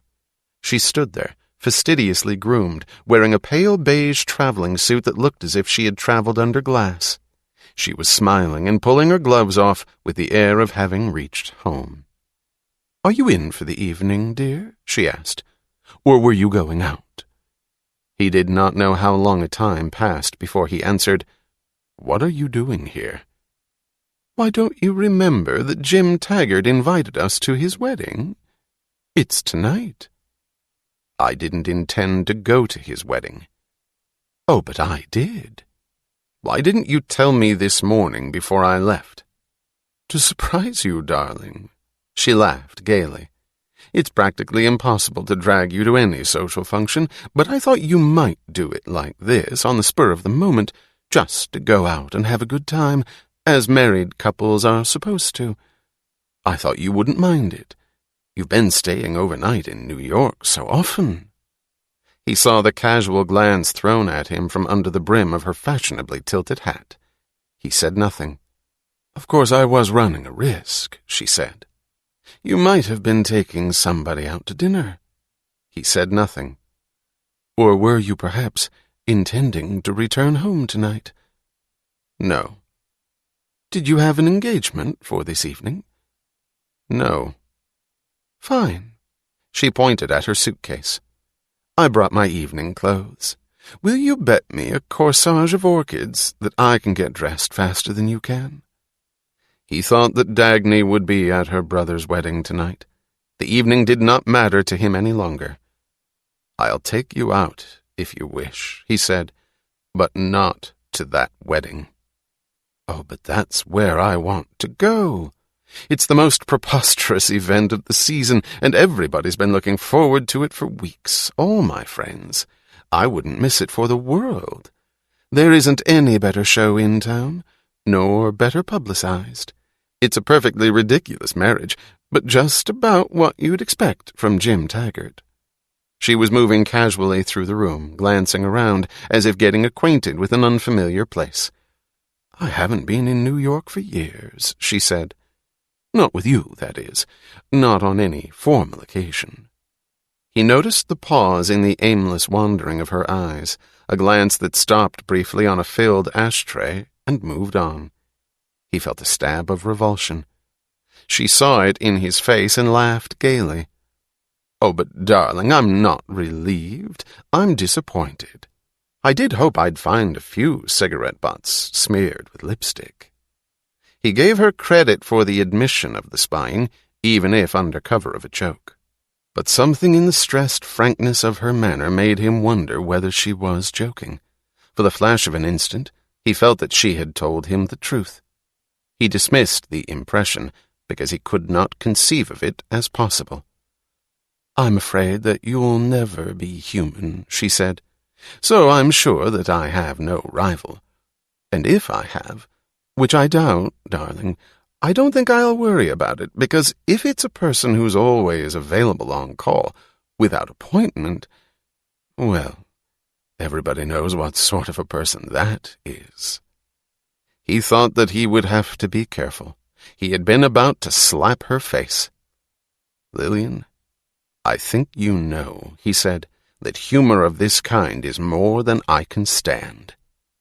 Oh, you're so serious, she laughed. I keep forgetting it. You're so serious about everything, particularly yourself. Then she whirled to him suddenly, her smile gone. She had the strange, pleading look which he had seen in her face at times, a look that seemed made of sincerity and courage. You prefer to be serious, Henry? All right. How long do you wish me to exist somewhere in the basement of your life? How lonely do you want me to become? I've asked nothing of you. I've let you live your life as you pleased. Can't you give me one evening? Oh, I know you hate parties and you'll be bored, but it means a great deal to me. Call it empty social vanity. I want to appear for once with my husband. I suppose you never think of it in such terms, but you're an important man. You're envied, hated, respected, and feared. You're a man whom any woman would be proud to show off as her husband. You may say it's a low form of feminine ostentation, but that's the form of any woman's happiness. You don't live by such standards, but I do. Can't you give me this much, at the price of a few hours of boredom? Can't you be strong enough to fulfill your obligation and to perform a husband's duty? Can't you go there not for your own sake, but mine? Not because you want to go, but only because I want it? Dagny, he thought desperately. Dagny, who had never said a word about his life at home, who had never made a claim, uttered a reproach, or asked a question. He could not appear before her with his wife. He could not let her see him as the husband being proudly shown off. He wished he could die now, in this moment, before he committed this action, because he knew that he would commit it. Because he had accepted his secret as guilt and promised himself to take its consequences. because he had granted that the right was with Lillian, and he was able to bear any form of damnation, but not able to deny the right when it was claimed of him, because he knew that the reason for his refusal to go was the reason that gave him no right to refuse, because he heard the pleading cry in his mind, "Oh God, Lillian, anything but that party," and he did not allow himself to beg for mercy. He said evenly, his voice lifeless and firm, "All right, Lillian, I'll go." The wedding veil of rose point lace caught on the splintered floor of her tenement bedroom. Cheryl Brooks lifted it cautiously, stepping to look at herself in a crooked mirror that hung on the wall. She had been photographed here all day, as she had been many times in the past 2 months. She still smiled with incredulous gratitude when newspaper people wanted to take her picture, but she wished they would not do it so often. An aging sob sister, who had a drippy love column in print and the bitter wisdom of a policewoman in person, had taken Cheryl under her protection weeks ago, when the girl had first been thrown into press interviews as into a meat grinder. Today the sob sister had chased the reporters out, had snapped, all right, beat it," at the neighbors, had slammed Cheryl's door in their faces, and had helped her to dress. She was to drive Cheryl to the wedding. She had discovered that there was no one else to do it. The wedding veil, the white satin gown, the delicate slippers, and the strand of pearls at her throat had cost 500 times the price of the entire contents of Cheryl's room.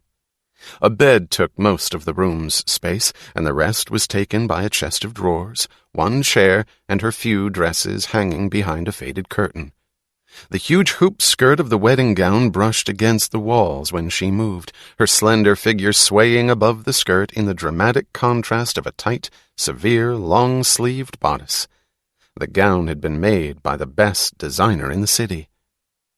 "You see, when I got the job in the dime store, I could have moved to a better room," she said to the sob sister in apology. "But I don't think it matters much where you sleep at night, so I saved my money, because I'll need it for something important in the future." She stopped and smiled, shaking her head dazedly. "I thought I'd need it," she said. "You look fine," said the sob sister. "You can't see much in that alleged mirror, but you're okay." "The way all this happened, I haven't had time to catch up with myself. But you see, Jim's wonderful. He doesn't mind it that I'm only a salesgirl from a dime store living in a place like this. He doesn't hold it against me." "Uh-huh," said the sob sister.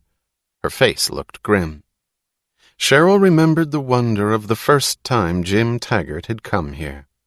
He had come one evening without warning, a month after their first meeting, when she had given up hope of ever seeing him again. She had been miserably embarrassed. She had felt as if she were trying to hold a sunrise within the space of a mud puddle. But Jim had smiled, sitting on her only chair, looking at her flushed face and at her room. Then he had told her to put on her coat, and he had taken her to dinner at the most expensive restaurant in the city. He had smiled at her uncertainty, at her awkwardness, at her terror of picking the wrong fork, and at the look of enchantment in her eyes. She had not known what he thought, but he had known that she was stunned not by the place, but by his bringing her there, that she barely touched the costly food, that she took the dinner not as booty from a rich sucker, as all the girls he knew would have taken it, but as some shining award she had never expected to deserve. He had come back to her 2 weeks later, and then their dates had grown progressively more frequent. He would drive up to the dime store at the closing hour, and she would see her fellow salesgirls gaping at her, at his limousine, at the uniformed chauffeur who opened the door for her. He would take her to the best nightclubs, and when he introduced her to his friends, he would say, "Miss Brooks works in the dime store in Madison Square." She would see the strange expressions on their faces, and Jim watching them with a hint of mockery in his eyes. He wanted to spare her the need of pretense or embarrassment, she thought with gratitude. He had the strength to be honest and not to care whether others approved of him or not, she thought with admiration. But she felt an odd burning pain, new to her, the night she heard some woman who worked for a highbrow political magazine say to her companion at the next table, "How generous of Jim." Had he wished, she would have given him the only kind of payment she could offer in return. She was grateful that he did not seek it, but she felt as if their relationship was an immense debt, and she had nothing to pay it with, except her silent worship. He did not need her worship, she thought. There were evenings when he came to take her out, but remained in her room instead and talked to her, while she listened in silence. It always happened unexpectedly, with a kind of peculiar abruptness, as if he had not intended doing it, but something burst within him and he had to speak. Then he sat slumped on her bed, unaware of his surroundings and of her presence, yet his eyes jerked to her face once in a while, as if he had to be certain that a living being heard him. It wasn't for myself. It wasn't for myself at all. Why don't they believe me, those people? I had to grant the union's demands to cut down the trains, and the moratorium on bonds was the only way I could do it. So that's why Wesley gave it to me, for the workers, not for myself. All the newspapers said that I was a great example for all businessmen to follow. A businessman with a sense of social responsibility. That's what they said. It's true, isn't it? Isn't it? What was wrong about that moratorium? What if we did skip a few technicalities? It was for a good purpose. Everyone agrees that anything you do is good so long as it's not for yourself. But she won't give me credit for a good purpose. She doesn't think anybody's any good except herself. My sister is a ruthless, conceited bitch who won't take anyone's ideas but her own. Why do they keep looking at me that way? She and Reardon and all those people. Why are they so sure they're right?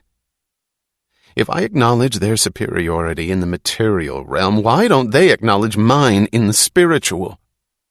They have the brain, but I have the heart. They have the capacity to produce wealth, but I have the capacity to love. Isn't mine the greater capacity? Hasn't it been recognized as the greatest through all the centuries of human history? Why won't they recognize it? Why are they so sure they're great? And if they're great and I'm not, isn't that exactly why they should bow to me, because I'm not? Wouldn't that be an act of true humanity? It takes no kindness to respect a man who deserves respect. It's only a payment which he's earned. To give an unearned respect is the supreme gesture of charity. But they are incapable of charity. They're not human. They feel no concern for anyone's need or weakness. No concern, and no pity. She could understand little of it, but she understood that he was unhappy and that somebody had hurt him. He saw the pain of tenderness in her face, the pain of indignation against his enemies, and he saw the glance intended for heroes, given to him by a person able to experience the emotion behind that glance. She did not know why she felt certain that she was the only one to whom he could confess his torture. She took it as a special honor, as one more gift. The only way to be worthy of him, she thought, was never to ask him for anything. He offered her money once, and she refused it, with such a bright, painful flare of anger in her eyes that he did not attempt it again. The anger was at herself. She wondered whether she had done something to make him think she was that kind of person. But she did not want to be ungrateful for his concern, or to embarrass him by her ugly poverty. She wanted to show him her eagerness to rise and justify his favor. So she told him that he could help her, if he wished, by helping her to find a better job. He did not answer. In the weeks that followed, she waited, but he never mentioned the subject. She blamed herself. She thought that she had offended him, that he had taken it as an attempt to use him. When he gave her an emerald bracelet, she was too shocked to understand. Trying desperately not to hurt him, she pleaded that she could not accept it. "Why not?" he asked. It isn't as if you were a bad woman paying the usual price for it. Are you afraid that I'll start making demands? Don't you trust me?" He laughed aloud at her stammering embarrassment. He smiled, with an odd kind of enjoyment all through the evening when they went to a nightclub and she wore the bracelet with her shabby black dress. He made her wear that bracelet again on the night when he took her to a party, a great reception given by Mrs. Cornelius Pope. If he considered her good enough to bring into the home of his friends, she thought, the illustrious friends whose names she had seen on the inaccessible mountain peaks that were the society columns of the newspapers, she could not embarrass him by wearing her old dress. She spent her year's savings on an evening gown of bright green chiffon with a low neckline, a belt of yellow roses, and a rhinestone buckle. When she entered the Stern residence with the cold, brilliant lights and a terrace suspended over the roofs of skyscrapers, she knew that her dress was wrong for the occasion, though she could not tell why. But she kept her posture proudly straight, and she smiled with the courageous trust of a kitten when it sees a hand extended to play. People gathered to have a good time would not hurt anyone, she thought. At the end of an hour, her attempt to smile had become a helpless, bewildered plea. Then the smile went as she watched the people around her. She saw that the trim, confident girls had a nasty insolence of manner when they spoke to Jim, as if they did not respect him and never had. One of them in particular, a Betty Pope, the daughter of the hostess, kept making remarks to him which Cheryl could not understand, because she could not believe that she understood them correctly. No one had paid any attention to her at first, except for a few astonished glances at her gown. After a while she saw them looking at her. She heard an elderly woman ask Jim, in the anxious tone of referring to some distinguished family she had missed knowing, "Did you say Miss Brooks of Madison Square?" She saw an odd smile on Jim's face when he answered, making his voice sound peculiarly clear, "Yes, the cosmetics counter of Raleigh's 5 and 10. Then she saw some people becoming too polite to her, and others moving away in a pointed manner, and most of them being senselessly awkward in simple bewilderment, and Jim watching silently with that odd smile. She tried to get out of the way, out of their notice. As she slipped by along the edge of the room, she heard some man say with a shrug, "Well, Jim Taggart is one of the most powerful men in Washington at the moment." He did not say it respectfully. Out on the terrace, where it was darker, she heard two men talking and wondered why she felt certain that they were talking about her. One of them said, "Taggart can afford to do it if he pleases," and the other said something about the horse of some Roman emperor named Caligula. She looked at the lone straight shaft of the Taggart building rising in the distance, and then she thought that she understood. These people hated Jim because they envied him. Whatever they were, she thought, whatever their names and their money, none of them had an achievement comparable to his. None of them had defied the whole country to build a railroad everybody thought impossible. For the first time, she saw that she did have something to offer Jim. These people were as mean and small as the people from whom she had escaped in Buffalo. He was as lonely as she had always been, and the sincerity of her feeling was the only recognition he had found.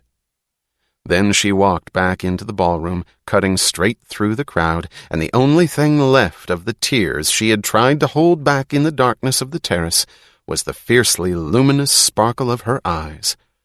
If he wished to stand by her openly, even though she was only a shopgirl, if he wished to flaunt it, if he had brought her here to face the indignation of his friends, then it was the gesture of a courageous man defying their opinion, and she was willing to match his courage by serving as the scarecrow of the occasion. But she was glad when it was over, when she sat beside him in his car, driving home through the darkness. She felt a bleak kind of relief. Her battling defiance ebbed into a strange, desolate feeling. She tried not to give way to it. Jim said little. He sat looking sullenly out the car window. She wondered whether she had disappointed him in some manner. On the stoop of her rooming house, she said to him forlornly, "I'm sorry if I let you down." He did not answer for a moment, and then he asked, "What would you say if I asked you to marry me?" She looked at him. She looked around them. There was a filthy mattress hanging on somebody's windowsill, a pawn shop across the street, a garbage pail at the stoop beside them. One did not ask such a question in such a place. She did not know what it meant, and she answered, "I guess I haven't any sense of humor." "This is a proposal, my dear." Then this was the way they reached their first kiss. With tears running down her face, tears unshed at the party, tears of shock, of happiness, of thinking that this should be happiness, and of a low, desolate voice telling her that this was not the way she would have wanted it to happen. She had not thought about the newspapers until the day when Jim told her to come to his apartment, and she found it crowded with people who had notebooks, cameras, and flashbulbs. When she saw her picture in the papers for the first time, a picture of them together, Jim's arm around her, she giggled with delight and wondered proudly whether every person in the city had seen it. After a while, the delight vanished. They kept photographing her at the dime store counter, in the subway, on the stoop of the tenement house, in her miserable room. She would have taken money from Jim now and run to hide in some obscure hotel for the weeks of their engagement, but he did not offer it. He seemed to want her to remain where she was. They printed pictures of Jim at his desk, in the concourse of the Taggart terminal, by the steps of his private railway car, at a formal banquet in Washington. The huge spreads of full newspaper pages, the articles in magazines, the radio voices, the newsreels, all were a single, long, sustained scream about the Cinderella girl and the democratic businessman. She told herself not to be suspicious when she felt uneasy. She told herself not to be ungrateful when she felt hurt. She felt it only in a few rare moments, when she awakened in the middle of the night and lay in the silence of her room, unable to sleep. She knew that it would take her years to recover, to believe, to understand. She was reeling through her days like a person with a sunstroke, seeing nothing but the figure of Jim Taggart as she had seen him first on the night of his great triumph. "Listen, kid," the sob sister said to her when she stood in her room for the last time, the lace of the wedding veil streaming like crystal foam from her hair to the blotched planks of the floor. "You think that if one gets hurt in life, it's through one's own sins, and that's true in the long run. But there are people who will try to hurt you through the good they see in you, knowing that it's the good, needing it, and punishing you for it. Don't let it break you when you discover that." "I don't think I'm afraid," she said, looking intently straight before her, the radiance of her smile melting the earnestness of her glance. "I have no right to be afraid of anything. I'm too happy. You see, I always thought that there wasn't any sense in people saying that all you can do in life is suffer. I wasn't going to knuckle down to that and give up. I thought that things could happen which were beautiful and very great. I didn't expect it to happen to me. Not so much and so soon. But I'll try to live up to it." "Money is the root of all evil," said James Taggart. "Money can't buy happiness. Love will conquer any barrier and any social distance. That may be a bromide, boys, but that's how I feel." He stood under the lights of the ballroom of the Wayne Falkland Hotel in a circle of reporters who had closed about him the moment the wedding ceremony ended. He heard the crowd of guests beating like a tide beyond the circle. Cheryl stood beside him, her white-gloved hand on the black of his sleeve. She was still trying to hear the words of the ceremony, not quite believing that she had heard them. "How do you feel, Mrs. Taggart?" She heard the question from somewhere in the circle of reporters. It was like the jolt of returning to consciousness. 2 words suddenly made everything real to her. She smiled and whispered, choking, I'm very happy.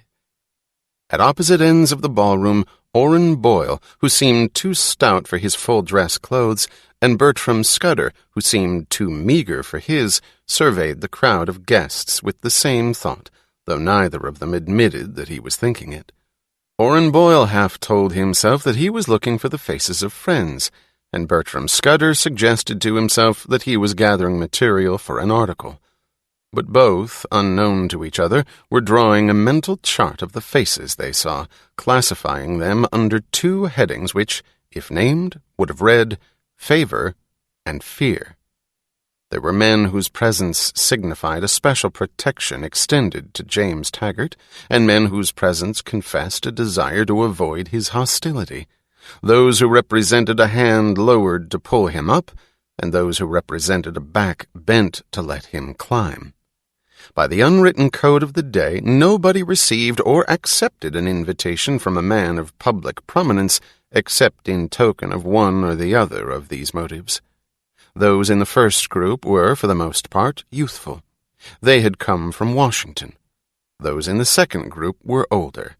They were businessmen. Orrin Boyle and Bertram Scudder were men who used words as a public instrument, to be avoided in the privacy of one's own mind. Words were a commitment, carrying implications which they did not wish to face. They needed no words for their chart. The classification was done by physical means, a respectful movement of their eyebrows, equivalent to the emotion of the word so for the first group, and a sarcastic movement of their lips, equivalent to the emotion of well, well for the second.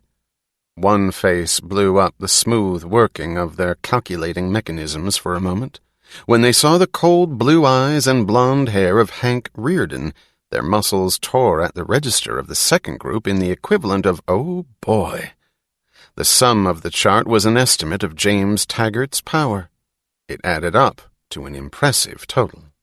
They knew that James Taggart was fully aware of it when they saw him moving among his guests.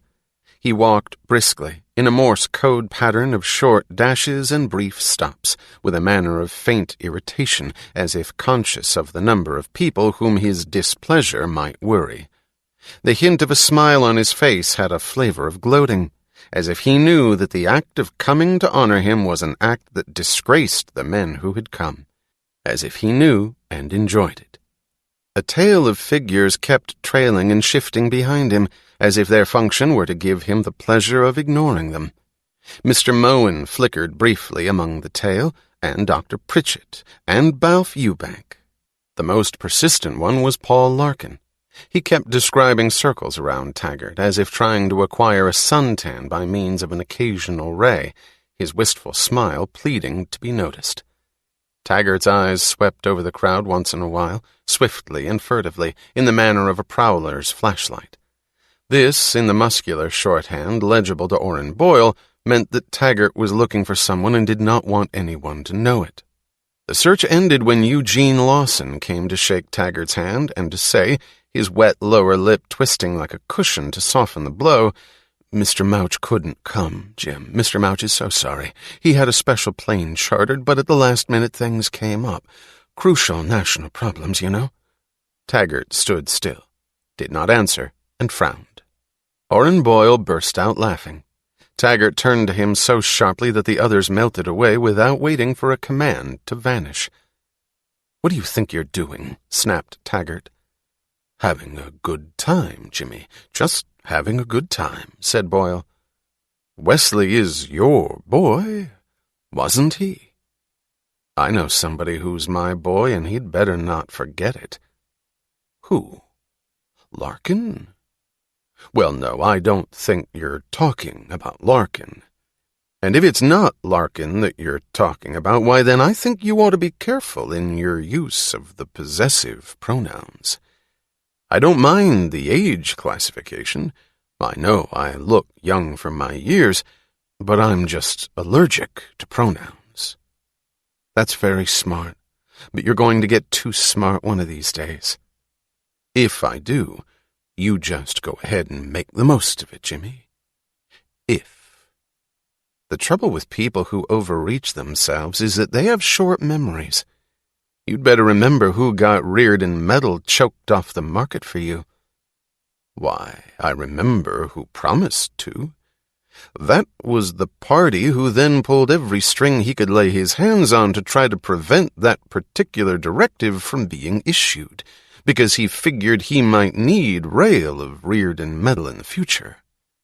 Because you spent $10,000 pouring liquor into people you hoped would prevent the directive about the bond moratorium. That's right. So I did. I had friends who had railroad bonds. And besides, I have friends in Washington too, Jimmy. Well, your friends beat mine on that moratorium business, but mine beat yours on reared in metal, and I'm not forgetting it. But what the hell? It's all right with me. That's the way to share things around. Only don't you try to fool me, Jimmy. Save the act for the suckers. If you don't believe that I've always tried to do my best for you, sure you have. The best that could be expected, all things considered. And you'll continue to do it too, so long as I've got somebody you need, and not a minute longer. So I just wanted to remind you that I've got my own friends in Washington. Friends that money can't buy. Just like yours, Jimmy. What do you think you mean? Just what you're thinking. The ones you buy aren't really worth a damn because somebody can always offer them more, so the field's wide open to anybody and it's just like old-fashioned competition again. But if you get the goods on a man, then you've got him. Then there's no higher bidder and you can count on his friendship. Well, you have friends, and so have I. You have friends I can use, and vice versa. That's all right with me. What the hell? One's got to trade something. If we don't trade money, and the age of money is past, then we trade men. What is it you're driving at? Why, I'm just telling you a few things that you ought to remember. Now, take Wesley, for instance. You promised him the assistant's job in the Bureau of National Planning for double-crossing Reardon at the time of the Equalization of Opportunity Bill. You had the connections to do it, and that's what I asked you to do, in exchange for the anti-dog-eat-dog rule, where I had the connections. So Wesley did his part, and you saw to it that you got it all on paper. Oh, sure. I know that you've got written proof of the kind of deals he pulled to help pass that bill while he was taking Reardon's money to defeat it and keeping Reardon off guard. They were pretty ugly deals. It would be pretty messy for Mr. Mouch if it all came out in public. So you kept your promise and you got the job for him because you thought you had him. And so you did. And he paid off pretty handsomely, didn't he? But it works only just so long. After a while, Mr. Wesley Mouch might get to be so powerful and the scandal so old that nobody will care how he got his start or whom he double-crossed. Nothing lasts forever.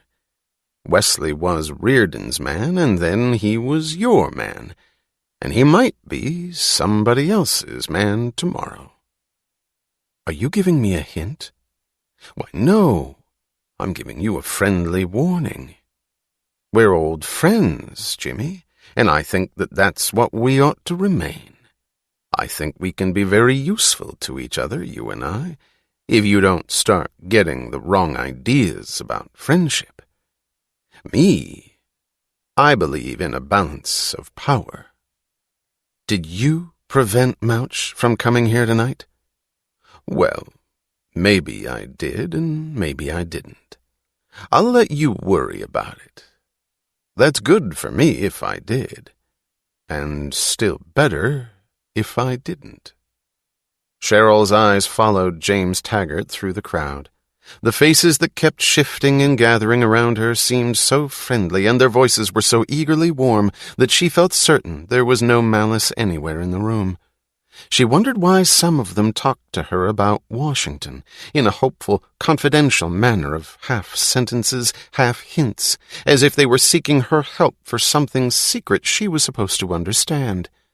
She did not know what to say, but she smiled and answered whatever she pleased. She could not disgrace the person of Mrs. Taggart by any touch of fear. Then she saw the enemy. It was a tall, slender figure in a gray evening gown, who was now her sister-in-law. The pressure of anger in Cheryl's mind was the stored accumulation of the sounds of Jim's tortured voice. She felt the nagging pull of a duty left undone. Her eyes kept returning to the enemy and studying her intently. The pictures of Dagny Taggart in the newspapers had shown a figure dressed in slacks, or a face with a slanting hat brim and a raised coat collar. Now she wore a gray evening gown that seemed indecent because it looked austerely modest, so modest that it vanished from one's awareness and left one too aware of the slender body it pretended to cover. There was a tone of blue in the gray cloth that went with the gunmetal gray of her eyes. She wore no jewelry, only a bracelet on her wrist, a chain of heavy metal links with a green-blue cast. Cheryl waited until she saw Dagny standing alone, then tore forward, cutting resolutely across the room.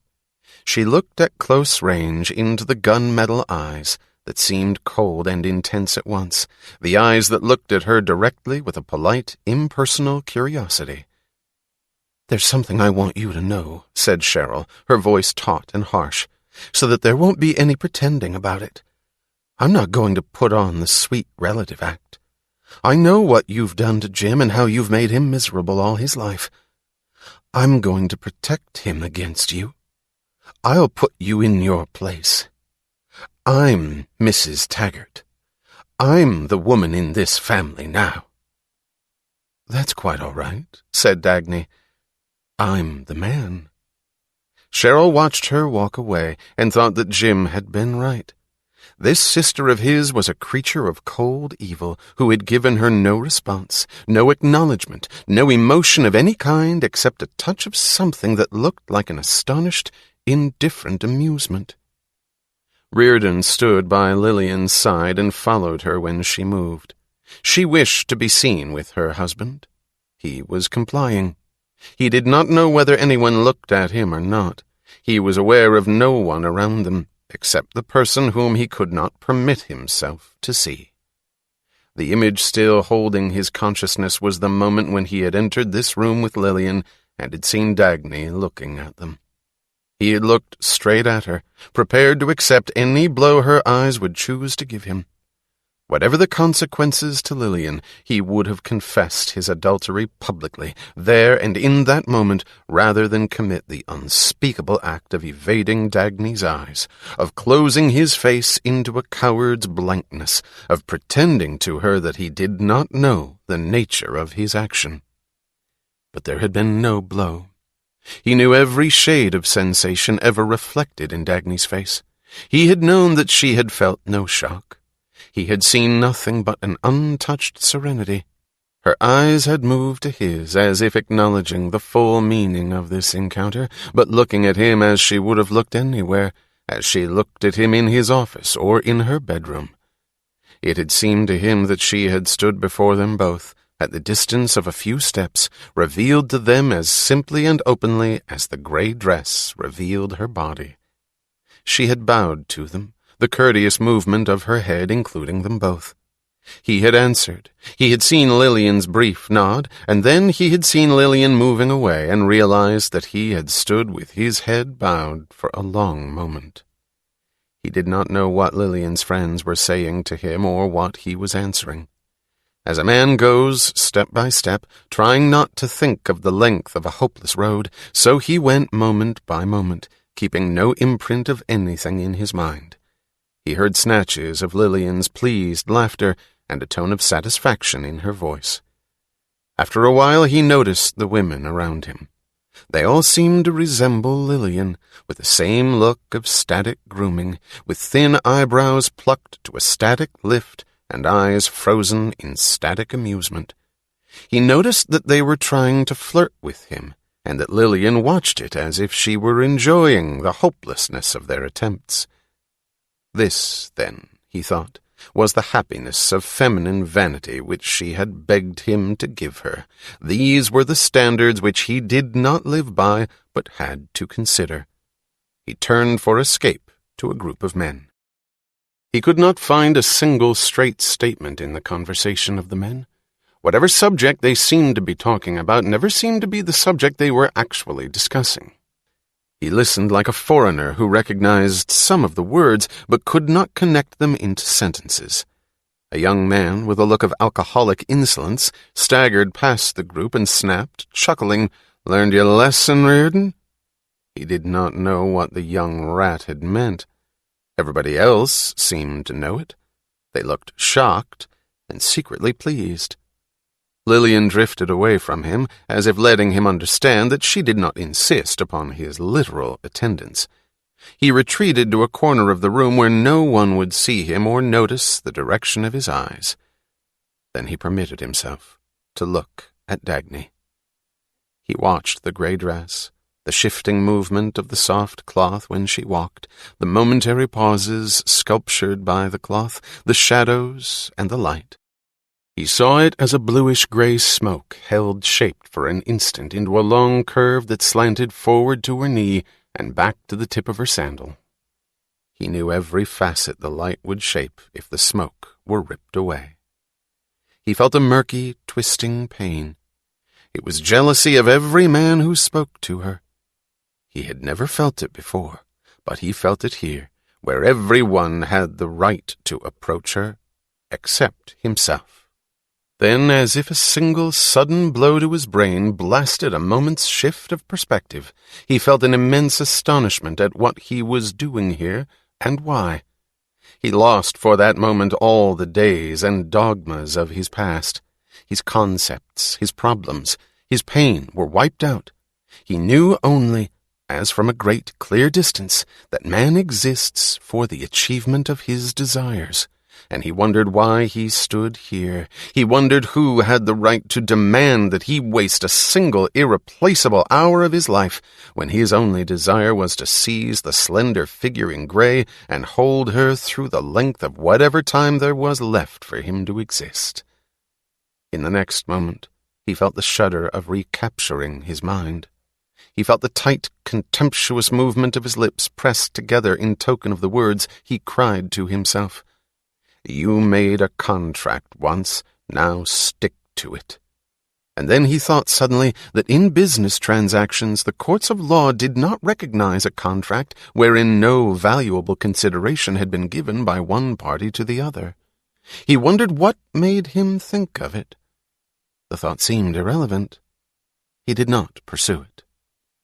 James Taggart saw Lillian Reardon drift casually toward him at the one moment when he chanced to be alone in the dim corner between a potted palm and a window. He stopped and waited to let her approach. He could not guess her purpose, but this was the manner which, in the code he understood, meant that he had better hear her. "How do you like my wedding gift, Jim?" she asked, and laughed at his look of embarrassment. No, don't try to go over the list of things in your apartment, wondering which one the hell it was. It's not in your apartment. It's right here. And it's a non-material gift, darling. He saw the half-hint of a smile on her face, the look understood among his friends as an invitation to share a secret victory. It was the look not of having outthought, but of having outsmarted somebody. He answered cautiously, with a safely pleasant smile, "Your presence is the best gift you could give me." "My presence, Jim?" The lines of his face were shock-bound for a moment. He knew what she meant, but he had not expected her to mean it. She smiled openly. "We both know whose presence is the most valuable one for you tonight, and the unexpected one. Didn't you really think of giving me credit for it? I'm surprised at you. I thought you had a genius for recognizing potential friends." He would not commit himself. He kept his voice carefully neutral. Have I failed to appreciate your friendship, Lillian? Now, darling, you know what I'm talking about. You didn't expect him to come here. You didn't really think that he is afraid of you, did you? But to have the others think he is, that's quite an inestimable advantage, isn't it? I'm surprised, Lillian. Shouldn't you say impressed? Your guests are quite impressed. I can practically hear them thinking all over the room. Most of them are thinking, if he has to seek terms with Jim Taggart, we'd better toe the line. And a few were thinking, if he's afraid, we'll get away with much more. This is as you want it, of course, and I wouldn't think of spoiling your triumph, but you and I are the only ones who know that you didn't achieve it single-handed. He did not smile. He asked, his face blank, his voice smooth, but with a carefully measured hint of harshness, "What's your angle?" She laughed. "Essentially, the same as yours, Jim. But speaking practically, none at all. It's just a favor I've done you, and I need no favor in return. Don't worry, I'm not lobbying for any special interests. I'm not after squeezing some particular directive out of Mr. Mouch. I'm not even after a diamond tiara from you. Unless, of course, it's a tiara of a non-material order, such as your appreciation." He looked straight at her for the first time. His eyes narrowed, his face relaxed to the same half-smile as hers, suggesting the expression which, for both of them, meant that they felt at home with each other, an expression of contempt.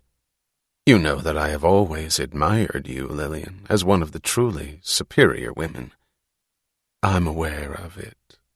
There was the faintest coating of mockery spread like shellac over the smooth notes of her voice. He was studying her insolently. "You must forgive me if I think that some curiosity is permissible between friends," he said, with no tone of apology.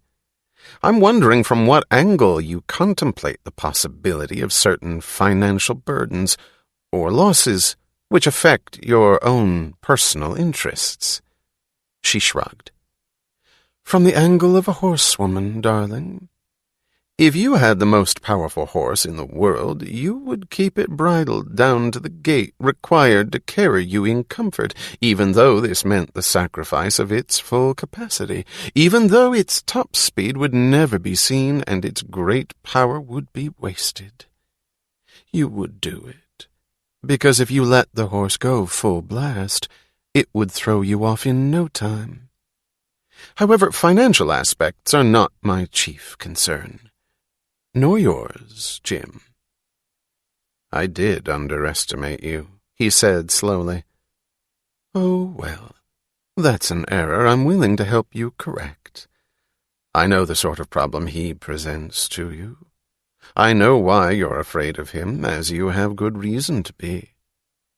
But, well, you're in business and in politics, so I'll try to say it in your language. A businessman says that he can deliver the goods, and a ward healer says that he can deliver the vote. Is that right? Well, what I wanted you to know is that I can deliver him any time I choose. You may act accordingly." In the code of his friends, to reveal any part of one's self was to give a weapon to an enemy. But he signed her confession and matched it when he said, "I wish I were as smart about my sister." She looked at him without astonishment. She did not find the words irrelevant. "Yes, there's a tough one," she said. "No vulnerable point. No weaknesses." "None." "No love affairs?" "God, no." She shrugged, in sign of changing the subject. Dagny Taggart was a person on whom she did not care to dwell. "I think I'll let you run along, so that you can chat a little with Balfe Eubank," she said. "He looks worried, because you haven't looked at him all evening, and he's wondering whether literature will be left without a friend at court." "Lillian, you're wonderful," he said, quite spontaneously. She laughed. That, my dear, is the non-material tiara I wanted." The remnant of a smile stayed on her face as she moved through the crowd, a fluid smile that ran softly into the look of tension and boredom worn by all the faces around her. She moved at random, enjoying the sense of being seen, her eggshell satin gown shimmering like heavy cream with the motion of her tall figure. It was the green-blue spark that caught her attention. It flashed for an instant under the lights on the wrist of a thin, naked arm. Then she saw the slender body, the gray dress, the fragile, naked shoulders. She stopped. She looked at the bracelet, frowning. Dagny turned at her approach. Among the many things that Lillian resented, the impersonal politeness of Dagny's face was the one she resented most. "What do you think of your brother's marriage, Miss Taggart?" she asked, casually, smiling. "I have no opinion about it." "Do you mean to say that you don't find it worthy of any thought?" "If you wish to be exact, yes, that's what I mean." "Oh, but don't you see any human significance in it?" "No." "Don't you think that a person such as your brother's bride does deserve some interest?" "Why, no." "I envy you, Miss Taggart. I envy your Olympian detachment. It is, I think, the secret of why lesser mortals can never hope to equal your success in the field of business. They allow their attention to be divided, at least to the extent of acknowledging achievements in other fields." "What achievements are we talking about?" "Don't you grant any recognition at all to the women who attain unusual heights of conquest, not in the industrial, but in the human realm?" "I don't think that there is such a word as conquest in the human realm." "Oh, but consider, for instance, how hard other women would have had to work, if work were the only means available to them, to achieve what this girl has achieved through the person of your brother." "I don't think she knows the exact nature of what she has achieved." Reardon saw them together. He approached. He felt that he had to hear it, no matter what the consequences. He stopped silently beside them. He did not know whether Lillian was aware of his presence.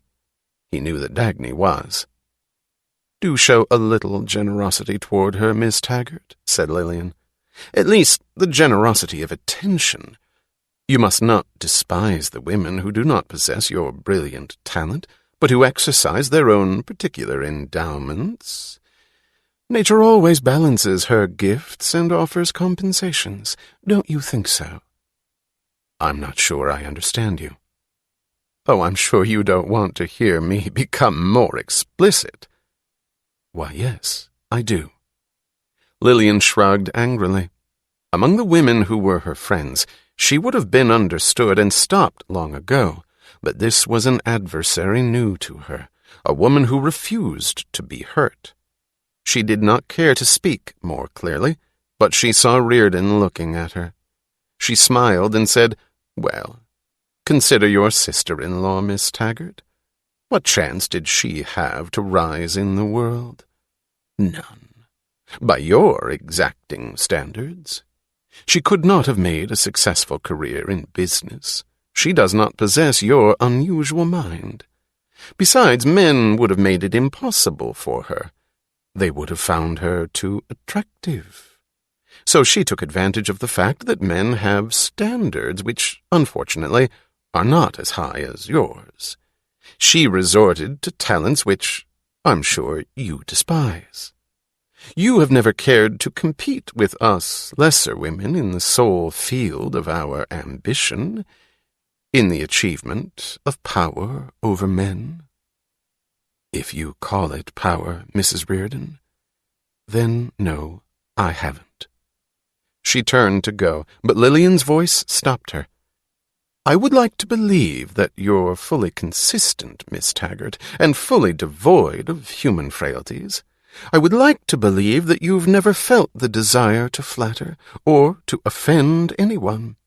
But I see that you expected both Henry and me to be here tonight." "Why, no. I can't say that I did. I had not seen my brother's guest list." Then why are you wearing that bracelet? Dagny's eyes moved deliberately straight to hers. I always wear it. Don't you think that that's carrying a joke too far? It was never a joke, Mrs. Reardon. Then you'll understand me if I say that I'd like you to give that bracelet back to me. I understand you, but I will not give it back. Lillian let a moment pass, as if to let them both acknowledge the meaning of their silence. For once she held Dagny's glance without smiling. What do you expect me to think, Miss Taggart? Anything you wish. What is your motive? You knew my motive when you gave me the bracelet. Lillian glanced at Reardon. His face was expressionless. She saw no reaction, no hint of intention to help her or stop her, nothing but an attentiveness that made her feel as if she were standing in a spotlight. Her smile came back as a protective shield, an amused, patronizing smile intended to convert the subject into a drawing-room issue again. I'm sure, Miss Taggart, that you realize how enormously improper this is. No. But surely you know that you are taking a dangerous and ugly risk. No. You do not take into consideration the possibility of being misunderstood. No. Lillian shook her head in smiling reproach. Miss Taggart, don't you think that this is a case where one cannot afford to indulge in abstract theory, but must consider practical reality? Dagny would not smile. I have never understood what is meant by a statement of that kind. I mean that your attitude may be highly idealistic, as I am sure it is, but unfortunately most people do not share your lofty frame of mind, and will misinterpret your action in the one manner which would be most abhorrent to you. Then the responsibility and the risk will be theirs, not mine. I admire your— no, I must not say innocence, but shall I say purity? You have never thought of it, I'm sure, but life is not as straight and logical as a railroad track. It is regrettable, but possible, that your high intentions may lead people to suspect things which I'm sure you know to be of a sordid and scandalous nature. Dagny was looking straight at her. I don't. But you cannot ignore that possibility. I do. Dagny turned to go. Oh, but should you wish to evade a discussion if you have nothing to hide? Dagny stopped. And if your brilliant and reckless courage permits you to gamble with your reputation, should you ignore the danger to Mr. Reardon? Dagny asked slowly, What is the danger to Mr. Reardon?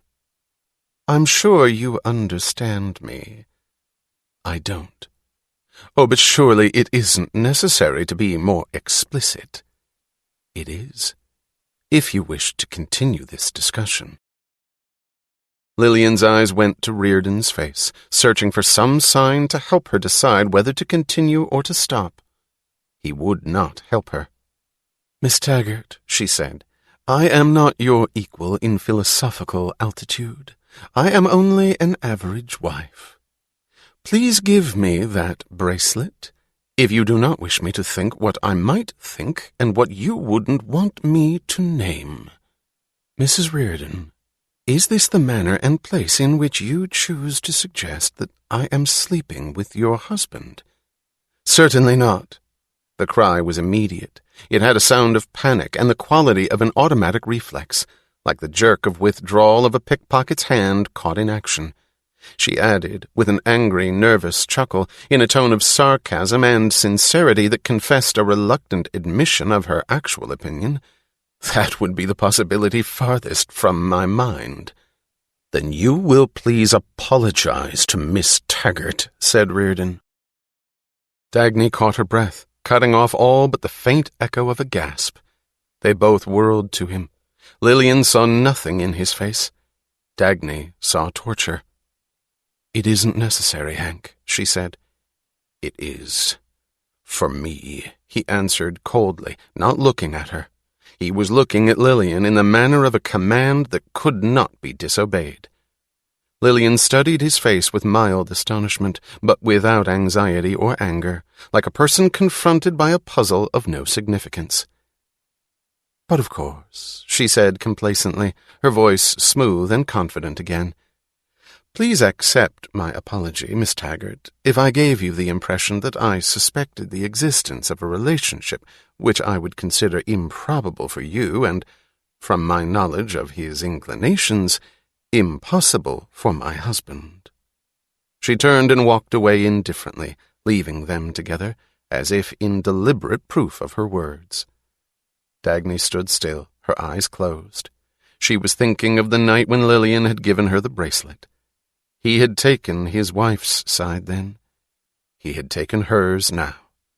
Of the three of them, she was the only one who understood fully what this meant. "Whatever is the worst you may wish to say to me, you will be right." She heard him and opened her eyes. He was looking at her coldly, his face harsh, allowing no sign of pain or apology to suggest a hope of forgiveness. "Dearest, don't torture yourself like that," she said. "I knew that you're married. I've never tried to evade that knowledge. I'm not hurt by it tonight." Her first word was the most violent of the several blows he felt. She had never used that word before. She had never let him hear that particular tone of tenderness. She had never spoken of his marriage in the privacy of their meetings, yet she spoke of it here with effortless simplicity. She saw the anger in his face, the rebellion against pity, the look of saying to her contemptuously that he had betrayed no torture and needed no help, then the look of the realization that she knew his face as thoroughly as he knew hers. He closed his eyes, he inclined his head a little, and he said very quietly, "Thank you." She smiled and turned away from him. James Taggart held an empty champagne glass in his hand and noticed the haste with which Balfe Eubank waved at a passing waiter, as if the waiter were guilty of an unpardonable lapse. Then Eubank completed his sentence. "But you, Mr. Taggart, would know that a man who lives on a higher plane cannot be understood or appreciated. It's a hopeless struggle, trying to obtain support for literature from a world ruled by businessmen. They are nothing but stuffy, middle-class vulgarians, or else predatory savages like Reardon." "Jim," said Bertram Scudder, slapping his shoulder, "the best compliment I can pay you is that you're not a real businessman." "You're a man of culture, Jim," said Dr. Pritchett. "You're not an ex-ore digger like Reardon. I don't have to explain to you the crucial need of Washington assistance to higher education." "You really liked my last novel, Mr. Taggart?" Balfe Eubank kept asking. "You really liked it?" Orrin Boyle glanced at the group on his way across the room, but did not stop. The glance was sufficient to give him an estimate of the nature of the group's concerns. Fair enough, he thought. One's got to trade something. He knew, but did not care to name, just what was being traded.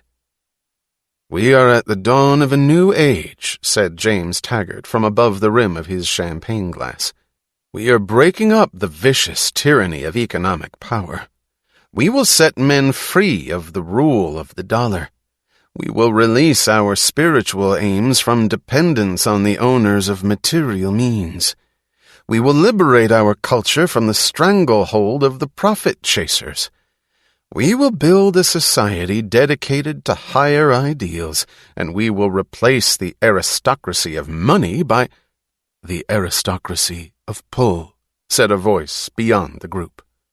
They whirled around. The man who stood facing them was Francisco d'Anconia.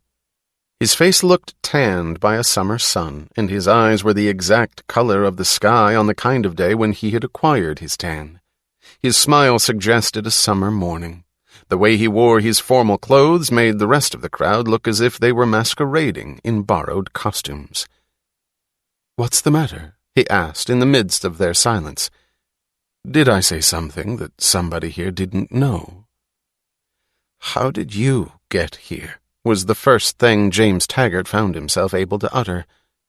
By plane to Newark, by taxi from there, then by elevator from my suite 53 floors above you. I didn't mean. That is, what I meant was, don't look so startled, James. If I land in New York and hear that there's a party going on, I wouldn't miss it, would I? You've always said that I'm just a party hound. The group was watching them.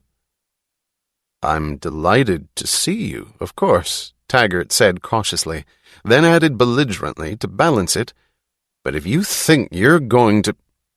Francisco would not pick up the threat. He let Taggart's sentence slide into midair and stop, then asked politely, if I think what? You understand me very well. Yes, I do. Shall I tell you what I think? This is hardly the moment for any. I think you should present me to your bride, James. Your manners have never been glued to you too solidly. You always lose them in an emergency, and that's the time when one needs them most. Turning to escort him toward Cheryl, Taggart caught the faint sound that came from Bertram Scudder. It was an unborn chuckle. Taggart knew that the men who had crawled at his feet a moment ago, whose hatred for Francisco d'Anconia was perhaps greater than his own, were enjoying the spectacle none the less. The implications of this knowledge were among the things he did not care to name. Francisco bowed to Cheryl and offered his best wishes, as if she were the bride of a royal heir. Watching nervously, Taggart felt relief, and a touch of nameless resentment, which, if named, would have told him he wished the occasion deserved the grandeur that Francisco's manner gave it for a moment. He was afraid to remain by Francisco's side, and afraid to let him loose among the guests. He backed a few tentative steps away, but Francisco followed him, smiling. You didn't think I'd want to miss your wedding, James, when you're my childhood friend and best stockholder. What? Gasped Taggart, and regretted it. The sound was a confession of panic. Francisco did not seem to take note of it. He said, his voice gaily innocent, "Oh, but of course I know it. I know the stooge behind every name on the list of the stockholders of d'Anconia Copper. It's surprising how many men by the name of Smith and Gomez are rich enough to own big chunks of the richest corporation in the world. So you can't blame me if I was curious to learn what distinguished persons I actually have among my minority stockholders. I seem to be popular with an astonishing collection of public figures from all over the world, from people's states where you wouldn't think there's any money left at all." Taggart said dryly, frowning, "There are many reasons, business reasons, why it is sometimes advisable not to make one's investments directly. One reason is that a man doesn't want people to know he's rich. Another is that he doesn't want them to learn how he got that way." "I don't know what you mean, or why you should object." "Oh, I don't object at all. I appreciate it. A great many investors, the old-fashioned sort, dropped me after the San Sebastian mines. It scared them away. But the modern ones had more faith in me and acted as they always do, on faith. I can't tell you how thoroughly I appreciate it." Taggart wished Francisco would not talk so loudly. He wished people would not gather around them. "You have been doing extremely well," he said, in the safe tone of a business compliment. "Yes, haven't I? It's wonderful how the stock of d'Anconia Copper has risen within the last year. But I don't think I should be too conceited about it. There's not much competition left in the world. There's no place to invest one's money if one happens to get rich quickly. And here's d'Anconia Copper, the oldest company on earth, the one that's been the safest bet for centuries. Just think of what it managed to survive through the ages.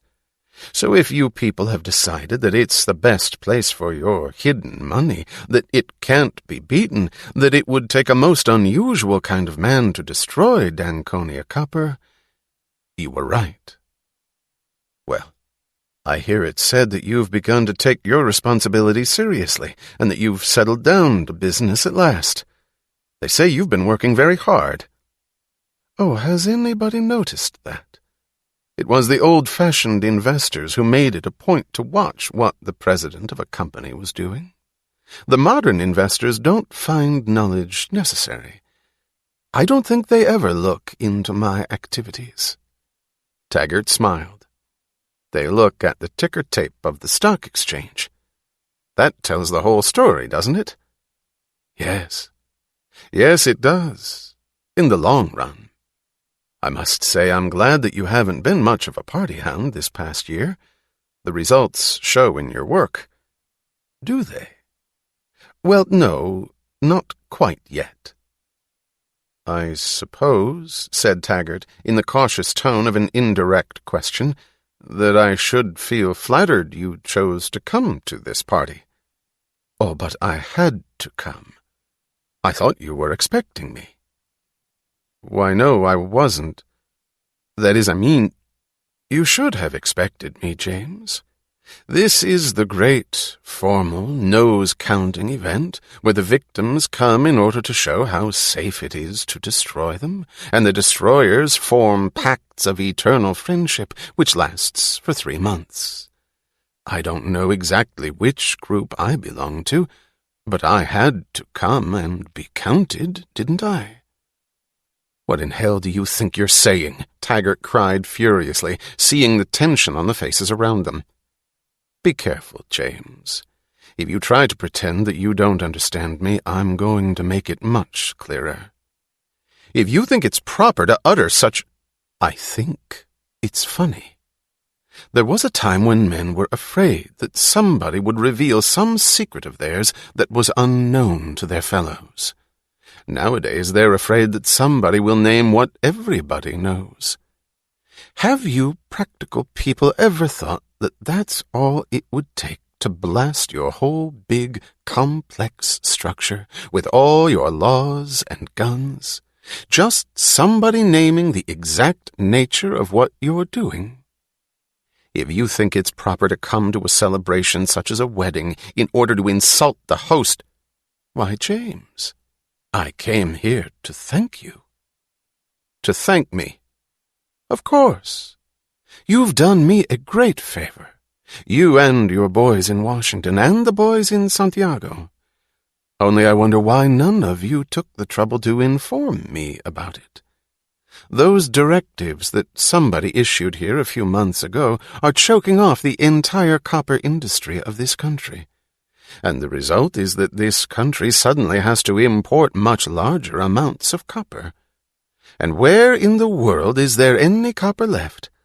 Unless it's Danconia copper. So you see that I have good reason to be grateful. I assure you I had nothing to do with it, Taggart said hastily. And besides, the vital economic policies of this country are not determined by any considerations such as you're intimating or... I know how they're determined, James. I know that the deal started with the boys in Santiago because they've been on the Danconia payroll for centuries. Well, no, payroll is an honorable word. It would be more exact to say that Danconia Copper has been paying them protection money for centuries. Isn't that what your gangsters call it? Our boys in Santiago call it taxes. They've been getting their cut on every ton of Danconia copper sold. So they have a vested interest to see me sell as many tons as possible.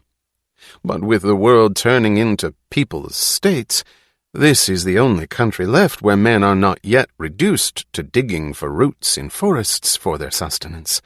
So this is the only market left on earth.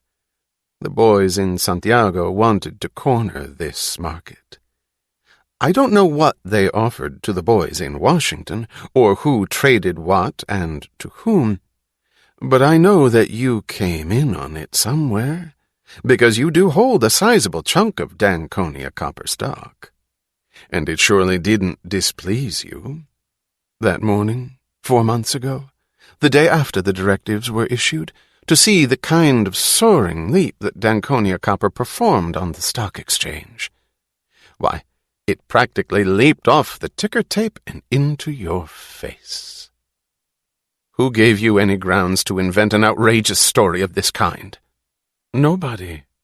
I knew nothing about it. I just saw the leap on the ticker tape that morning.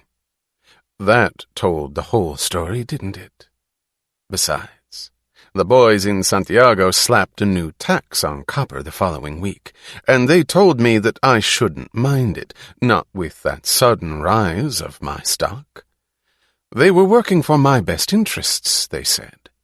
They said, why should I care? Taking the two events together, I was richer than I had been before. True enough, I was. Why do you wish to tell me this? Why don't you wish to take any credit for it, James? That's out of character and out of policy at which you're such an expert. In an age when men exist not by right but by favor, one does not reject a grateful person. One tries to trap into gratitude as many people as possible. Don't you want to have me as one of your men under obligation? I don't know what you're talking about. Think what a favor I received without any effort on my part. I wasn't consulted. I wasn't informed. I wasn't thought about. Everything was arranged without me. And all I have to do now is produce the copper. That was a great favor, James, and you may be sure that I will repay it. Francisco turned abruptly, not waiting for an answer, and started away. Taggart did not follow. He stood, feeling that anything was preferable to one more minute of their conversation. Francisco stopped when he came to Dagny. He looked at her for a silent instant, without greeting, his smile acknowledging that she had been the first person he saw and the first one to see him at his entrance into the ballroom. Against every doubt and warning in her mind, she felt nothing but a joyous confidence. Inexplicably, she felt as if his figure in that crowd was a point of indestructible security. But in the moment when the beginning of a smile told him how glad she was to see him, he asked, "Don't you want to tell me what a brilliant achievement the John Galt line turned out to be?" She felt her lips trembling and tightening at once as she answered, "I'm sorry if I show that I'm still open to be hurt. It shouldn't shock me that you've come to the stage where you despise achievement." "Yes, don't I? I despised that line so much that I didn't want to see it reach the kind of end it has reached." He saw her look of sudden attentiveness, the look of thought rushing into a breach torn open upon a new direction. He watched her for a moment, as if he knew every step she would find along that road, then chuckled and said, "Don't you want to ask me now, who is John Galt?" "Why should I want to? And why now?" "Don't you remember that you dared him to come and claim your line?" "Well, he has." He walked on, not waiting to see the look in her eyes, a look that held anger, bewilderment, and the first faint gleam of a question mark. It was the muscles of his own face that made Reardon realize the nature of his reaction to Francisco's arrival. He noticed suddenly that he was smiling, and that his face had been relaxed into the dim well-being of a smile for some minutes past as he watched Francisco d'Anconia in the crowd. He acknowledged to himself for the first time all the half-grasped, half-rejected moments when he had thought of Francisco d'Anconia and thrust the thought aside before it became the knowledge of how much he wanted to see him again. In moments of sudden exhaustion, at his desk, with the fires of the furnaces going down in the twilight, in the darkness of the lonely walk through the empty countryside to his house, in the silence of sleepless nights, he had found himself thinking of the only man who had once seemed to be his spokesman. He had pushed the memory aside, telling himself, "But that one is worse than all the others," while feeling certain that this was not true, yet being unable to name the reason of his certainty. He had caught himself glancing through the newspapers to see whether Francisco d'Anconia had returned to New York, and he had thrown the newspapers aside, asking himself angrily, what if he did return? Would you go chasing him through nightclubs and cocktail parties? What is it that you want from him? This was what he had wanted, he thought, when he caught himself smiling at the sight of Francisco in the crowd. This strange feeling of expectation that held curiosity, amusement, and hope. Francisco did not seem to have noticed him. Reardon waited, fighting a desire to approach. Not after the kind of conversation we had, he thought. What for? What would I say to him? And then, with the same smiling, light-hearted feeling, the feeling of being certain that it was right, he found himself walking across the ballroom toward the group that surrounded Francisco d'Anconia. He wondered, looking at them, why these people were drawn to Francisco, why they chose to hold him imprisoned in a clinging circle when their resentment of him was obvious under their smiles. Their faces had the hint of a look peculiar, not to fear, but to cowardice, a look of guilty anger. Francisco stood cornered against the side edge of a marble stairway, half leaning, half sitting on the steps. The informality of his posture, combined with the strict formality of his clothes, gave him an air of superlative elegance. His was the only face that had the carefree look and the brilliant smile proper to the enjoyment of a party. But his eyes seemed intentionally expressionless, holding no trace of gaiety, showing, like a warning signal, nothing but the activity of a heightened perceptiveness. Standing unnoticed on the edge of the group, Reardon heard a woman, who had large diamond earrings and a flabby, nervous face, ask tensely, "Senor d'Anconia, what do you think is going to happen to the world?" "Just exactly what it deserves." "Oh, how cruel!" "Don't you believe in the operation of the moral law, madam?" Francisco asked gravely. "I do." Reardon heard Bertram Scudder, outside the group, say to a girl who made some sound of indignation, "Don't let him disturb you. You know, money is the root of all evil, and he's the typical product of money." Reardon did not think that Francisco could have heard it, but he saw Francisco turning to them with a gravely courteous smile. "So you think that money is the root of all evil?" said Francisco d'Anconia. "Have you ever asked what is the root of money? Money is a tool of exchange, which can't exist unless there are goods produced and men able to produce them. Money is the material shape of the principle that men who wish to deal with one another must deal by trade and give value for value. Money is not the tool of the moochers, who claim your product by tears, or of the looters who take it from you by force. Money is made possible only by the men who produce. Is this what you consider evil? When you accept money in payment for your effort, you do so only on the conviction that you will exchange it for the product of the effort of others. It is not the moochers or the looters who give value to money.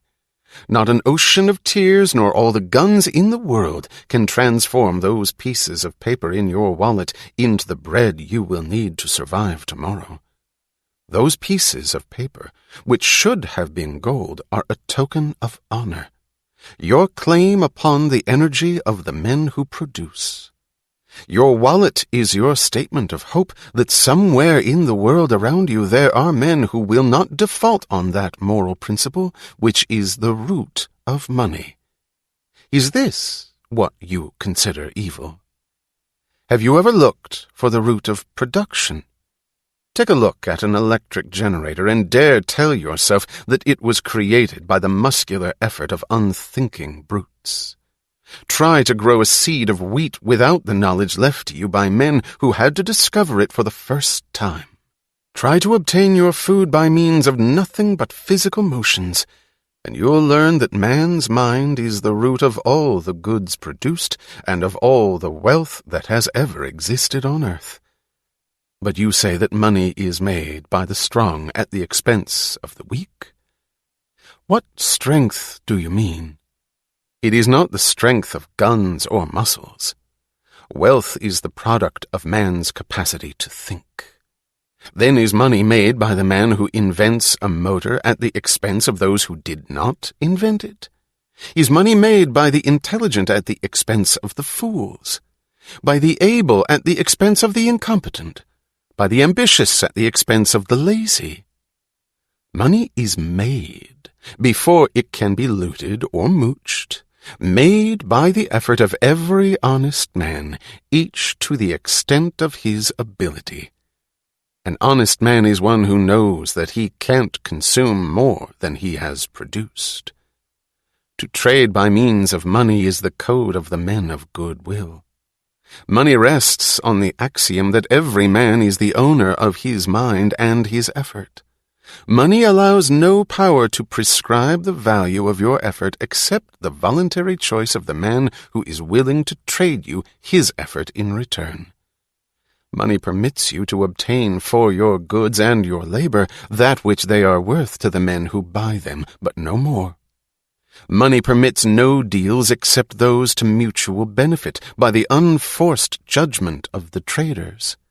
Money demands of you the recognition that men must work for their own benefit, not for their own injury, for their gain, not their loss. The recognition that they are not beasts of burden, born to carry the weight of your misery, that you must offer them values, not wounds, that the common bond among men is not the exchange of suffering, but the exchange of goods. Money demands that you sell not your weakness to men's stupidity, but your talent to their reason. It demands that you buy not the shoddiest they offer, but the best that your money can find. And when men live by trade, with reason, not force, as their final arbiter, it is the best product that wins, the best performance, the man of best judgment and highest ability. And the degree of a man's productiveness is the degree of his reward. This is the code of existence whose tool and symbol is money. Is this what you consider evil? But money is only a tool. It will take you wherever you wish, but it will not replace you as the driver. It will give you the means for the satisfaction of your desires, but it will not provide you with desires. Money is the scourge of the men who attempt to reverse the law of causality, the men who seek to replace the mind by seizing the products of the mind.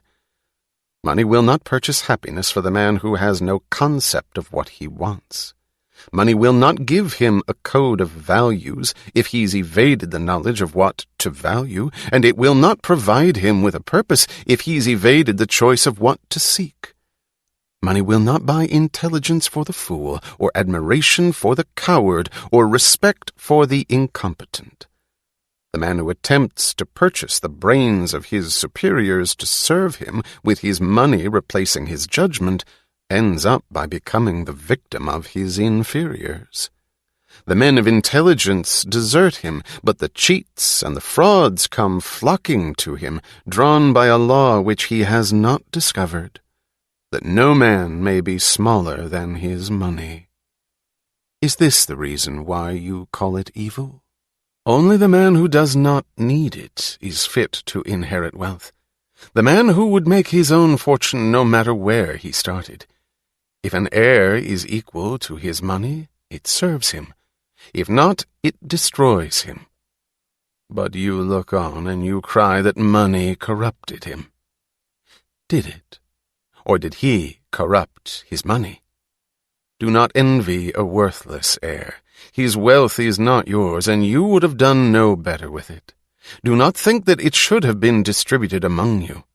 Loading the world with 50 parasites instead of 1 would not bring back the dead virtue which was the fortune. Money is a living power that dies without its root. Money will not serve the mind that cannot match it. Is this the reason why you call it evil?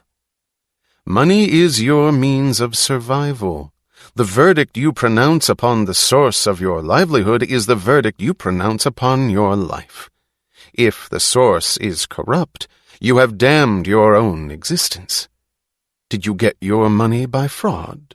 By pandering to men's vices or men's stupidity? By catering to fools in the hope of getting more than your ability deserves? By lowering your standards? By doing work you despise for purchasers you scorn? If so, then your money will not give you a moment's or a penny's worth of joy. Then all the things you buy will become not a tribute to you, but a reproach, not an achievement, but a reminder of shame.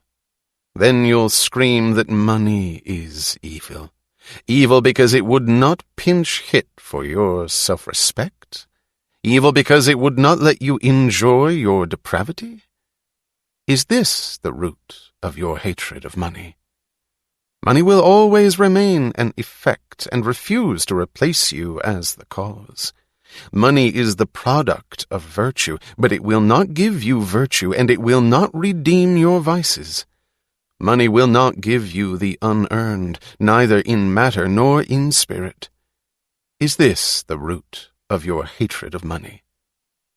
Or did you say it's the love of money that's the root of all evil? To love a thing is to know and love its nature. To love money is to know and love the fact that money is the creation of the best power within you, and your passkey to trade your effort for the effort of the best among men.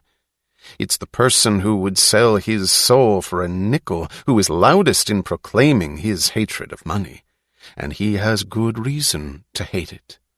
The lovers of money are willing to work for it.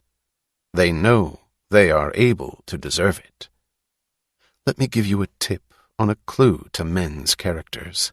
The man who damns money has obtained it dishonorably. The man who respects it has earned it. Run for your life from any man who tells you that money is evil. That sentence is the leper's bell of an approaching looter. So long as men live together on earth and need means to deal with one another, their only substitute, if they abandon money, is the muzzle of a gun.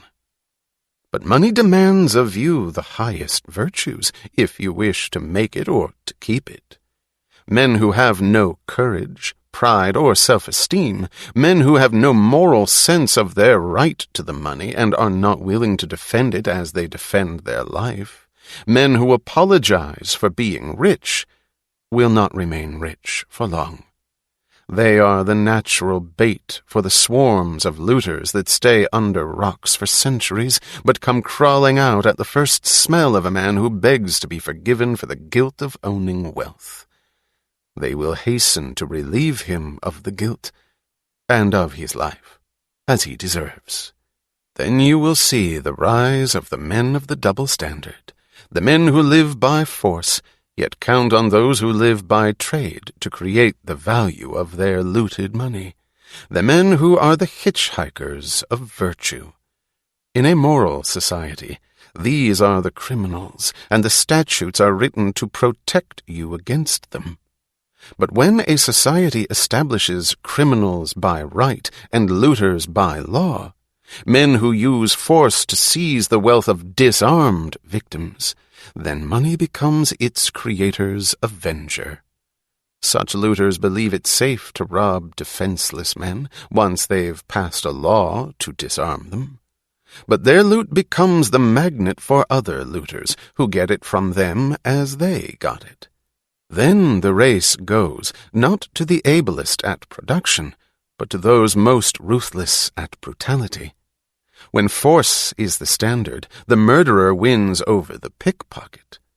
And then that society vanishes in a spread of ruins and slaughter. Do you wish to know whether that day is coming? Watch money.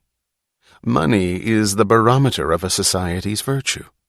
When you see that trading is done not by consent but by compulsion, when you see that in order to produce you need to obtain permission from men who produce nothing, when you see that money is flowing to those who deal not in goods but in favors, when you see that men get richer by graft and by pull than by work, and your laws don't protect you against them, but protect them against you, when you see corruption being rewarded and honesty becoming a self-sacrifice, you may know that your society is doomed. Money is so noble a medium that it does not compete with guns, and it does not make terms with brutality. It will not permit a country to survive as half property, half loot. Whenever destroyers appear among men, they start by destroying money, for money is men's protection and the base of a moral existence. Destroyers seize gold and leave to its owners a counterfeit pile of paper. This kills all objective standards and delivers men into the arbitrary power of an arbitrary setter of values. Gold was an objective value, an equivalent of wealth produced. Paper is a mortgage on wealth that does not exist, backed by a gun aimed at those who are expected to produce it. Paper is a check drawn by legal looters upon an account which is not theirs, upon the virtue of the victims. Watch for the day when it bounces, marked account overdrawn. When you have made evil the means of survival, do not expect men to remain good. Do not expect them to stay moral and lose their lives for the purpose of becoming the fodder of the immoral. Do not expect them to produce when production is punished and looting rewarded. Do not ask who is destroying the world. You are. You stand in the midst of the greatest achievements of the greatest productive civilization, and you wonder why it's crumbling around you, while you're damning its lifeblood. Money. You look upon money as the savages did before you, and you wonder why the jungle is creeping back to the edge of your cities. Throughout men's history, money was always seized by looters of one brand or another, whose names changed, but whose method remained the same: to seize wealth by force, and to keep the producers bound, demeaned, defamed, deprived of honor. That phrase about the evil of money, which you mouth with such righteous recklessness, comes from a time when wealth was produced by the labor of slaves. Slaves who repeated the motions once discovered by somebody's mind and left unimproved for centuries. So long as production was ruled by force and wealth was obtained by conquest, there was little to conquer. Yet through all the centuries of stagnation and starvation, men exalted the looters as aristocrats of the sword, as aristocrats of birth, as aristocrats of the bureau, and despised the producers as slaves, as traders, as shopkeepers, as industrialists. To the glory of mankind there was, for the first and only time in history, a country of money. And I have no higher, more reverent tribute to pay to America, for this means a country of reason, justice, freedom, production, achievement.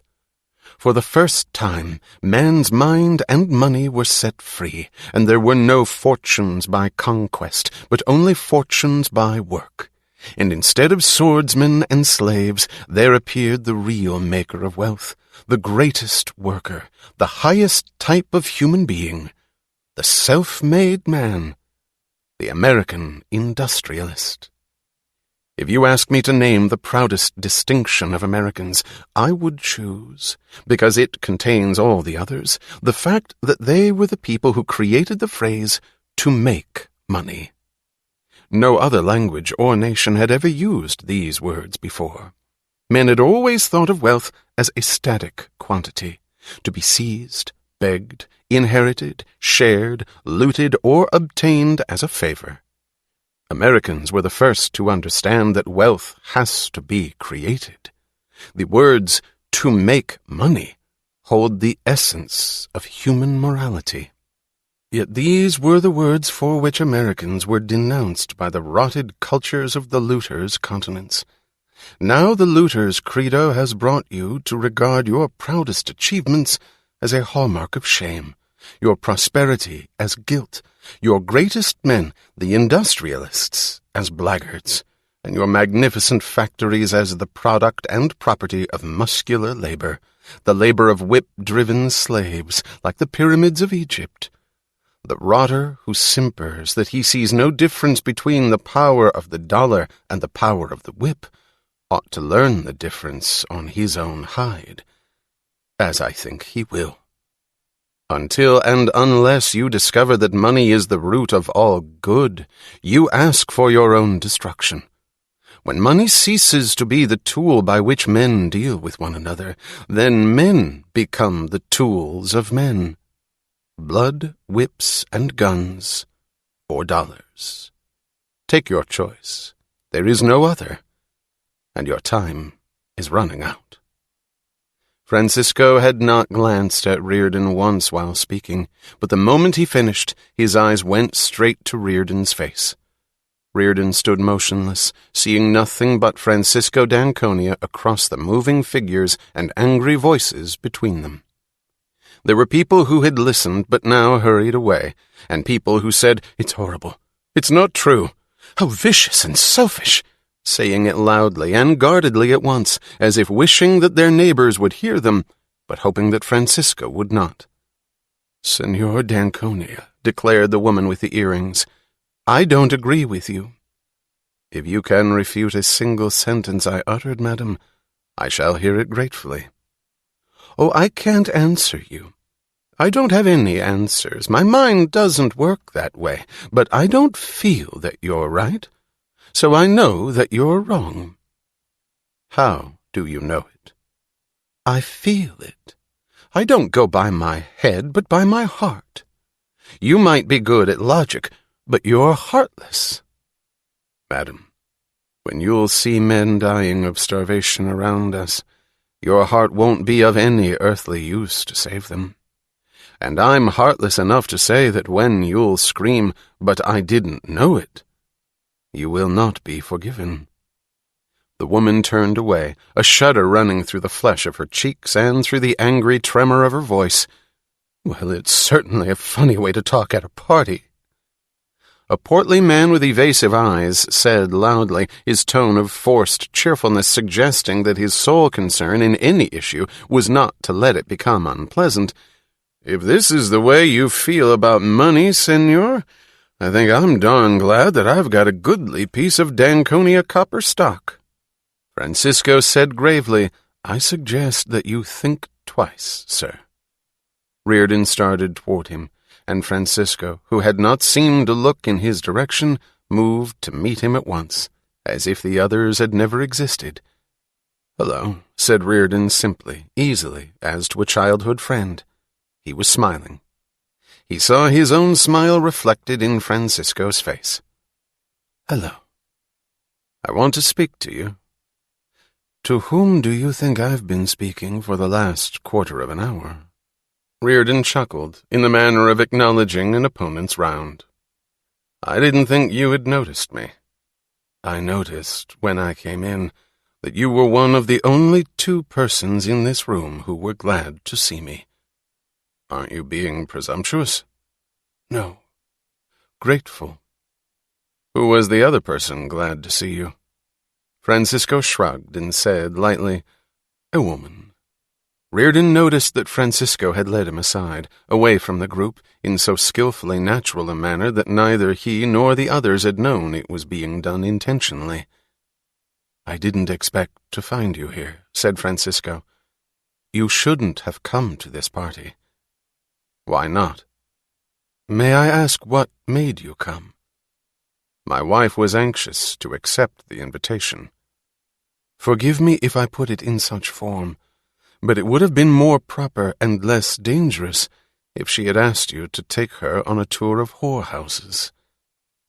"What danger are you talking about?" "Mr. Reardon, You do not know these people's way of doing business, or how they interpret your presence here. In your code, but not in theirs, accepting a man's hospitality is a token of goodwill, a declaration that you and your host stand on terms of a civilized relationship. Don't give them that kind of sanction. Then why did you come here? Francisco shrugged gaily. Oh, it doesn't matter what I do. I'm only a party hound. What are you doing at this party? Just looking for conquests. Found any? His face suddenly earnest, Francisco answered gravely, almost solemnly, Yes, what I think is going to be my best and greatest. Reardon's anger was involuntary, the cry not of reproach but of despair. How can you waste yourself that way? The faint suggestion of a smile, like the rise of a distant light, came into Francisco's eyes as he asked, Do you care to admit that you care about it? You're going to hear a few more admissions if that's what you're after. Before I met you, I used to wonder how you could waste a fortune such as yours. Now it's worse, because I can't despise you as I did, as I'd like to, yet the question is much more terrible. How can you waste a mind such as yours? I don't think I'm wasting it right now. I don't know whether there's ever been anything that meant a damn to you, but I'm going to tell you what I've never said to anyone before. When I met you, do you remember that you said you wanted to offer me your gratitude? There was no trace of amusement left in Francisco's eyes. Reardon had never faced so solemn a look of respect. Yes, Mr. Reardon, he answered quietly.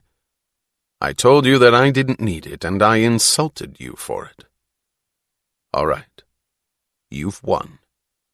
That speech you made tonight. That was what you were offering me, wasn't it? Yes, Mr. Reardon. It was more than gratitude, and I needed the gratitude. It was more than admiration, and I needed that too. It was much more than any word I can find. It will take me days to think of all that it's given me. But one thing I do know. I needed it. I've never made an admission of this kind because I've never cried for anyone's help. If it amused you to guess that I was glad to see you, you have something real to laugh about now, if you wish. It might take me a few years, but I will prove to you that these are the things I do not laugh about. Prove it now, by answering one question. Why don't you practice what you preach? Are you sure that I don't? If the things you said are true, if you have the greatness to know it, you should have been the leading industrialist of the world by now. Francisco said gravely, as he had said to the portly man, but with an odd note of gentleness in his voice, I suggest that you think twice, Mr. Reardon. I've thought about you more than I care to admit. I have found no answer. Let me give you a hint. If the things I said are true, who is the guiltiest man in this room tonight? I suppose James Taggart? No, Mr. Reardon, it is not James Taggart. But you must define the guilt and choose the man yourself. A few years ago I would have said that it's you. I still think that that's what I ought to say. But I'm almost in the position of that fool woman who spoke to you. Every reason I know tells me that you're guilty, and yet I can't feel it. You are making the same mistake as that woman, Mr. Reardon, though in a nobler form. What do you mean? I mean much more than just your judgment of me. That woman and all those like her keep evading the thoughts which they know to be good. You keep pushing out of your mind the thoughts which you believe to be evil. They do it because they want to avoid effort. You do it because you won't permit yourself to consider anything that would spare you. They indulge their emotions at any cost. You sacrifice your emotions as the first cost of any problem. They are willing to bear nothing. You are willing to bear anything. They keep evading responsibility. You keep assuming it. But don't you see that the essential error is the same? Any refusal to recognize reality, for any reason whatever, has disastrous consequences. There are no evil thoughts except one, the refusal to think. Don't ignore your own desires, Mr. Reardon. Don't sacrifice them. Examine their cause. There is a limit to how much you should have to bear. How did you know this about me? I made the same mistake once, but not for long. I wish, Reardon began and stopped abruptly. Francisco smiled. Afraid to wish, Mr. Reardon? I wish I could permit myself to like you as much as I do. I'd give... Francisco stopped. Inexplicably, Reardon saw the look of an emotion which he could not define, yet felt certain to be pain. He saw Francisco's first moment of hesitation. Mr. Reardon, do you own any Danconia copper stock? Reardon looked at him, bewildered. No. Some day you'll know what treason I'm committing right now, but don't ever buy any Danconia copper stock. Don't ever deal with Danconia copper in any way. Why? When you'll learn the full reason, you'll know whether there's ever been anything or anyone that meant a damn to me, and how much he did mean. Reardon frowned. He had remembered something. I wouldn't deal with your company. Didn't you call them the men of the double standards? Aren't you one of the looters who is growing rich right now by means of directives? Inexplicably, the words did not hit Francisco as an insult, but cleared his face back into his look of assurance. Did you think that it was I who wheedled those directives out of the robber planners? If not, then who did it? My hitchhikers. Without your consent. Without my knowledge. I'd hate to admit how much I want to believe you, but there's no way for you to prove it now.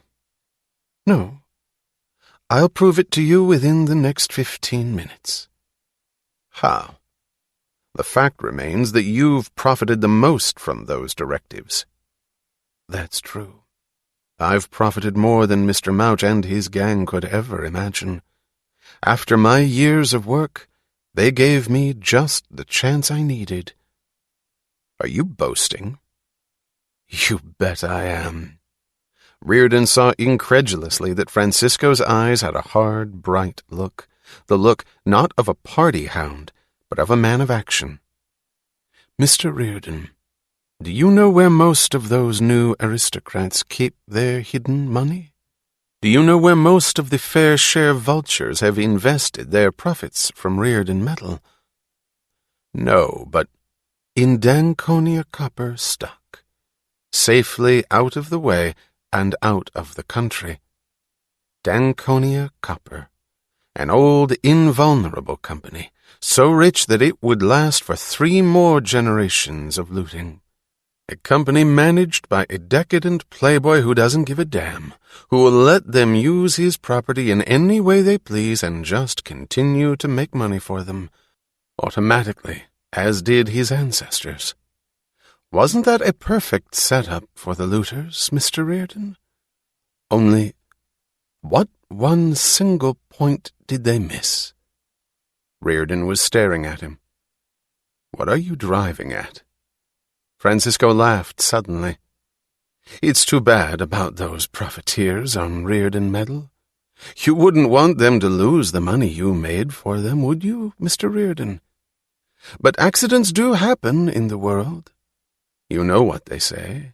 Man is only a helpless plaything at the mercy of nature's disasters.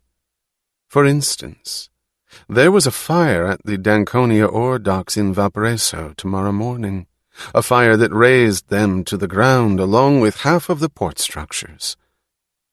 What time is it, Mr. Reardon? Oh, did I mix my tenses? Tomorrow afternoon there will be a rock slide in the Danconia mines at Orano. No lives lost, no casualties, except the mines themselves. It will be found that the mines are done for because they had been worked in the wrong places for months. What can you expect from a playboy's management? The great deposits of copper will be buried under tons of mountain, whereas Sebastian d'Anconia would not be able to reclaim them in less than 3 years, and a people's state will never reclaim them at all. When the stockholders begin to look into things, they will find that the mines at Campos, at San Felix, at Las Heras have been worked in exactly the same manner and have been running at a loss for over a year. Only the playboy juggled the books and kept it out of the newspapers.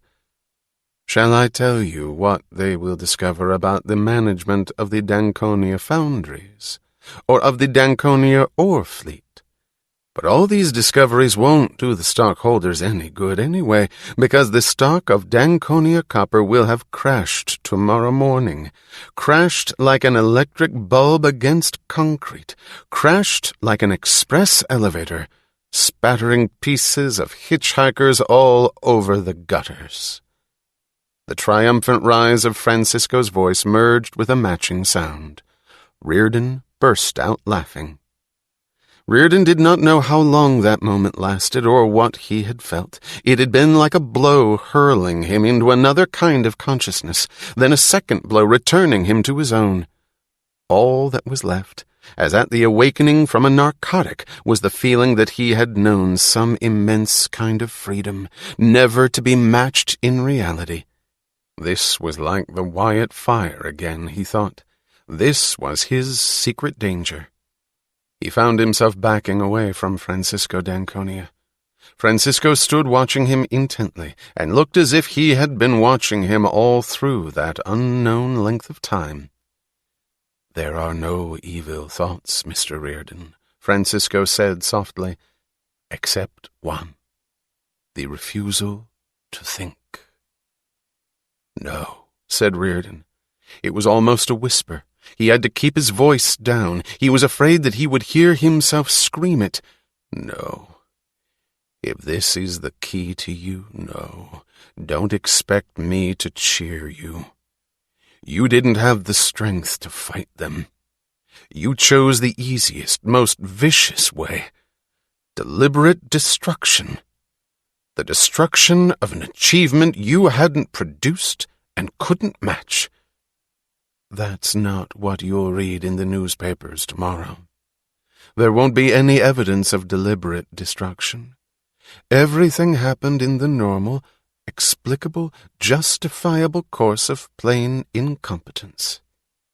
Incompetence isn't supposed to be punished nowadays, is it? The boys in Buenos Aires and the boys in Santiago will probably want to hand me a subsidy by way of consolation and reward.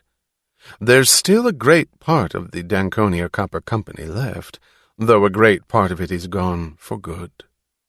Nobody will say that I've done it intentionally. You may think what you wish. I think you're the guiltiest man in this room, said Reardon quietly, wearily. Even the fire of his anger was gone. He felt nothing but the emptiness left by the death of a great hope. I think you're worse than anything I had supposed. Francisco looked at him with a strange half-smile of serenity, the serenity of a victory over pain, and did not answer. It was their silence that let them hear the voices of the two men who stood a few steps away, and they turned to look at the speakers. The stocky, elderly man was obviously a businessman of the conscientious, unspectacular kind. His formal dress suit was of good quality, but of a cut fashionable 20 years before, with the faintest tinge of green at the seams. He had had few occasions to wear it. His shirt studs were ostentatiously too large, but it was the pathetic ostentation of an heirloom, intricate pieces of old-fashioned workmanship that had probably come to him through 4 generations, like his business. His face had the expression which these days was the mark of an honest man, an expression of bewilderment. He was looking at his companion, trying hard, conscientiously, helplessly, hopelessly, to understand. His companion was younger and shorter, a small man with lumpy flesh, with a chest thrust forward and the thin points of a mustache thrust up. He was saying, in a tone of patronizing boredom, "Well, I don't know. All of you are crying about rising costs. It seems to be the stock complaint nowadays. It's the usual whine of people whose profits are squeezed a little. I don't know. We'll have to see. We'll have to decide whether we'll permit you to make any profits or not." Reardon glanced at Francisco and saw a face that went beyond his conception of what the purity of a single purpose could do to a human countenance. It was the most merciless face one could ever be permitted to see. He had thought of himself as ruthless, but he knew that he could not match this level, naked, implacable look, dead to all feeling but justice. Whatever the rest of him, thought Reardon, the man who could experience this was a giant. It was only a moment. Francisco turned to him, his face normal, and said very quietly, "I've changed my mind, Mr. Reardon. I'm glad that you came to this party. I want you to see this." Then, raising his voice, Francisco said suddenly, in the gay, loose, piercing tone of a man of complete irresponsibility, "You won't grant me that loan, Mr. Reardon? It puts me on a terrible spot. I must get the money. I must raise it tonight. I must raise it before the stock exchange opens in the morning, because otherwise—" He did not have to continue, because the little man with the mustache was clutching at his arm. Reardon had never believed that a human body could change dimensions within one sight, but he saw the man shrinking in weight, in posture, in form, as if the air were let out of his lumps, and what had been an arrogant ruler was suddenly a piece of scrap that could not be a threat to anyone. Is there something wrong, Senor d'Anconia? I mean, on the stock exchange?" Francisco jerked his finger to his lips with a frightened glance. "Keep quiet," he whispered. "For God's sake, keep quiet." The man was shaking. "Something's wrong? You don't happen to own any d'Anconia copper stock, do you?" The man nodded, unable to speak. "Oh my, that's too bad. Well, listen, I'll tell you, if you give me your word of honor that you won't repeat it to anyone. You don't want to start a panic." "Word of honor?" gasped the man. "What you'd better do is run to your stockbroker and sell as fast as you can, because things haven't been going too well for d'Anconia Copper. I'm trying to raise some money, but if I don't succeed, you'll be lucky if you'll have 10 cents on your dollar tomorrow morning. Oh my, I forgot that you can't reach your stockbroker before tomorrow morning. Well, it's too bad, but—" The man was running across the room, pushing people out of his way like a torpedo shot into the crowd. "Watch," said Francisco austerely, turning to Reardon. The man was lost in the crowd. They could not see him. They could not tell to whom he was selling his secret, or whether he had enough of his cunning left to make it a trade with those who held favors. But they saw the wake of his passage spreading through the room, the sudden cuts splitting the crowd like the first few cracks, then like the accelerating branching that runs through a wall about to crumble, the streaks of emptiness slashed not by a human touch, but by the impersonal breath of terror. There were the voices abruptly choked off, the pools of silence, then sounds of a different nature. The rising, hysterical inflections of uselessly repeated questions, the unnatural whispers, a woman's scream, the few spaced, forced giggles of those still trying to pretend that nothing was happening. There were spots of immobility in the motion of the crowd, like spreading blotches of paralysis.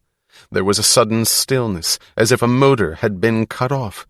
Then came the frantic, jerking, purposeless, rudderless movement of objects bumping down a hill by the blind mercy of gravitation and of every rock they hit on the way. People were running out, running to telephones, running to one another, clutching or pushing the bodies around them at random. These men, the most powerful men in the country, those who held, unanswerable to any power, the power over every man's food and every man's enjoyment of his span of years on earth, these men had become a pile of rubble, clattering in the wind of panic, the rubble left of a structure when its key pillar has been cut. James Taggart, his face indecent in its exposure of emotions which centuries had taught men to keep hidden, rushed up to Francisco and screamed, "Is it true?" "Why, James," said Francisco, smiling, "what's the matter? Why do you seem to be upset? Money is the root of all evil. So I just got tired of being evil." Taggart ran toward the main exit, yelling something to Orrin Boyle on the way. Boyle nodded and kept on nodding with the eagerness and humility of an inefficient servant, then darted off in another direction. Cheryl, her wedding veil coiling like a crystal cloud upon the air as she ran after him, caught Taggart at the door. "Jim, what's the matter?" He pushed her aside and she fell against the stomach of Paul Larkin as Taggart rushed out. 3 persons stood immovably still, like 3 pillars spaced through the room, the lines of their sight cutting across the spread of the wreckage. Dagny looking at Francisco and Reardon looking at each other. Chapter 3. White Blackmail. "What time is it?" "It's running out," thought Reardon, but he answered, "I don't know. Not yet midnight," and remembering his wristwatch added, 20 of. "I'm going to take a train home," said Lillian. He heard the sentence, but it had to wait its turn to enter the crowded passages to his consciousness. He stood looking absently at the living room of his suite, a few minutes' elevator ride away from the party. In a moment he answered automatically, "At this hour?" "It's still early. There are plenty of trains running." "You're welcome to stay here, of course." "No, I think I prefer to go home." He did not argue. "What about you, Henry? Do you intend going home tonight?" "No." He added, "I have business appointments here tomorrow." "As you wish."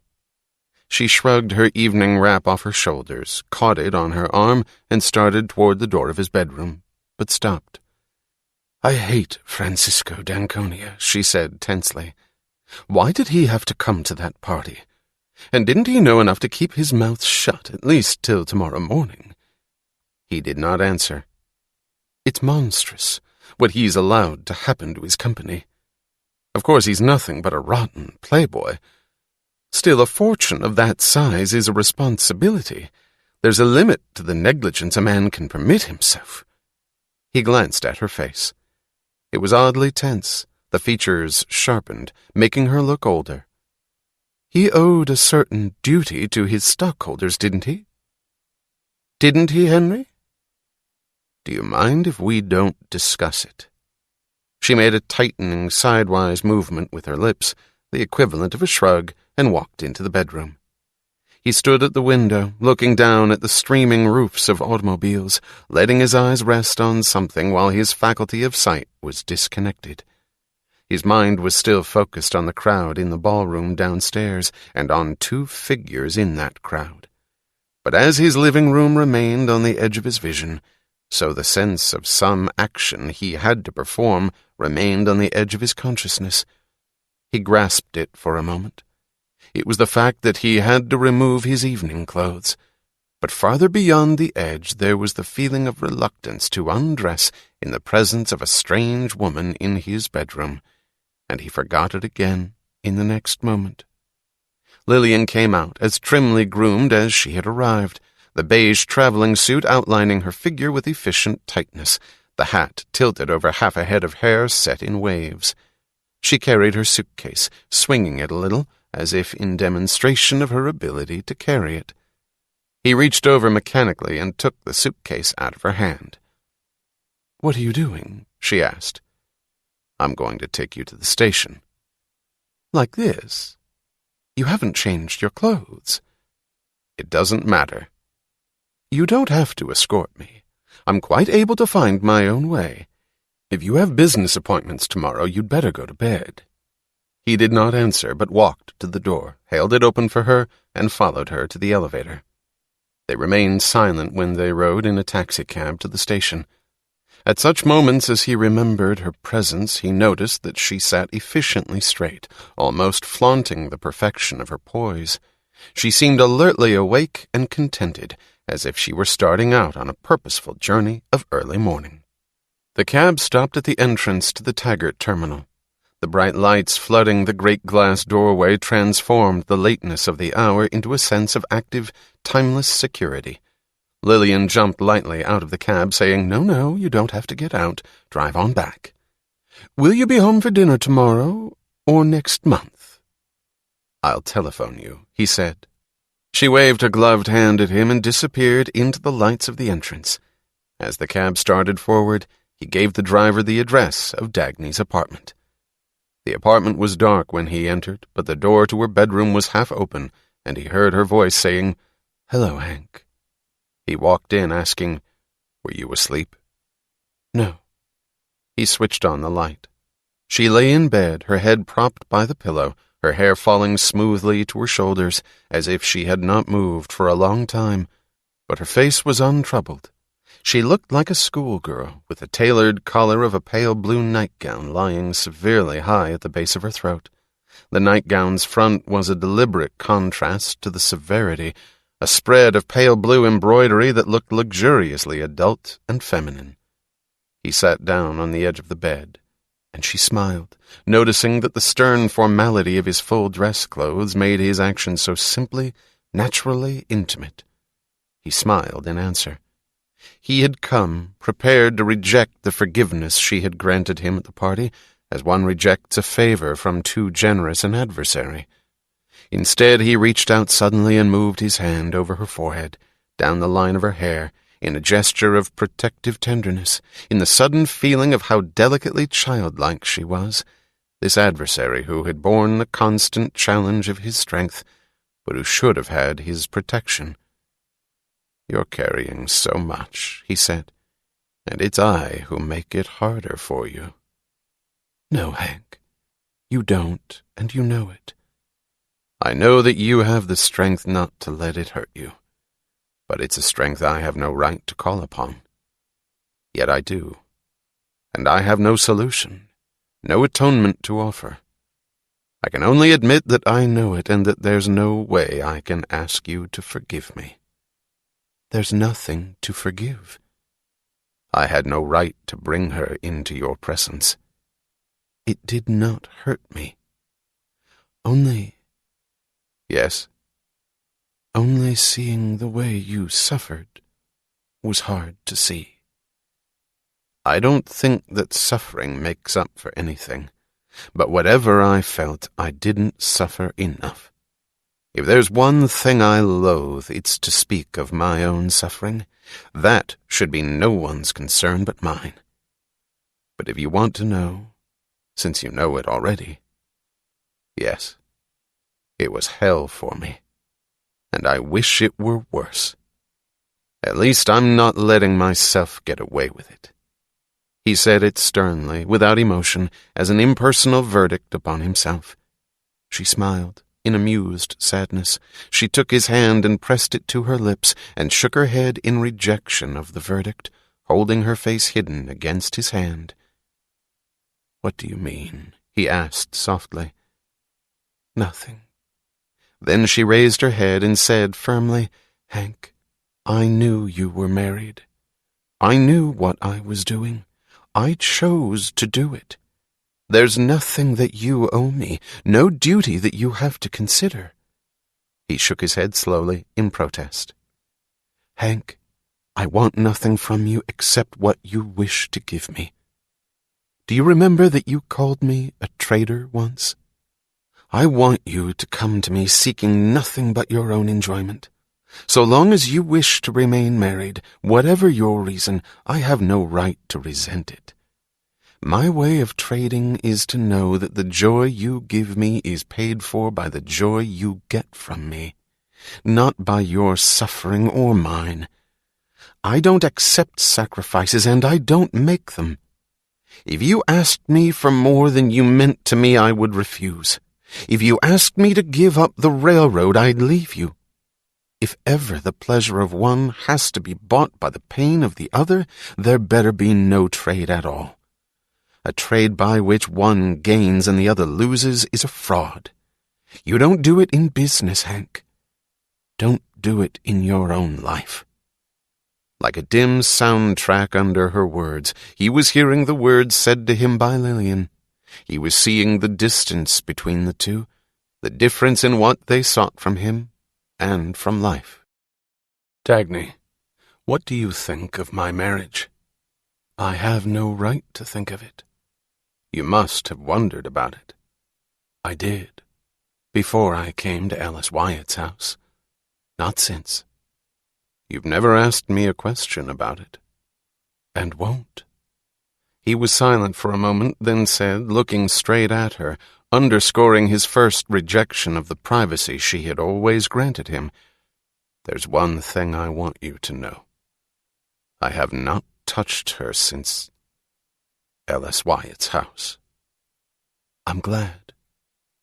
"Did you think I could?" "I've never permitted myself to wonder about that." "Dagny, do you mean that if I had, you'd accept that too?" "Yes." "You wouldn't hate it?" "I'd hate it more than I can tell you. But if that were your choice, I would accept it. I want you, Hank." He took her hand and raised it to his lips. She felt the moment's struggle in his body, in the sudden movement with which he came down, half collapsing, and let his mouth cling to her shoulder. Then he pulled her forward. He pulled the length of her body in the pale blue nightgown to lie stretched across his knees. He held it with an unsmiling violence, as if in hatred for her words, and as if they were the words he had most wanted to hear. He bent his face down to hers, and she heard the question that had come again and again in the nights of the year behind them, always torn out of him involuntarily, always as a sudden break that betrayed his constant secret torture. "Who was your first man?" She strained back, trying to draw away from him, but he held her. "No, Hank," she said, her face hard. The brief, taut movement of his lips was a smile. "I know that you won't answer it, but I won't stop asking, because that is what I'll never accept."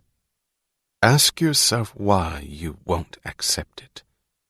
He answered, his hand moving slowly from her breasts to her knees, as if stressing his ownership and hating it. "Because the things you've permitted me to do, I didn't think you could. Not ever, not even for me. But to find that you did, and more, that you had permitted another man, had wanted him to, had... Do you understand what you're saying? That you've never accepted my wanting you either? You've never accepted that I should want you, just as I should have wanted him once." He said, his voice low, "That's true." She tore herself away from him with a brusque, twisting movement. She stood up, but she stood looking down at him with a faint smile, and she said softly, "Do you know your only real guilt? With the greatest capacity for it, you've never learned to enjoy yourself. You've always rejected your own pleasure too easily. You've been willing to bear too much." He said that too. Who? Francisco d'Anconia. He wondered why he had the impression that the name shocked her, and that she answered an instant too late. "He said that to you?" We were talking about quite a different subject. In a moment she said calmly, "I saw you talking to him. Which one of you was insulting the other this time?" We weren't. "Dagny, what do you think of him?" "I think that he's done it intentionally. That smash-up we're in for tomorrow." "I know he has. Still, what do you think of him as a person?" "I don't know. I ought to think that he's the most depraved person I've ever met." "You ought to, but you don't." "No. I can't quite make myself feel certain of it." He smiled. "That's what's strange about him. I know that he's a liar, a loafer, a cheap playboy, the most viciously irresponsible waste of a human being I ever imagined possible. Yet when I look at him, I feel that if ever there was a man to whom I would entrust my life, he's the one." She gasped. "Hank, are you saying that you like him?" "I'm saying that I didn't know what it meant to like a man. I didn't know how much I missed it until I met him." "Good God, Hank, you've fallen for him." "Yes, I think I have." He smiled. "Why does it frighten you?" Because I think he's going to hurt you in some terrible way. And the more you see in him, the harder it will be to bear. And it will take you a long time to get over it, if ever. I feel that I ought to warn you against him, but I can't. Because I'm certain of nothing about him, not even whether he's the greatest or the lowest man on earth. I'm certain of nothing about him, except that I like him. But think of what he's done. It's not Jim and Boyle that he's hurt. It's you and me and Ken Danager and the rest of us, because Jim's gang will merely take it out on us.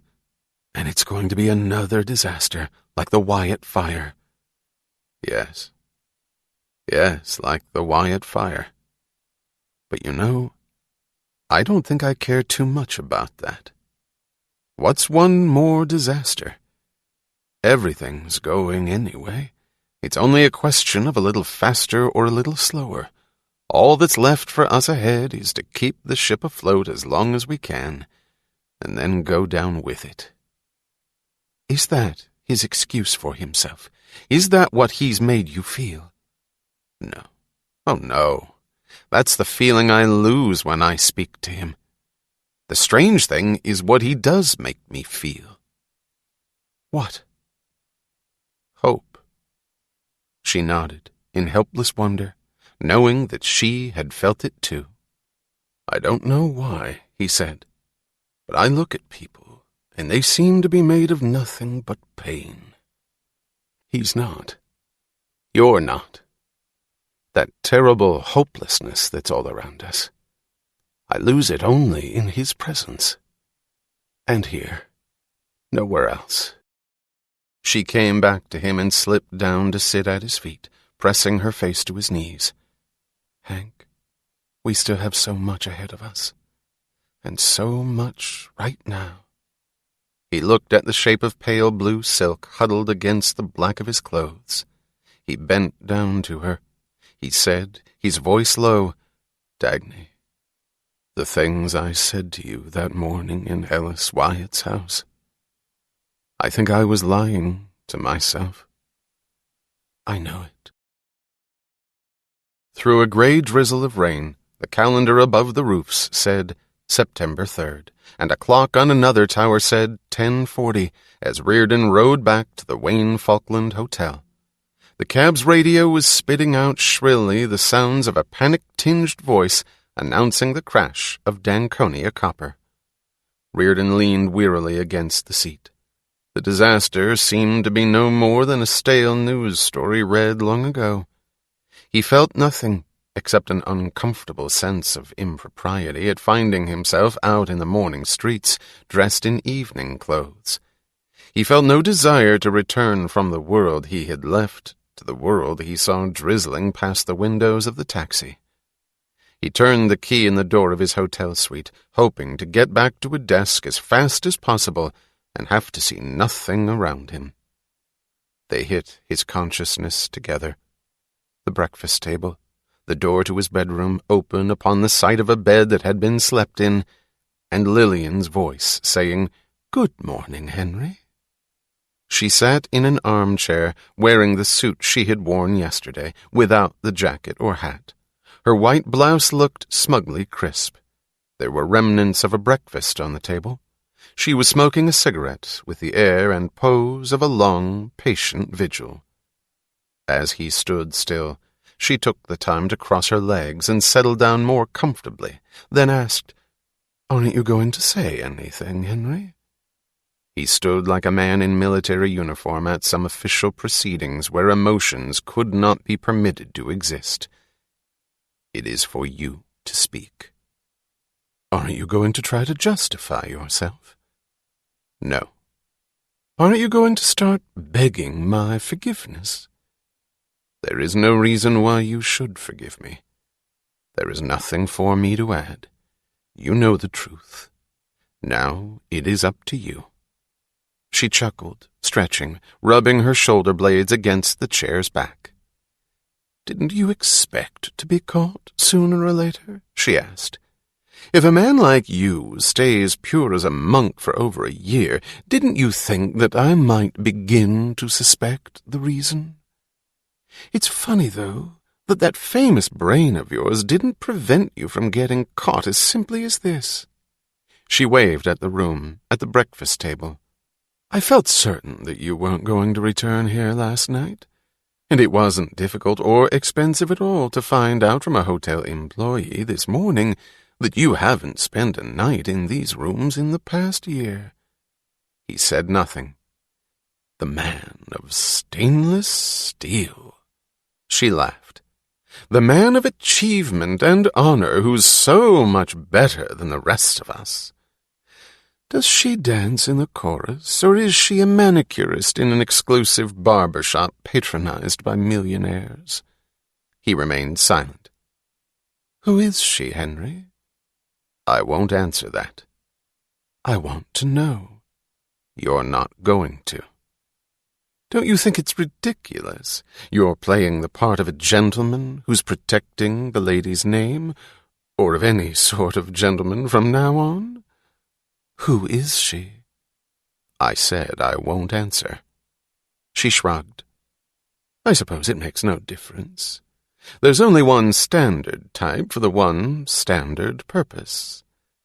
I've always known that under that ascetic look of yours you were a plain, crude sensualist who sought nothing from a woman except an animal satisfaction which I pride myself on not having given you.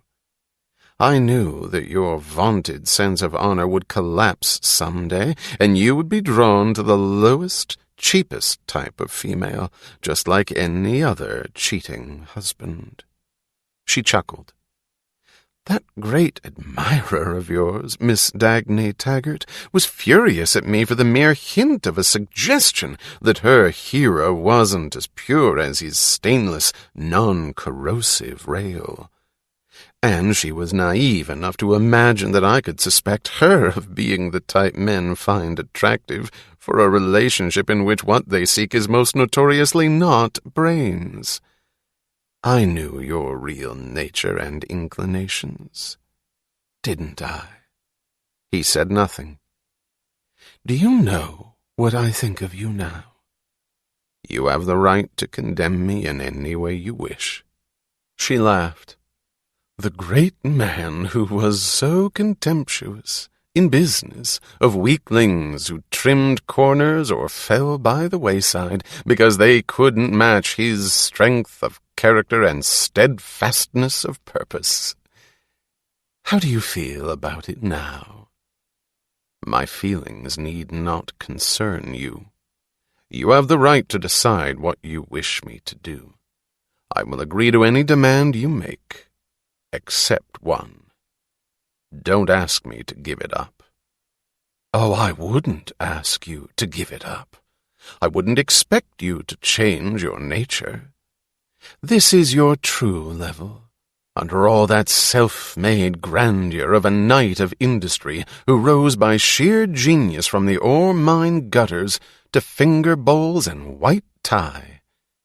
It fits you well, that white tie, to come home in at 11 o'clock in the morning.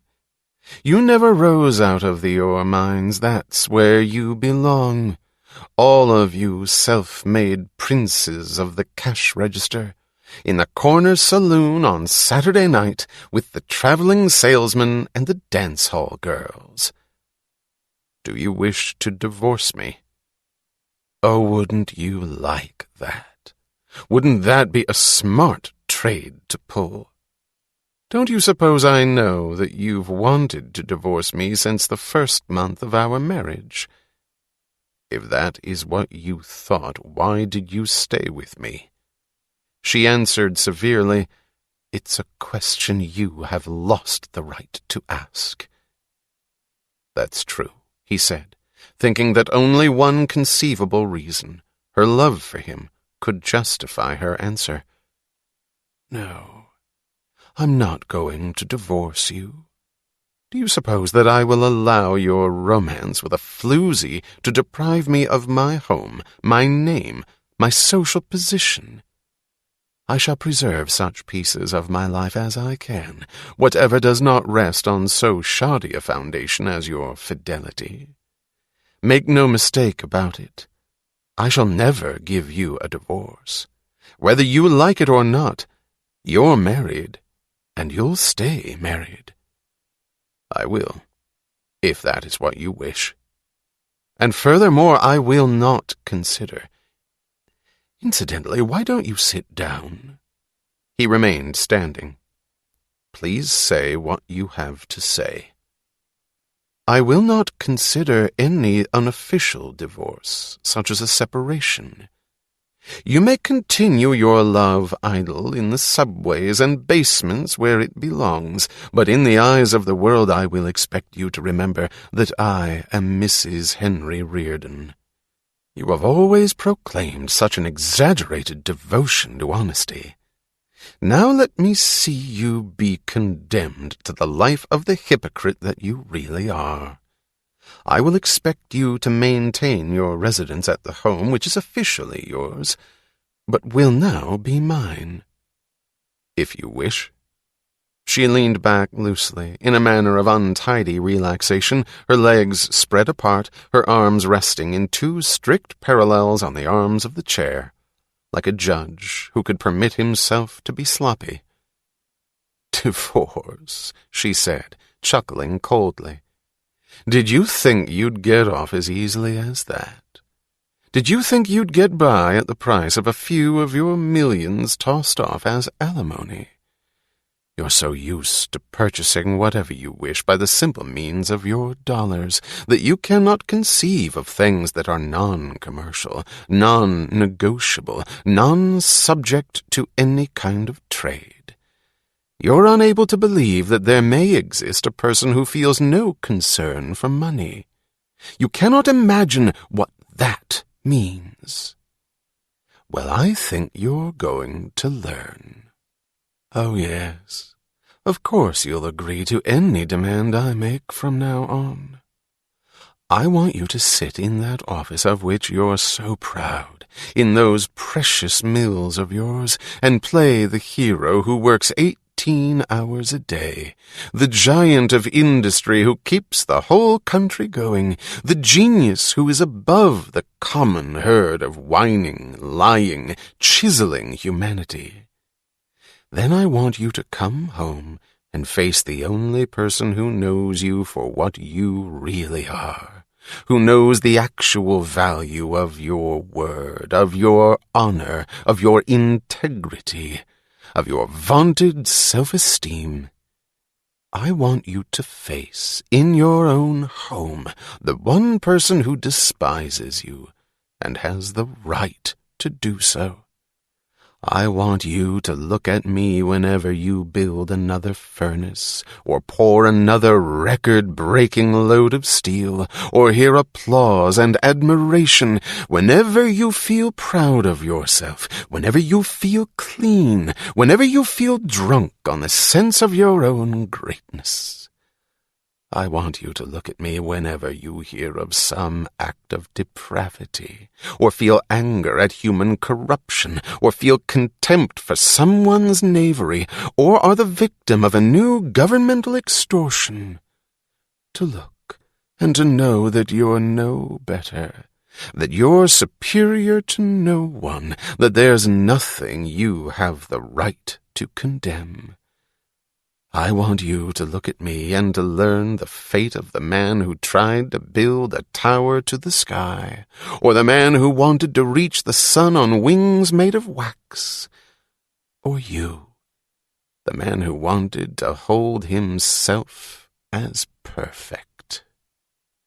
Somewhere outside of him and apart, as if he were reading it in a brain not his own, he observed the thought that there was some flaw in the scheme of the punishment she wanted him to bear, something wrong by its own terms, aside from its propriety or justice, some practical miscalculation that would demolish it all if discovered. He did not attempt to discover it. The thought went by as a moment's notation, made in cold curiosity, to be brought back in some distant future. There was nothing within him now with which to feel interest or to respond.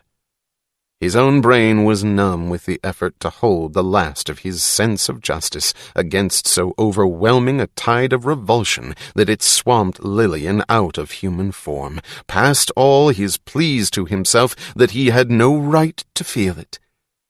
If she was loathsome, he thought, it was he who had brought her to it. This was her way of taking pain.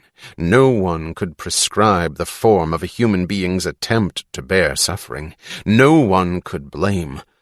Above all, not he who had caused it. But he saw no evidence of pain in her manner. Then perhaps the ugliness was the only means she could summon to hide it, he thought. Then he thought of nothing except of withstanding the revulsion for the length of the next moment and of the next. When she stopped speaking, he asked, "Have you finished?" "Yes, I believe so." "Then you had better take the train home now." When he undertook the motions necessary to remove his evening clothes, he discovered that his muscles felt as if he were at the end of a long day of physical labor. His starched shirt was limp with sweat. There was neither thought nor feeling left in him, nothing but a sense that merged the remnants of both, the sense of congratulation upon the greatest victory he had ever demanded of himself, that Lillian had walked out of the hotel suite alive. Entering Reardon's office, Dr. Floyd Ferris wore the expression of a man so certain of the success of his quest that he could afford a benevolent smile. He spoke with a smooth, cheerful assurance. Reardon had the impression that it was the assurance of a card-sharp who has spent a prodigious effort in memorizing every possible variation of the pattern and is now safe in the knowledge that every card in the deck is marked.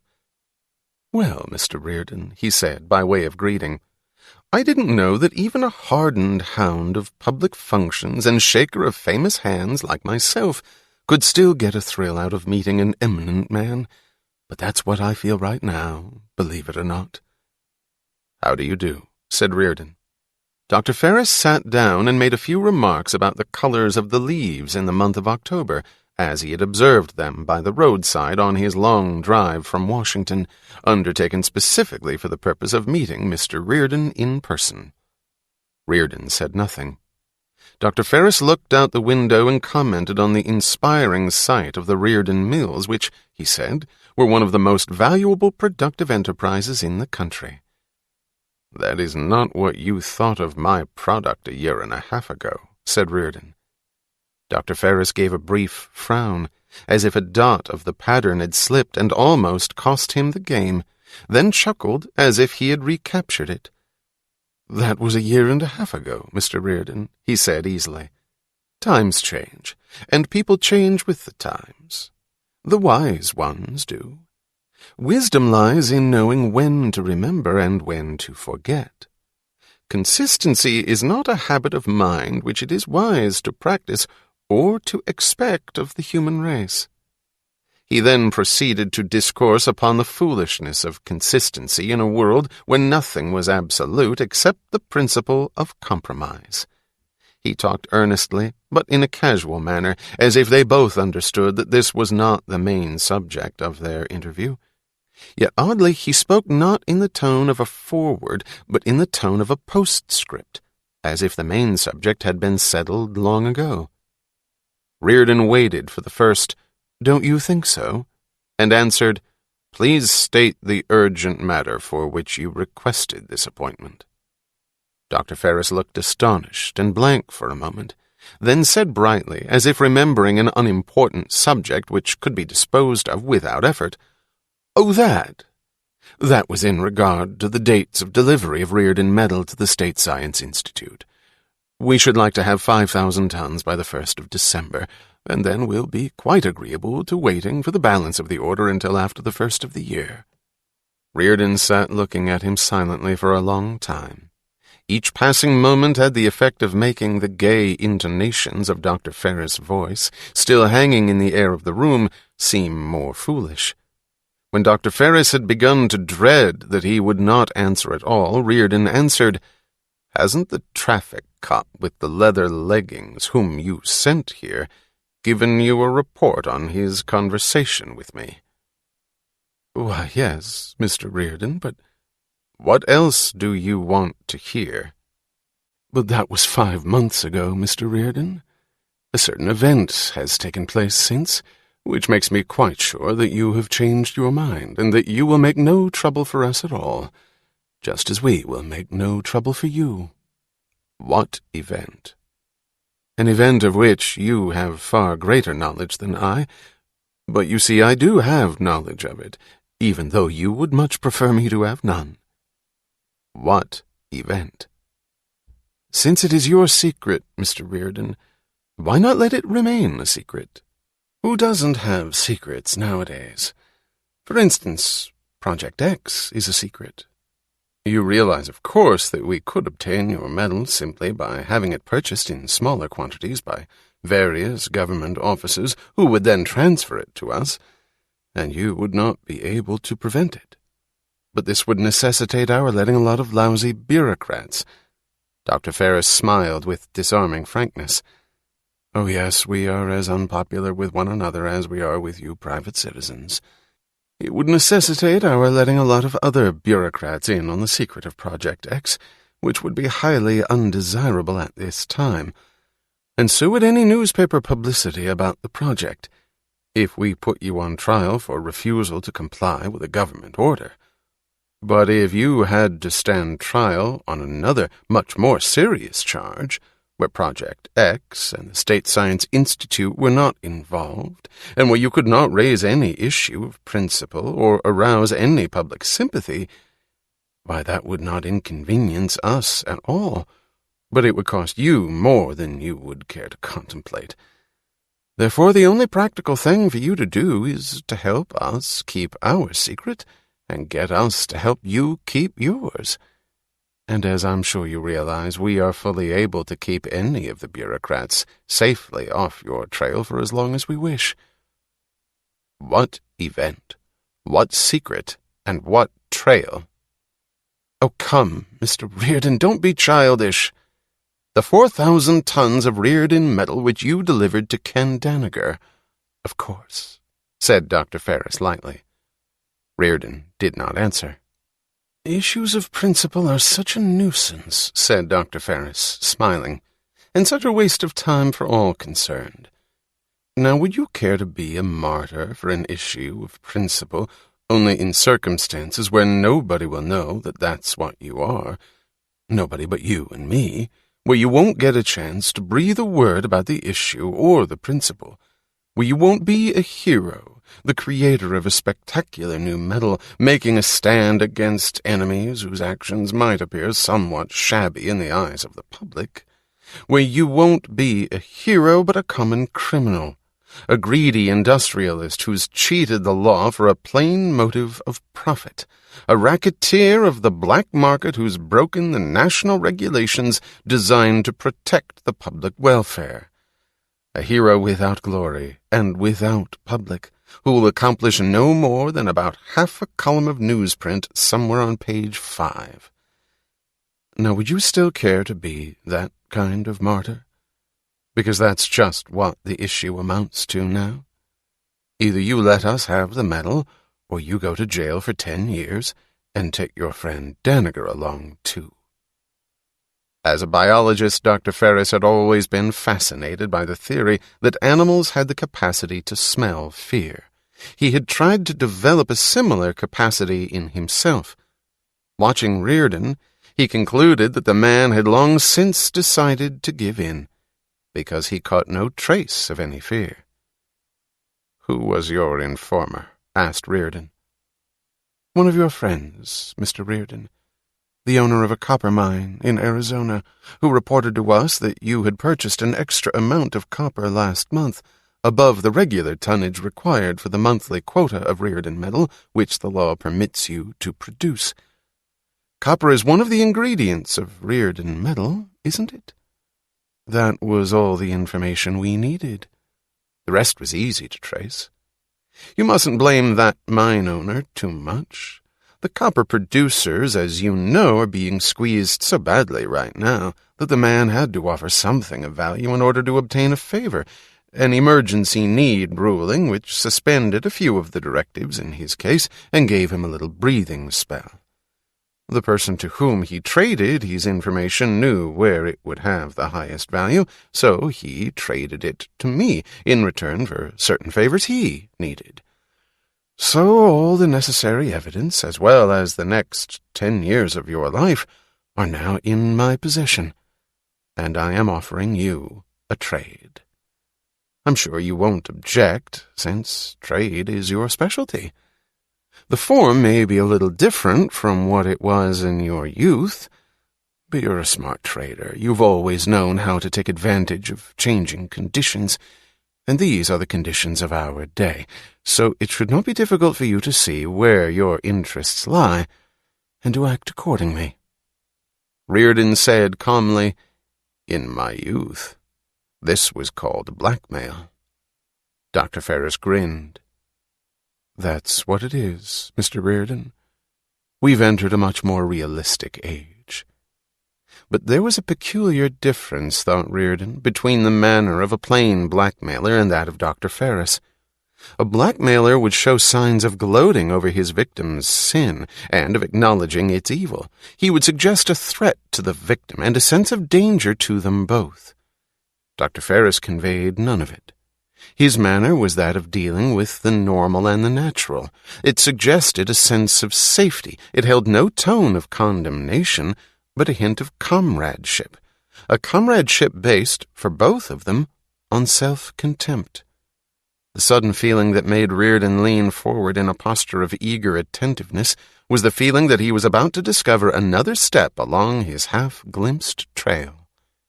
Seeing Reardon's look of interest, Dr. Ferris smiled and congratulated himself on having caught the right key.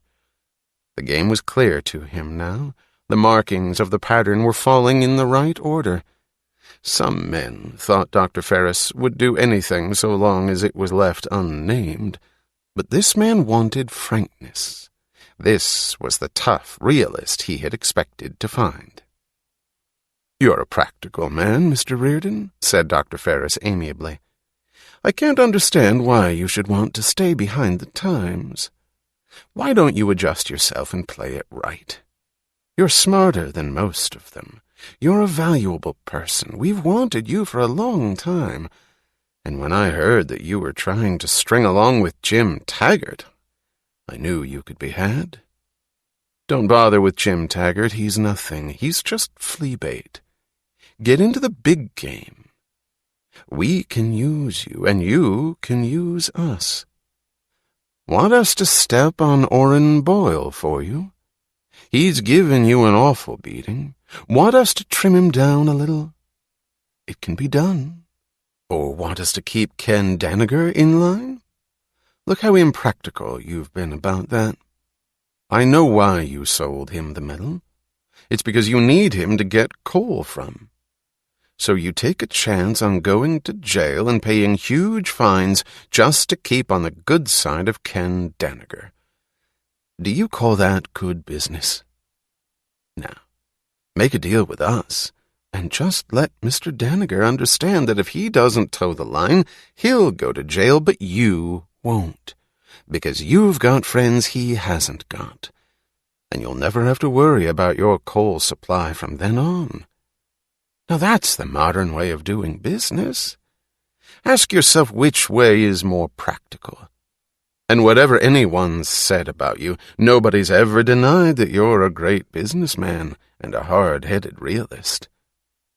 That's what I am, said Reardon. That's what I thought, said Dr. Ferris. You rose to riches in an age when most men were going bankrupt. You've always managed to blast obstacles, to keep your mills going and to make money. That's your reputation, so you wouldn't want to be impractical now, would you? What for? What do you care so long as you make money? Leave the theories to people like Bertram Scudder and the ideals to people like Balfe Eubank. And be yourself. Come down to earth. You're not the man who'd let sentiment interfere with business. No, said Reardon slowly, I wouldn't. Not any kind of sentiment. Dr. Ferris smiled. Don't you suppose we knew it, he said, his tone suggesting that he was letting his patent leather hair down to impress a fellow criminal by a display of superior cunning. We've waited a long time to get something on you. You honest men are such a problem and such a headache. But we knew you'd slip sooner or later, and this is just what we wanted. You seem to be pleased about it. Don't I have good reason to be? But after all, I did break one of your laws. Well, what do you think they're for? Dr. Ferris did not notice the sudden look on Reardon's face, the look of a man hit by the first vision of that which he had sought to see. Dr. Ferris was past the stage of seeing. He was intent upon delivering the last blows to an animal caught in a trap. Did you really think that we want those laws to be observed? Said Dr. Ferris. We want them broken. You'd better get it straight that it's not a bunch of Boy Scouts you're up against. Then you'll know that this is not the age for beautiful gestures. We're after power, and we mean it. You fellows were pikers, but we know the real trick, and you'd better get wise to it. There's no way to rule innocent men. The only power any government has is the power to crack down on criminals. Well, when there aren't enough criminals, one makes them. One declares so many things to be a crime that it becomes impossible for men to live without breaking laws. Who wants a nation of law-abiding citizens? What's there in that for anyone, but just pass the kind of laws that can neither be observed nor enforced, nor objectively interpreted, and you create a nation of lawbreakers, and then you cash in on guilt. Now that's the system, Mr. Reardon. That's the game, and once you understand it, you'll be much easier to deal with. Watching Dr. Ferris watch him, Reardon saw the sudden twitch of anxiety, the look that precedes panic, as if a clean card had fallen on the table from a deck Dr. Ferris had never seen before. What Dr. Ferris was seeing in Reardon's face was the look of luminous serenity that comes from the sudden answer to an old, dark problem, a look of relaxation and eagerness together. There was a youthful clarity in Reardon's eyes, and the faintest touch of contempt in the line of his mouth. 'Whatever this meant, and Dr. Ferris could not decipher it, He was certain of one thing. The face held no sign of guilt. "There's a flaw in your system, Dr. Ferris," Reardon said quietly, almost lightly. "A practical flaw which you will discover when you put me on trial for selling 4,000 tons of Reardon metal to Ken Danager." It took 20 seconds. Reardon could feel them moving past slowly, at the end of which Dr. Ferris became convinced that he had heard Reardon's final decision. "Do you think we're bluffing?" snapped Dr. Ferris. His voice suddenly had the quality of the animals he had spent so much time studying. It sounded as if he were baring his teeth. "I don't know," said Reardon. "I don't care one way or the other." "Are you going to be as impractical as that?" "The evaluation of an action as practical, Dr. Ferris, depends on what it is that one wishes to practice." "Haven't you always placed your self-interest above all else?" "That is what I am doing right now." "If you think we'll let you get away with it—" "You will now please get out of here." "Whom do you think you're fooling?" Dr. Ferris' voice had risen close to the edge of a scream. "The day of the barons of industry is done. You've got the goods, but we've got the goods on you, and you're going to play it our way or you'll—" Reardon had pressed a button. Miss Ives entered the office. "Dr. Ferris has become confused and has lost his way, Miss Ives," said Reardon. "Will you escort him out, please?" He turned to Ferris. "Miss Ives is a woman. She weighs about 100 pounds, and she has no practical qualifications at all, only a superlative intellectual efficiency. She would never do for a bouncer in a saloon, only in an impractical place, such as a factory." Miss Ives looked as if she was performing a duty of no greater emotional significance than taking dictation about a list of shipping invoices. Standing straight in a disciplined manner of icy formality, she held the door open, let Dr. Ferris cross the room, then walked out first. Dr. Ferris followed. She came back a few minutes later, laughing in uncontrollable exultation. "Mr. Reardon," she asked, laughing at her fear for him, at their danger, at everything but the triumph of the moment, "what is it you're doing?" He sat in a pose he had never permitted himself before, a pose he had resented as the most vulgar symbol of the businessman.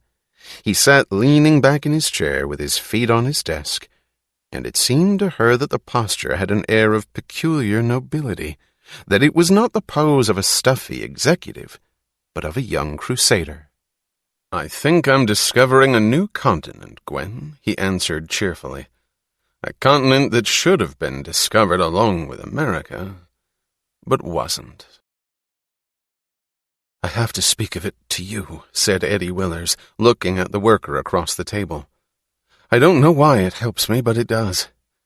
Just to know that you're hearing me." It was late and the lights of the underground cafeteria were low, but Eddie Willers could see the worker's eyes looking at him intently. "I feel as if there's no people and no human language left," said Eddie Willers. "I feel that if I were to scream in the middle of the streets, there would be no one to hear it. No, that's not quite what I feel. It's this. I feel that someone is screaming in the middle of the streets, but people are passing by and no sound can reach them. And it's not Hank Reardon or Ken Danager or I who's screaming, and yet it seems as if it's all three of us. Don't you see that somebody should have risen to defend them, but nobody has or will? Reardon and Danager were indicted this morning for an illegal sale of Reardon metal. They'll go on trial next month. I was there, in the courtroom in Philadelphia when they read the indictment. Reardon was very calm. I kept feeling that he was smiling, but he wasn't. Danager was worse than calm. He didn't say a word, he just stood there, as if the room were empty. The newspapers are saying that both of them should be thrown in jail. No, I'm not shaking. I'm all right. I'll be all right in a moment. That's why I haven't said a word to her. I was afraid I'd explode, and I didn't want to make it harder for her. I know how she feels. Oh, yes, she spoke to me about it, and she didn't shake, but it was worse. You know, the kind of rigidity when a person acts as if she didn't feel anything at all, and... Listen, did I ever tell you that I like you? I like you very much, for the way you look right now. You hear us. You understand. What did she say? It was strange. It's not Hank Reardon that she's afraid for. It's Ken Danager. She said that Reardon will have the strength to take it, but Danager won't. Not that he'll lack the strength, but he'll refuse to take it. She feels certain that Ken Danager will be the next one to go. To go like Ellis Wyatt and all those others. To give up and vanish. Why? Well, she thinks that there's something like a shift of stress involved. Economic and personal stress. As soon as all the weight of the moment shifts to the shoulders of some one man, he's the one who vanishes, like a pillar slashed off. A year ago, nothing worse could have happened to the country than to lose Ellis Wyatt. He's the one we lost. Since then, she says, it's been as if the center of gravity were swinging wildly, like in a sinking cargo ship out of control, shifting from industry to industry, from man to man. When we lose one, another becomes that much more desperately needed, and he's the one we lose next. Well, what could be a greater disaster now than to have the country's coal supply left in the hands of men like Boyle or Larkin? And there's no one left in the coal industry who amounts to much except Ken Danager.